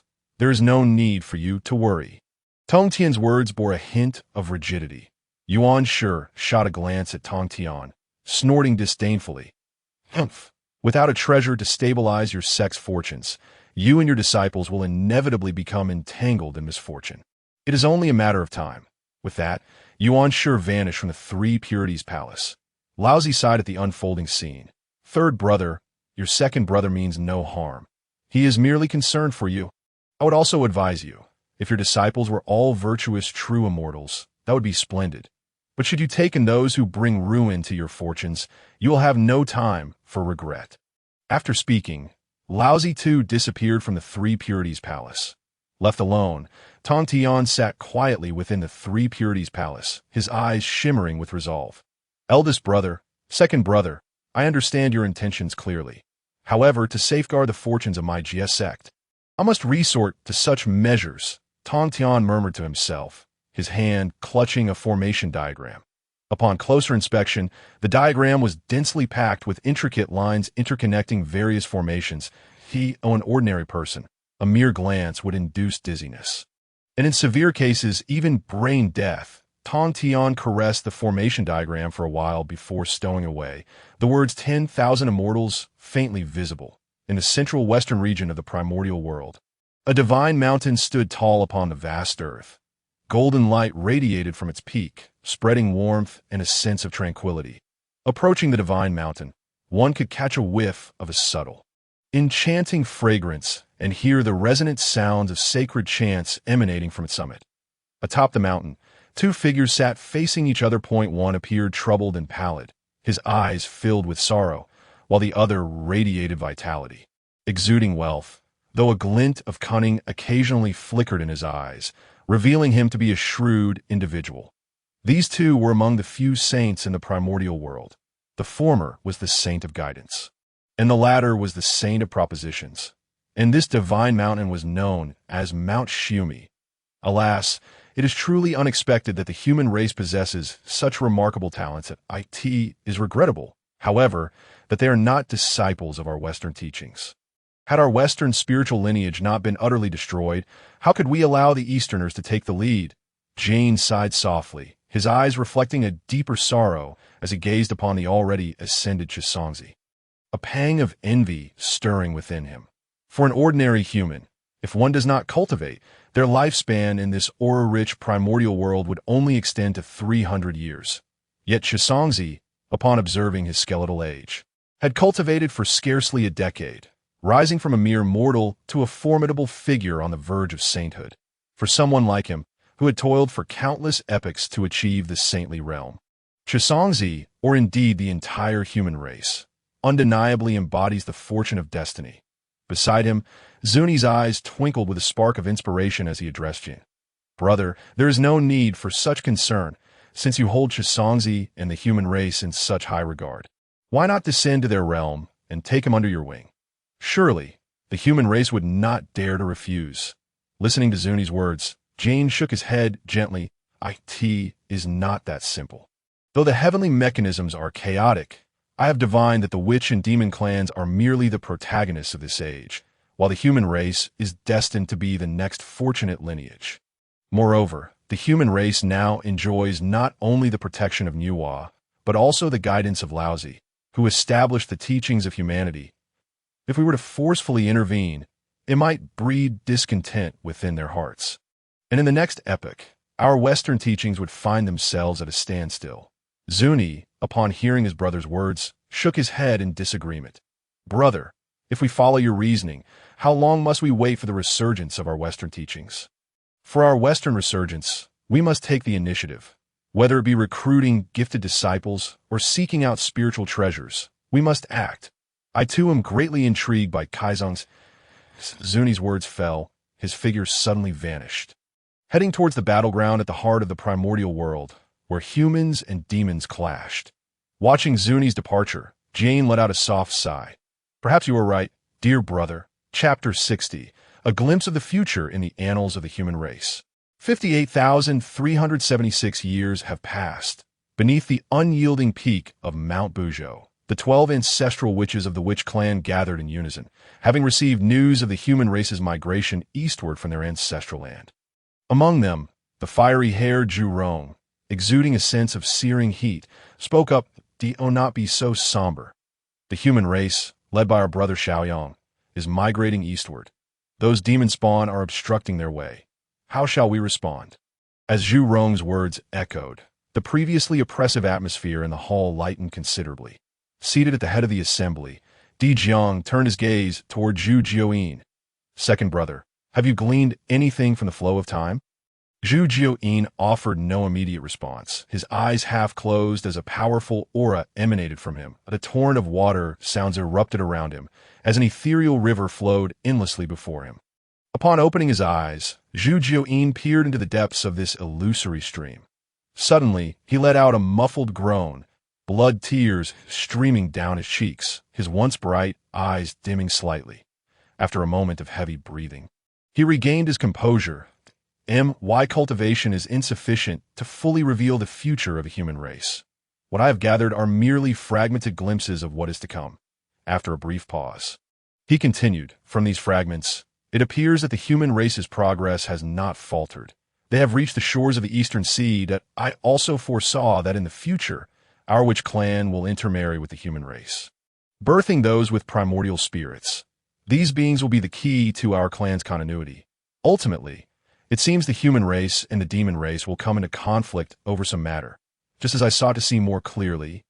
A gaze from the river of time pierced through, casting me out. For the foreseeable future, I can no longer wield this secret art. Beside him, Hotu gently tapped her hands together and spoke softly. Let us not forget that Brother Xiaoyang has aided our witch clan greatly and has imparted the methods of blood refining our divine weapons. Moreover, as you mentioned, second brother, the key to our clan's continuation lies in intermarriage with the human race, resulting in those with primordial spirits. For this reason alone, I believe we should lend our assistance to the human race. With his long blue hair cascading, Gong Gong crossed his arms, his eyes shimmering with fervor. The human race's migration, obstructed by the demon race, presents an excellent opportunity to strike at them. I believe our witch clan cannot afford to miss this chance. Ha! Gong Gong, you finally spoke wisely. How did I not realize your intellect before? Zhu Rong looked at Gong Gong with astonishment, seemingly pondering when Gong Gong had become so insightful. Noticing Zhu Rong's expression, Gong Gong's countenance darkened, his arms dropping to his sides as he shot a cold glare at Zhu Rong. Zhu Rong, do you think everyone is as simple-minded as you? Do not attempt to provoke me with your words. If you seek a fight, I shall gladly oblige. Zhu Rong chuckled, scratching his head with a foolish grin. That would be splendid. I just so happen to have developed a new divine ability with my Zhu Rong banner. Let me test it on you before I challenge Brother Xiaoyang. Gong Gong snorted disdainfully, a trace of contempt surfacing in his eyes. Humph! After being utterly defeated by Brother Xiaoyang, you still wish to challenge him again. How foolish! Furious, Zhu Rong opened his mouth to retort when suddenly, smack, Di Jiang struck the table before him. His expression dark as he glared at Gong Gong and Zhu Rong. Is this a place for your antics? Take your brawling elsewhere. Upon hearing Di Jiang's discontent, both Gong Gong and Zhu Rong fell silent. Di Jiang, seeing this, merely snorted. I have decided to assist the human race in their migration. We, the 12, shall remain motionless. Only the great witches of our tribes shall be dispatched to assist. We must strive to integrate the human race into our tribes, allowing them to blend among us. Furthermore, we are merely providing assistance. Do not let your great witches act recklessly. It is not yet time to confront the demon race. The ancestral witches, upon hearing Di Jiang's words, remained silent, save for Hotu, whose eyes flickered with hesitation. Although they maintained a decent relationship with Xiaoyang, their primary allegiance was to the witch clan. Therefore, all considerations must naturally prioritize their kinship in the annals of the human race. 58,376 years have passed. Led by Swearin, the first batch of migrating humans finally arrived at the shores of the Eastern Sea, gazing at the endless plains before them. Both Swearin and the other human beings erupted in jubilant cheers, their eyes brimming with excitement. Swearin looked back at his fellow humans, his heart swelling with emotion. Since their migration began, it had been 58,376 years. Along the way, countless demon entities had sought to thwart their progress. Even with the aid of the witch clan, Swearin and his people faced immense hardships along their arduous journey.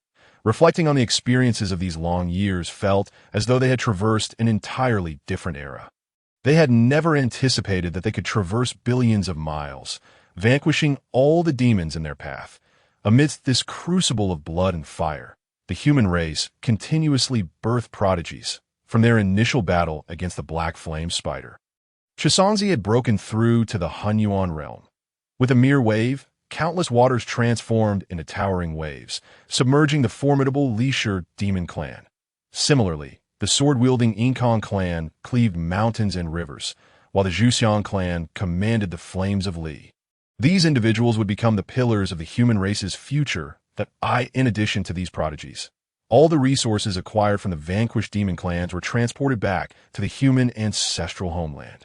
Xiaoyang invested the majority of these resources into the creation blood pool, With the power of the creation blood pool, newborns of the human race were baptized, solidifying their future foundations that a complete and stable path to the rise of their lineage lay before the human race. Just as Swearin was lost in these thoughts, a beam of sword light shot towards him. This radiant light halted before him, transforming into a woman exuding an aura of icy clarity. This individual would later emerge as the human prodigy. Inkong, Swearin, we have ascertained that there are originally 38 demon clans within this expanse of the eastern seashores. Upon hearing that my human race has arrived, 38 have diminished to 16, leaving 22 demon clans remaining. They include the resplendent rainbow rooster, the crimson feathered weasel, the silver moon steed, and the ice crystal python. As Swearin listened to Inkong's words, his mind was flooded with information about these races. Previously, they had suffered due to their ignorance of the opposing side's information. Subsequently, whenever Swearin led the human race to a new location, he would first clarify the relationships within that area. Only after devising a plan would they take action. Even if the 22 demon races were individually weak. Did they truly intend to seek aid from the human emperor? Swearin furrowed his brow, contemplating how to systematically dismantle these 22 races. Just then, Swearin suddenly lifted his head, his gaze fixed on the distance. Chapter 61. This is how overbearing my human race is. By the eastern sea, Swearin stood before a multitude of his kin, his brow tightly knit as he gazed into the horizon. There, a gathering of demonic clouds amassed, seemingly threatening to descend upon Swearin and his companions. One by one, streaks of light traversed the sky, revealing themselves not far from Swearin. There were a total of 22 such streaks, each representing a quasi-saint power, the very demon races that occupied this region. Although Swearin was somewhat astonished, there was no trace of panic on his face. Around him, the undying flames ignited, and the aura of a quasi-saint surged skyward. What is your intent? Swearin inquired of the 22 demon quasi-saints, his gaze sharp as it swept over them. We, the demon races, mean no harm to the human race. The Eastern Sea is also our place of existence. We come merely to negotiate with the human race, seeking a place to survive. One of the quasi-saints took a step forward, attempting to clarify their purpose to Swearin. Swearin scoffed, eyeing the approaching demon races. Negotiate? Is this so-called negotiation merely a pretext for your entire clan to gather here? If I refuse, will you then wage an unending war against my human race? Swearin found it hard to believe the words of these demon races. I have heard that the Swearin Emperor fought fiercely across myriad realms for the survival of the human race. Now, we demon races, too, are prepared to wage bloodshed for our resting place by the Eastern Sea. The quasi-saint spoke with a hint of sarcasm, yet remained unfazed at that moment. Chi Songzi emerged from behind Swearin, sword in hand. His presence radiated with intertwining sword energies, creating an atmosphere of palpable tension. You disguise your intentions as negotiation, but it is merely coercion. My human race does not abide by such tactics. If you wish to fight, then let us engage. If not, vacate the Eastern Sea. As Chi Songzi's words echoed, Inkong Lalu, Zhu Xiang, and other human prodigies stepped forward in unison. Their bodies shone with brilliance, their auras soaring toward the heavens, exuding unparalleled strength. Fight! Fight! Fight! Behind them, the human populace was already stirred, their voices rising in fervor. A spirit of invincibility surged, tearing through the clouds above. We not have the right to remain in the Eastern Sea. Is your human race so tyrannical? The demon quasi-saints bore grim expressions. They had assumed that with their 22 quasi-saints present, the human race would show them respect. Yet, it became evident that the human race was far more domineering than they had anticipated. As Swearin prepared to respond, a figure tore through the fabric of space, appearing before him and the others. This is how overbearing my human race is. You are left with two choices, either perish or submit, should you choose to submit to my human race. You may remain in the Eastern Sea and survive. A voice reminiscent of a dragon's roar reverberated through the heavens. The golden light radiated forth, piercing through time and space, exuding an aura of supreme majesty. Upon witnessing this figure, Swearin's eyes shimmered with excitement, nearly moved to tears. Emperor Xiaoyang, Swearin pays his respects to your majesty. Your majesty has arrived. At long last, I have not failed your majesty's expectations. Hearing Swearin's words, the assembly of humans erupted with joy, their eyes brimming with tears. After 58,376 years of separation from their ancestral home, every day had been a struggle. Countless human lives have been sacrificed in their battles against the demon races, reclaiming vast territories. Today, upon seeing Emperor Xiaoyang by the Eastern Sea, they felt that all past sacrifices were not in vain, and every effort had been worthwhile. At this moment, Xiaoyang stood with his back to Swearin and the others, momentarily ignoring them. His expression was calm, gazing coolly at the 22 demon quasi-saints. Have you made your decision? Submit or die. As his words fell, an eerie silence blanketed the Eastern Sea. Even the howling winds fell silent. Countless mighty beings watching this scene were momentarily stunned. How audacious! Before Xiaoyang stood not mere mortals, but 22 quasi-saints, to submit or perish. One could hardly imagine that even the Demon Emperor and the Witch Emperor would not possess such audacity. How could Xiaoyang dare to do this?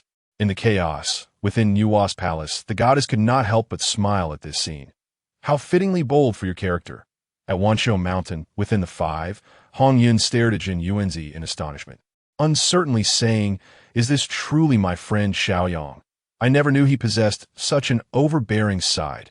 Jin Yuanzi remained silent, only breaking into hearty laughter, filled with a sense of exhilaration. None could understand the source of his joy.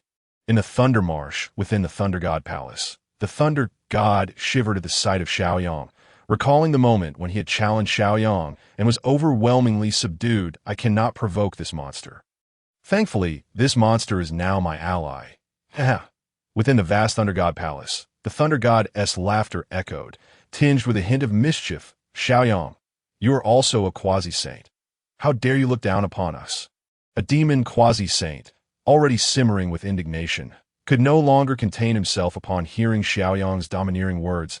He rose abruptly, pointing an accusatory finger at Xiaoyang, murderous intent flashing in his eyes. At that moment, Xiaoyang, suspended in mid-air, turned his gaze toward him. His aura of the human emperor surged forth, accompanied by the sound of dragon roars. Within his eyes, boundless power materialized, pressing down upon the demon quasi-saint. Crack. The space shattered under Xiaoyang's gaze, transforming into a void black hole. Puffed. The demon quasi-saint's complexion changed, blood spilling from his mouth. Though he had just entered the quasi-saint realm, he had never anticipated that he would be unable to withstand even a single glance from Xiaoyang. Ah, so you have chosen death.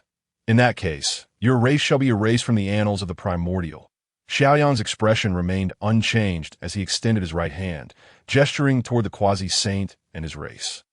Wiping them from existence, that a manifestation of the human emperor descended alongside his movement. Chapter 62.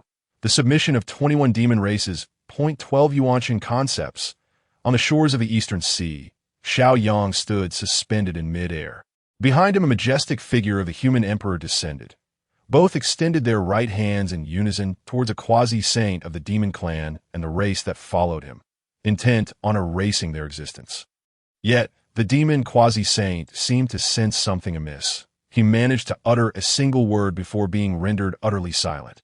Under the scrutiny of all present on the Eastern Sea's shores, particularly the attention of the ancient deities, the demon quasi-saint and his kin gradually faded from existence, from head to toe, reduced to mere nothingness.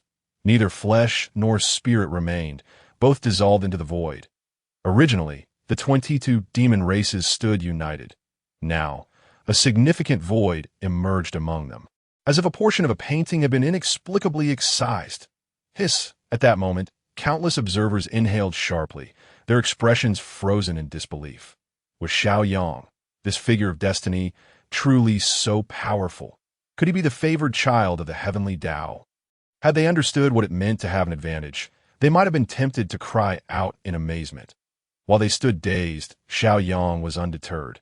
He withdrew his right hand and looked indifferently at the remaining 21 demon races.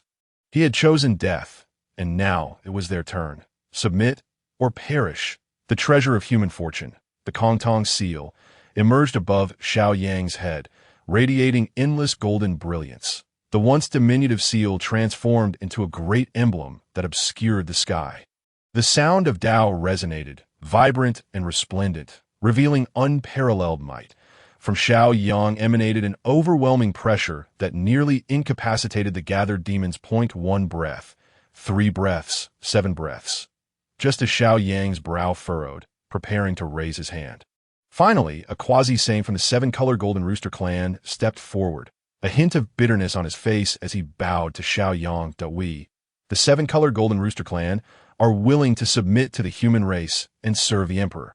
With the first submission came the second, the third. We, the Silver Moon Horse clan, are willing to submit to the human race and serve the Emperor. We, the Vermilion Feather Weasel clan, are willing to submit to the human race and serve the Emperor. We, the Ice Crystal Python. In the end, all 21 demon races knelt before Xiao Yang. In a void. Dong Huang Tai wore a conflicted expression. He had not anticipated Xiao Yang's rapid increase in strength. When Xiao Yang was at the Great Luo stage, he was but a quasi-saint. Now, as a quasi-saint himself, he found Xiao Yang increasingly inscrutable. This was utterly beyond the basic principles, given Xiao Yang's annihilation of that quasi-saint and his kin. Dong Huang Tai, he was certain that had he followed his original plan, he would have met his demise by now. After a long pause, he gazed at Xiao Yang and murmured, "I shall spare your life for now. But once the Wu clan is eradicated, you shall meet your end." With those words, the hidden Dong Huang Tai departed for the heavenly court. The very moment he left, Xiao Yang subtly raised his head, as if sensing Dong Huang Tai's movements. However, he paid it no mind, instead focusing on the 21 demon races who had submitted to him. The contemplative expression flickered in his eyes. Among the remaining races, aside from the Vermilion Feather Weasel and Ice Crystal Python clans, there were the 7-Colored Golden Rooster, Silver Moon Horse, Azure Stone Bull, Bamboo Green Snake, and 7 others. Coincidentally, these 11 demon races represented the animals of the zodiac: rooster, horse, bull, snake, monkey, pig, tiger, sheep, dog, rabbit, and rat.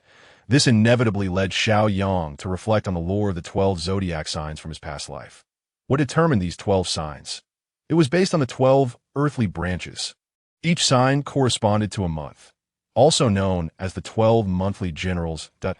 In addition to these 12, there existed the 60 yuan signs formed by the combination of heavenly stems and earthly branches, referred to as the 60 stellar lodges. If he could manifest the 12 yuan signs and the 60 stellar lodges within the primordial realm, it would undoubtedly mark a monumental leap for both the fortunes and development of the human race. Xiao Yang felt a surge of enthusiasm, eager to act immediately. Yet, he was no ordinary mortal. This thought flickered through his mind and vanished as swiftly as it came. Now was not the time. The human race, already a figure of prominence, would surely become a target of disdain if he acted too boldly.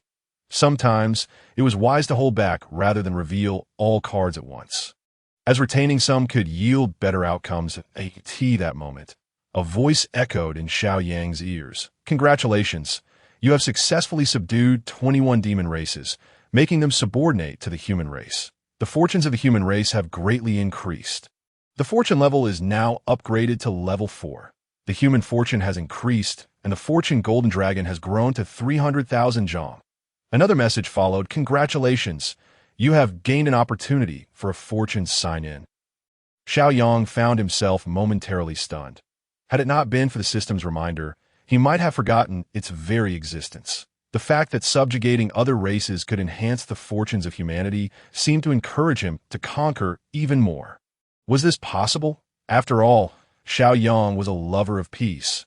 How many subordinate races can elevate the fortune by 1 level? Gathering his scattered thoughts, Xiao Yang turned his gaze back to the 21 demon quasi-saints before him.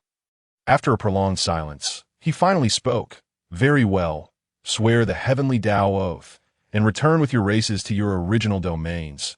Should any matters arise, I shall call upon you." The quasi-saints of the 7-Colored Golden Rooster and the others breathed a sigh of relief. This was undoubtedly the best outcome. They all bowed to Xiao Yang and hastily led their kin away from that place to them. Xiao Yang was akin to a nightmare. The sooner they were rid of him, The bettered as he watched the multitude of demons depart.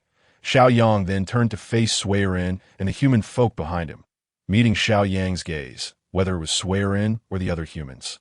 They all stood tall, their eyes filled with pride as they looked upon him. Sui Ren greets your majesty. Sui Ren stepped forward, bowing deeply to Xiao Yang. Qi Songzi, Yin Kong, Li Lu, Zhu Xiang, we greet your majesty. The other human prodigies followed suit, their faces flushed with excitement. Huzzah! We bow before the Emperor of Humanity. The gathered humans simultaneously bowed before Xiao Yang. Within the human race, Xiao Yang had become a figure of almost religious reverence. Even after his long absence, this sentiment remained unchanged. At that moment, the faith of the human race converged, igniting the very heavens and earth with fervor.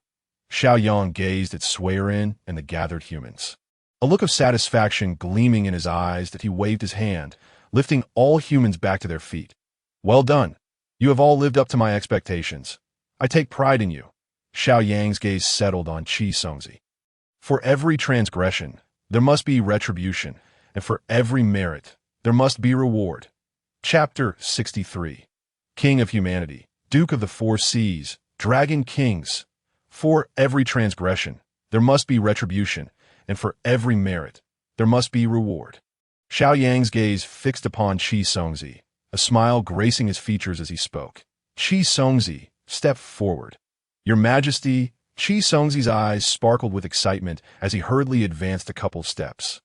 Qi Songzi has followed Sui Ren in paving the way for our new human homeland, overcoming countless obstacles.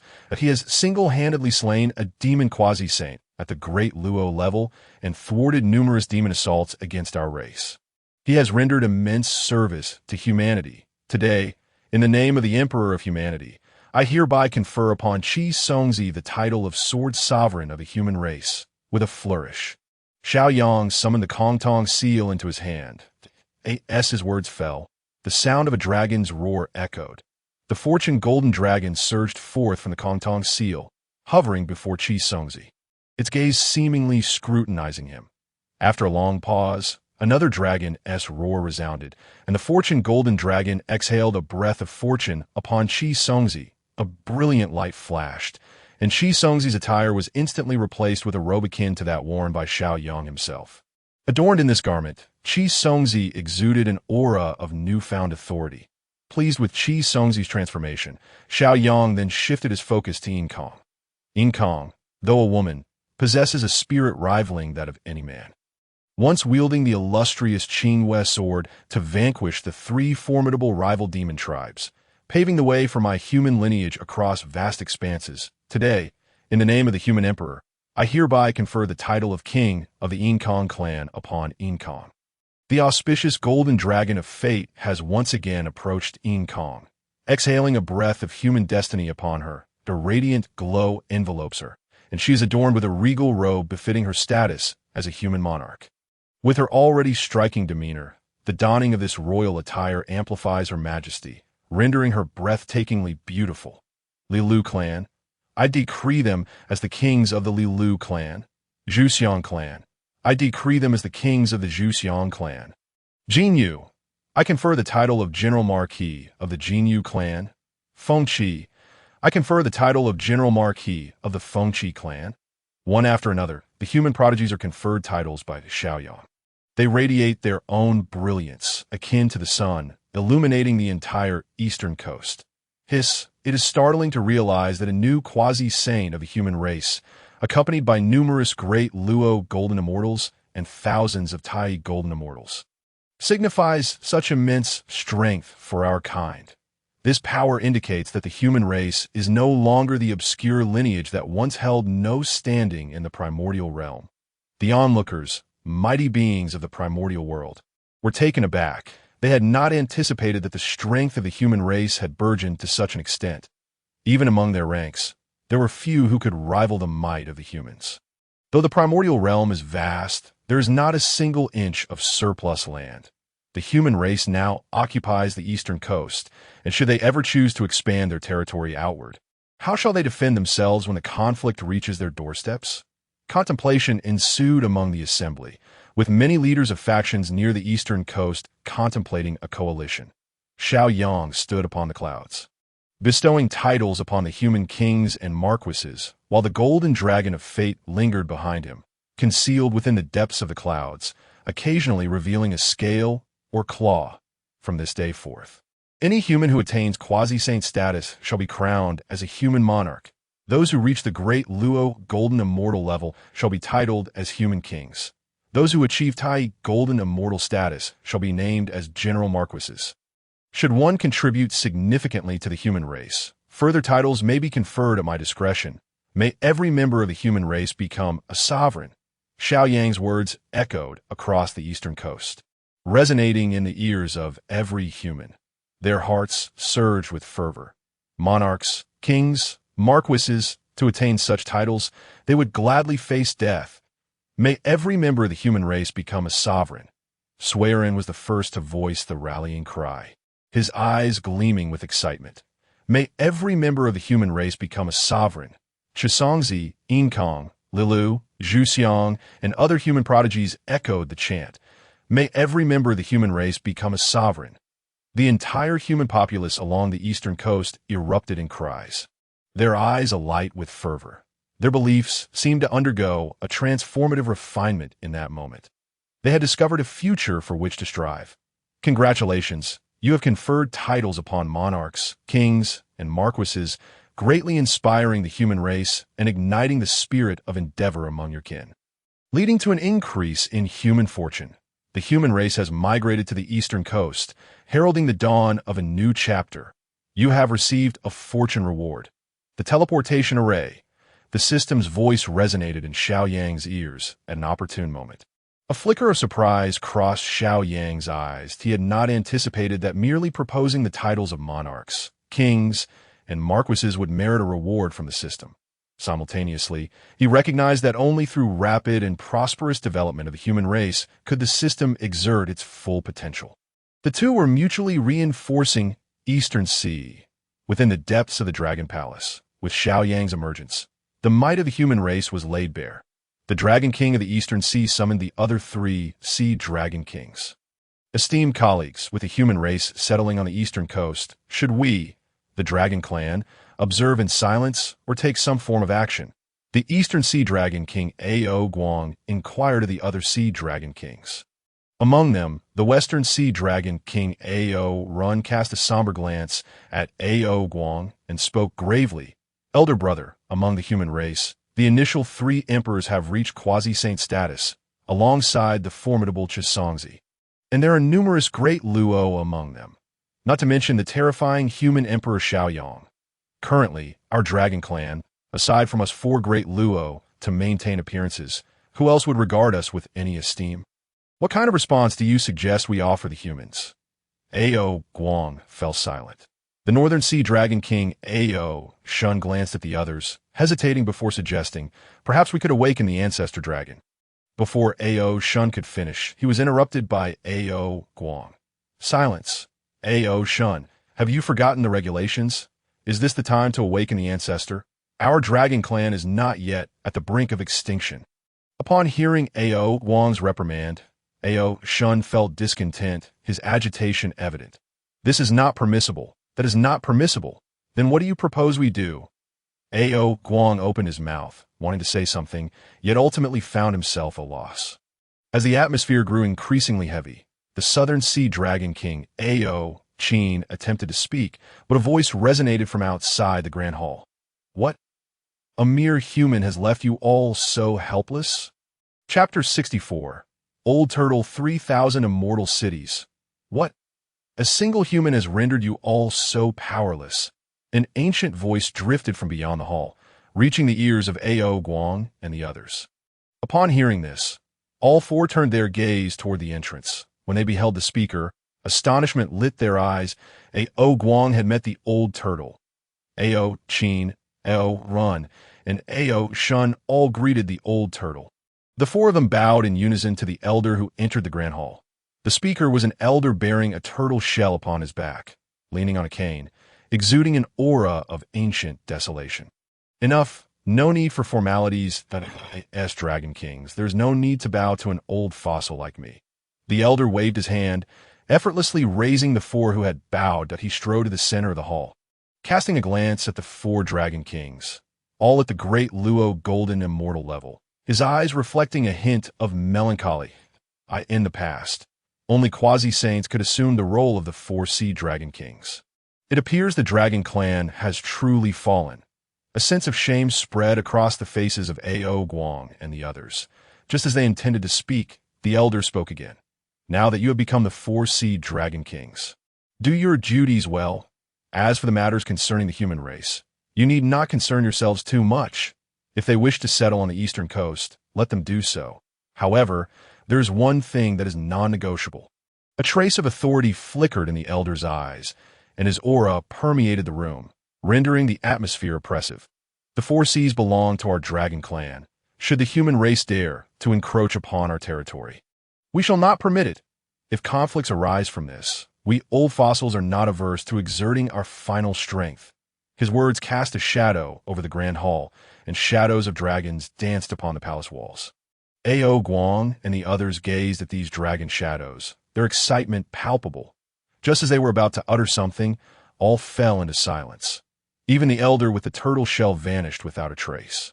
After a considerable time, Ao Guang steadied his emotions, his earlier trepidation replaced by unwavering resolve.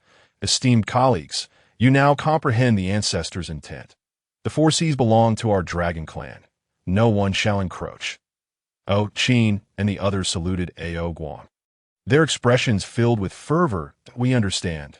The human race has traversed 54,100 years. Led by the Zi and Yuchao clans, the remaining two groups of humans have arrived at the eastern coast. Thus, the grand migration of the entire human race has been completed. At this moment, at the heart of the eastern coast, the ancestral abode of the human race stood majestically in the air, radiating immeasurable golden light. This golden radiance could be felt even at the periphery of the eastern coast, warming the hearts of those it touched. They understood that the ancestral abode was watching over them. In the ancestral hall, Xiao Yang occupied the esteemed position at the head of the table. His left sat the three members of the Swearing clan alongside Qi Songzi, while a group of distinguished human prodigies, including Yin Kong, were seated on his right. That moment, a member of the Swearing clan rose and bowed respectfully to Xiao Yang.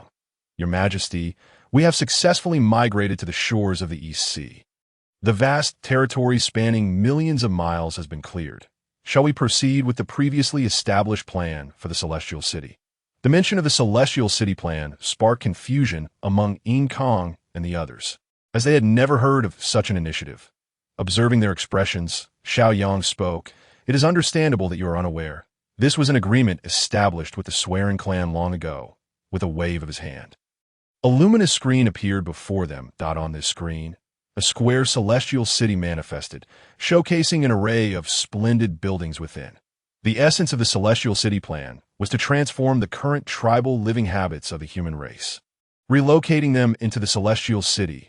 Once established, a Celestial City could harness the power of the Earth's veins, governing a territory of 10,000 miles.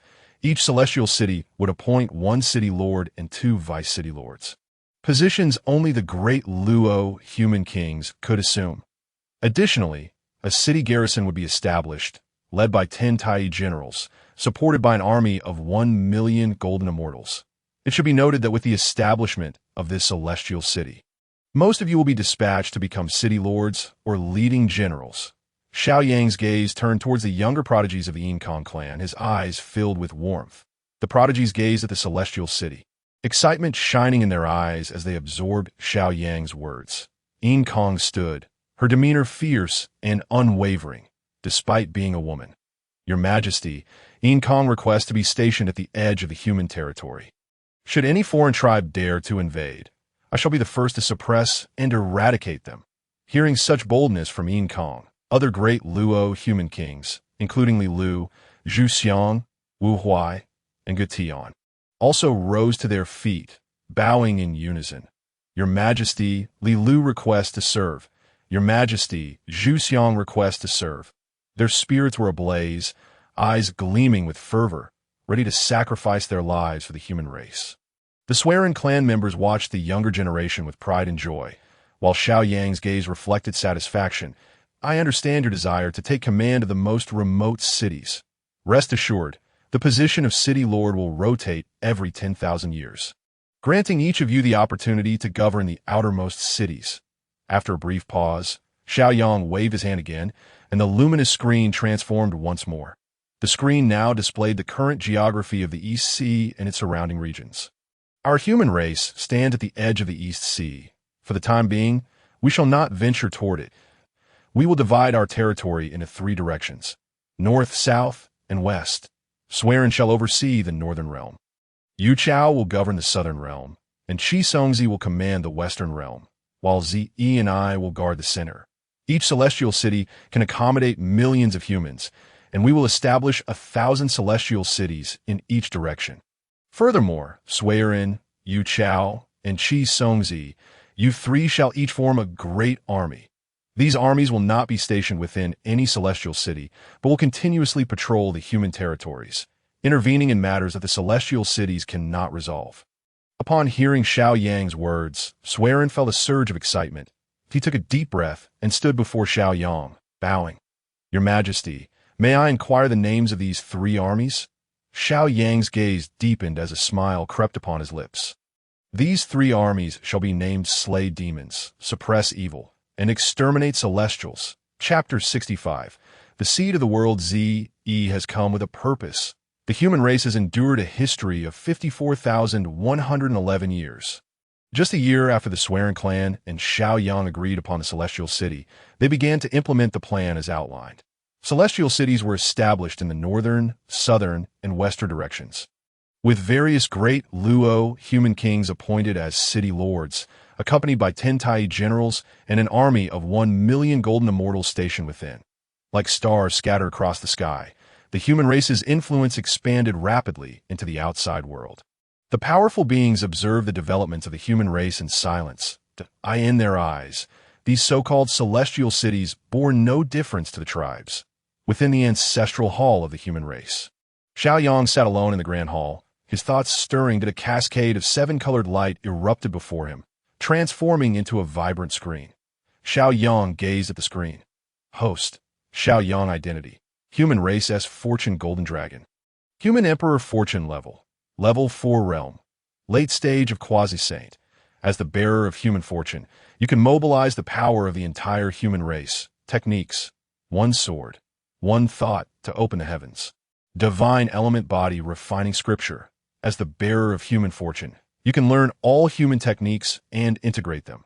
Items. Post-heaven merit spirit treasure. Creation whip. Fortune supreme treasure Kong Tong seal. Comprehensive teleportation array fortune sign-in count. 1. Human fortune has increased. Granting sign-in opportunities. System. I wish to sign in. You have consumed 1 fortune sign-in opportunity and are now signing in for you. Congratulations on successfully signing in. You have obtained the 12 Earth Tablets, the Heavenly Array Pavilion, and the Seed of the World. The 12 Earth Tablets represent a vast human world, a supreme heavenly emperor bestowed upon the 12 affiliated races of humanity, delivering the 12 branches of cultivation methods. The Heavenly Array Pavilion contains supreme array creations, allowing one to comprehend the changes of great arrays and grasp the true essence of such formations. The Seed of the World, a seed from the world tree that opens up endless worlds within the chaos, can be nurtured to develop a small world. With proper cultivation, it may continuously evolve. Upon hearing the rewards he had received, Xiao Yang focused his gaze. Excellent. The 12 Earth Tablets will provide a specialized cultivation method for the 12 original stars. Thus, the establishment of the 12 original stars is imperative.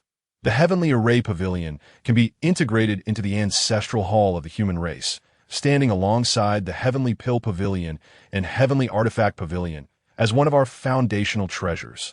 The Seed of the World will allow us to cultivate a small world. In this way, we may transfer a portion of our human heritage into this small world. In the future, who knows? We may evolve this small world into a medium world and even a vast world. Xiao Yang's eyes shimmered with profound thought, stars twinkling within. After a long while, he regained his composure and waved his hand, extracting the 3 items from his system. The 12 Earth tablets and the Heavenly Array Pavilion were integrated into the ancestral hall of the human race that a flash of light swept through. And the entire ancestral hall began to transform. Now is not the time to open up a world. We must wait for the right moment. At that moment, Zi entered from outside the hall, bowing to Xiao Yang. Your Majesty. Xiao Yang regarded Zi with a smile and inquired, What brings you here, Zi? He looked at Xiao Yang and replied, Your Majesty, you once mentioned that after establishing the Celestial City, we would initiate the prodigy trial plan. May I inquire if this matter is still to proceed? Upon hearing Zi's words, Xiao Yang fell into contemplation. After a considerable pause, he finally spoke. This must proceed. Once the 3,000 celestial cities are established, we shall disperse our prodigies. Zi grew anxious. She had sought out Xiao Yang precisely to dissuade him from this notion. Your Majesty, in these 50,000 years, our people have migrated to the shores of the East Sea, suffering countless casualties. Our kin have undergone trials, and the prodigies, such as Kong, have already matured, have they not? Furthermore, the demon race harbors a deep-seated enmity with us. They would not dare retaliate at the shores of the East Sea if we disperse our kin into the wilderness for trials. Will we not be providing the demon race an opportunity for revenge? Hearing Zi's words, Xiao Yang also fell into deep thought. After a long while, he turned to her and said, You do have a point, but the trial for the prodigies must continue. Why? Zi's anxiety heightened. Over the years, witnessing the countless deaths of their kin filled her heart with sorrow. Now that they had finally settled, and with a new generation of prodigies emerging, she could not comprehend why they needed to pursue the prodigy trials, fearing for the lives of their young ones. Calm yourself. As Zi's anxiety reached a fever pitch, her eyes glimmering with a hint of crimson, a resounding shout from Xiao Yang pierced the air, akin to the reverberations of a morning bell or evening drum, awakening her from her turmoil. Zi, I understand your sentiments. If it were possible, I too would prefer not to send the younger generation of our clan into the trials of the world. However, you must grasp that our human race is not without adversaries in this vast wilderness. Aside from the demon race, countless others lurk in the shadows, casting their watchful eyes upon us. With a brief pause in his discourse, Xiaoyang regarded the now calm Zi and continued, Of course, these trials are not meant to lead them to their demise. During this migration, the Witch Clan has provided significant assistance to our people, with some tribes even remaining close to the Witch Clan that I intend for those who venture forth for trials to first explore the lands of the Witch Clan before ultimately entering the wilderness. Upon hearing Xiaoyang's plan, Zi nodded in agreement. Yet, she soon pondered further, addressing Xiaoyang with a hint of concern. My emperor, though I cannot articulate why, I cannot shake the feeling that the Witch Clan harbors ulterior motives against our human race. Zi's brows knitted in contemplation, recalling the initial assistance rendered by the Witch Clan, a lingering unease occupying her thoughts. Xiaoyang's eyes flickered with insight at her words, his gaze seemingly penetrating the very fabric of space, envisioning the intersection of the human and witch tribes. Zi, are you aware of the origins of the Witch Clan? Please enlighten me. My emperor. Zi bowed in respect. The Witch Clan was born from the amalgamation of the blood of the 12 ancestral witches with the Panga blood pool. Once the Panga blood pool runs dry, the primary source of the Witch Clan will be severed. If they wish to perpetuate their kind, they must seek alternative means. To these revelations, Zi's countenance shifted, as the weight of Xiaoyang's words illuminated the source of her disquiet. Just as she was about to voice her thoughts, Xiaoyang spoke with profound significance. The Witch Clan plays a clever game. But how can they be certain that those born from them will belong to the Witch Clan and not to our human race? Chapter 66. A mortal enemy of humanity, to the bitter end. The human race has endured for 60,280 years on the shores of the Eastern Sea. It has been 8,689 years since the human race migrated to this land. There, along the coastline, stood numerous celestial cities of the human race, spaced 9,000 miles apart, resembling stars scattered across the earth. In the very center of the Eastern Sea, the ancestral home of the human race radiated like a great sun, emanating boundless light, standing firm in the sky. Ding, ding, ding. At that moment, the ancestral home of the human race resonated with 9 chimes. Following these resonances, streams of light surged from all directions, merging into the ancestral home.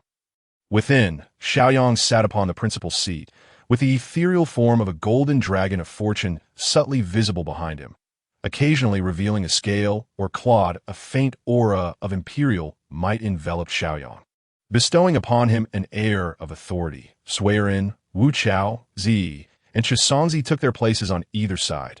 Esteemed guests, it has been nearly 9,000 years since our human race settled along the shores of the Eastern Sea. During these 9 millennia, we have witnessed no great wars, and even minor conflicts have been exceedingly rare. This, undoubtedly, is a boon for the advancement of our people. Suiren, do you know how many of our young have ventured into the wilderness for training during these years? Xiaoyang's gaze swept over the assembly, finally resting upon Suiren. Without hesitation, Suiren rose and bowed to Xiaoyang. My emperor, every 500 years we dispatch a group of our clan's elite, sometimes exceeding 1,000, and at the very least, a few hundred. We have now sent forth 17 batches of our kin for trials, totaling 45,600 individuals. Xiaoyang nodded, then turned to Chisongzi, inquiring, Chisongzi, do you know how many of these 45,600 have returned to our clan? Chisongzi nodded and stood, addressing Xiaoyang. My emperor, among these 45,600, 3,796 have perished. 4,921 have suffered irreparable damage to their innate gifts. 1,544 remain unaccounted for. 5,327 have chosen to remain within various tribes in the wilderness. Ultimately, 30,012 have returned to our clan. Xiaoyang nodded, a faint smirk gracing his lips. That I end these nearly 9,000 years. Our population has surpassed 10 trillion. The 45,600 sent forth were the cream of the crop. Yet even so, nearly 10,000 have met their demise. Tell me, is it that our chosen youth are simply lacking, or that the wilderness is rife with adversaries against our human race? The assembly cast their gazes toward Xiaoyang, each harboring their own speculations. I imagine you are all curious as to why I have summoned you here today. Observing their expressions, Xiaoyang's visage grew stern. The human race has never been one to endure humiliation silently. Since there are so many who bear hostility towards us in the wilderness, let us take up arms. Strike. Let it be a battle to the bitter end. Xiaoyang's gaze swept over the assembly once more, a cold laugh escaping his lips. That I am aware that during these 9 millennia of peace, our kin have grown accustomed to a life of ease. That I fear that some of you have also fallen into this complacency. The fiery passion that once burned within you has likely cooled by now. His words stirred a sense of shame among some present. Suddenly, Chisongzi stood, his face flushed as if aflamed. Why, Emperor, my blood has not yet cooled. Chisongzi seeks to battle. Following his declaration, several others rose in unison, bowing respectfully to Xiaoyang. Inkong seeks to battle. Lilu seeks to battle. Deidi seeks to battle. Zunlu seeks to battle. Among them were both men and women, yet regardless of their identity, their eyes shone with unwavering resolve. It was as though flames of determination surged forth, embodying their indomitable spirit. Their fervor ignited the rest, each standing to bow before Xiaoyang. Gazing upon them, Xiaoyang erupted into hearty laughter. Ha ha ha! Excellent. This is the spirit that our human race should possess. Remember, those who dare to threaten our kin shall be deemed our mortal enemies. As such, let us exert every effort to eradicate them. Rising to his feet, the golden dragon of fortune behind him rested its foreclaw upon Xiaoyang's shoulder, its draconic eyes fixed intently upon Chisongzi and the others. This expedition of our human race into the wilderness serves 3 purposes. First, to alleviate the crises faced by our tribes remaining in the wilderness. Second, to eliminate those who have dared to strike against us, thereby instilling fear in all beings of the wilderness. Third, to train our troops, for after 9,000 years, how many of our youth have forgotten the manner in which the human race originally came to settle along the shores of the Eastern Sea? Xiaoyang paused momentarily, gesturing as the Kongtong seal materialized before the assembly. Inkong, Wuhai, Zhuxiang, Lilu, Gideon, Deidi, Zunlu, he my command, my emperor. The 7 from the Inkong clan stepped forward, bowing in respect to Xiaoyang. You are appointed as leaders, commanding 30 great generals and 100,000 Tai warriors. In this battle, victory is the only acceptable outcome. We must showcase the true prowess of our human race. Let all beings of the wilderness understand that we are not to be trifled with. The expressions of Kong and the others turned solemn as they bowed to Xiaoyang. We shall faithfully obey your command. The human race has endured for 60,281 years. After Xiaoyang issued his orders, the 7th and the Kong clan took 10 years to assemble their forces. On this day, under their leadership, the armies set forth towards various regions of the wilderness. In the northern wilds at Wangyue Mountain, high above the heavens, clouds gather, and upon those clouds, a formidable array of human warriors assembles. The patterns of the formation flicker between existence and oblivion, exuding a palpable, yet restrained, aura of intimidation. Kong gazes down with a demeanor devoid of warmth. With a simple wave of her hand, the sound of war drums reverberates through the cosmos. Millions of Tai and 10 great Luo merge their essences, transforming into a swirling miasma of bloodlust that shrouds the land. An endless tide of murderous intent coalesces, causing black snowflakes to cascade upon the peak of Wangyue Mountain. These black snowflakes are manifestations of condensed killing intent. Who dares to rampage upon the domain of the Howling Moon Wolf tribe? Atop Wangyue Mountain, the spiritual energy converges, forming the visage of an unparalleled ferocious wolf. Those who infringe upon humanity shall face annihilation. Kong wields the sword of the cold moon, her aura swirling with power as a beam of lunar radiance descends upon her, rendering her akin to a goddess of the moon.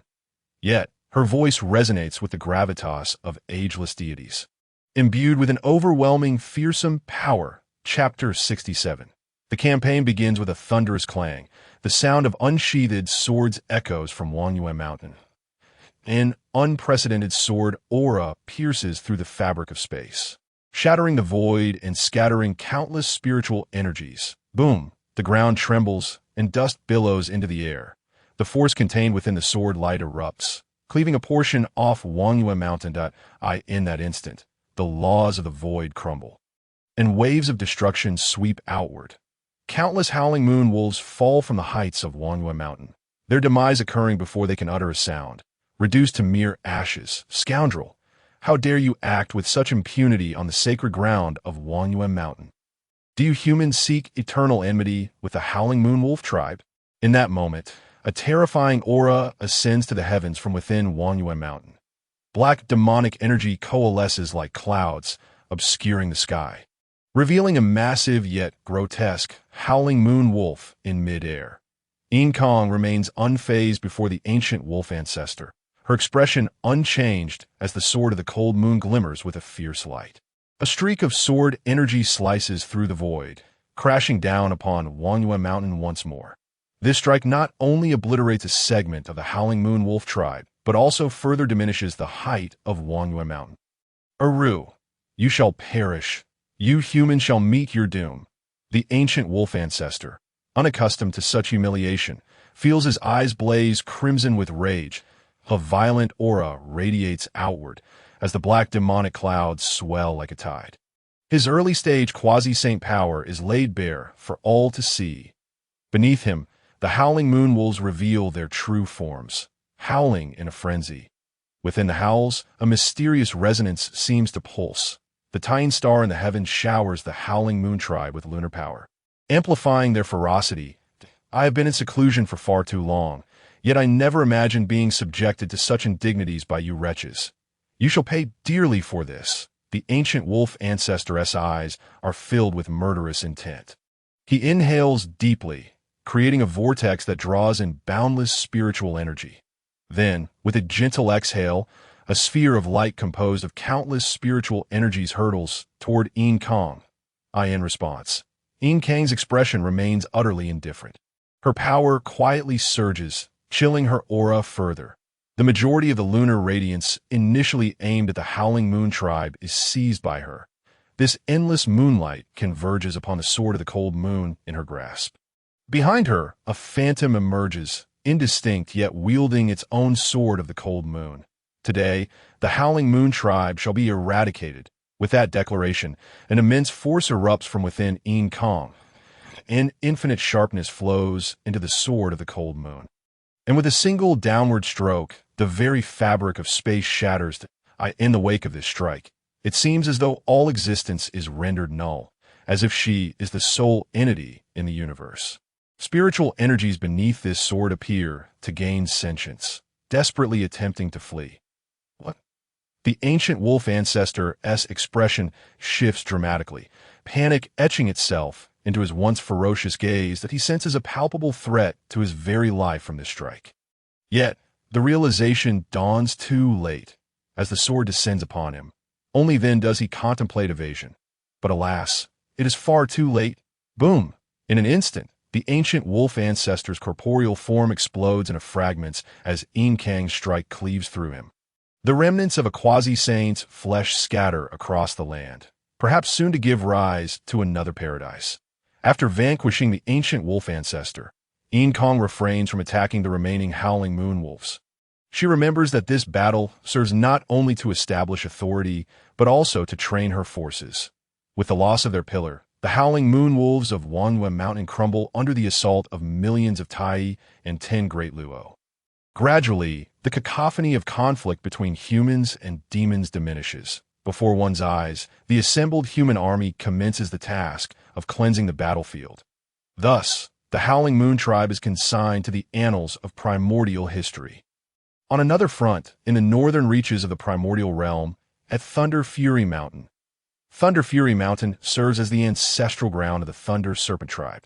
Here the thunder never ceases, resembling another realm of thunderous might.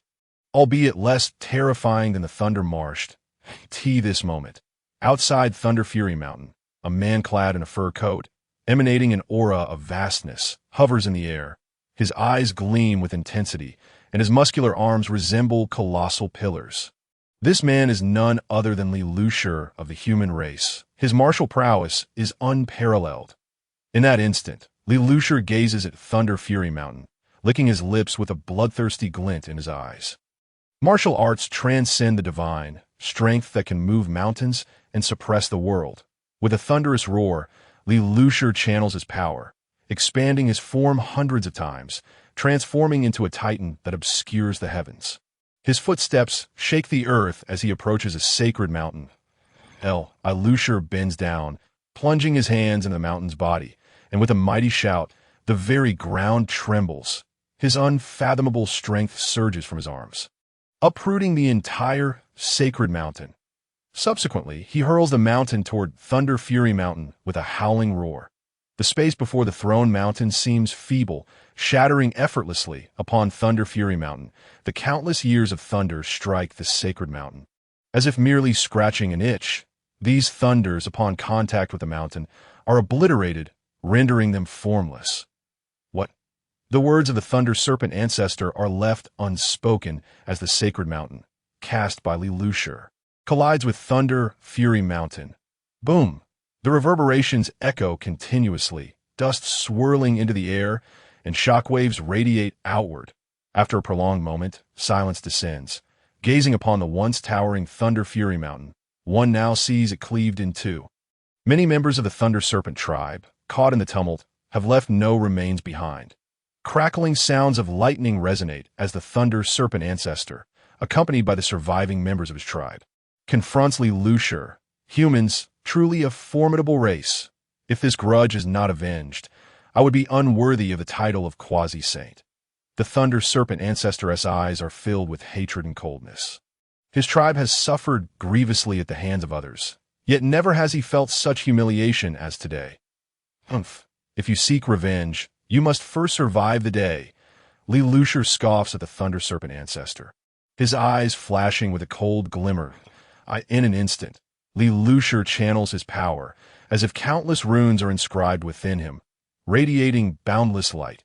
His vitality courses through him like a mighty river, grand and unyielding, ceaselessly flowing.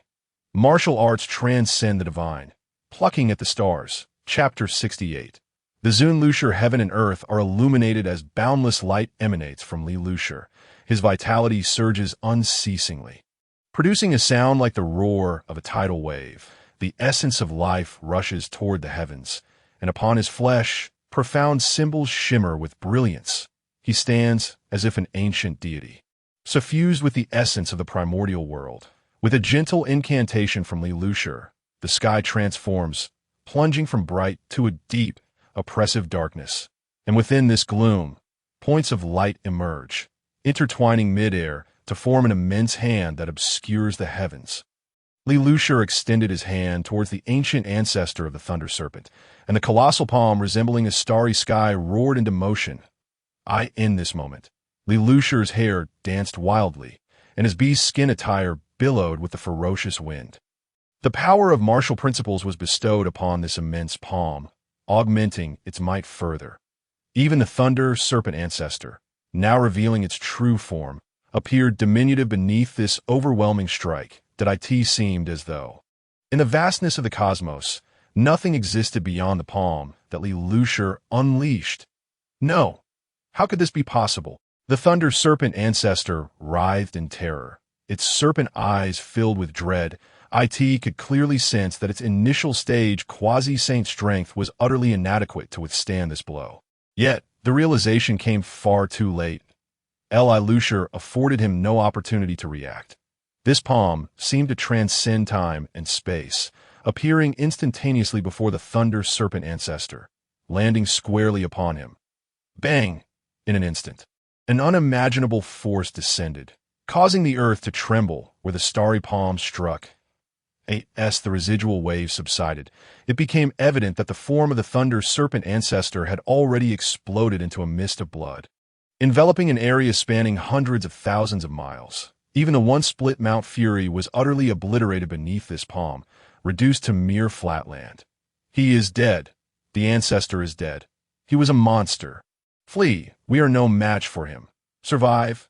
The remaining members of the Thunder Serpent clan, witnessing the demise of their ancestor, were seized by panic. Some stood frozen in disbelief, unable to grasp the reality unfolding before them. Others, paralyzed by fear of Leloucher, transformed into streaks of light, fleeing into the distance. Leloucher crossed his arms before his chest, his demeanor cold as he regarded the Thunder Serpent clan. Soldiers, heed my command. Annihilate the Thunder Serpent clan. Leave not a single one alive. As Leloucher's words, rife with murderous intent, echoed through the air, a tidal wave of battle fervor and bloodlust surged forth from behind him. 10 great Luo and 1,000,000 human Tai warriors descended upon the scene. Faced with a Thunder Serpent clan stripped of will to fight, they exhibited not a shred of compassion, raising their blades against the clan. Only upon venturing beyond the shores of the Eastern Sea, encountering the various human tribes that survived in the primordial wilderness, did they grasp the meaning of brutality and bloodshed. Thus, for the Thunder Serpent clan, who had once humiliated the human race, they felt no pity whatsoever. Whether resisting or fleeing, all were hunted down to their demise. None escaped. On the shores of the Eastern Sea, near the western region, at this moment, the Mount Duwu erupted with malevolence, the sounds of slaughter ringing incessantly. 1,000,000 human golden immortals and 10 great Luo battled fiercely against a horde of Gujiao. The Gujiao clan, which resided in Mount Duwu, resembled eagles with horns, their cries akin to that of an infant, and they were known for their cannibalism. Several small human tribes in the vicinity had been entirely devoured by the Gujiao clan. It was precisely for this reason that the human army appeared here, clashing with the Gujiao clan, just as the Gujiao were about to finish consuming the nearby small tribes. Unexpectedly, you delicious morsels presented yourselves. Since you have come, let all of you remain for this ancestor. Amidst the ongoing melee, a piercing eagle's cry resonated throughout the battlefield. Many human warriors covered their ears, their faces paling. The Gujiao ancestor revealed its true form, its wings unfurling like celestial appendages, casting a shadow over the entire battlefield, just as it prepared to strike at the human army. Colorful threads of light manifested around it. Sensing something, the Gujiao ancestor turned its gaze to the left.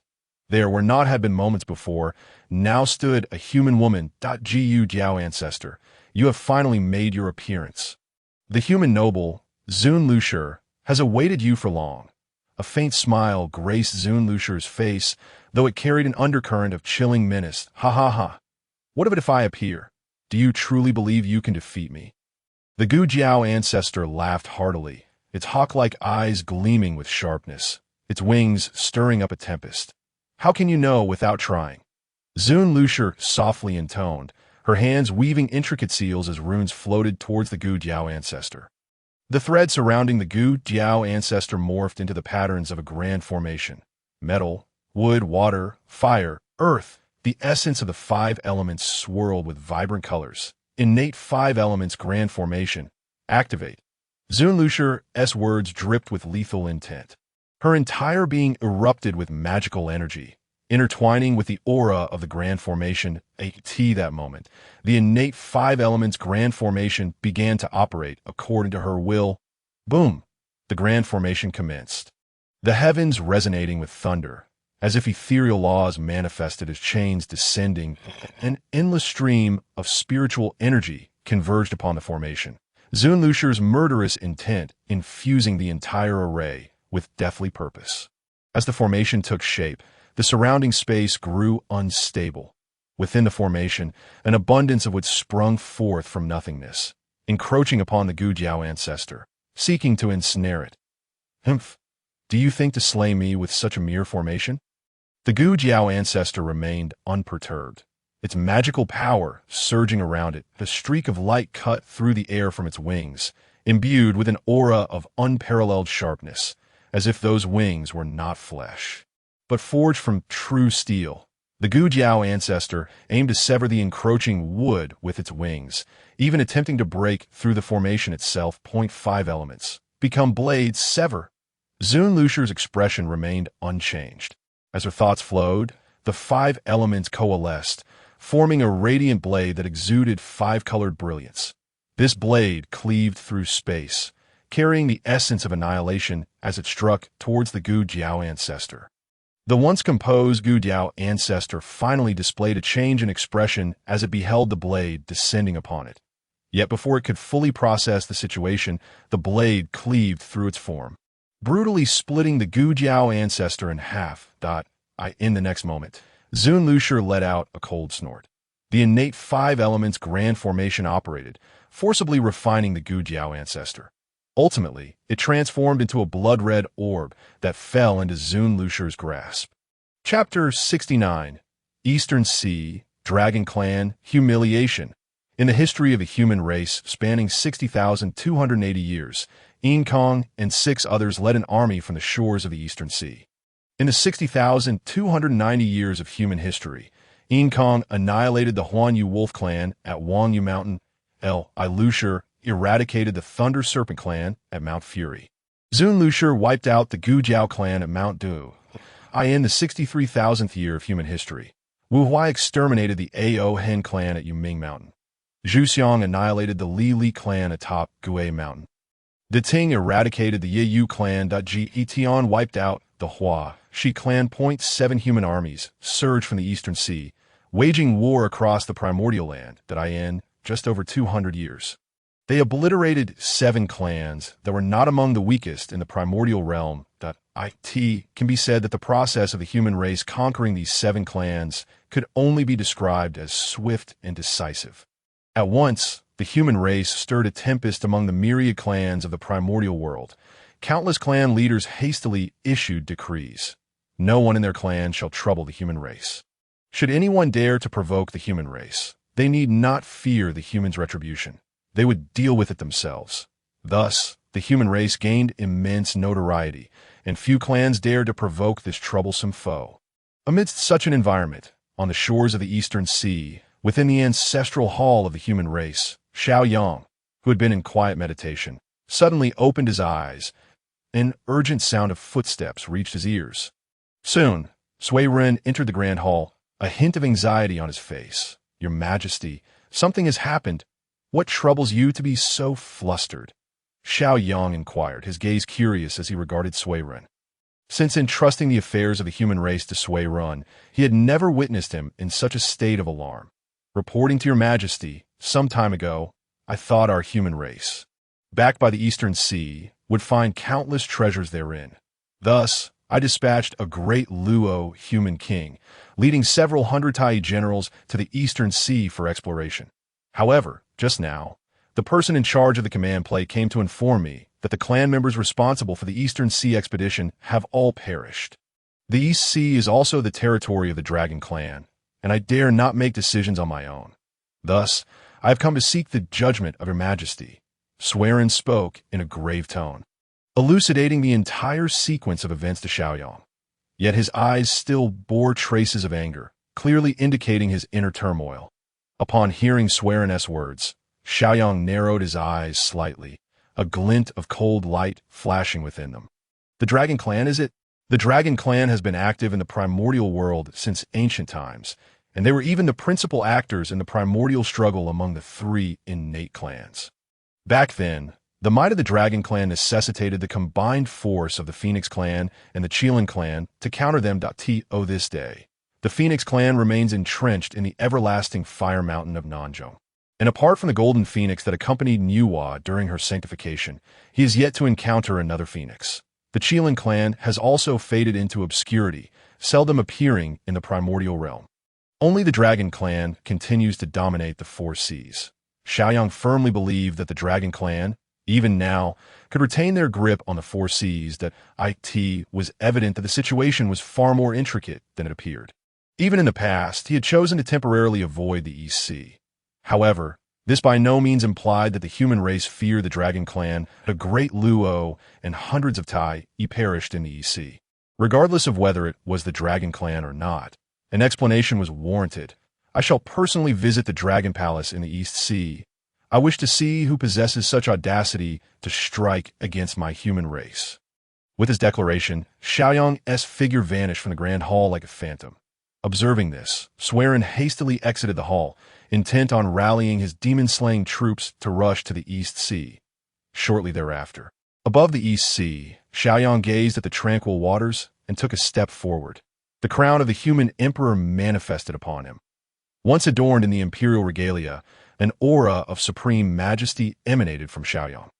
The rhythm of Tao flowed around him, as if he held dominion over myriad affairs. With this single step, the previously placid East Sea suddenly roiled with fervor. The human emperor Xiaoyang has come to pay respects to the Dragon Clan. Upon Xiaoyang's proclamation, the waters of the East Sea began to churn violently. Deep within the East Sea, in the Dragon Palace, as soon as Xiaoyang took that step, Ao Guang rose to his feet, his expression darkening. What is happening? Why is the East Sea surging without cause? Minister, do not delay. Go investigate at once.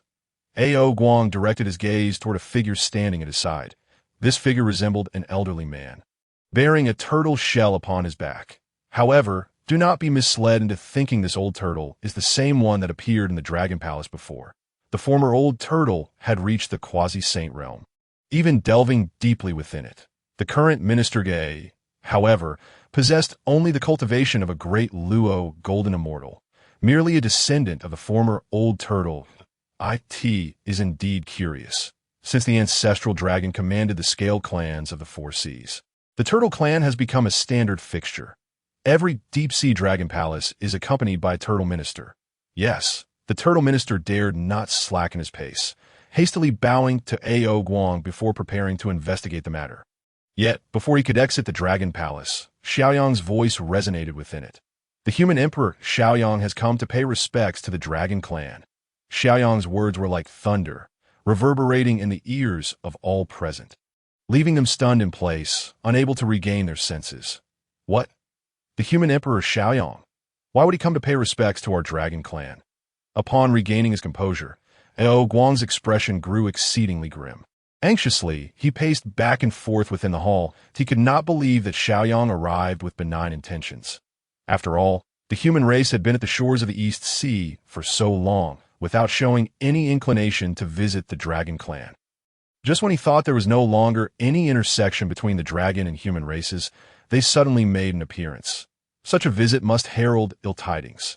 However, before Ao Guang could make a decision, Xiaoyang, standing above the East Sea, had already begun his descent.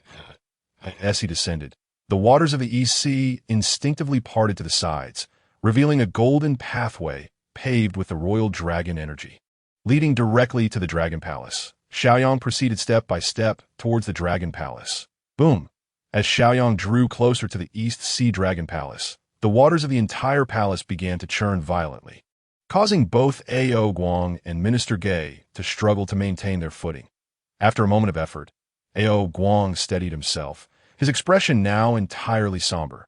How dare the human emperor Xiaoyang do this? Since Ao Guang's birth, no race has ever dared to insult the Dragon Clan in such a manner, especially within the sanctum of the Dragon Palace. It is utterly preposterous at this moment. Xiaoyang had already arrived before the East Sea Dragon Palace. What? Is there not a single soul bold enough to present themselves before me in this grand palace? Chapter 70. Clarifying intentions cracking the Dragon Palace. In this vast Dragon Palace, is there truly no one willing to meet this emperor? Standing outside the East Sea Dragon Palace, Xiaoyang observed the lack of response, a hint of mockery gracing his features as he spoke. Inside the East Sea Dragon Palace, Ao Guang heard Xiaoyang's words and clenched his jaw in frustration. As one who only wielded the power of a great Luo golden immortal, facing the unparalleled Xiaoyang naturally filled his heart with trepidation. Yet as the Dragon King of the East Sea, he could not show weakness. Taking a deep breath, Ao Guang swept his sleeves back, regaining his composure. Minister Gay, accompany this king to meet the human emperor.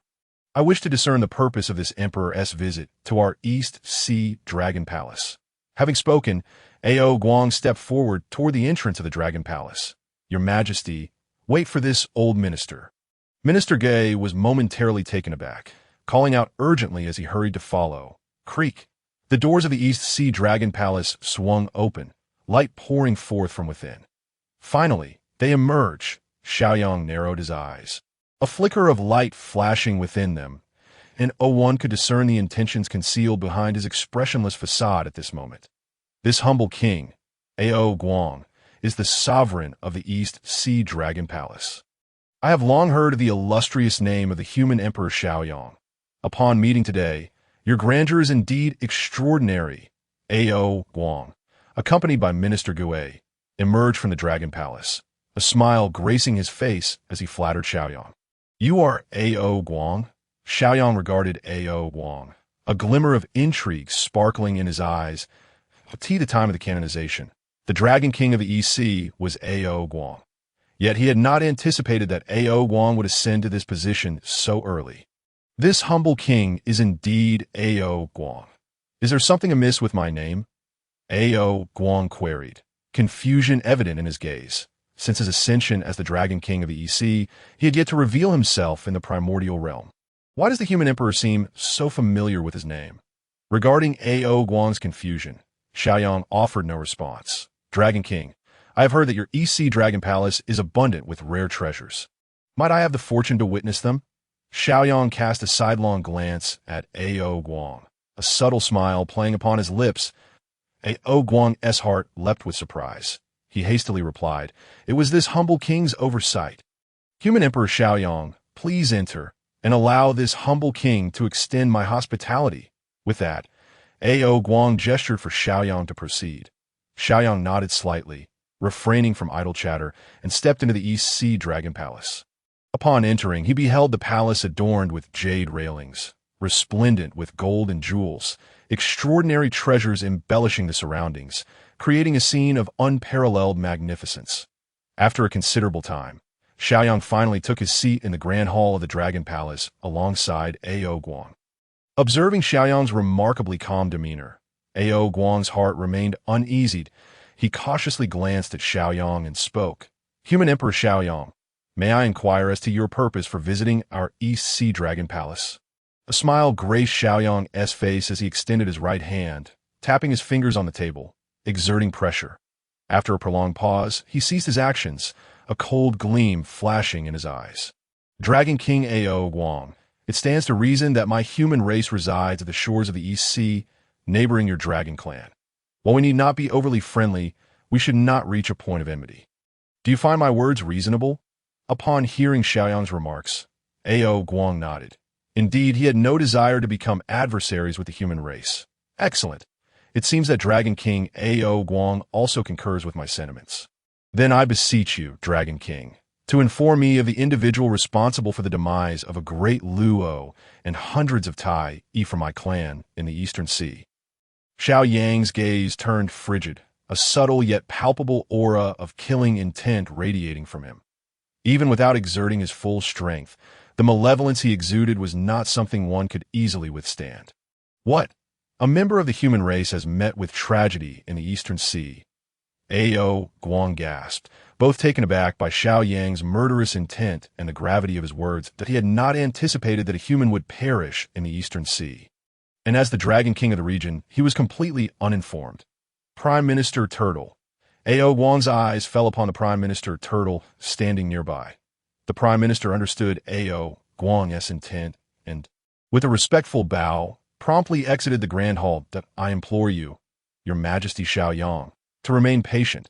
I've already dispatched Prime Minister Turtle to investigate this matter, Ao Guang said, forcing a smile toward Xiao Yang. Xiao Yang remained silent, merely awaiting the outcome. Soon, hurried footsteps echoed from beyond the Grand Hall. The Prime Minister Turtle re-entered, his eyes betraying a hint of panic. Before the Prime Minister could speak, Ao Guang eagerly interjected. Prime Minister Turtle, have you ascertained who is responsible? The Prime Minister stood frozen, at a loss for words that a sense of foreboding surged within Ao Guang, just as he was about to voice his concerns. A voice resounded from outside the hall that, Ao Guang, how could a mere human frighten you to such a degree? You disgrace the title of Dragon King. This voice was imbued with an ancient resonance, carrying with it a whiff of decay that even Xiao Yang could discern. With a smirk, Xiao Yang turned his gaze toward the source of the voice outside the hall. If you possess the courage, why do you not dare to appear before me? Very well. If you will not come to me, then I shall come to you. Xiao Yang raised his hand, summoning the treasured Kongtong seal, which materialized in his grasp. A resonant dragon's roar erupted forth. Boundless imperial dragon energy emanated from the Kongtong seal, spreading outward in all directions. Golden light burst forth from the seal, illuminating the vast expanse for millions of miles. An overwhelming surge of aquatic spiritual energy also surged forth, unsettling the depths of the sea. Boom! Just as Ao Guang was still observing the threads of energy emanating from Xiao Yang, he took a step forward. Wielding the Kongtong seal, a towering, majestic figure materialized before Ao Guang and the others, radiating an aura of supreme majesty. This formidable figure was surrounded by 3,000 resplendent halos, each seemingly containing a myriad of vast worlds. In that instant, Xiao Yang thrust the Kongtong seal forward. Boom! The seal collided with the walls of the Eastern Sea Dragon Palace. The palace walls shimmered with intricate runes, attempting to link together endless streams of spiritual light. As if to utilize the palace's protective formation to withstand the impact of the Kongtong seal. Can you truly withstand it? Xiao Yang murmured, as runes from his long sleeves melded into the palace walls. It appeared that they could not hold out. Xiao Yang smirked, the brilliance of the Kongtong seal intensifying, ultimately shattering the Eastern Sea Dragon Palace. Chapter 71. A single finger to annihilate the Dragon Clan's quasi-sane conditions. Boom! A thunderous roar reverberated, disturbing the tranquility of the Eastern Sea. The Kongtong seal's impact caused the Eastern Sea Dragon Palace to collapse, transforming it into a desolate ruin. Since ancient times, this palace had served as the ancestral home of the dragons, rich in rare treasures. Yet now, nothing remained. Ao Guang stood amidst the shimmering remnants, his expression a mixture of shock and fury. Had Xiao Yang not shielded him, he likely would have suffered severe injuries or even death. Now, within the ruins of the Eastern Sea Dragon Palace, there were no injuries to speak of, signifying he had yet to wed the Dragon Queen AS for the Guardian Shrimp and Crab Soldiers. Their demise was inconsequential. They could always summon a new batch later. That moment, a brilliant red light suddenly erupted from the collapsed palace. Scattering debris in all directions, a somewhat disheveled figure emerged before Xiao Yang. His face twisted in rage, eyes brimming with murderous intent. Human Emperor Xiao Yang, how dare you obliterate my Eastern Sea Dragon Palace and humiliate my kin? Do you not fear a relentless vendetta from the Dragon Clan? His aura, that of a mid-stage quasi-saint, surged forth, clearing the surrounding waters. Rage ignited within him. This was the first time since the establishment of the Dragon Clan that someone dared to cause chaos in their stronghold, let alone destroy the Eastern Sea Dragon Palace. Xiao Yang regarded him with calm indifference. You have slain members of my kin, and now you dare to threaten me. Do you truly believe my people to be weak and easily bullied? From afar, I can sense the stench of decay upon you that a group of decrepit, feeble beings who should have long since perished dare to act so brazenly before me. With that, Xiao Yang denied him any further opportunity to speak. The magnificent figure behind him stepped forward. Boom! The sea trembled, and the sound of dragon roars filled the air. The imperial dragon energy coalesced into golden dragons, intertwining within the waters to form an immense domain of law. Within this domain, Xiao Yang stood as sovereign. Even the surging waters were subdued into silence. Die. With a flick of his finger, Xiao Yang directed his intent toward the figure before him. The quasi-saint of the Dragon Clan turned pale with terror. His eyes filled with desperation as his body trembled uncontrollably. Yet all his struggles were in vain. Under the weight of Xiao Yang's gesture, he was reduced to ashes, A.O. Guang and Prime Minister Turtle. Witnessing this scene, were left in stunned silence, unable to regain their composure for an extended period. Standing atop the ruins of the Dragon Palace, Xiao Yang's expression shifted slightly. He turned to A.O. Guang and spoke. Dragon King A.O. Guang, do you believe you have any authority over the Dragon Clan? Awakened from his stupor, A.O. Guang hurriedly bowed to Xiao Yang, not daring to show any disrespect. Human Emperor Xiao Yang, what instructions do you have? Xiao Yang scrutinized A.O. Guang, his gaze laden with significance. The individual who perished was one of your kin, particularly one who has survived since ancient times. When one commits a wrongdoing, they must face the consequences that do you not agree? A bitter expression crossed A.O. Guang's face as he rasped. Human Emperor, the actions of Elder A.O. were solely his own doing. We were unaware. Furthermore, my Eastern Sea Dragon Palace has been destroyed, and Elder A.O. is dead. Is that not a sufficient price to pay? Xiao Yang chuckled softly. Even as A.O. Guang displayed his grievances, he remained unmoved. Indeed, that does not suffice. Merely the interest has been collected. Now, I seek a satisfactory explanation from the Dragon Clan. What explanation does the human emperor desire? A.O. Guang's heart was heavy with frustration. The loss of Elder A.O. filled him with an unspoken ire. Quite simply, I demand that the Dragon Clan become a subordinate of my people. Xiao Yang stated flatly, revealing his intentions. However, upon hearing this, A.O. Guang's countenance darkened dramatically. Behind him, Prime Minister Turtle wore an expression of shock. They had never imagined that Xiao Yang would entertain such a notion, proposing that the Dragon Clan become a subordinate race to the human race, a concept bordering on the absurd, even during the age of the witch and the demon. When the Demon Emperor Dijun and Eastern Emperor Tai led their forces to conquer the Eastern Sea, they merely compelled the Dragon Clan to acknowledge their fealty verbally, never daring to assert that the Dragon Clan should become subservient. Yet now, Xiao Yang had the audacity to propose such a thing. It was nothing short of unfathomable. Human Emperor, if you propose any other terms, I may be inclined to agree, but this condition is utterly unacceptable. Ao Guang harbored a profound fear of Xiao Yang, yet he resolutely declined Xiao Yang's proposition.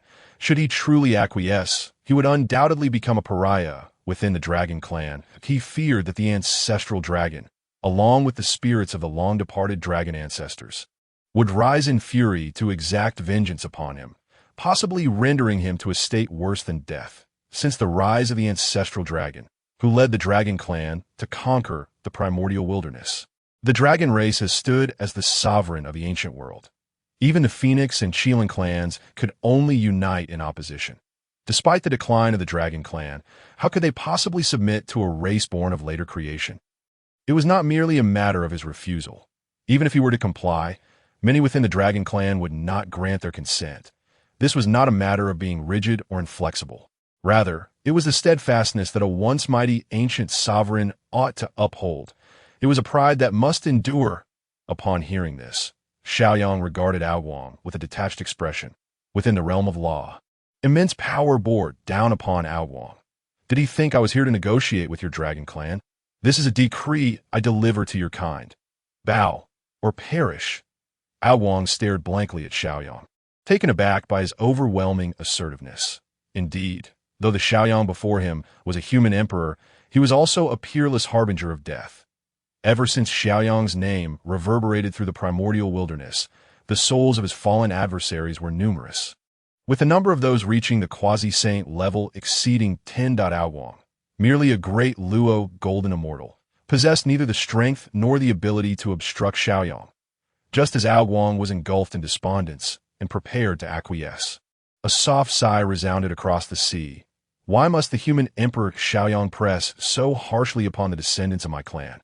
I beseech you to enter the ancestral dragon palace for discourse. As these words fell, a radiant light appeared not far from Xiaoyang. The seawater was parted by an unseen force, and a resplendent, ancient palace emerged before Xiaoyang. At last, they have made their appearance. A hint of amusement graced Xiaoyang's features. He had not anticipated that the hidden capabilities of the dragon clan would be drawn forth in such a manner. Very well, I am eager to witness the extraordinary attributes of the ancient dragon race. Undaunted, Xiaoyang strode toward the ancestral dragon palace, vanishing into its depths. Chapter 72. Zhulong, a contest of Tao. At the seabed of the East Sea, the ancestral dragon palace, long untouched by newcomers, welcomed its first visitor today. Xiaoyang entered the palace and arrived at the grand hall, where he beheld a true dragon, possessing 10 claws, reclining majestically within.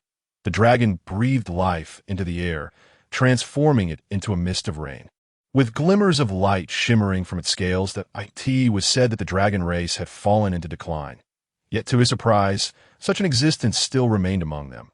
Along with Xiaoyang's words faltered slightly as he scanned the surroundings. These decrepit old beings, his tone dripped with sarcasm. Suddenly, figures began to materialize from the previously empty space. These beings bore dragon horns and emanated a fierce aura, all of them at the quasi-saint level of cultivation. Their eyes blazed with fury upon hearing Xiaoyang's words. Human Emperor, you are far too arrogant. My dragon clan is not one you can belittle, they accused, each voice brimming with indignation. They were figures who had thrived since the era of the ancestral dragon. Having witnessed the brutal battles in their hearts, the dragon clan was their sole faith, and they could not permit Xiaoyang, a mere human, to belittle their kin. Xiaoyang, however, paid them no heed and focused his gaze upon the 10-clawed true dragon. I take it you are Zhulong, the brother of the ancestral dragon. As his words fell, the true dragon reclining in the hall abruptly opened its eyes. The once dim hall was instantly illuminated. Those who observed Zhulong's eyes would discover a cycle of day and night within them. I am indeed Zhulong, a commendable human emperor you are. Do you not fear that I might confine you within the ancestral dragon palace? Zhulong's words seemed to praise Xiaoyang. Yet as soon as he finished speaking, an aura of complete quasi-saint power bore down upon Xiaoyang. The entire hall trembled under Zhulong's oppressive force. Even the elder dragons present found their breaths quickening, too intimidated to speak. Though they had all attained the quasi-saint realm, the disparity between an ordinary quasi-saint and one at the peak of that realm was insurmountable. This was a scene beyond their imagination. Yet, facing Zhulong's might, Xiaoyang appeared unfazed. A serene smile adorned his visage as he regarded Zhulong. If you wish to keep me here, you may attempt it. Let us see if you possess the capability to do so. Zhulong gazed at Xiaoyang in silence for a long while. The atmosphere in the grand hall grew heavy. The elder dragons fixed their eyes upon Xiaoyang, seemingly envisioning Zhulong's wrath and the subsequent suppression of Xiaoyang. Some even began to channel their powers, evidently preparing to restrain him at that moment. However, Zhulong burst into hearty laughter, retracting his pressure. No one could fathom his thoughts. Very well, human Emperor Xiaoyang. I shall honor you as the emperor of your race and disregard your previous words as unspoken. This was undoubtedly Zhulong's gesture of goodwill, providing Xiaoyang with a means of retreat. Xiaoyang discerned the underlying meaning in Zhulong's words. Yet he was unwilling to comply with Zhulong's narrative, for it did not align with his own intentions. Zhulong, I honor you as the brother of the ancestral dragon. The dragon clan may submit to the human race, Should you yield to my clan, I shall offer the dragon race a promising future." Upon hearing Xiaoyang's proclamation, Zhu Long remained silent, but in his eyes, a duality of black and white light flickered. His aura surged, sending tremors throughout the grand hall. Even beyond the ancestral dragon palace, one could sense Zhu Long's imposing presence. Ancestor Aoguang, the Dragon King of the East Sea, murmured, his expression a mixture of excitement and reverence. When he was born, the Dragon Clan had already begun its decline at that time. They had suffered grievous losses. Retreating to the four seas, many clans that once submitted to the dragon race rebelled, intent on obliterating them and seizing their last remnants of fortune that I in that perilous moment. It was Zhu Long who single-handedly turned the tide. He annihilated the treacherous factions, granting the Dragon Clan a chance to breathe again. Thus, for Aoguang's generation, the ancestral dragon seemed a distant myth, while Zhu Long stood as a living testament before them, instilling faith and hope in their hearts. Within the ancestral dragon palace, Xiaoyang faced Zhu Long's aura without a trace of trepidation. With a single step, the manifestation of his human emperor's law appeared behind him. A grand aura of imperial might surged through the hall, clashing against Zhu Long's presence. Around his emperor's projection, divine rings seemed to exist, revealing glimpses of countless realms, mountains, rivers, and the ethereal forms of humanity.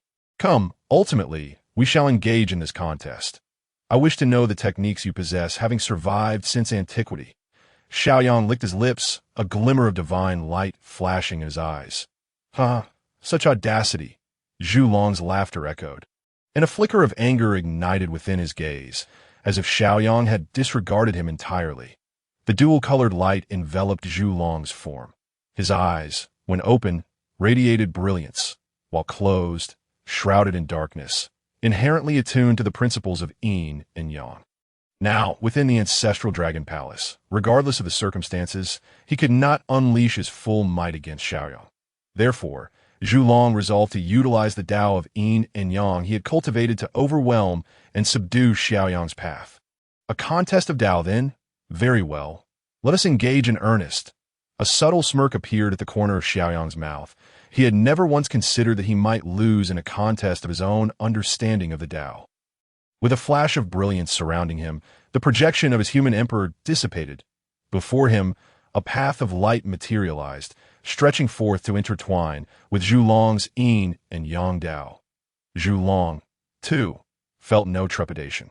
In his view, Xiaoyang's comprehension of the Tao, merely gathered over the span of several tens of thousands of years, could hardly measure up, as he stood enveloped in the profound principles of yin and yang. It was evident that not only did they resonate with his essence, but he had also cultivated an understanding of them over countless years. Filled with unwavering confidence, Zhu Long approached with resolute determination. Fully embracing his path, within the ancestral palace of the dragon, the two paths collided instantaneously. The divine radiance of black and white, embodying yin and yang, erupted alongside the golden brilliance of Xiaoyang's path. There were no thunderous roars, only the intangible clash of energies. At times, the dual colors of yin and yang eclipsed the golden light of the path, and at other moments, the golden light surged forth. Overpowering the dual energies, the elders of the Dragon Clan, still within the Grand Hall, were captivated, their eyes wide with contemplation. Chapter 73. The Suppression of the Great Tao. The 12th subordinate Dragon Clan is finally established. How could this be possible? Within the ancestral palace, a flicker of disbelief crossed Zhu Long's eyes. His understanding of the yin and yang path was only able to stand equal with Xiaoyang's path. This fell vastly short of his expectations that, in his mind, it should have been his path that flawlessly overshadowed that of Xiaoyang. What is your path? Zhu Long gazed at Xiaoyang for a prolonged moment before finally voicing his inquiry. A smile graced Xiaoyang's face as he regarded his own path, softly proclaiming, "My path is yin and yang."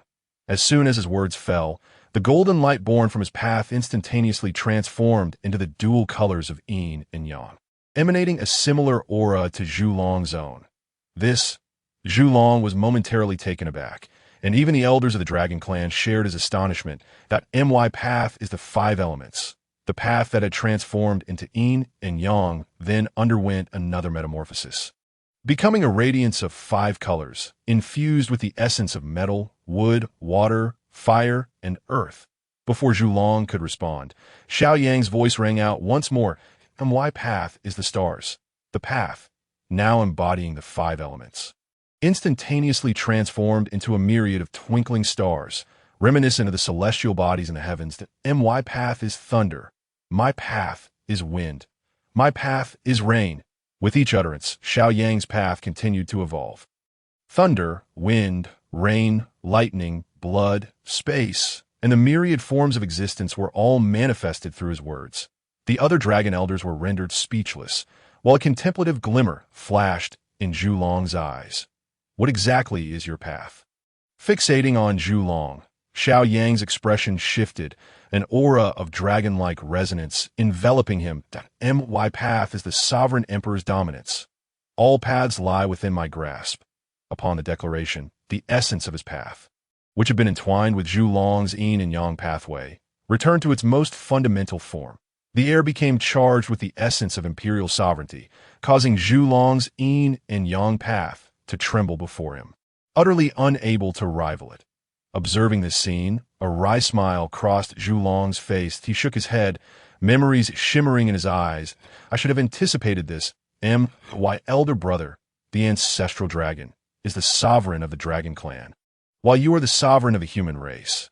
It is only natural for you to walk the path of dominance. In response to Zhulong's words, Xiao Yang did not dispute. He withdrew his path, his expression remaining unchanged as he regarded Zhulong. Whether the Dragon Clan submits to my human race or not, my patience is limited. Zhulong sighed deeply, looking at Xiao Yang with a mixture of confusion and uncertainty. In the past, our Dragon Clan battled against the Phoenix and Qilin clans, plunging the primordial beings into suffering. All three clans suffered great losses. Even now, our Dragon Clan bears a considerable burden of cosmic karma, and the quality of our kin continues to decline, making breakthroughs increasingly arduous. If our Dragon Clan were to become your subordinate, your human race would also have to bear a portion of our karma. If this were not the case, how could the demon clan's Jun possibly give up on subjugating us? His words were tinged with pain and bitterness. The Dragon Clan had endured tremendous suffering in recent years, with many of those who survived the Great War succumbing to madness. Otherwise, he would not have appointed Ao Guang, the most pure-blooded of the four, untouched by excessive karma, as the Dragon King of the Four Seas. Xiao Yang's eyes gleamed with understanding at Zhulong's words. Zhulong, what if I were to say that the human race is willing to bear the karma of the Dragon Clan? What? Zhulong was momentarily stunned by Xiao Yang's declaration. Once he regained his composure, he shook his head, responding, Emperor Xiao Yang, it is not that I do not trust your words, but you cannot fathom the magnitude of the karma that the Dragon Clan carries. If it were not for our overwhelming karma, how could Jun possibly relent? A glimmer of enlightenment flashed in Xiao Yang's eyes. With a sweep of his hand, 12 ethereal stone tablets materialized within the ancestral palace. As soon as the 12 stone tablets appeared, they interconnected, with one after another manifesting upon their surfaces. The figures that emerged were unmistakably those of the rooster, rat, pig, tiger, dragon, and other 12 entities. Emperor Xiaoyang. What is this? Zhulong gazed at the 12 apparitions and their interconnected auras, excitement igniting in his eyes. Opportunity. What is opportunity? This is opportunity. Zhulong believed in his intuition. These 12 stone tablets contained chance, one that included a share for his Dragon Clan, that if they could seize this opportunity, his instinct told him that the karma borne by the Dragon Clan could be alleviated significantly. The surrounding dragon elders looked upon the stone tablets. Though they could not perceive the connection as clearly as Zhulong, they too felt a flicker of yearning within their hearts. This was instinct. Xiao Yang retracted the 12 ethereal stone tablets. A smile gracing his face, I have stated that by submitting to my clan, I shall grant your Dragon Clan an opportunity. The human race is far from as simple as you perceive. The depth of Xiao Yang's gaze was laden with meaning. Should Zhulong remain unwilling, there was little more to be said. Without a butcher, one cannot feast on hairy pigs. He was not devoid of dragons. According to Bloodline, that individual's lineage was even pure at worst. He could find some suitable companions and recreate a dragon clan anew. In response to Xiao Yang's words, Zhu Long naturally found them credible.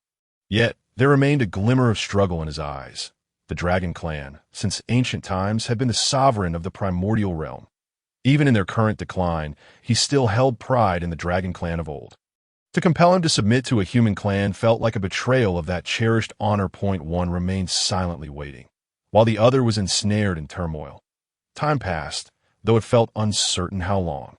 Before Zhu Long exhaled a deep breath, a flash of brilliance enveloped him, and the once sprawling dragon form within the grand hall transformed into a human figure, a middle-aged man, exuding authority, clad in a dragon-embroidered robe. Stepped forth before Xiao Yang. He bowed respectfully, be why the witness of heaven and earth. Zhu Long hereby declares on behalf of the Dragon Clan that from this day forth, the Dragon Clan willingly submits to the human race as a subordinate. For all eternity, never to betray. Zhu Long has paid his respects to His Majesty. As Zhu Long made his decision and bowed, the other dragon elders rose in unison, paying their respects to Xiao Yang. We pay our respects to His Majesty in the external realm. Amidst the celestial heights, a thunderous resonance echoed, inaudible to ordinary ears. Heaven and earth acknowledged Zhu Long's proclamation. Henceforth, the fortunes of the human race and dragon clan would intertwine, and the karma of the dragon clan would also share a portion with that of the human race. As the current leader of the dragon clan, Zhu Long could distinctly sense the shift in fortunes. The dragon clan's fortunes began flowing towards the human race, while conversely, the fortunes of the human race also surged towards the dragon clan. He could feel that the portion of karma the dragon clan bore had been partially mitigated by the human race. This alleviation surpassed what the dragon clan had managed to offset over the years. Zhu Long's emotions surged with excitement as he gazed at Xiao Yang, yearning to express something. However, as the words lingered on the tip of his tongue, they remained unvoiced that moment. Xiao Yang, shrouded in mystery, addressed Zhu Long, if you desire the Dragon Emperor, merely speak the word, and I shall present him to you. Chapter 74. The Ancestral Dragon Pearl. The nine-clawed thunder dragon, Zhu Long, if you desire the Dragon Emperor, merely speak the word, and I shall present him to you. Xiao Yang regarded Zhu Long with a smile. The Dragon Emperor? Upon hearing Xiao Yang's words, the Candle Dragon's eyes revealed a hint of perplexity. The assembly of dragon elders within the great hall also appeared somewhat bewildered. Observing their expressions, Xiao Yang waved his hand, and an arc of electricity flashed before him. A colossal egg, entirely purple and intermittently crackling with arcs of electricity, materialized before them. This is... The Candle Dragon's eyes were tinged with hesitation as he sensed a familiar aura emanating from the egg. The expressions of the dragon elders grew increasingly grave, each feeling a palpable stagnation in their bloodline. Once, while traversing the Thunder Marsh, I encountered the Thunder God, who entrusted me with this dragon egg. Within it resides a Thunder Dragon, or perhaps even a nine-clawed Thunder Dragon. Xiao Yang recounted the origins of the egg to the Candle Dragon, enunciating each word with deliberate clarity. What? A nine-clawed thunder dragon? Excitement flickered in the Candle Dragon's eyes as he struggled to contain his emotions. The nine-clawed thunder dragon was an extraordinarily rare and esteemed entity, even in the ancient times before the decline of the dragon lineage.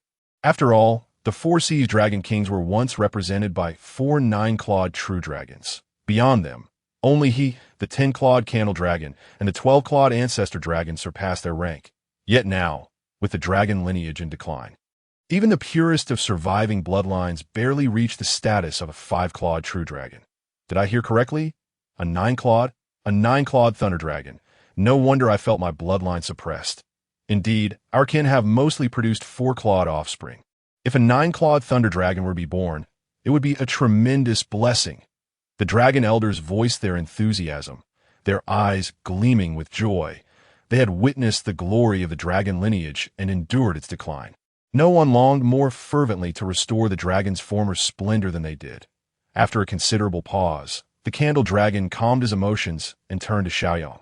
May I inquire, my emperor, this does not appear to be in an unhatched state. Could it be?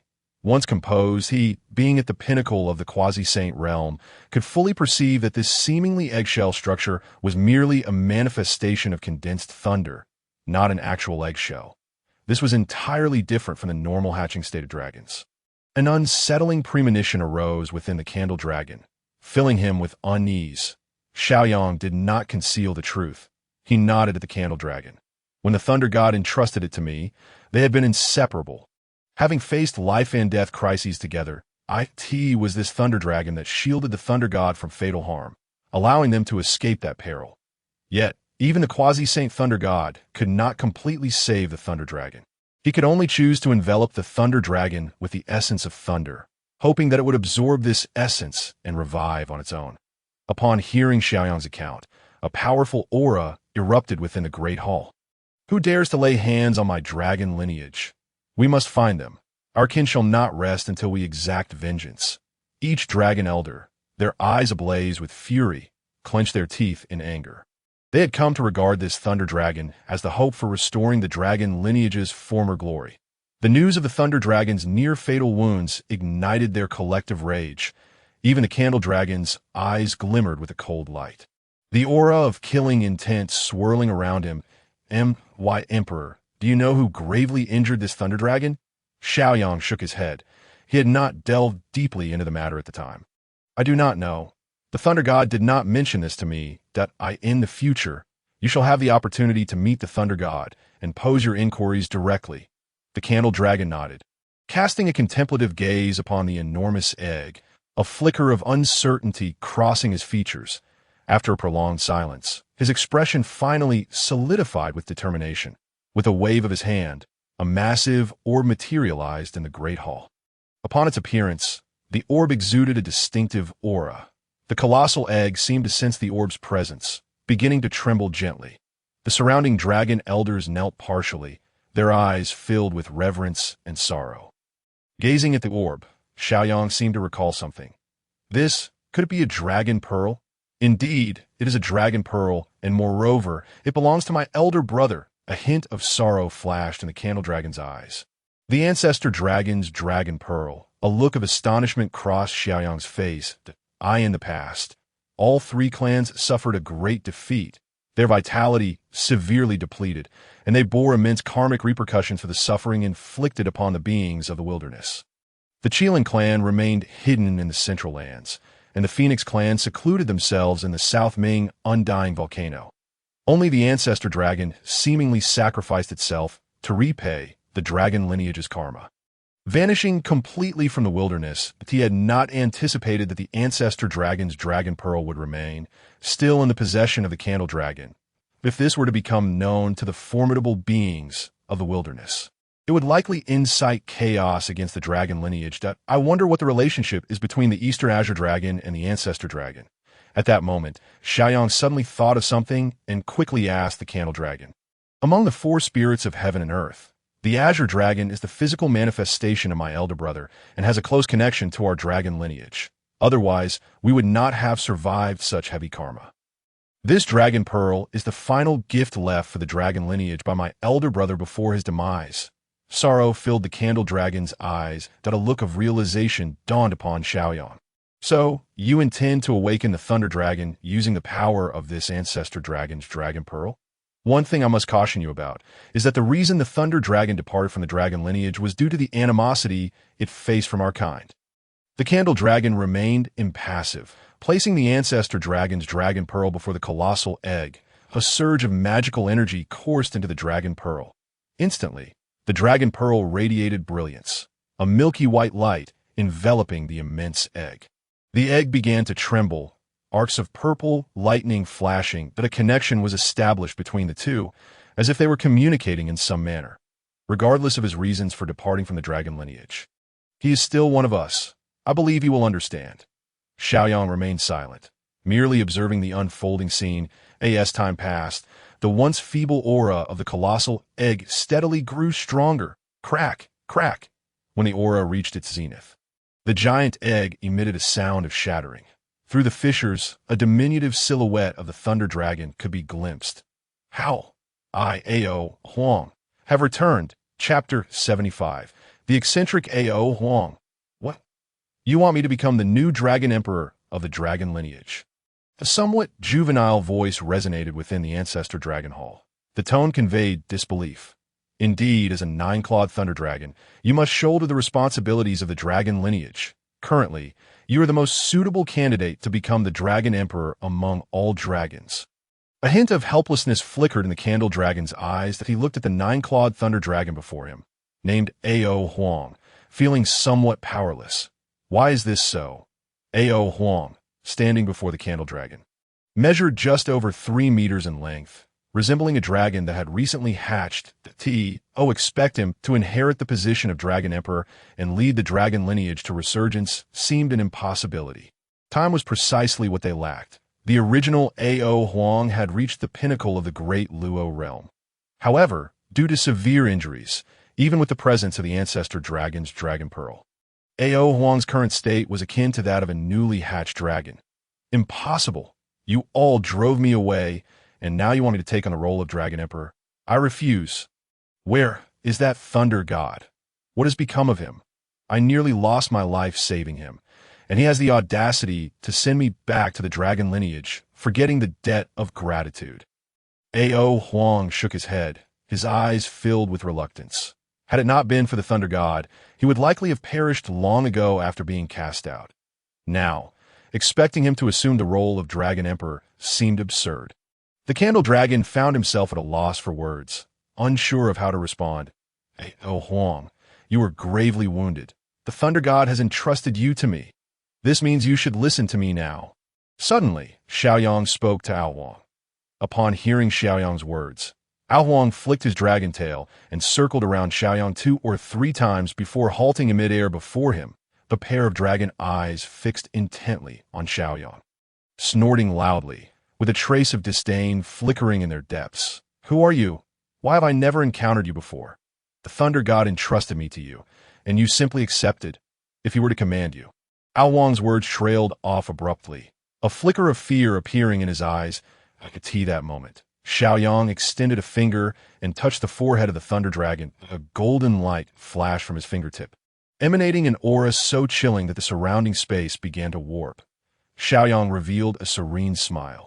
Why the silence? Please, continue the thought you left unfinished, feeling the deathly chill radiating from Xiaoyang's finger. Ao Huang could no longer act defiantly. He could only chuckle awkwardly. No, I have nothing more to say. The Thunder God has truly done a remarkable job. It is indeed my fortune to be under your care. The elder dragons nearby exchanged glances, their expressions darkening as they sensed Ao Huang's demeanor. Enough. You must assume the role of Dragon Emperor. Regardless of the circumstances, you are a member of the Dragon Clan. And this is a duty you can never escape, Xiaoyang stated, casting a glance at Ao Huang. However, Ao Huang remained silent, deeply affected by the past incident of his exclusion from the Dragon Clan. Had it not been for Xiaoyang's overwhelming power, he would have undoubtedly voiced his opposition. For now, he could only respond with silence, expressing his discontent. Do you not desire to see the Dragon Clan flourish under your leadership? Just think, if you were to become the Dragon Emperor, you would be the most significant figure among them. Would that not grant you the power to command them as you wish? Upon hearing this, a glimmer of realization sparked in Ao Huang's eyes. Indeed, how had he not considered this? The current plight of the Dragon Clan had been conveyed to him by Zhu long upon his awakening.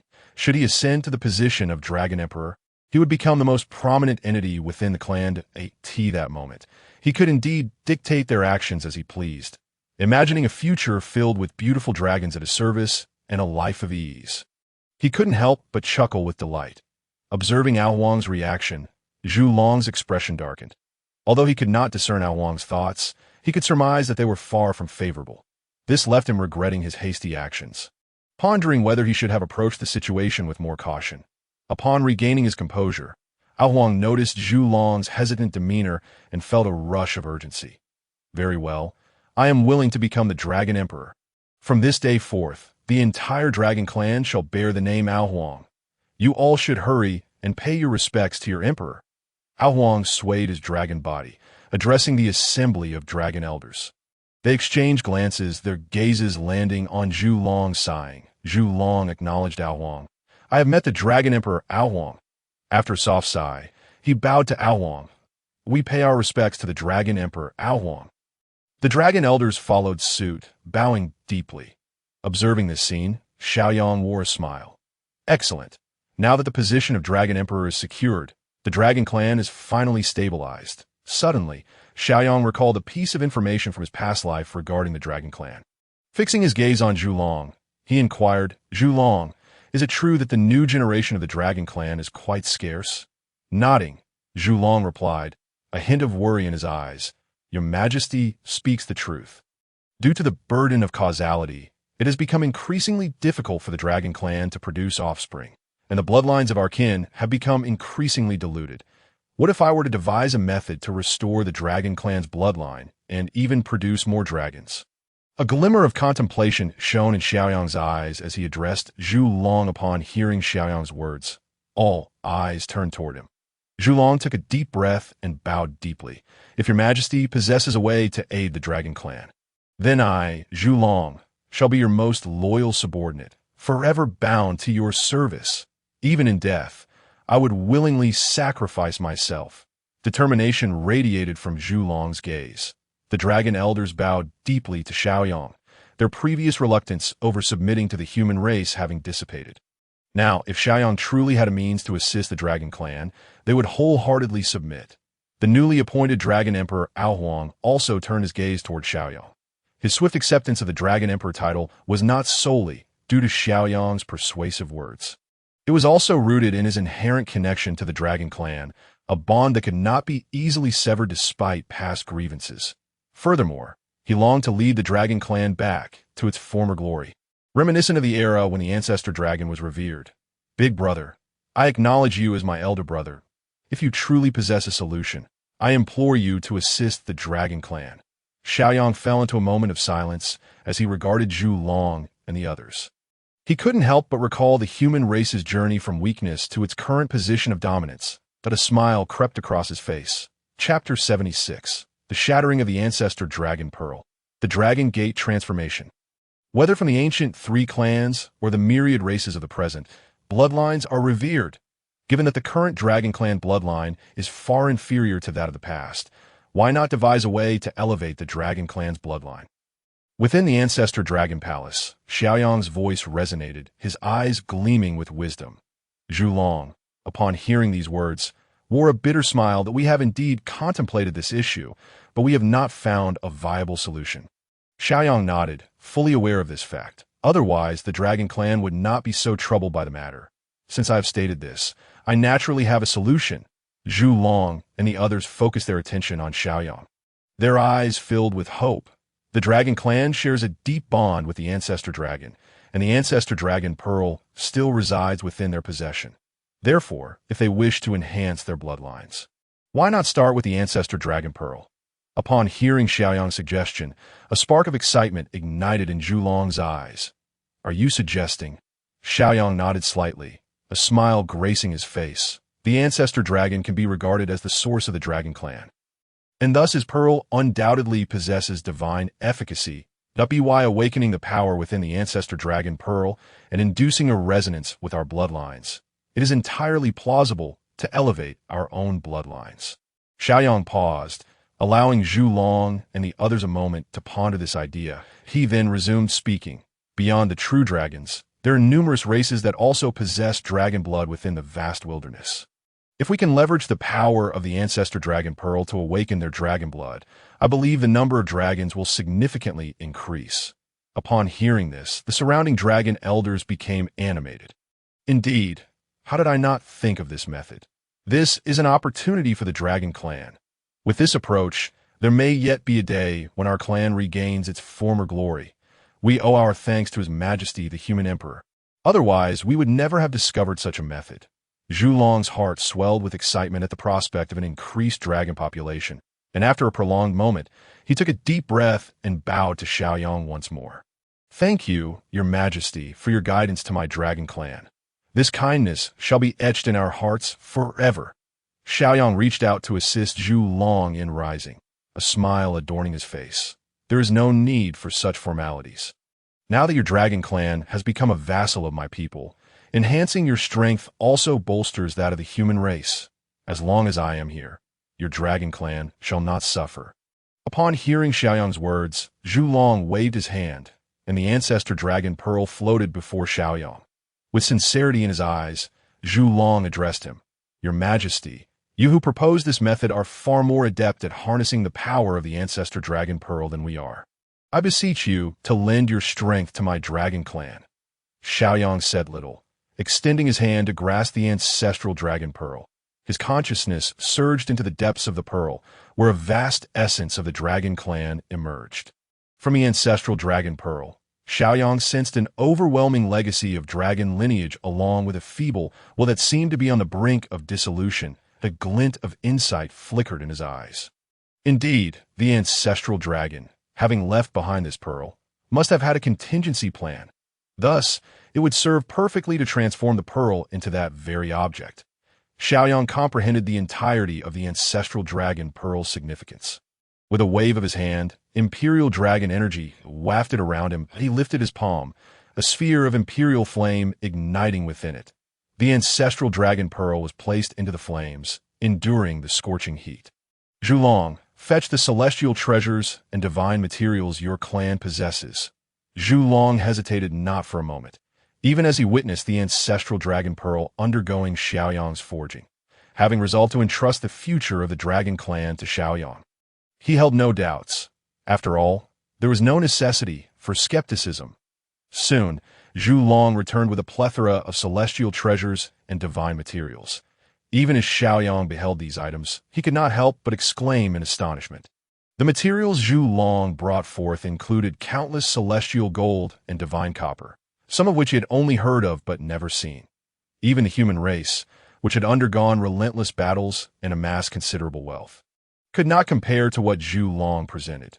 Truly, the Dragon Clan was deserving of its reputation as one of the three races that once vied for supremacy in the ancient wilderness.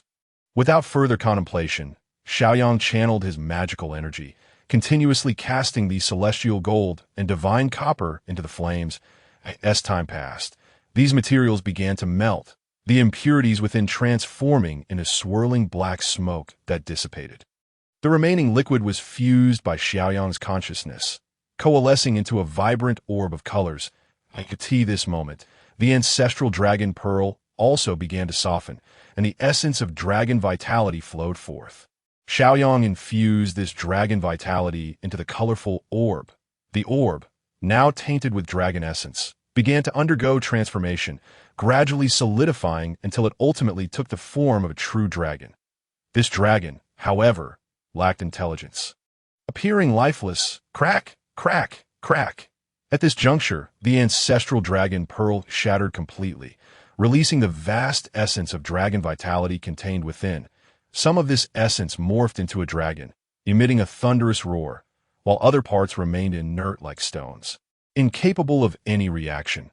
Almost there, a divine light flashed in Xiaoyang's eyes. He withdrew the hand that had been engulfed in imperial flames, leaving the fire to burn in the air, purging the impurities from the liquid and the vast dragon energy.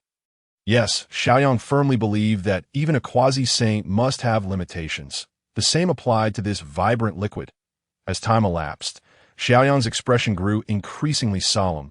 He began to form seals with his hands, each gesture conjuring symbols that appeared around him.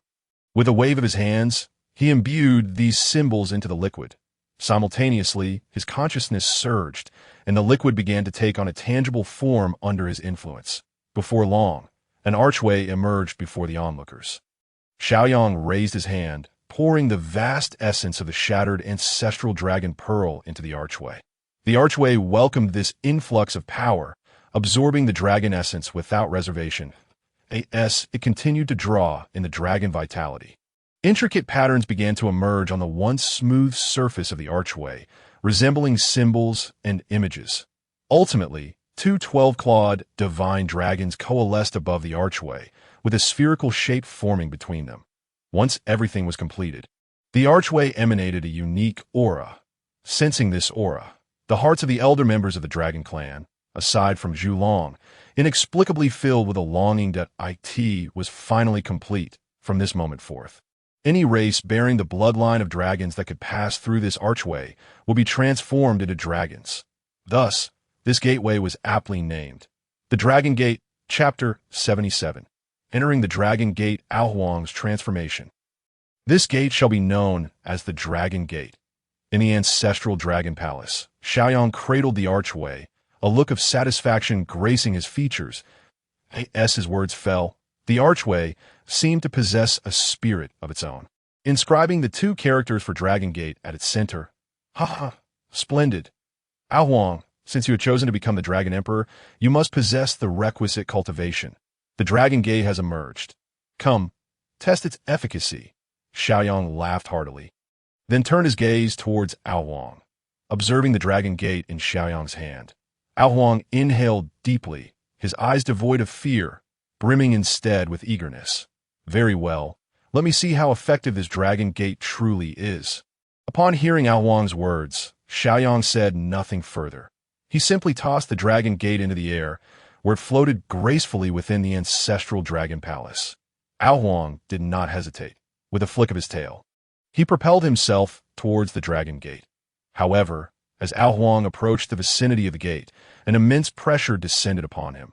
This pressure rendered him somewhat breathless, as if he were mired in a quagmire. Every step a monumental struggle. In mere moments, the effort exhausted all his strength. Yet he still remained some distance from the Dragon Gate. From the Dragon Emperor. How could I possibly fail to pass through a mere Dragon Gate? If I cannot conquer even this, how can I lead the Dragon Clan back to glory? With a fierce roar, a resolute and frenzied expression flickered in Ao Huang's eyes that he let out a mighty bellow, and an unanticipated surge of power erupted from within him. His entire form lunged toward the Dragon Gate. Under the weight of that pressure, Ao Huang felt his bones creak, as if protesting against his reckless actions. Dragon scales burst from his body, blood pouring forth from the ruptured places, and in some areas, flesh had even vanished, revealing his dragon bones. Ao Huang felt his consciousness begin to blur. Yet what did this matter? None of it could deter his determination to pass through the Dragon Gate. At last, battered and bruised, Ao Huang stood before the Dragon Gate, ready to step through. Just as Ao Huang's dragon head crossed the threshold, a resounding dragon roar echoed from the gate. A spectral dragon emerged, its form shimmering into existence. Upon seeing this dragon apparition, Zhu Long trembled. Elder brother, indeed, the dragon spirit that appeared bore 12 claws, embodying the essence of the ancestral dragon. The ancestral dragon's spirit seemed to possess awareness, casting a glance filled with compassion toward Zhu Long, gratitude toward Xiaoyang, and reassurance toward Ao Huang. Perhaps the Dragon Clan would not descend into total decline after all. Ultimately, there would come a day when the Dragon Clan would return to its former glory. Seemingly resolved, the ancestral dragon spirit lingered for a moment, then transformed into a beam of light, merging into Ao Huang's being. Boom! A thunderous sound erupted from within Ao Huang, in the span of a breath. His form rapidly expanded, and his aura intensified progressively. Heavenly immortal, true immortal, golden immortal. Ultimately, he reached the peak of the great Luo golden immortal realm. A flash of brilliance illuminated the scene as Ao Huang crossed the Dragon Gate, his swollen form vanishing from sight. In its place stood a tall, majestic figure. This figure, with a countenance like jade and a stately posture, radiated an aura of Dragon Emperor dominance. Ao Huang opened his eyes, gazing at Zhu Long and the others. From this day forth, I, Ao Huang, shall be the Dragon Emperor of the Dragon Clan. I vow to inherit the will of the ancestral dragon and lead the Dragon Clan back to its former glory. Boom, boom, boom. The ancient wilderness bore witness as thunder roared across the heavens, affirming Ao Huang's declaration. Although Ao Huang had previously claimed the title of Dragon Emperor, he had not formally announced it to the world. Now, having accepted the ancestral dragon's gift, he officially proclaimed himself as the Dragon Emperor. With this declaration, the fortune of the Dragon Clan converged upon Ao Huang. Behind him, countless phantoms emerged, each representing a dragon of the clan. The boundless essence of dragons coalesced, forming Ao Huang's unique aura as the Dragon Emperor. Zhu Long pays homage to the Dragon Emperor. Zhu Long, with an expression of utmost reverence, bowed deeply to Ao Huang. Though he was the brother of the ancestor dragon within the Dragon clan, the Dragon Emperor held supreme authority. Even he could not, nor would he dare, defy the commands of the Dragon Emperor. We pay our respects to the Dragon Emperor. A multitude of dragon elders echoed the gesture, their eyes alight with fervor. Meanwhile, the East Sea Dragon Palace remained a desolate ruin. Just as Ao Guang felt a sense of urgency, Zhu Long and others formally acknowledged Ao Huang's identity as the Dragon Emperor. As the Dragon King of the East Sea, he too sensed Ao Huang's presence. A complex expression flickered in his eyes. The Dragon Emperor, is it? So be it. In future endeavors, the Dragon Emperor shall take charge. East Sea Ao Guang pays homage to his majesty. The Dragon Emperor. Ao Guang bowed towards the direction of the ancestor Dragon Palace. The Dragon Kings of the South Sea, North Sea, and West Sea followed suit, paying their respects to the newly appointed Dragon Emperor. Thus, Ao Huang's position within the Dragon clan was firmly established at that moment. Just as Ao Huang intended to speak to Xiaoyang, his demeanor abruptly shifted. He transformed into a streak of lightning, soaring out of the ancestor Dragon Palace. Xiaoyang also vanished in a flash of light from the palace. Above the East Sea, Sui Run led the demon-slaying army to this location. Before Sui Ren could utter a word, Ao Huang burst forth from the water, standing before Sui Run and his companions. Dragon Clan, where is our emperor? Sui Run regarded Ao Huang, his eyes filled with cold disdain. You are the human Sui Emperor. Ao Huang did not respond to Sui Ren's inquiry, instead gazing at him with curiosity. Dragon Clan, I shall ask you once more. Where is our emperor? Sui Ren's aura of quasi-saintship radiated. Pressing down upon Ao Huang felt the very space around him freeze. Humph, what is so impressive? Were it not for my injuries, you would not dare to show off your might. A hint of indignation surfaced in Ao Huang's eyes. Upon hearing his words, Sui Ren's expression darkened with impatience. You are courting death. Sui Ren waved his hand, and an everlasting flame ignited around him, quickly staining half the sky crimson to him. Ao Huang was merely an ordinary great Luo golden immortal. And a great Luo golden immortal, if slain, is of little consequence. Wow, are you serious? Brother, if you do not come to save your younger brother soon, he shall perish. Ao Huang cried out, observing Sui Ren's actions. Sui Ren extinguished the everlasting flame. This is the Dragon Emperor of the Dragon Clan. The Dragon Clan shall henceforth be a vassal of the human clan. Chapter 78. 3 Immortal Isles, Pure World, White Lotus. In the vast expanse of the East Sea, the boundless azure waters were dotted with islands resembling stars scattered across the sky. Among these islands, bizarre sights and exotic beasts thrived, rivaling even the primordial continent. At that moment, a beam of golden light streaked across the horizon. As the light dissipated, a figure appeared in midair. It was Xiaoyang. Nearly a century had passed since he had subdued the Dragon Clan and appointed Ao Huang as the Dragon Emperor. During this time, the Dragon Clan continued to govern the four seas, while the human clan advanced into the East Sea, erecting cities upon several large islands that a wealth of overseas resources was harvested by the human clan, accelerating the growth of the new generation.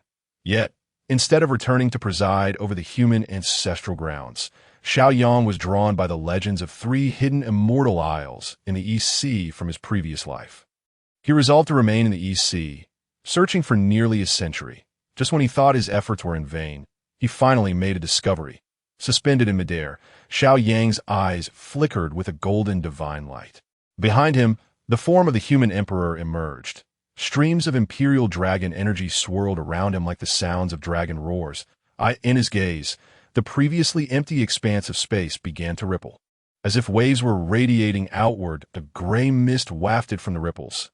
Extending his hands, Xiaoyang grasped at the gray mist and tore it apart. The sound of fabric being rent asunder echoed, and boundless light erupted from a mist, expanding to a height of several thousand zhang. As Xiaoyang beheld the scene, 3 islands, resembling the connection between heaven and earth, materialized before him. Could this be the three immortal isles? Penglai, Yingzhou, Fangzhong. Xiao Yang's eyes sparkled with wonder as he gazed upon the three islands. According to legends from his previous life, these islands were fragments formed from the chaos during Panga's creation of the world. Moreover, these islands were not stationary in the East Sea, but were in constant motion. Each island was shrouded by a grand formation obscuring its secrets, making it nearly impossible to ascertain their locations. Kong Tong's seal. Without hesitation, Xiao Yang summoned the fateful treasure, the Kong Tong seal. Channeling his immense power into the seal, countless streams of imperial dragon energy converged upon it. The Kong Tong seal, initially no larger than a palm, rapidly expanded, resembling a great mountain as it hurtled towards the three islands. Boom! The surrounding waters erupted, sending towering waves soaring to tens of thousands of zhang. In the next moment, the gray mist that had enveloped the three islands dissipated. I have arrived. A divine light sparkled in Xiao Yang's eyes as he transformed into a streak of brilliance and sped towards the three islands. In the blink of an eye, he alighted upon one of the islands. The moment he set foot on it, a name emerged in his mind. This island is indeed Penglai. What a splendid paradise it is. Perhaps even Kunlun pales in comparison. Upon the island, primordial spiritual energy enveloped the landscape like mist and rain, while under the sunlight, a kaleidoscope of colors radiated forth. Countless rare treasures and exotic flora adorned the scenery, creating a breathtaking tableau. Furthermore, amidst the primordial spiritual energy, a hint of untransformed chaotic energy lingered.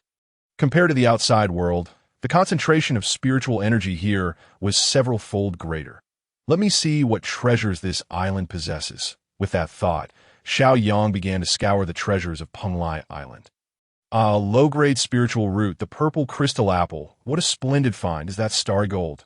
Tai gold, earth mother stone, celestial spirit grapes. He was nearly overwhelmed by the abundance of innate spiritual roots and divine materials. Initially, Xiao Yang collected them one by one. However, soon he grew weary of such tediousness and utilized his spiritual awareness along with his power to form a colossal hand, gathering all the spiritual roots and divine materials within his sensory range. In this manner, Xiao Yang swiftly arrived at the heart of Penglai Island. There, amidst a misty ambience, a vast pool of water radiated a milky white glow. Merely being enveloped by this milk-white light brought forth a sense of tranquility, as if it could cleanse the heart and purify all impurities. This is the three-light divine water, forming a vast pool of 1,000 miles. Moreover, there a white lotus flower bloomed. The three-light divine water is one of the renowned divine waters of the primordial era. Heaven has three treasures: the sun, the moon, and the stars. The three-light divine water is composed of sunlight divine water, moonlight divine water, and starlight divine water. The golden sunlight divine water can erode blood, essence, and flesh. The silver moonlight divine water can corrode the primordial spirit. The purple starlight divine water can devour one's true spirit. It is truly toxic. However, when these three divine waters merge, they become the three-light divine water, capable of dispelling all poisons. Xiao Yang also possessed some three-light divine water as a precaution, for who knows when one might sustain injuries. However, even he possessed merely a few hundred drops of the divine water of the three lights. How could it possibly compare to the vast expanse of a lake brimming with the divine water of the three lights before him? Not only he, but even the sages might not have access to such an abundance of this sacred liquid. Yet, that was not what captured his utmost attention. What he valued more was the sea of white lotuses flourishing within the pool. The outermost layer of white lotuses bloomed at the third rank, numbering around 100 at the next layer, with blossoms at the 6th rank, consisted of approximately 40 to 50. Closer to the center, there were about a dozen blooming at the 9th rank. The very core. However, there resided a singular white lotus blossoming at the 12th rank. Xiao Yang raised his hand, summoning the 12th rank white lotus from the center of the lake directly into his grasp. After a moment of contemplation, he opened his eyes, a glimmer of delight illuminating his gaze.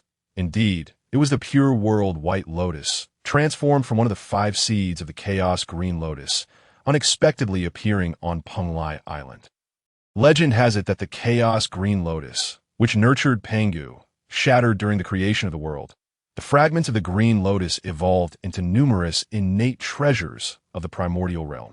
Among the 5 seeds of the Chaos Green Lotus, one became the Creation Green Lotus, obtained by the 3 pure ones, manifesting as the dragon-headed staff, the Jade Rui, and the Green Pao sword. Another became the destructive Black Lotus of Luo Ho. One turned into the Golden Lotus of Merit in the hands of Jin, and yet another morphed into the flame Red Lotus wielded by the River of Underworld. The last seed transformed into the Pure World White Lotus now before Xiaoyang. In his previous life, this Pure World White Lotus had never emerged. He had not anticipated that it would manifest on Penglai Island. This 12th rank Pure World White Lotus possesses the power to suppress fate, dispel inner demons, and resist all forms of intrusion. Belonging to the category of supreme innate treasures, gazing upon this Pure World White Lotus and the pool of divine water, a divine light flickered in Xiaoyang's eyes. Chapter 79. The Abbot of the Immortal Island. In the heart of Penglai Island, faced with the immense pool of divine water and the Pure World White Lotus, Xiaoyang fell into deep contemplation. The divine water of the 3 lights can alleviate all poisons and serves as a premier healing elixir of the primordial realm. Likewise, it can be combined with the creation blood pool to enhance its efficacy. In the future, as humanity thrives endlessly with this vast pool of divine water, there would be no fear of the creation blood pool lacking its essence. In such a case, how could humanity be anything less than extraordinary? And then there is the Pure World White Lotus. After a lengthy period of reflection, Xiaoyang finally reached a resolution in the past to cultivate the divine water of the 3 lights. One relied solely on the natural formation by heaven and earth, or on spiritual treasures capable of condensing the divine water. Since the divine water could coalesce into a vast pool atop Penglai Island, it was evident that as long as the spiritual energy persisted, the divine water would continuously manifest, with a steady supply of divine water. The Pure World White Lotus could flourish in the pool without end. These 2 inexhaustible treasures could undoubtedly become a significant foundation for humanity. Henceforth, it became imperative for someone to guard Penglai Island. Otherwise, merely setting up a grand formation would not suffice to assure his peace of mind. Suddenly, Xiaoyang thought of Kong Xian and Jin Peng, whom he had taken as his attendants. Both were sons of the primordial phoenix, one possessing the innate 5 elements essence, while the other held the innate yin-yang essence that would be most fitting for them to guard Penglai Island. Without any hesitation, Xiaoyang tore through the fabric of space, revealing a void. Through this void, he could faintly discern the realm of humanity. Kong Xian, Jin Peng, come to me swiftly. Through the void, Xiaoyang summoned. Soon, 2 streams of light traversed the void, arriving beside Xiaoyang. He waved his hand, restoring the torn space to its original state. Why, Emperor? What is this? The divine water of the 3 lights. The vast pool of divine water. And is that the Pure World White Lotus? Kong Xian, sensing the surging innate spiritual energy that exceeded that of the outside world, revealed a look of bewilderment. Upon witnessing the vast pool of divine water and the 12th rank Pure World White Lotus, he gasped in astonishment, utterly shocked and unable to comprehend where he was. This is Penglai Island among the 3 immortal islands. You see, it houses the divine water of the 3 lights and the Pure World White Lotus. Thus, I require you and Jin Peng to guard this place. Xiaoyang understood Kong Xian's astonishment, as he too had been taken aback upon first witnessing this scene. Yes, rest assured, my emperor, with us here, no one shall trespass upon Penglai Island. Kong Xian suppressed his astonishment and bowed respectfully to Xiaoyang. Jin Peng, standing nearby, shared a similar sentiment that a flicker of excitement danced in his eyes. The 12th rank Pure World White Lotus, an exquisite innate treasure, held no bearing for him. However, within the pool, there are also 9th rank and 6th rank Pure World White Lotuses. Surely, he would be able to obtain one, wouldn't he? Xiaoyang noticed the glimmer in Jin Peng's gaze and raised his hand to summon 2 9th rank Pure World White Lotuses, which floated before Kong Xian and Jin Peng as my attendants. and with the duty of guarding Penglai Island. These two ninth-rank pure world white lotuses shall serve as your reward. Thank you, my emperor, for your generous bestowal." Upon hearing Xiao Yang's words, both Kong Xian and Jin Peng displayed joy in their eyes. They accepted the ninth-rank pure world white lotuses without hesitation. After all, refining these ninth-rank pure world white lotuses into treasures would yield a superior innate treasure. In the primordial realm, any superior innate treasure is a rare find, at the very least. It was something they needed. There is no need for excessive gratitude. You serve me, and this is what you rightfully deserve. Upon Penglai Island, there exists the 12th rank pure world white lotus and a pool of divine water. You shall accompany me to Fangzhong and Yingzhou, which should not differ too greatly. As his words fell, Xiao Yang's figure transformed into a beam of golden light, heading toward the immortal island to the left of Penglai. Kong Xian and Jin Peng exchanged glances and followed suit. Soon, the three of them arrived upon the island, discovering its name to be Fangzhong. Unlike the flatness of Penglai Island, Fangzhong Island was dominated by towering cliffs and steep mountains. Between the mountains, innate spiritual energy flowed like rivers, ceaselessly surging forth. Rare and exotic herbs, along with divine materials, were abundant. Having plundered the treasures of Penglai Island, Xiao Yang was not particularly concerned with this one. What truly mattered to him were the invaluable treasures upon this island. He tore through the fabric of space once again, bringing Kong Xian and Jin Peng to the very center of Fangzhong Island. Here, two remarkable objects awaited them. Point 1 was a pool of water, though this time it measured merely a radius of 10 feet. The water appeared grayish, with wisps of mist swirling and lingering. Scanning with his divine sense, Xiao Yang's eyes gleamed with understanding, despite the pool's modest size. The water within was far from ordinary. It even surpassed the divine water of the three lights. Indeed, this was condensed from chaos chi. This water could be considered chaos spiritual liquid, as long as one possessed this chaos spiritual liquid and could withstand the cleansing.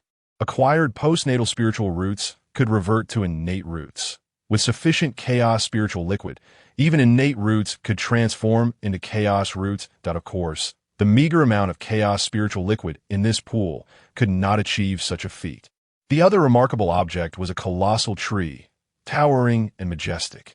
This tree was exceedingly peculiar, with a trunk devoid of branches, presenting a deep purple hue adorned with irregular patterns, exuding a unique charm. At its summit lay 9 sinuous branches, each adorned with green leaves resembling elegant parasols. Among them, one could even find some black flowers and yellow fruits. Beneath, 9 roots coiled and intertwined, resembling a true dragon lying in repose. Radiating an ancient aura, gazing upon this immense tree, Xiao Yang felt a profound sense of wonder. In his previous life, he had encountered descriptions of this very tree. There exists a wood shaped like an ox, with a skin akin to a cord, resembling a yellow serpent. Its leaves are like nets, and its fruit resembles a lotus. There exists a wood with azure leaves and purple stems, adorned with mysterious flowers and yellow fruits. Devoid of branches, with 9 nodes above and 9 knots below, these two phrases describe the same tree, known as Jianmu. In the hands of Xiao Yang lies a seed of the world tree, also known as the Primordial World tree.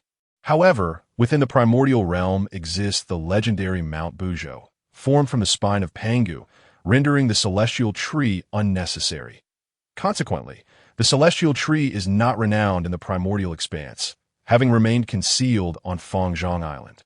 While the primordial realm may not require this celestial tree, for humanity and for Xiao Yang, the narrative might be quite different. The celestial tree, who shall traverse the heavens and the earth when the time comes. The situation appears to be growing increasingly intriguing. A cryptic smile graced Xiao Yang's countenance. Chapter 80. Huangzhong Li of Yingzhou, Law of Heaven and Earth. In the East Sea, atop Fangzhong Island, Xiao Yang gazed at the celestial tree, his expression revealing an air of enigmatic contemplation. This era is one where the witch and demon tribes vie for supremacy. However, once both tribes suffer mutual destruction and withdraw from the stage of the primordial realm, humanity will inevitably ascend to replace them as the principal actors in this celestial drama. Presently, humanity's development is halted at the shores of the East Sea. Yet in the future, their presence will permeate every corner of the primordial realm. Including the vastness of the cosmos, to traverse from the primordial land to the ancient starry skies. One must navigate through the perilous nine heavens, encountering fierce winds and raging flames. The dangers are immense. Even a great Luo, golden immortal, without a protective spiritual treasure, cannot freely enter or exit the ancient starry skies. Yet with the celestial tree in hand, the circumstances are drastically altered.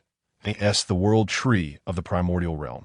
The celestial tree's primary function is to connect heaven and earth. The torrential storms and flames between the primordial land and the ancient starry skies cannot destroy the celestial tree.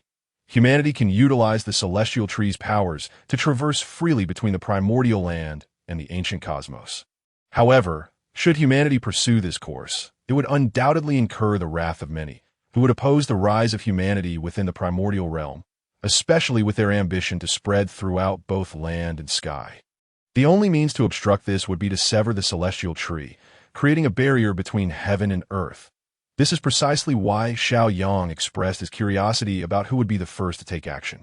Kong Xian and Jin Peng stood silently behind him, their expressions filled with awe as they regarded the celestial tree. Having accompanied Xiao Yang over the years, they had witnessed numerous extraordinary phenomena.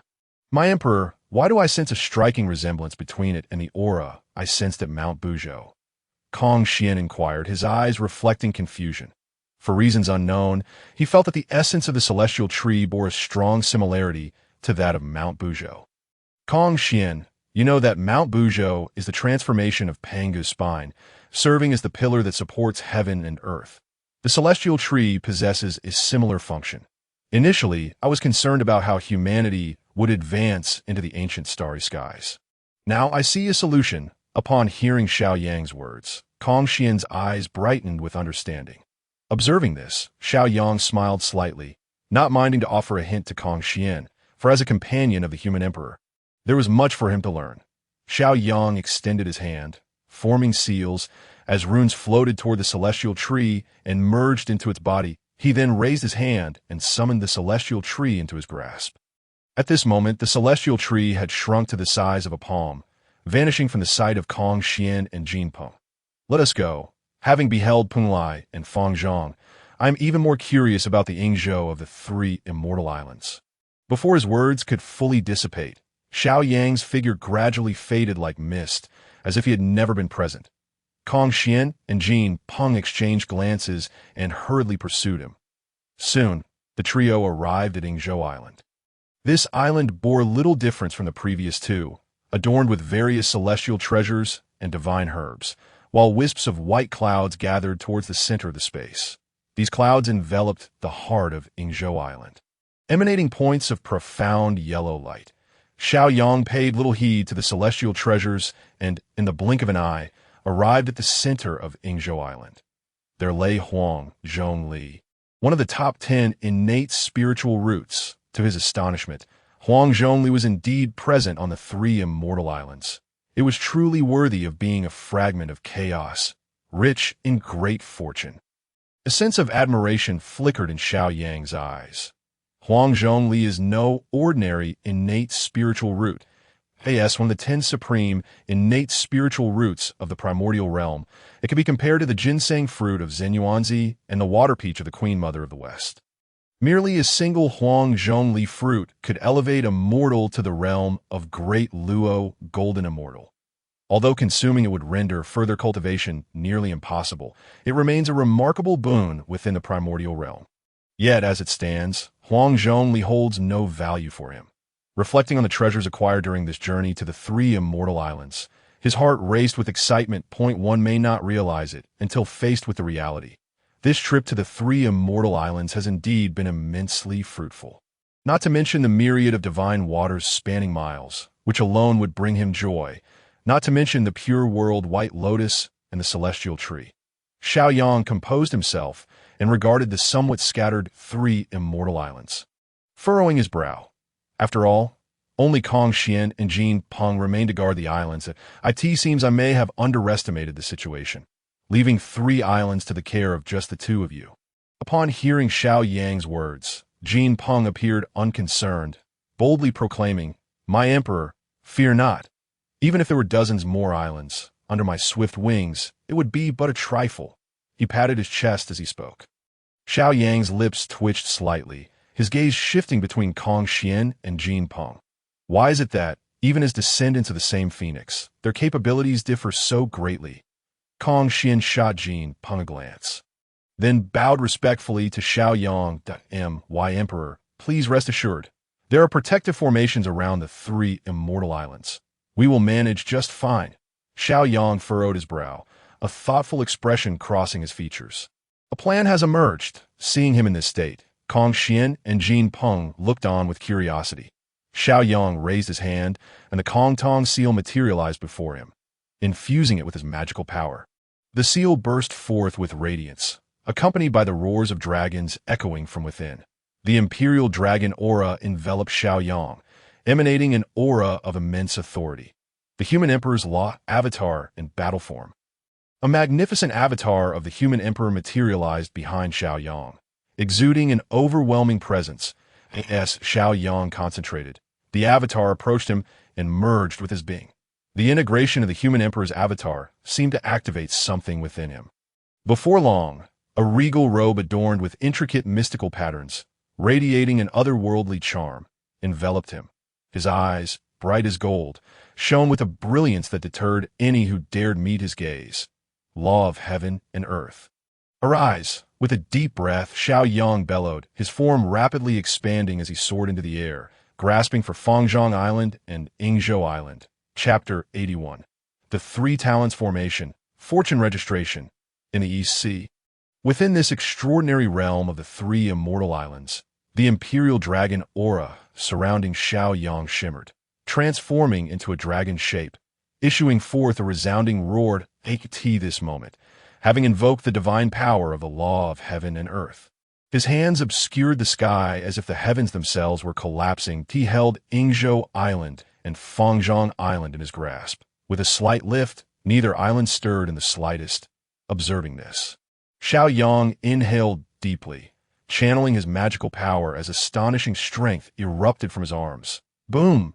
Boom! The thunderous roars reverberated as Fangzhong Island and Yingzhou Island quivered incessantly, as if they were on the verge of being whisked away.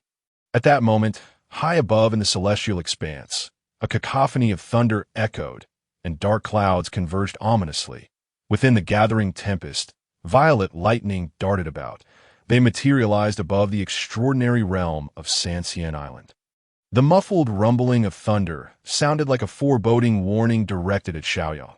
However, Xiaoyang paid no heed to the thunderous display. With a powerful exertion of his arms, he effortlessly lifted Fangzhong Island and Yingzhou Island. This act provoked the wrath of the lightning within the clouds. Crack! Boom! Strikes of lightning surged forth like dragon serpents, roaring with ferocity as they aimed at Xiaoyang. The violet luminescence coalesced into a brilliant array. Scarcely pausing, explosions erupted continuously, enveloping the surroundings in a shroud of dust, obscuring the unfolding events. After a considerable interval, as the haze dissipated, Xiaoyang's figure emerged before the onlookers. Arcane sparks danced upon his shoulders. Yet he bore not a single injury. The swirling storm clouds above seemed to respond to his audacity, as more dark clouds gathered ominously. Xiaoyang glanced upward, his eyes reflecting palpable impatience. He had anticipated that a single strike would suffice. Yet the clouds continued to thicken, transforming the color of the lightning from a pale blue to a deep violet. "Begone!" Faced with this predicament, Xiaoyang bellowed, conjuring the Kong Tong seal from thin air. The resonant roars of dragons filled the air as 9 golden true dragons emerged from the seal. Their eyes sparkling with intelligence, resembling authentic dragons. They roared fiercely, their tails sweeping majestically as they surged toward the dark clouds. Thunder rolled. Thunder echoed. As the 9 true dragons plunged into the clouds, they flickered in and out of visibility, engaging in a fierce battle with the lightning. After a considerable time, the clouds dispersed, revealing the 9 golden dragons, majestic in their aerial display. With a thought, Xiaoyang commanded the dragons to merge back into the Kong Tong seal. Subsequently, he grasped Fangzhong and Yingzhou Islands and approached Penglai Island. Placing them on either side of the latter, he extended his hand to form a seal as golden runes of the great Tao materialized before him. These runes then merged into the three islands, each emanating distinct yet interdependent auras.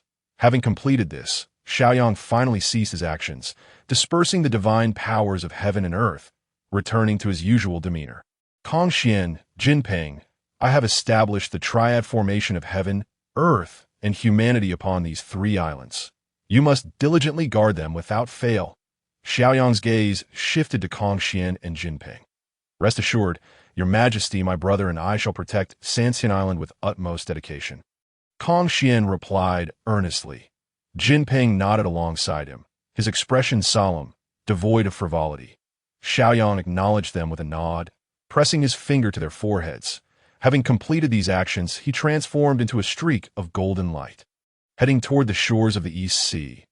Only his voice lingered in the air. As you guard Sanxian Island, you must also focus on your cultivation. The realm of the Luo is still insufficient. Strive to attain the state of Hunyuan Golden Immortal. Kongxian and Jinping clenched their fists, both being sons of the Yuan Feng, their talents among the upper echelon of the primordial realm. Yet now, as attendants to Xiaoyang, they felt powerless to assist him, a significant blow to their pride. Let us together cultivate diligently and reach the Hunyuan Golden Immortal realm as soon as possible. We must not disappoint His Majesty's expectations. Kongxian patted Jinping's shoulder. Jinping nodded, a spark of determination igniting in his eyes. You speak wisely. His Majesty has treated us with great favor, and only through our efforts can we aid him. With resolve solidified, Kongxian and Jinping did not linger, making their way toward Penglai Island, where they intended to select a location for their future abode. Meanwhile, after departing from the vicinity of Sanxian Island, Xiaoyang tore through the fabric of space, returning to the ancestral grounds of the human race by the shores of the East Sea. Seated in the Grand Hall, where he regularly practiced, Xiaoyang reflected on the events of recent days. After a considerable while, his thoughts shifted. A radiant, multicolored glow, imperceptible to the outside world, manifested before him. This luminescence rapidly expanded, transforming into a vibrant curtain of light. Host, Xiaoyang identity. Human race's fortune golden dragon. Human sovereign fortune level. Level 5 realm. Late stage of quasi-saint. As the embodiment of human fortune, you can mobilize the strength of the entire human race. Techniques. Every sword and thought can create the heavens. Divine essence body refinement scripture. As the embodiment of human fortune, you can learn all human techniques and integrate them seamlessly. Items. Postnatal merit spiritual treasure creation whip. Fortune supreme treasure Kongtong seal. Complete array of teleportation arrays fortune sign-in count. 1. Human fortune rises, granting sign-in opportunities. Indeed, Xiaoyang currently had one opportunity for a fortune sign-in, since the day he subdued the Dragon Clan and established Ao Huang as the new Dragon Emperor. The fortune of the human race had risen once more, particularly after he imparted the 12 earthly branches cultivation methods.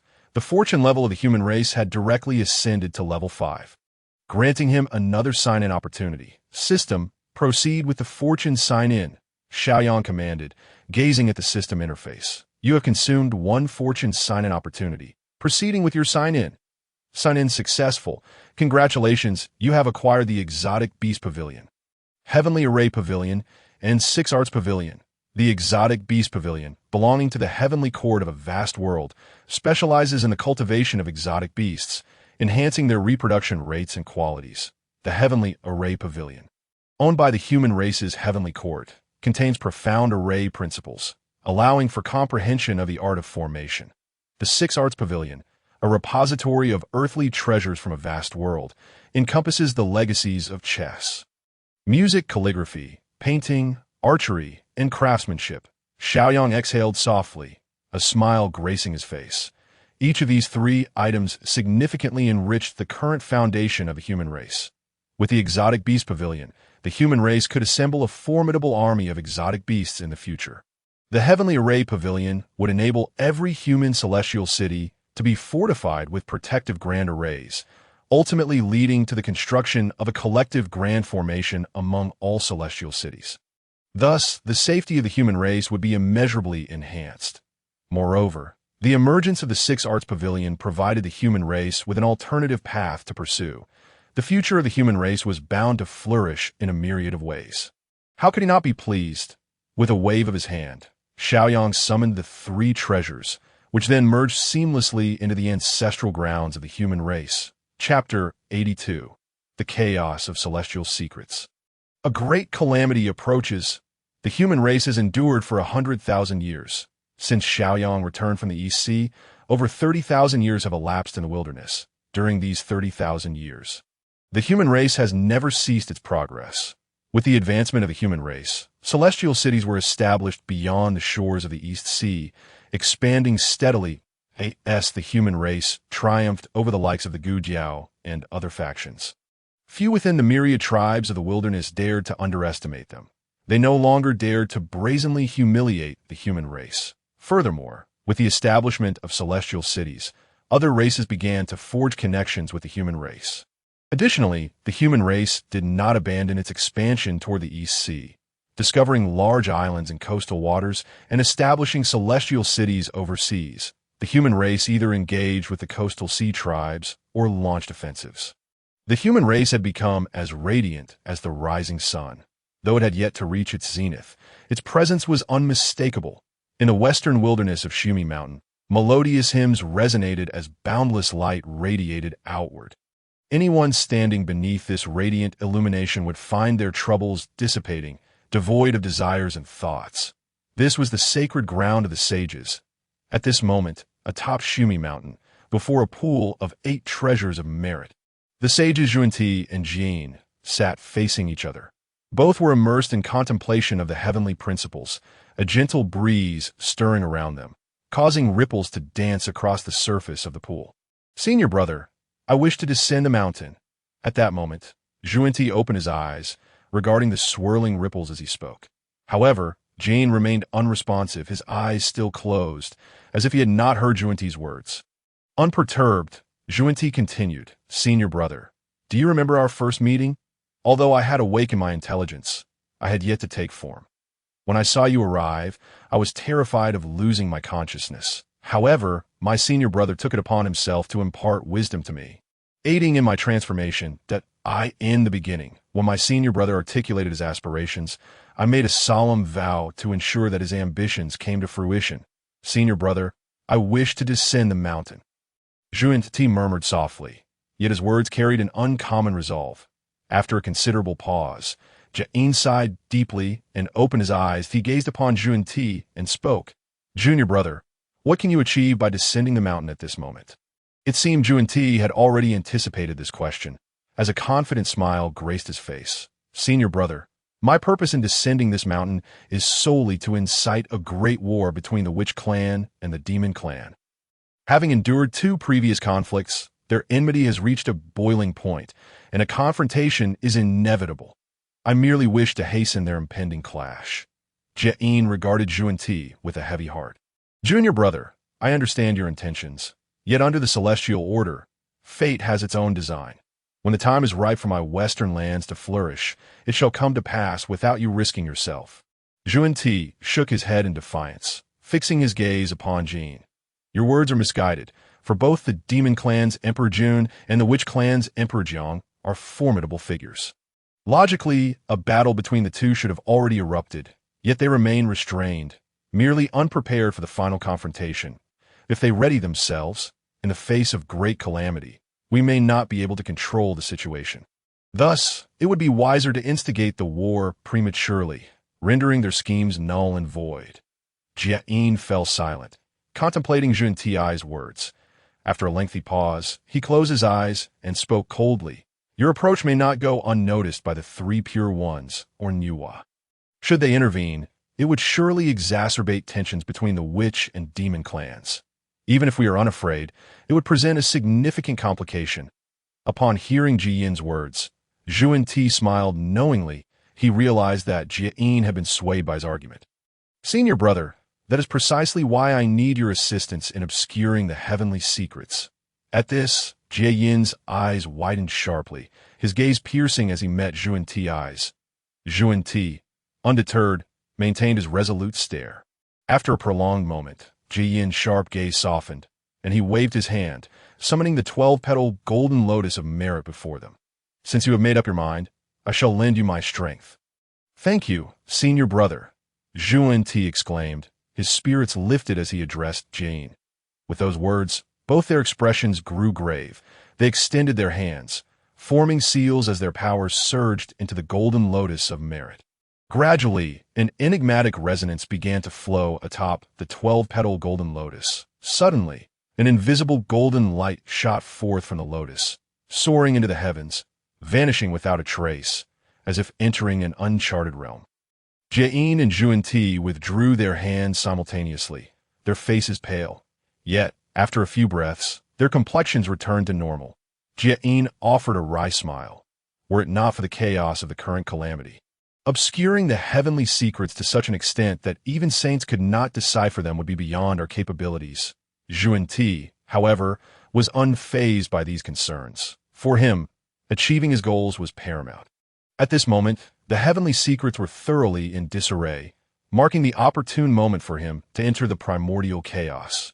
Senior brother, the heavenly secrets are now in turmoil. I shall take my leave. With those words, Zhuan Ti's form quietly dissipated, clearly having departed from Mount Sumo.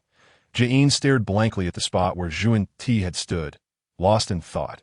Just then, a voice echoed across the summit of Mount Sumo. Jie, have you not yet come to a decision? Upon hearing this voice, Jie snapped back to reality, taking a deep breath without responding. You are already ensnared. How could you hope to extricate yourself so easily? I await the day you have made your choice to stand alone. As if perceiving Jie Yin's demeanor, the mysterious voice let out a cold chuckle before fading away. A flicker of confusion crossed Jie Yin's eyes. After a long pause, a bitter smile crept across his face as he shook his head slightly. He then closed his eyes, delving into contemplation of the heavenly path.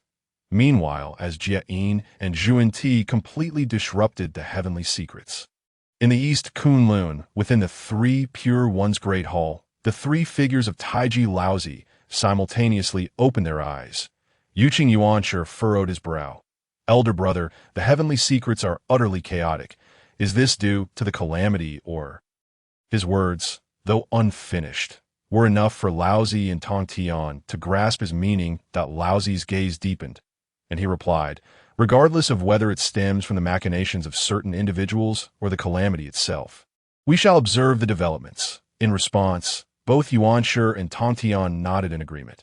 Maintaining a steady course amidst change was their best strategy. In the midst of chaos, within the Nuwa Palace in the Celestial Realm. Nuwa, who had been contemplating the heavenly path with her eyes closed, also opened her eyes. She sensed the shift in the heavenly secrets and turned her gaze towards the primordial chaos. With her saintly perception, she could clearly see the pervasive aura of calamity enveloping the current primordial chaos. The great calamity was approaching. Chapter 83. Zhuan Ti appears in the Sun Star. Tungu Golden Crow. Pangu opened the heavens and the earth, marking the beginning of the primordial chaos. Ultimately, he transformed into all things, with his left eye becoming the Sun Star. Upon the Sun Star, the eternal flames of the sun burn ceaselessly. The closer one approaches the center of the Sun Star, the more potent the sun's flames become. Even a great Luo golden immortal would not dare linger on the Sun Star for long. Thus, apart from the demon emperors Di Jun and Dong Huang Tai, who were born of the Sun Star, it remained eerily quiet. However, on this particular day, the space before the Sun Star began to ripple, and a figure materialized out of thin air. Is this the Sun Star? Having laid a formation capable of deterring quasi-saints, coupled with the all-encompassing sun flames that pervade the Sun Star, Di Jun is indeed cautious. Yet alas, this formation will not hinder me. This individual was none other than Zhuan Ti, who regarded the Sun Star with a hint of derision. In his eyes, a swastika symbol flickered. He could clearly perceive the terrifying formation surrounding the Sun Star. Should a quasi-saint step within, they would find it exceedingly difficult to extricate themselves, providing ample time for Di Jun to arrive. However, no matter Jun calculations, he could never have foreseen that a saint would take action. Ti waved his hand towards the sun star, sending forth a stream of mysterious light. As if responding, a grand formation enveloping the entire sun star materialized, its intricate patterns sprawling through the void, showcasing its formidable nature. Any ordinary individual would likely have triggered the formation's alert. But Ti's mysterious light slipped through unnoticed, merging seamlessly with the formation. Observing this, a smile spread across Ti's face as the words fell. Ti made his way toward the canyon. Upon entering the canyon, Ti's form transformed into that of a tiger-like demon. Just as Ti approached the Fusang tree within the canyon, the 10 luminous orbs upon the tree began to quiver in unison. A chorus of cries erupted as 10 three-legged golden crows soared through the air. One of the golden crows, upon noticing Ti's presence, hastily called out, "Look, a demon from Tang Valley has arrived." Upon hearing his words, the surrounding little golden crows turned their curious gazes toward Ti. Once they laid eyes on him, excitement coursed through them. Indeed, it is a demon, a tiger demon at that. Could it be that our father has sent him? Is our father coming to see us?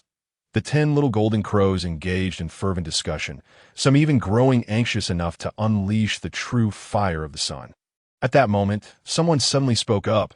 "If that is the case, let us go and meet this tiger demon and inquire of him."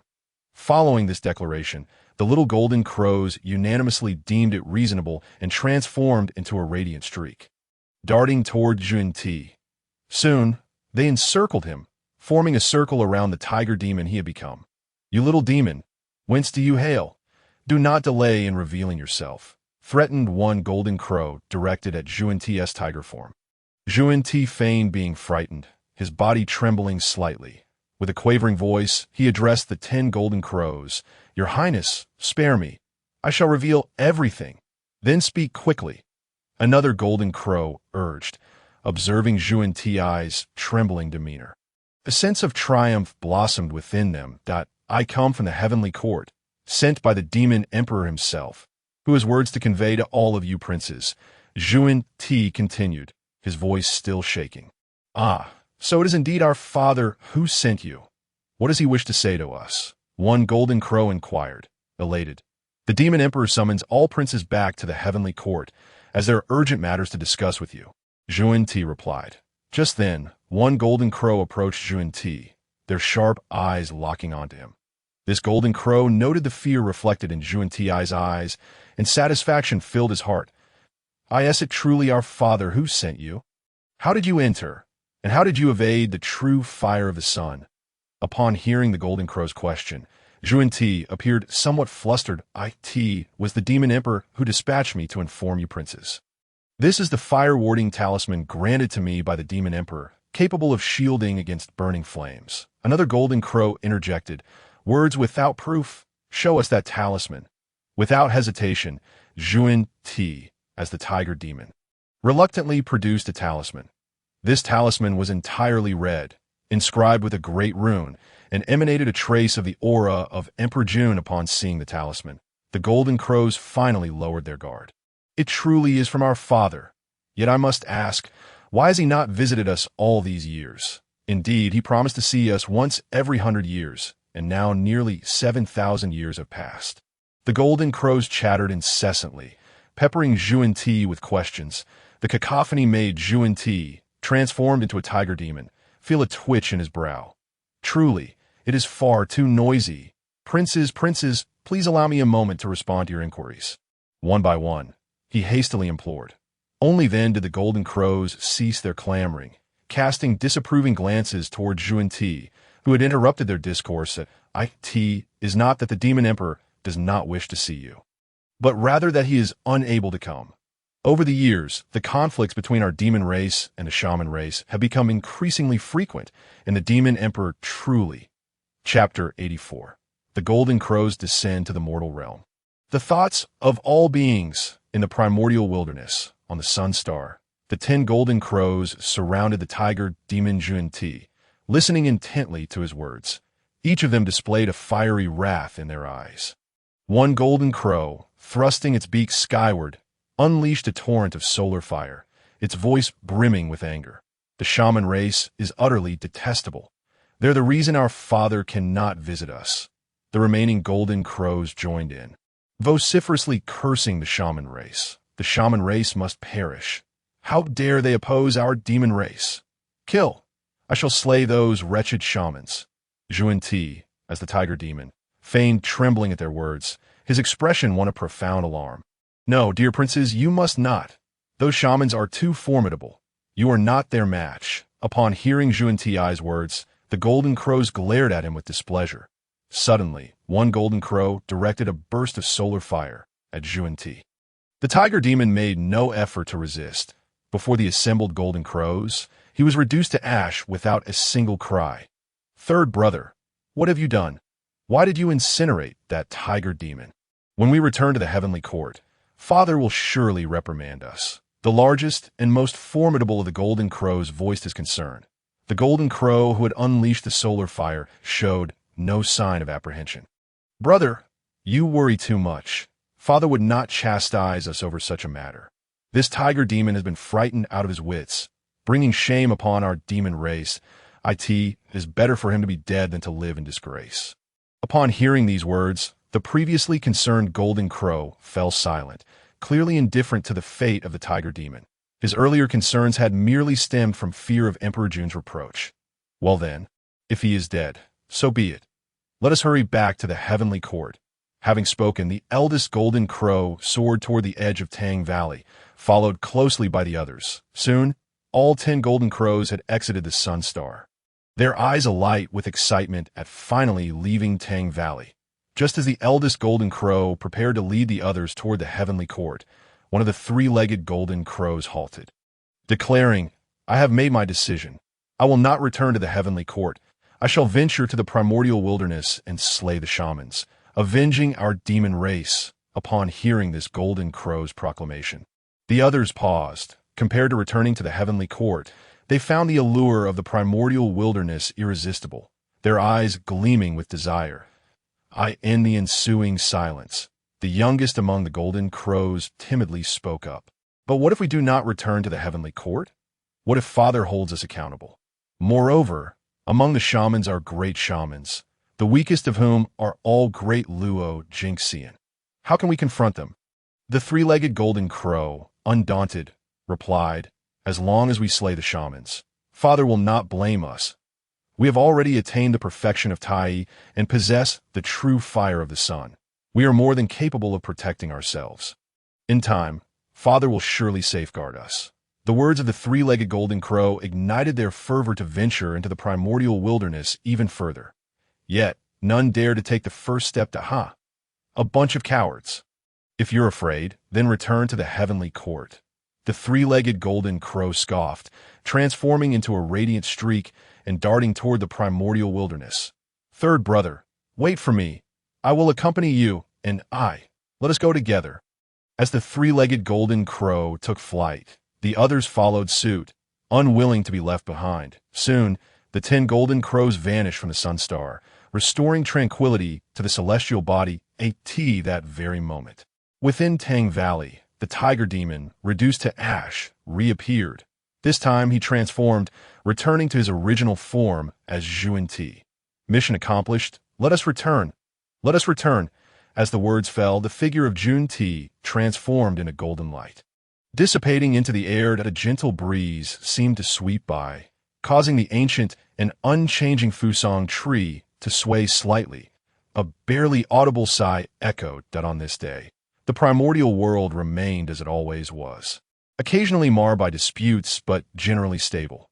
However, at this very moment, the heavens and the earth underwent a dramatic change, as a golden red radiance emerged from the horizon. The blinding brilliance rendered one unable to gaze directly upon it. Countless deities and powerful beings turned their eyes towards this golden red spectacle. Some perceptive creatures of the primordial realm also looked on as the golden red light drew nearer. Their expressions shifted dramatically. 11 suns. Indeed, in the sky, alongside the original sun, 10 additional suns appeared. With their emergence, the golden red light cascaded down upon the primordial land, causing the temperature to rise swiftly. Look at the sky. How is it that there are 10 more suns? Where did they come from? This is bad. They are heading towards the primordial realm. As the temperature's unusual increase caught the attention of more primordial beings, those lacking strength could not discern the true nature of the 10 suns. Yet for those who had reached the Tao realm, the truth was clear. These 10 suns were none other than 10 three-legged golden crows. In the primordial realm, the three-legged golden crows could only be associated with the demon emperor Dijun and the eastern emperor Tai Yi. Now, with the descent of these 10 three-legged golden crows, was this the doing of the demon emperor? Distinct hues of concern flickered in their eyes, in the eastern Kunlun, within the Three Purities Hall. The moment the 10 golden crows flew towards the primordial land, Laozi and his companions turned their gazes in that direction. Tong Tian began to calculate with his fingers, but soon halted, a pensive look crossing his face. The heavenly secrets were utterly chaotic, rendering calculations impossible. Brother, could this be the work of those few, or is it Dijun's intent? Yuan Shi's eyes glimmered with a hint of sarcasm. Most likely, it is the doing of those few. The descent of the 10 golden crows into the primordial realm is bound to create considerable karma, disrupting the fortunes of the demon race. Dijun, as the demon race's sovereign, would not take such actions. Laozi's expression remained inscrutable as he spoke slowly. Be it good or ill, the arrival of the 10 golden crows in the primordial realm is now a foregone conclusion. We shall see when the repercussions will unfold. On the shores of the eastern sea, within the ancestral hall of the human race, Xiao Yang stood at the entrance of the hall. He gazed skyward, his eyes reflecting the image of the 10 three-legged golden crows. After a long while, he finally withdrew his gaze. Who could be behind the descent of the golden crows into the primordial realm? A multitude of figures flashed through Xiao Yang's mind. I could see that moment. Hurried footsteps approached. Chapter 85. Exile and Obstruction. In the ancestral hall of the human race by the eastern sea, Xiao Yang sat at the head of the assembly. The initial 3 sovereigns, Sui Run, Yu Chao, and Zi, occupied the left side. Renowned human prodigies, such as Qi Song Zi, Yin Kong, Li Lu, and Zhu Xiang, took their places on the right. This moment, apart from Xiao Yang's calm demeanor, the others bore expressions tinged with urgency. Your Majesty, could the arrival of the 10 three-legged golden crows in the primordial realm be orchestrated by the demon Emperor Dijun? What might their purpose be? Sui Run, unable to contain his unease, inquired of Xiao Yang, a quasi-saint. He was not afraid of the 10 three-legged golden crows at the Tai level. However, his lack of fear did not extend to the human race as a whole. While the human forces stationed at the eastern sea could stand firm, many among them had scattered into the primordial realm in tribal formations during their migration. Furthermore, the younger generation of human prodigies had been traversing the primordial realm. Some had gathered small human tribes, while others had established new ones. Now, even they could not ascertain how many human tribes existed in the primordial realm. Among these tribes, there were both strong and weak. But all were powerless against the true fire of the sun.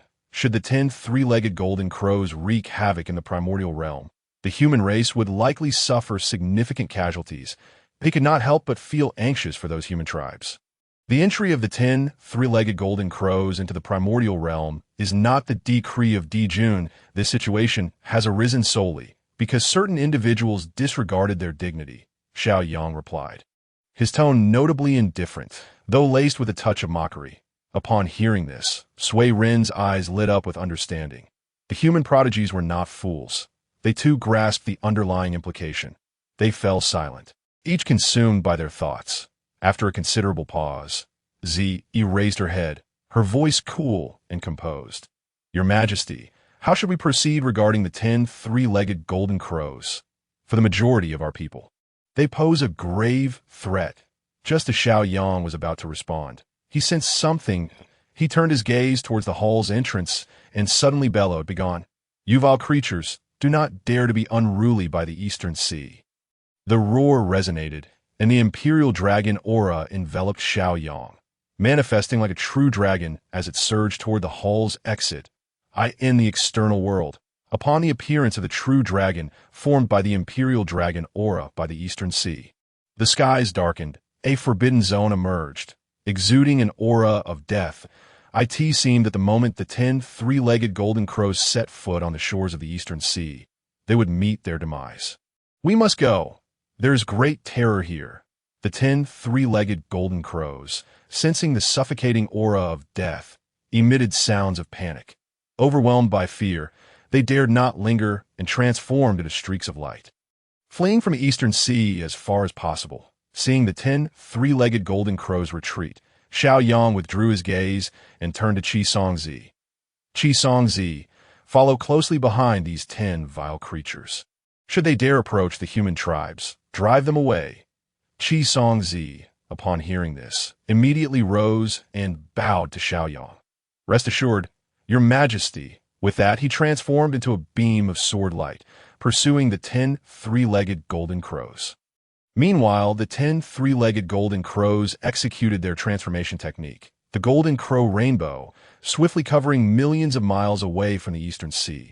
This was still due to their cultivation being limited to the Tai realm. Had they reached the Dao realm, traversing billions of miles in a single breath would be effortless. Brother, just now I felt as if I was facing death itself. That aura made me feel as if I were confronting a wrathful father. One golden crow spoke, still haunted by the recent experience. The eldest golden crow, recalling the earlier scene, felt a shiver down its spine. I heard it mentioned that this place is the Eastern Sea. I have heard our father say that the Eastern Sea is the territory of the human race. That individual must be the human emperor, Xiao Yang. After pondering for a moment, the eldest golden crow provided an answer. The human race, once I grow stronger, I shall make them pay. Another golden crow declared vehemently. This was its first taste of defeat, and it harbored deep resentment toward the human race. Well then, let us seek out the witch race. I want those witches to experience my true solar fire. Another three-legged golden crow chimed in. With that, the 10 golden crows lowered their flight altitude and proceeded onward. As they flew, the true fire of the sun ignited a blazing inferno beneath them. Forests and vegetation were reduced to ashes, rivers ran dry, and mountains crumbled. Countless creatures caught unawares fell victim to this calamity. In the eastern Kunlun, within the Three Purities Hall, as Xiao Yang's furious roar sent the 10 golden crows fleeing. A flicker of admiration crossed Tong Tian's eyes. The one who uttered that roar must be the human emperor, Xiao Yang. Truly, as fate takes form, his strength has risen rapidly. A flicker of disdain flashed across the eyes of Yuan Shi, followed by a cold snort. Humph, what does rapid advancement matter? As long as one is yet to attain the realm of a saint, there remain nothing more than mere ants. He refrained from speaking. Yet the depth of his gaze grew ever more profound. Since his ascension to sainthood, his demeanor had turned increasingly frigid and indifferent, as if he had entirely lost the capacity for emotion. The human sovereign appeared to be somewhat obstructive. In the west, atop Mount Shumi, Zhuan-Ti observed 10 golden crows descending upon the primordial chaos, a look of excitement gracing his countenance. However, witnessing Xiao Yang's furious shout driving the 10 golden crows away, Zhuan-Ti's brow furrowed in sudden discontent. He turned to Jin, addressing him with solemnity. Senior brother, when we attained sainthood, we both sensed it. The human race is indeed the principal protagonist of the heavenly realm following the clash of the Wu and the Yao.